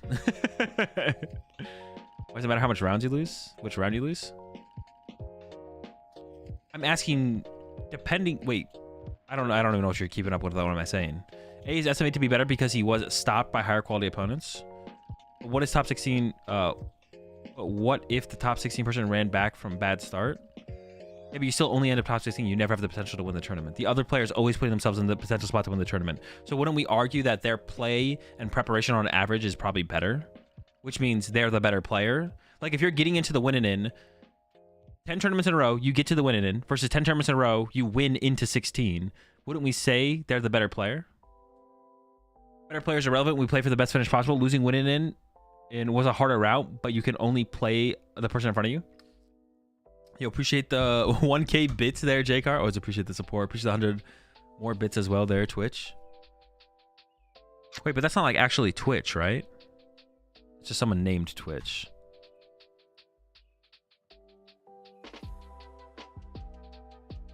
Oh, wait, what the heck? Is that actually Twitch? Twitch is in my chat right now? Wait, that's insane. I don't even know how to feel about that. That's crazy. Why is Twitch in my chat? Oh, Twitch adds 10% to all bits? Wait, it's not actually real Twitch. It's Twitch adding bits to people sending bits? Is that what it is? It's a bot? Oh, that's less exciting. It's a bot? Bruh, that's way less exciting. I thought it was like someone actually at the Twitch office on the Twitch account in my chat. It's just a bot. Never lucky, man. What the heck? He looks so happy for a second. Hey, man, that's the big time. Azul thought he made it. Dude, I thought I was in it. I thought I was in, bro. They know who I am. John Twitch himself. I mean, why does it matter if you lose the last round or the second to last round? If you have more match points than the other, you objectively have been more successful overall. You objectively got more money, but I'm wondering, like, shouldn't we try and reward the better player? Which player would you say was better and tournament was more successful in, like, portraying the better player, right? Like, obviously, the better player might go 0-3 in a tournament than a player who makes top 8. But, like, let's say, that's why I said, like, over 10 tournaments, player A loses the win into top 8 and then ends up top 64. Player B, let's say it's even worse in player B's situation. Player B, 10 tournaments in a row, wins into top 32 at the on the last round of Swiss. Like, which player is the better player, right? That's what I'm wondering. Which player is the better player? And it's like, okay, do we really? Why are we punishing the better player? I mean, I think the person who lost the win into top 8 had the more successful tournament run because they were more consistently in contention for winning the tournament. The longer you're in contention for winning the tournament, I think makes you the better player or makes that the more successful tournament. I would rather get to my win in for top 8 versus I'd rather have to play out my win in for top 8 versus guaranteed top 16 at major tournaments every single time. I would always rather put myself in the place to be playing my win in for top 8 versus always having my tournament end in top 16. In a game of probability, consistent results equals skill. Player B could have just drawn the absolute nuts for one tourney. Better player and more successful are two different questions. Yeah, sure. I know success if the better record, but better is winning in loss. Better, more, yeah, the more success. Okay, so we're talking about why should, the question is like, why is, it's weird to like punish the more successful, no, it's weird to punish, it's weird to punish the player with the better results at your tournament, right? It's a better result to lose your winning in than to win into top 16, right? We're saying that where it's a better result, that represents a better player. It's weird that they're getting punished for losing their winning in. Not punished, but it like feels weird that you lose the win into top 8 and someone who could never get top 30, never get top 8 wins up to top 32 over you. That's what I'm saying, like, and that's why I'm bringing up like over a certain amount of tournaments as well.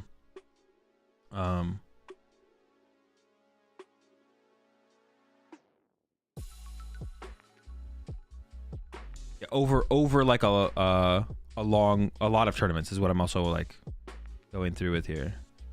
Over like 10 tournaments. Let's say you're in an even matchup, you go 1-1 in game 1 and 2, 5 minutes left. If you tie, you miss top 8, but you guarantee top 16. If you lose, you drop out of top 16. Do you take the tie for the money and points? I mean, did we make a gentleman's agreement beforehand? Like, what is the alternative to tying? Signing the slip that I won faster than my opponent signs that they won. Like, yeah, what are you putting as the alternative in this situation? All right, so there's 3 outcomes here. It could be Kieran's first major dub.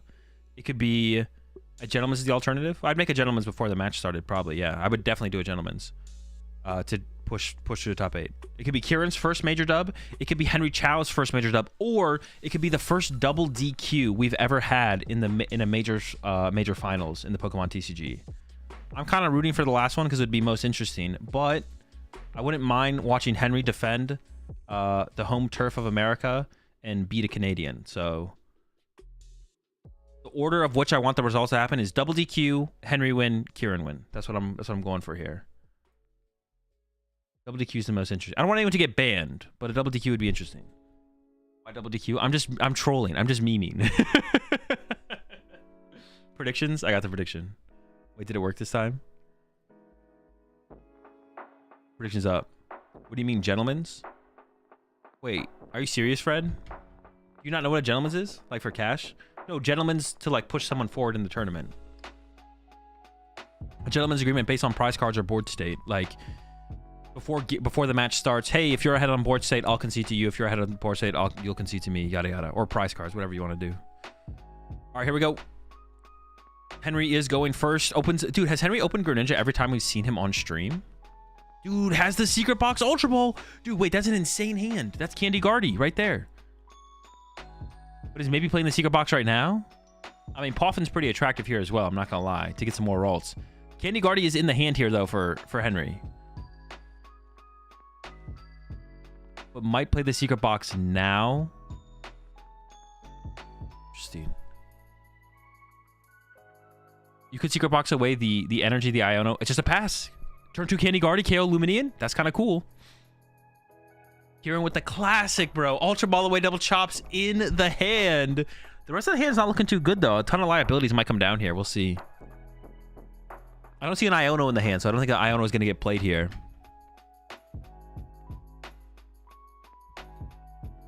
What do we know about the Guardy list?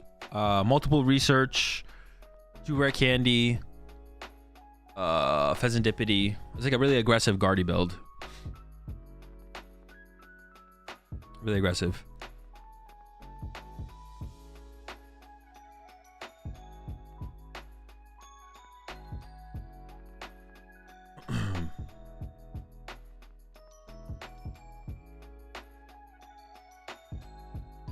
I didn't see the prize cards at all. I don't know if they even showed them. I keep like missing the prize cards.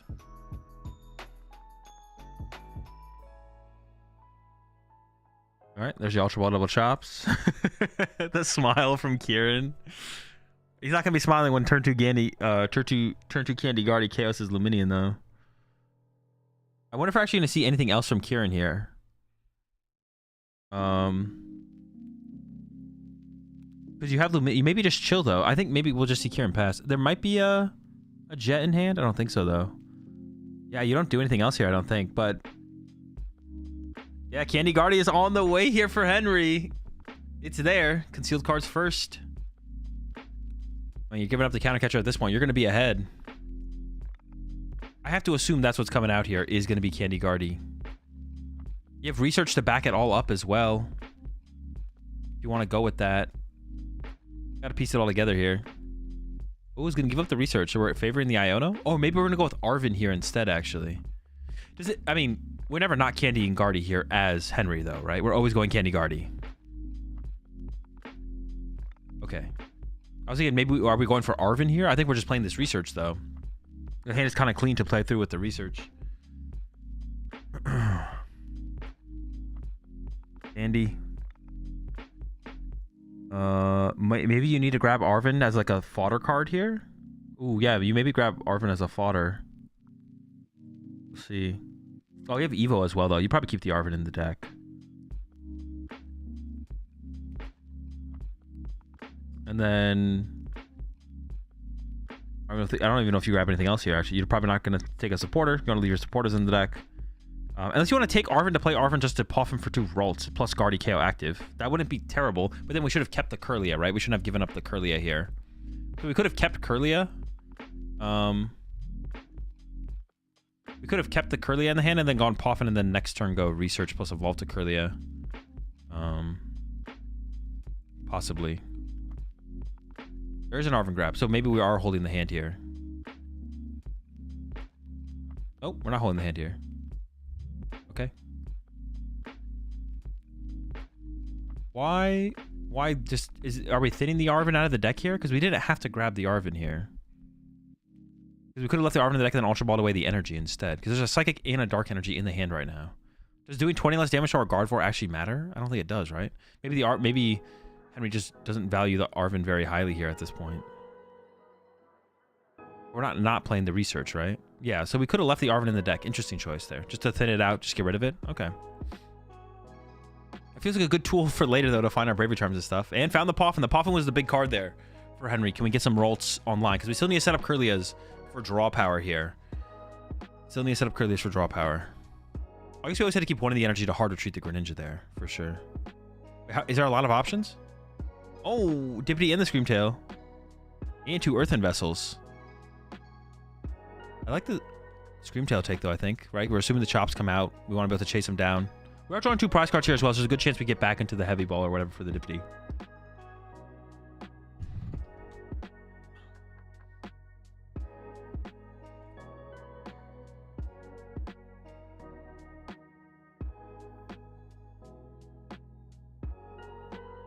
Can we KO Lugia with Monkey?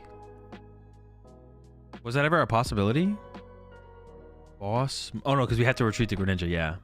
Are you in favor of gentlemen's based on board state rather than prizes? I think that's a bad precedent because board state can be subjective and opens the door for disagreement, whereas prize cards is clear cut and can't be argued. I mean, I don't recommend it for people, Fred, but I don't take gentlemen's agreements that aren't board state based. I only do board state based gentlemen's agreements. I don't think it's that hard to decipher a Pokemon board state myself. So yeah, I don't do what's it called? Prize based ones.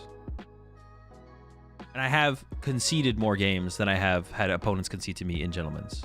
Like I'm fair with my what's it called? I don't put it on other people though. I don't think other people should do it.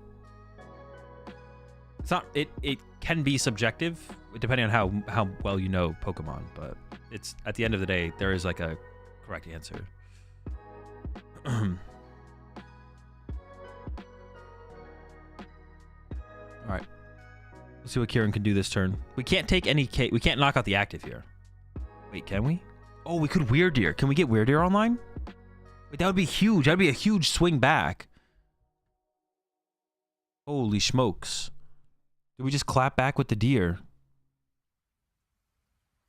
It's got 250. Yeah, we would. We could 4 double turbos. If there's 4 double turbo energy in the deck plus a jet. 1, 2. Oof, I only see 2. 1, 2. We would need all 4 and then we have to jet it up. So I don't think it's happening. Does not seem like it's happening. Is it ever correct for Kieran to just not attack? Or not put the Archeops in play? Because the problem is if Kieran puts 2 Archeops in play to simply punch a Gardevoir, then Henry can be like, all right, cool, retreat to Screamtail, knock out an Archeops, and you don't even get a prize card this turn. So I don't even know if I like... I mean, maybe we have a boss. If we have a boss here, I think boss is fine. But simply punching Gardevoir just doesn't seem very good. We could hands it later for 3, I guess. Fish in hand. Yeah, but putting fish in play is like terrible here. Oh, we have research. Okay. I almost wonder, what if Kieran had just went... Yeah, what if Kieran had just went bench, baby rat, play research, pass? Is that ever the better play? That's what I'm wondering.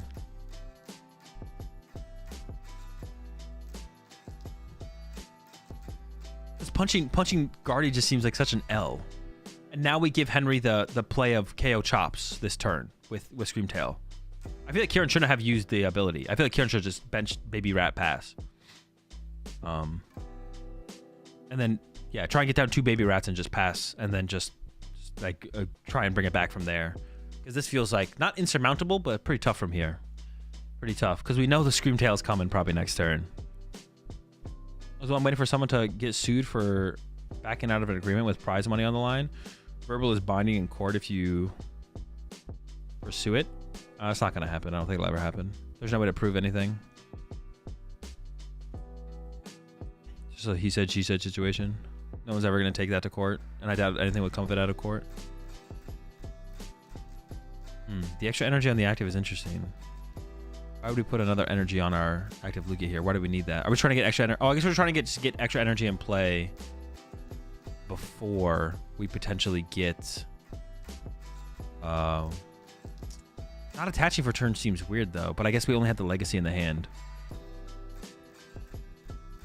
Interesting.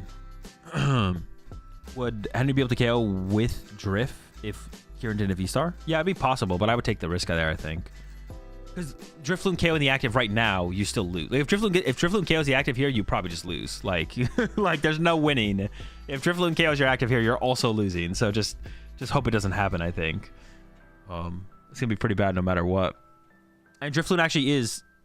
What are we away? We're a Bravery Charm and a Drifloon away from the knockout. We have 5 energy in our discard pile, so the knockout is there. But I don't think we're coming back in this situation either. So second Guardy, we're cooking. Screamtail's online. That can just go after our chops, of course. Sheesh. Henry's drawn 3 prize cards before Kieran's even drawn a single prize card. This one is snowballing fast. Now there is no draw power. The one thing to point out, I guess, here. There's no draw power setup on Henry's side besides the Greninja. But Greninja gets like scaled out of the game pretty quickly as draw power. So we need to see some Kirlia. At least a single Kirlia get set up. Or Iono could be how Kieran makes a comeback. Is like Iono knockout. You know, like if Henry goes Screamtail KO and Kieran can go Iono Iron Hands KO and the Iron Hands doesn't get checked, then all of a sudden Kieran could start to make a comeback in this game. So we still need to see Henry get some draw power established. And there is an Iono, putting Henry down to 4. Yeah, it's looking tough, but not impossible. If Henry could just find attacker after attacker, then I feel like Henry's in a really good spot. This does make me further question Henry's choice to get rid of that Arven, because Arven finds Bravery Charm Poffin or Super Rod Bravery Charm if you have Poffin in hand to like find Drifloon combos or Screamtail combos. I don't know. It just feels really weird for Henry to have gotten rid of that Arven on that discard there. I don't know. Like looking back on that, it's like it's still such a good combo card to like pull off big KOs later in the game. Yeah, I'm not sure about that.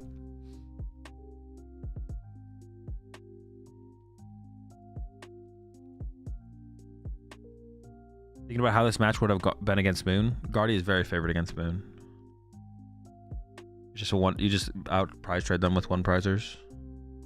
Redub. All right, chops number 1's going down. There is two prizers on board here though now for Henry. So Kieran's prize trade could look like Iron Hands KO active, Chinchino KO full HP Guardy, something else KO the damage Guardy, I guess. All right, the hands is coming out. The big question is like honestly Iono this turn. If you get hands Iono here, there's the Iono. Okay, it's actually maybe happening here for Kieran. There might not be a response to these hands from Henry. There might not be a hands response. We'll see.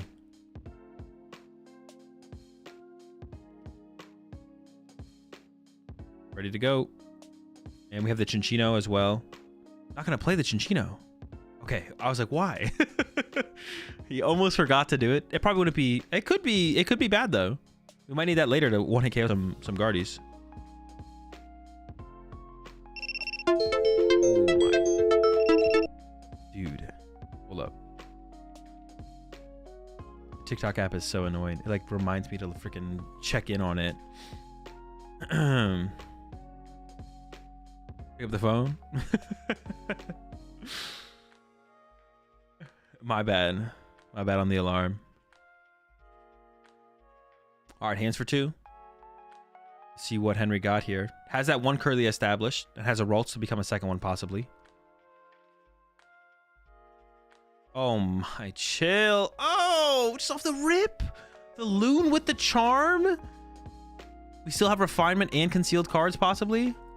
Dude, we found an energy for concealed as well. Calm down.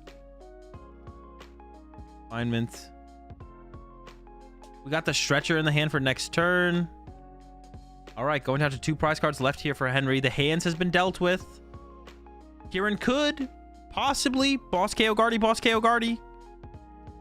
Possible. Actually, no, it's not possible because you can't leave Lugia V-Star in the active here. You could leave. Nope, you can't do it. You can't do that. It's looking pretty good here for Henry now, especially with this knockout. KO the active here, and then Kieran can't ignore the Drifloon on this turn. Well, hold on. No, I don't think you can. Can you? I don't think you can ignore the Drifloon. Okay, the one play I see here for Kieran would be get another rat on the bench, and then this turn go Chinchino, knockout guard for EX. Just completely ignore the Drifloon, and then next turn you go attach double turbo to Chinchino. Knock out the bench guard for. Wait, how much damage does it have on it? Yeah. Chinchino with double turbo, knock out bench guard for. Bench baby rat. Attach energy to baby rat. Build up new big rat. Big rat punch the other guard for on the following turn. I don't see a baby rat or a boss in that hand though. So there's an Ultra Ball though. There's an Ultra Ball. This could happen. This could happen. But if you knock out Drifloon, I think you always lose here as Kieran. You have to ignore Drifloon. You have to go KO Guardy here. So it has to be some rat on rat or rat into rat action from Kieran here, I think. And you could potentially punch. You could one-hit KO the other Guardy, or you could just punch it for 280 and trap it in the active possibly. But you would want to get the back-to-back one-hit KOs. That's a boss! Dude, we got another rat! And you have enough energy in the deck to make this all work, because there's a decent amount of energy in the hand.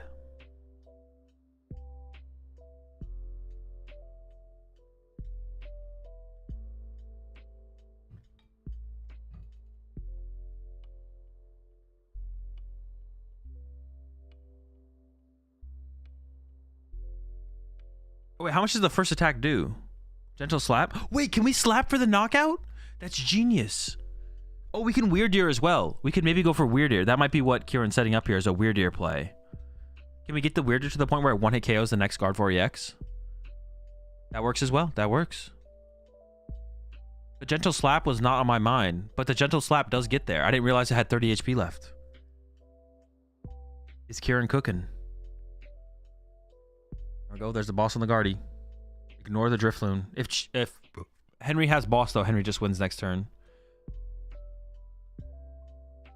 The other play Henry can make here is Turo up the Gardevoir EX and then just KO the active. That also works here for Henry. There's another boss. That's a lot of jet energy in hand as well. All right, here comes the Looney. What's the top deck?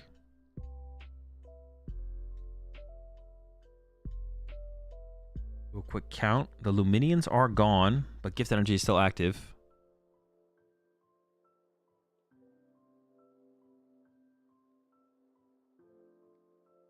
Henry doesn't play like Luminion or anything, but we got Dippity, potential for second Curlia. I don't know where the Dippity is. It might be in the hand.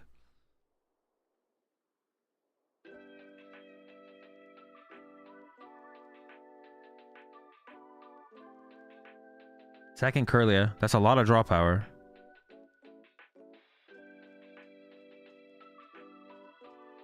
We have concealed. Oh, we didn't play the Vessel first to thin that energy out of the deck, though. Oh, there's the boss. All right. That's game. Wait.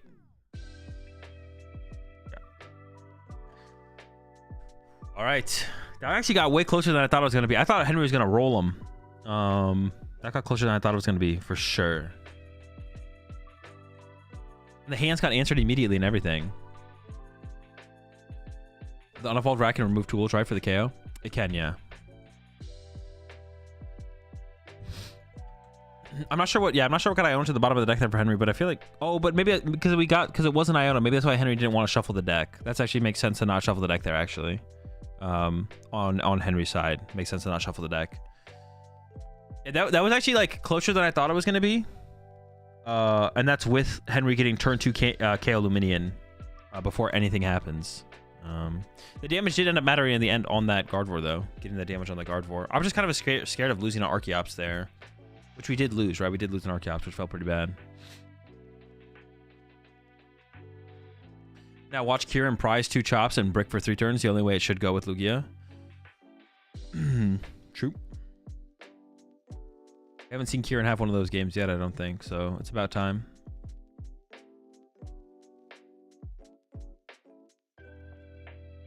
They both got the nuts here. I want to say Kieran drew that well. Like Kieran drew fine. I think Henry got the nuts. I don't know about Kieran getting the nuts. I think Kieran put together what he had, but I was that Kieran and Henry have a different amount of games played. It's just no, it isn't. It's 13 and 13. 11 plus 2, 10 plus 3. 13 games, 13 games.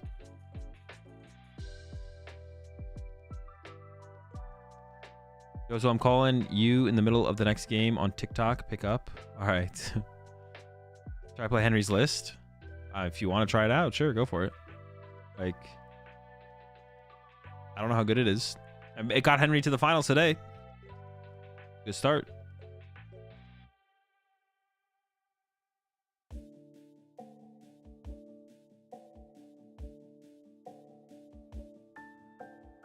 All right, nest ball from Kieran. Going first now. Got the Lugia. I guess I would say if you are going to pick up Guardy in this format, this Telecrown format or the previous format, you may as well give Henry's deck a try. I guess I would say that. Like, yeah, like there's no reason to not start here. The new innovative way to play Guardy from Henry Chow, which has at least got him to the finals of the first regional of the season. Dude, what the fuck? 2 chops and the legacy prized. All right, yeah, who predicted that in chat? Didn't someone predict that in chat? What the heck, man?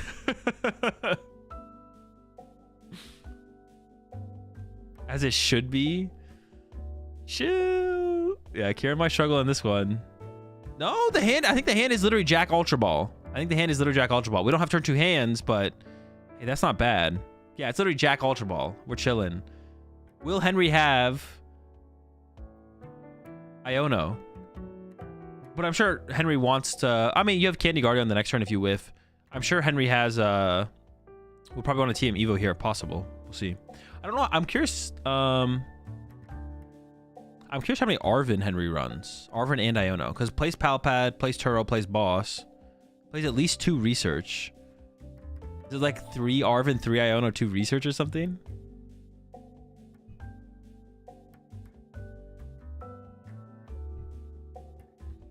Yeah, and on the other side, there's 2 Kirlia prize. So the evolutions are sleeping this time around. I wonder how many Kirlia Henry also plays. Does Henry play 4 Kirlia, or is it like a 3 Kirlia build? I actually wouldn't be surprised because of the 2 candy if Henry plays only 3 Kirlia. Because you have to find room for all these other cards here in the deck as well.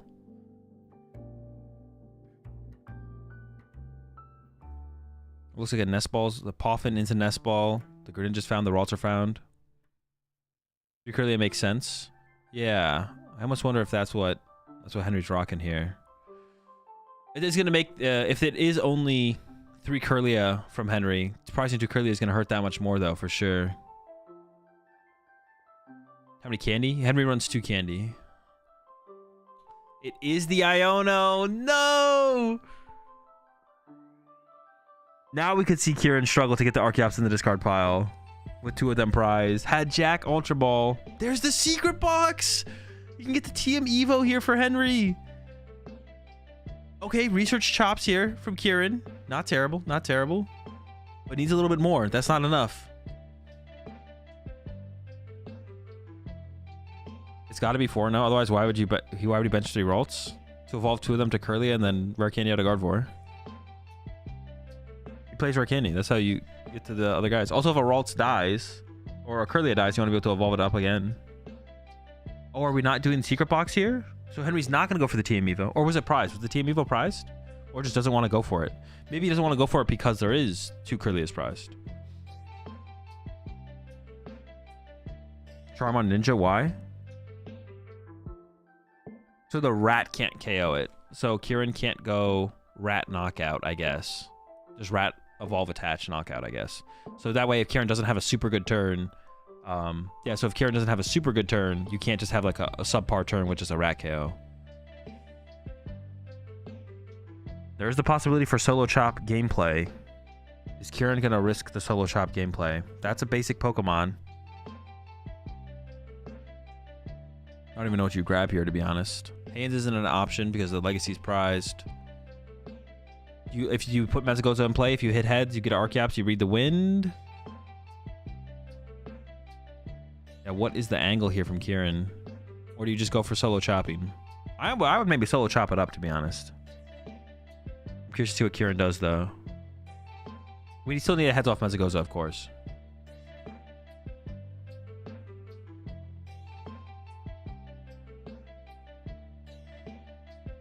It is a heads. Okay, so now we'll know here soon. Alright, it is a read the wind. We're scared of the Candy Guardy, which is probably fair, right? We don't want to get Candy Guardy, Screamtail, KO our lone chop, right?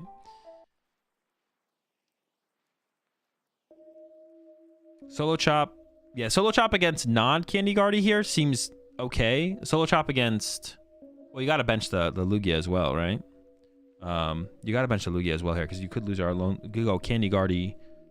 I can't let that happen. They do have different... Oh, they do have different amount of games played in this layout. You are right, yes. Kieran is missing a dub. Or an L. A dub. Yeah, Kieran's missing a dub. Kieran should be 12-2.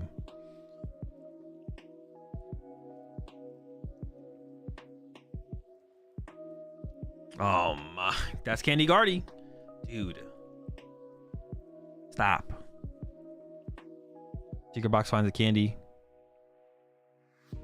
Should we have concealed cards first, though, so we could possibly draw into a Curlia? Yeah, I feel like Henry has to be playing 3 Curlia. I'm trying to figure out where this, like, space is coming from. Well, the candy's already in hand, too. What the heck? When did we get that? Dude.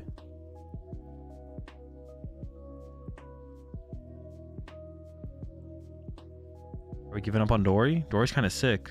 Giving up on the boss? Giving up on boss? I don't know about that. Dory could be our out for Guardy to KO the active here. We do have Palpad. We do have Palpad. It's not that bad. Without Palpad, that'd feel pretty bad. But yeah, Guardy EX KO the active seems pretty good here. If we can get there. There's Vessel. There's TM Evo. And we get, what, a Stadium card? Go ahead and grab ourselves HQ. Shut down the potential of the hands. Oh, wait, we can get... Oh no, we can't because we have to retreat the active, right? We can never Dory here. Never mind. I was thinking we could Dory here, but we can't ever Dory here because we have to retreat the concealed, the Greninja. So we can't ever Dory. That sucks. Dory would have been disgusting here. So I guess the question is, do you just punch the active Lugia with Guardy EX, or do you Screamtail KO the Minccino?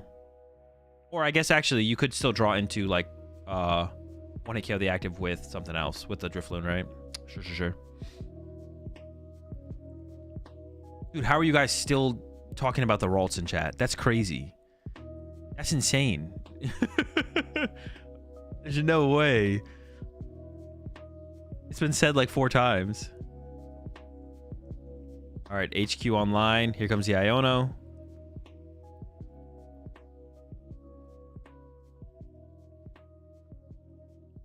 Second guard. Dude, fuck it. Get another one in there.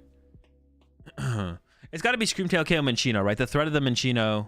Oh, we're not doing it. It probably makes sense to get rid of it and just go get a Curlia. It would have been cool, though.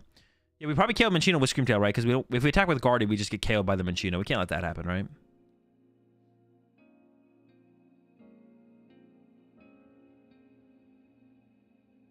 Everyone's so paranoid about misplays and cheating, they're punching ghosts. It definitely is something like that a lot of the time.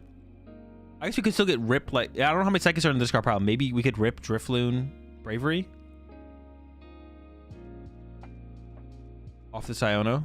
That would be possible. Nope, but there's a retreat. Yeah, it's got to be Screamtail. Actually, no, it's always just kill the baby rat, right? Snook 'em. Rat nuking. All right. We got some Lugias for Kieran. We do not have the Iron Hands play, but the V-Stars are here. Start swinging with those. Trying to establish another rat so we can actually threaten the Gardevoir. But this is definitely not where we want to be as Kieran, I don't think. I guess like the one thing that's like okay about the situation for Kieran is there's no threat of counter catcher. I mean, yeah. I mean, Henry's just gonna try and find Gust KO Chops this turn.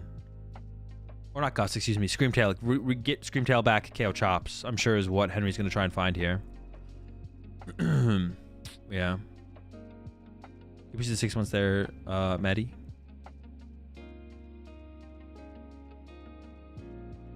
Legacy also prizes middle row. Oh, in middle row. I thought you said like middle roll. Like it's a pretty mid draw there to prize your. Pretty mid draw there to prize your Legacy Energy. Yeah, Kieran's not getting access to the Legacy Energy for a little while here.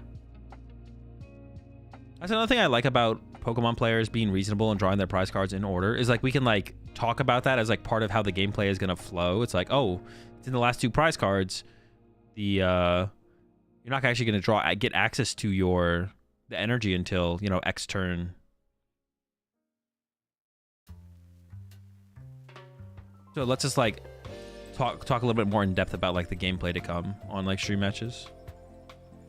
All right, Mezagoza as well, and a research. So we are doing a lot this turn for Kieran, but the first prize card going over to Henry always feels so bad, especially also that comboed with the lack of Iron Hands feels pretty bad. Looks like a heads there. If there's no punishment for having Greninja out, it's a basic version of Kirlia. Are you talking about like in this deck in general? Well, it eats up a bench space is always like the thing. Does Henry just want Raw Tail again and spawn camp rats? I think you'd go after an Archeops here. I guess you could go after the rat. The rat does have 2 energy on it, and that's the last rat. Maybe you do go after the rat. The thing is, the Weird Deer is still a threat on your Gardevoir, but that is a 2 prize Pokemon that has to be put in play to do that. I think maybe you do just go after the rat here because the rat could kill your Gardevoir. So I think you're right actually. You don't go after the Archeops here because the rat was reestablished. You go after the rat. I guess it's equal to the energy that the Archeops would gain anyways, right? So yeah, Super Rod or Night Stretcher here. We'll do that for Henry to be able to recover the Screamtail. And literally already lining it up. Eyeing up the Dory and the Screamtail. Must have a Super Rod in hand, I assume.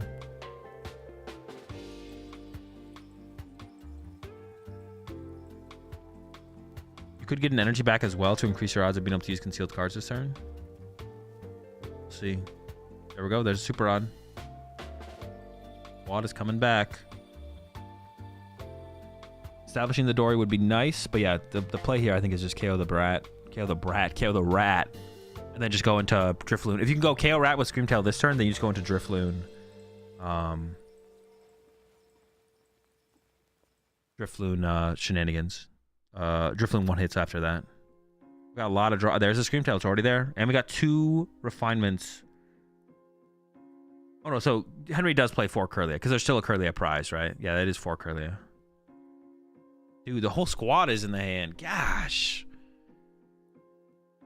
Literally, Henry has everything he needs in his hand.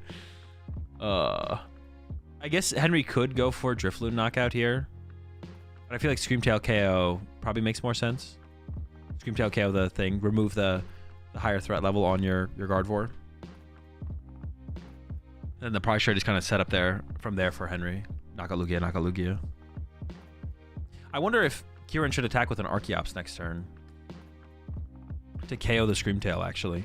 Load up a bunch of energy and play, and then play for the Weird Deer on a following turn. I guess you could theoretically Weird Deer as well next... No, you can't really Weird Deer next turn. I mean, you could. I just don't think it makes sense. If you do go after the Archeops this turn, though, as Henry, you do limit the possibility of Iron Hands moving forward, which is a big thing. You do limit that possibility. What if you ever just grab the Palpad here as Henry and just play that to recover boss? Oh, is this a 2-boss list? Was there a boss on the top of the deck, or was that Turo? It's got to be a 1-boss list, right? 2 boss and Palpad is a lot. 2 Palpad, 2 boss, 2 Palpad, or 2 boss, a Palpad, and 2 counter catcher. Jeez, it had to be the Turo on top. It was a blue supporter. Blue supporter. Do you even need the Iono? I guess would be a question. Does recover it though. Definitely just want the boss. You can just like be aggressive this game. You are the aggressor this game. Yeah, on Kieran's turn here, let's assume the rat goes down, the rat gets KO'd. Should Kieran ever like load up a bunch of energy and play that attack with the Archeops? Because if you leave Lugia in the active, kind of sucks. Oh, we're going with the Drifloon this turn. Henry's just getting aggressive. Okay, I expected the other thing to come out here. Henry's just like, screw it, just give me the prize cards. I don't hate it. Yeah, I thought we were gonna go the Screamtail route. But Henry's like, I got the big 1-hit KO this turn. Let's just get the prize cards. Let's stay ahead in the prize exchange. I'll Screamtail on a later turn if it makes sense. And now I think for Kieran, you definitely attack with Archeops, right? Now you definitely attack with Archeops. Yeah, you definitely not attacking with the 2 prize or into the Drifloon that could just be recovered and get another 2 prize cards. You gotta slow this thing down a little bit here. Henry can just ignore it next turn with a Screamtail and then look for the boss KO and the Lugia to close things out. That's where Iono would have to like be able to take effect here. All right, there's a load up on the active. The deck honestly doesn't have, there's like a bunch of nothing in there. Pokemon and supporters, but it's not changing anything. This is not looking good for Kieran.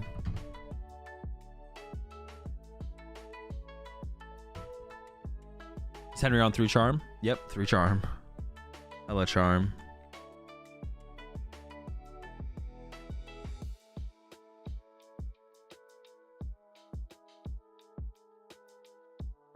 All right. The rat is loaded. Well, now you just go after the rat, and then Weirdo is not even a threat, right?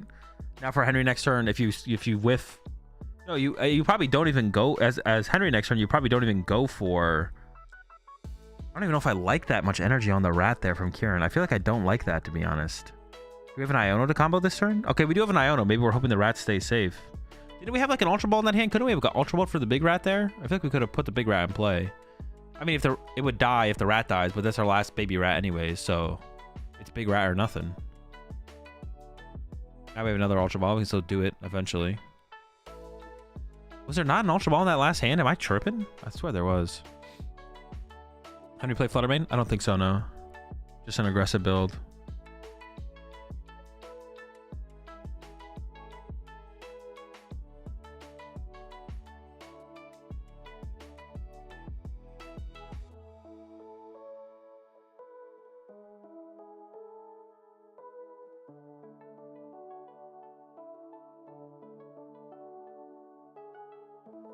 Okay, now we got the rat going. That's fine. Does Kieran play Fluttermane? No, no Fluttermanes at all. Does Gardevoir hard counter Lugia? I think Gardevoir is favored against Lugia if you have a tech card. This more aggressive build also might be favored against Lugia. I'm actually not sure. I'm not sure if the aggressive build is favored or not, to be honest. No, I got no experience of this matchup, in this matchup. There's the Vessel. There's the Dark Energy, the Psychic Energy. And I think Henry is pretty content with... Oh, he's going to leave the Psychic Energy. I like that. You want to leave it in the deck so you can draw into it to use concealed cards. So you don't want to concealed cards before you research because you don't want to draw into important cards here. It's a really good sequence there from Henry to leave the energy in the deck for concealed cards later. And you could guarantee concealed cards now, but if you do that and you draw into like boss or something, you really don't want to discard the boss. Really good sequence. But yeah, we're just looking for KO Chinchino with Screamtail here from Henry, and that should basically wrap up the game. There's no pressure on the EX at that point. Kieran can't ever want to KO a 2 prize Pokemon throughout the rest of the game and still has 4 prize cards remaining. As long as the Screamtail's found this turn, the game is basically over. There's an Ultra Ball in hand, so the Screamtail's guaranteed this turn. That's it. That should wrap it up. I don't think there's no comeback potential here from Kieran. I'm trying to think about like what would be the route. Because if Henry did whiff, Henry could just go punch with Guard EX for the turn. Yeah.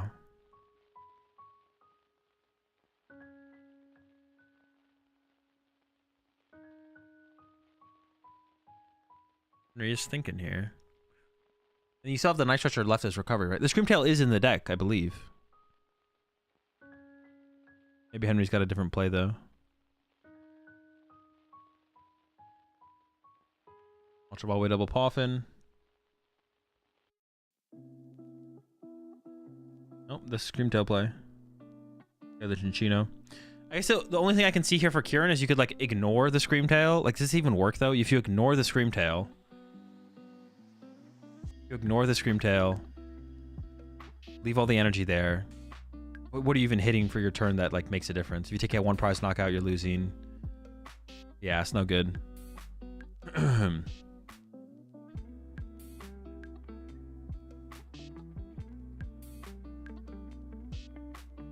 Actually, you don't need to load up 4 here as Henry.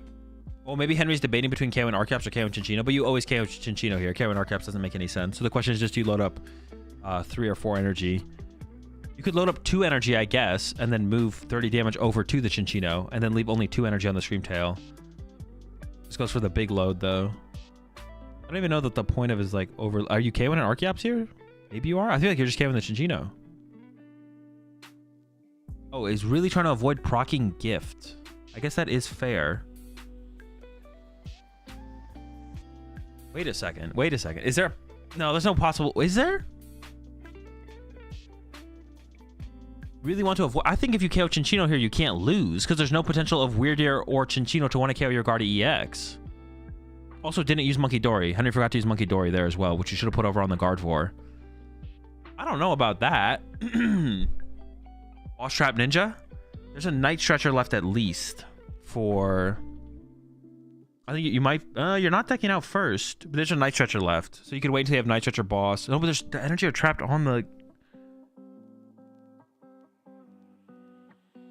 I think Henry just wins if Henry KOs the Chinchino. I think Henry can't lose if you KO the Chinchino. It's not losable. But now that Henry has gone down this route, I feel like there's a route here for Kieran now. Yes, boss on the Guard EX. We can retreat. We have 2 prize cards here from Kieran, but the Screamtail's going to come back up and KO the Archeops, so there's no threat of... It should still be a win for Henry, because you just go Screamtail, KO Archeops, and there's no threat of Iron Hands. Yeah. There we go. There's a knockout. And then we just go Screamtail. Yeah, Screamtail, KO Archeops.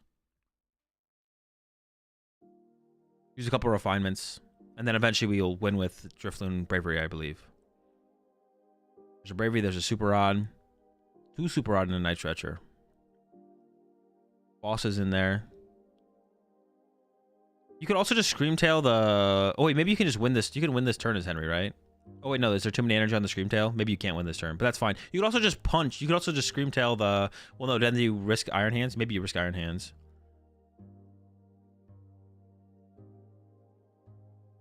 Is it game?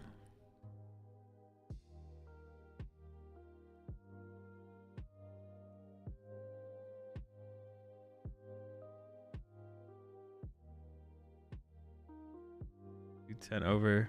All right, that's it. That's enough, right? 1, 2, 3, 4, 5, 6. Yeah, just enough. The double Dory. Yeah, I don't even. Yeah, Henry didn't even need to win that turn. I think Henry had like an extra turn to work with, but that works. That gets the dub as well. Yeah, Kieran. The Kieran didn't really have like a. Wasn't able to put up a really good fight in that game, despite going first. The Legacy or the. What even happened to be in the Legacy was prized, but I feel like there was something else that threw off the tempo. Oh yeah, Kieran had to read the win turn 2. Kieran didn't get a clean turn 2. The only other thing Kieran could have done would be to go for solo chops, but then you risk just losing to Candy Guardy, which it seems like Henry's deck is pretty good at doing, so you probably don't risk that. Double chops and Legacy prize. True, the double chops probably also could have impacted whether or not we get 2 in the discard pile or not. Guardy in the format winning is crazy. It's definitely interesting for sure, but it's like one of those things. It's one of those things where it's like if people are still really focused on beating Regidrago, then you don't have to beat as many Regidragos to get through. I still think Guardy is unfavored against Regidrago, and I think that's what Henry even said. Henry's like, I'm still unfavored against Regidrago, or he said it's like 50-50 with this build. He said, I think. So if it is 50-50, that's good enough, to be honest. Guardy's a pretty good deck if it's 50-50 against Drago.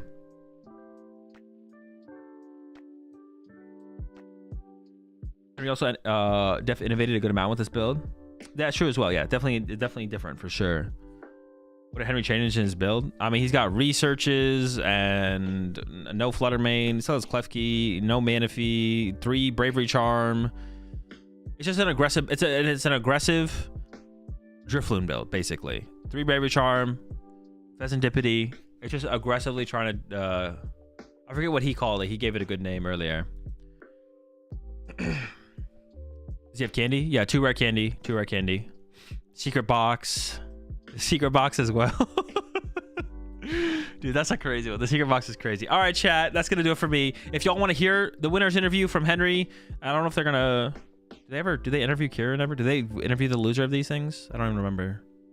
I'll go ahead and raid... I'm going to go ahead and raid them over on the Twitch channel. I'm going to head out of here and get some food. I haven't eaten all day. Payout? Oh, I got you. Who won? They're on the left one. Boom. All right, I'm going to go ahead and raid... Was it PokemonTCG? If you want more content from me, check out my YouTube channel. I'll be back tomorrow. We're back to cooking a Stellar Crown tomorrow on the channel. Appreciate everyone coming out. We hit some big numbers today on the streams. We got 1,200 right now on the YouTube channel, and how many do I have? 850 on the Twitch channel. It was a good first watch party of the season. I'll be back hopefully in 2 weeks to stream Dortmund. I got to figure that out. I'll actually be at Chips during the Dortmund regional championships, but hopefully I'll be able to stream it from Chips is the plan. Yeah, hopefully I'll be able to stream it from Chips will be the plan. So catch y'all in 2 weeks for another watch party. Actually, no, we have a watch party next week. We have literally, dude, we got Champions League next week. That's going to be exciting. They got Stellar Crown. They got the battle decks. They got stuff over there. Next week, Champions League. Week after that, Dortmund. Have a good one, chat. I'll see you tomorrow for more Stellar Crown cooking. Have a good night. Peace.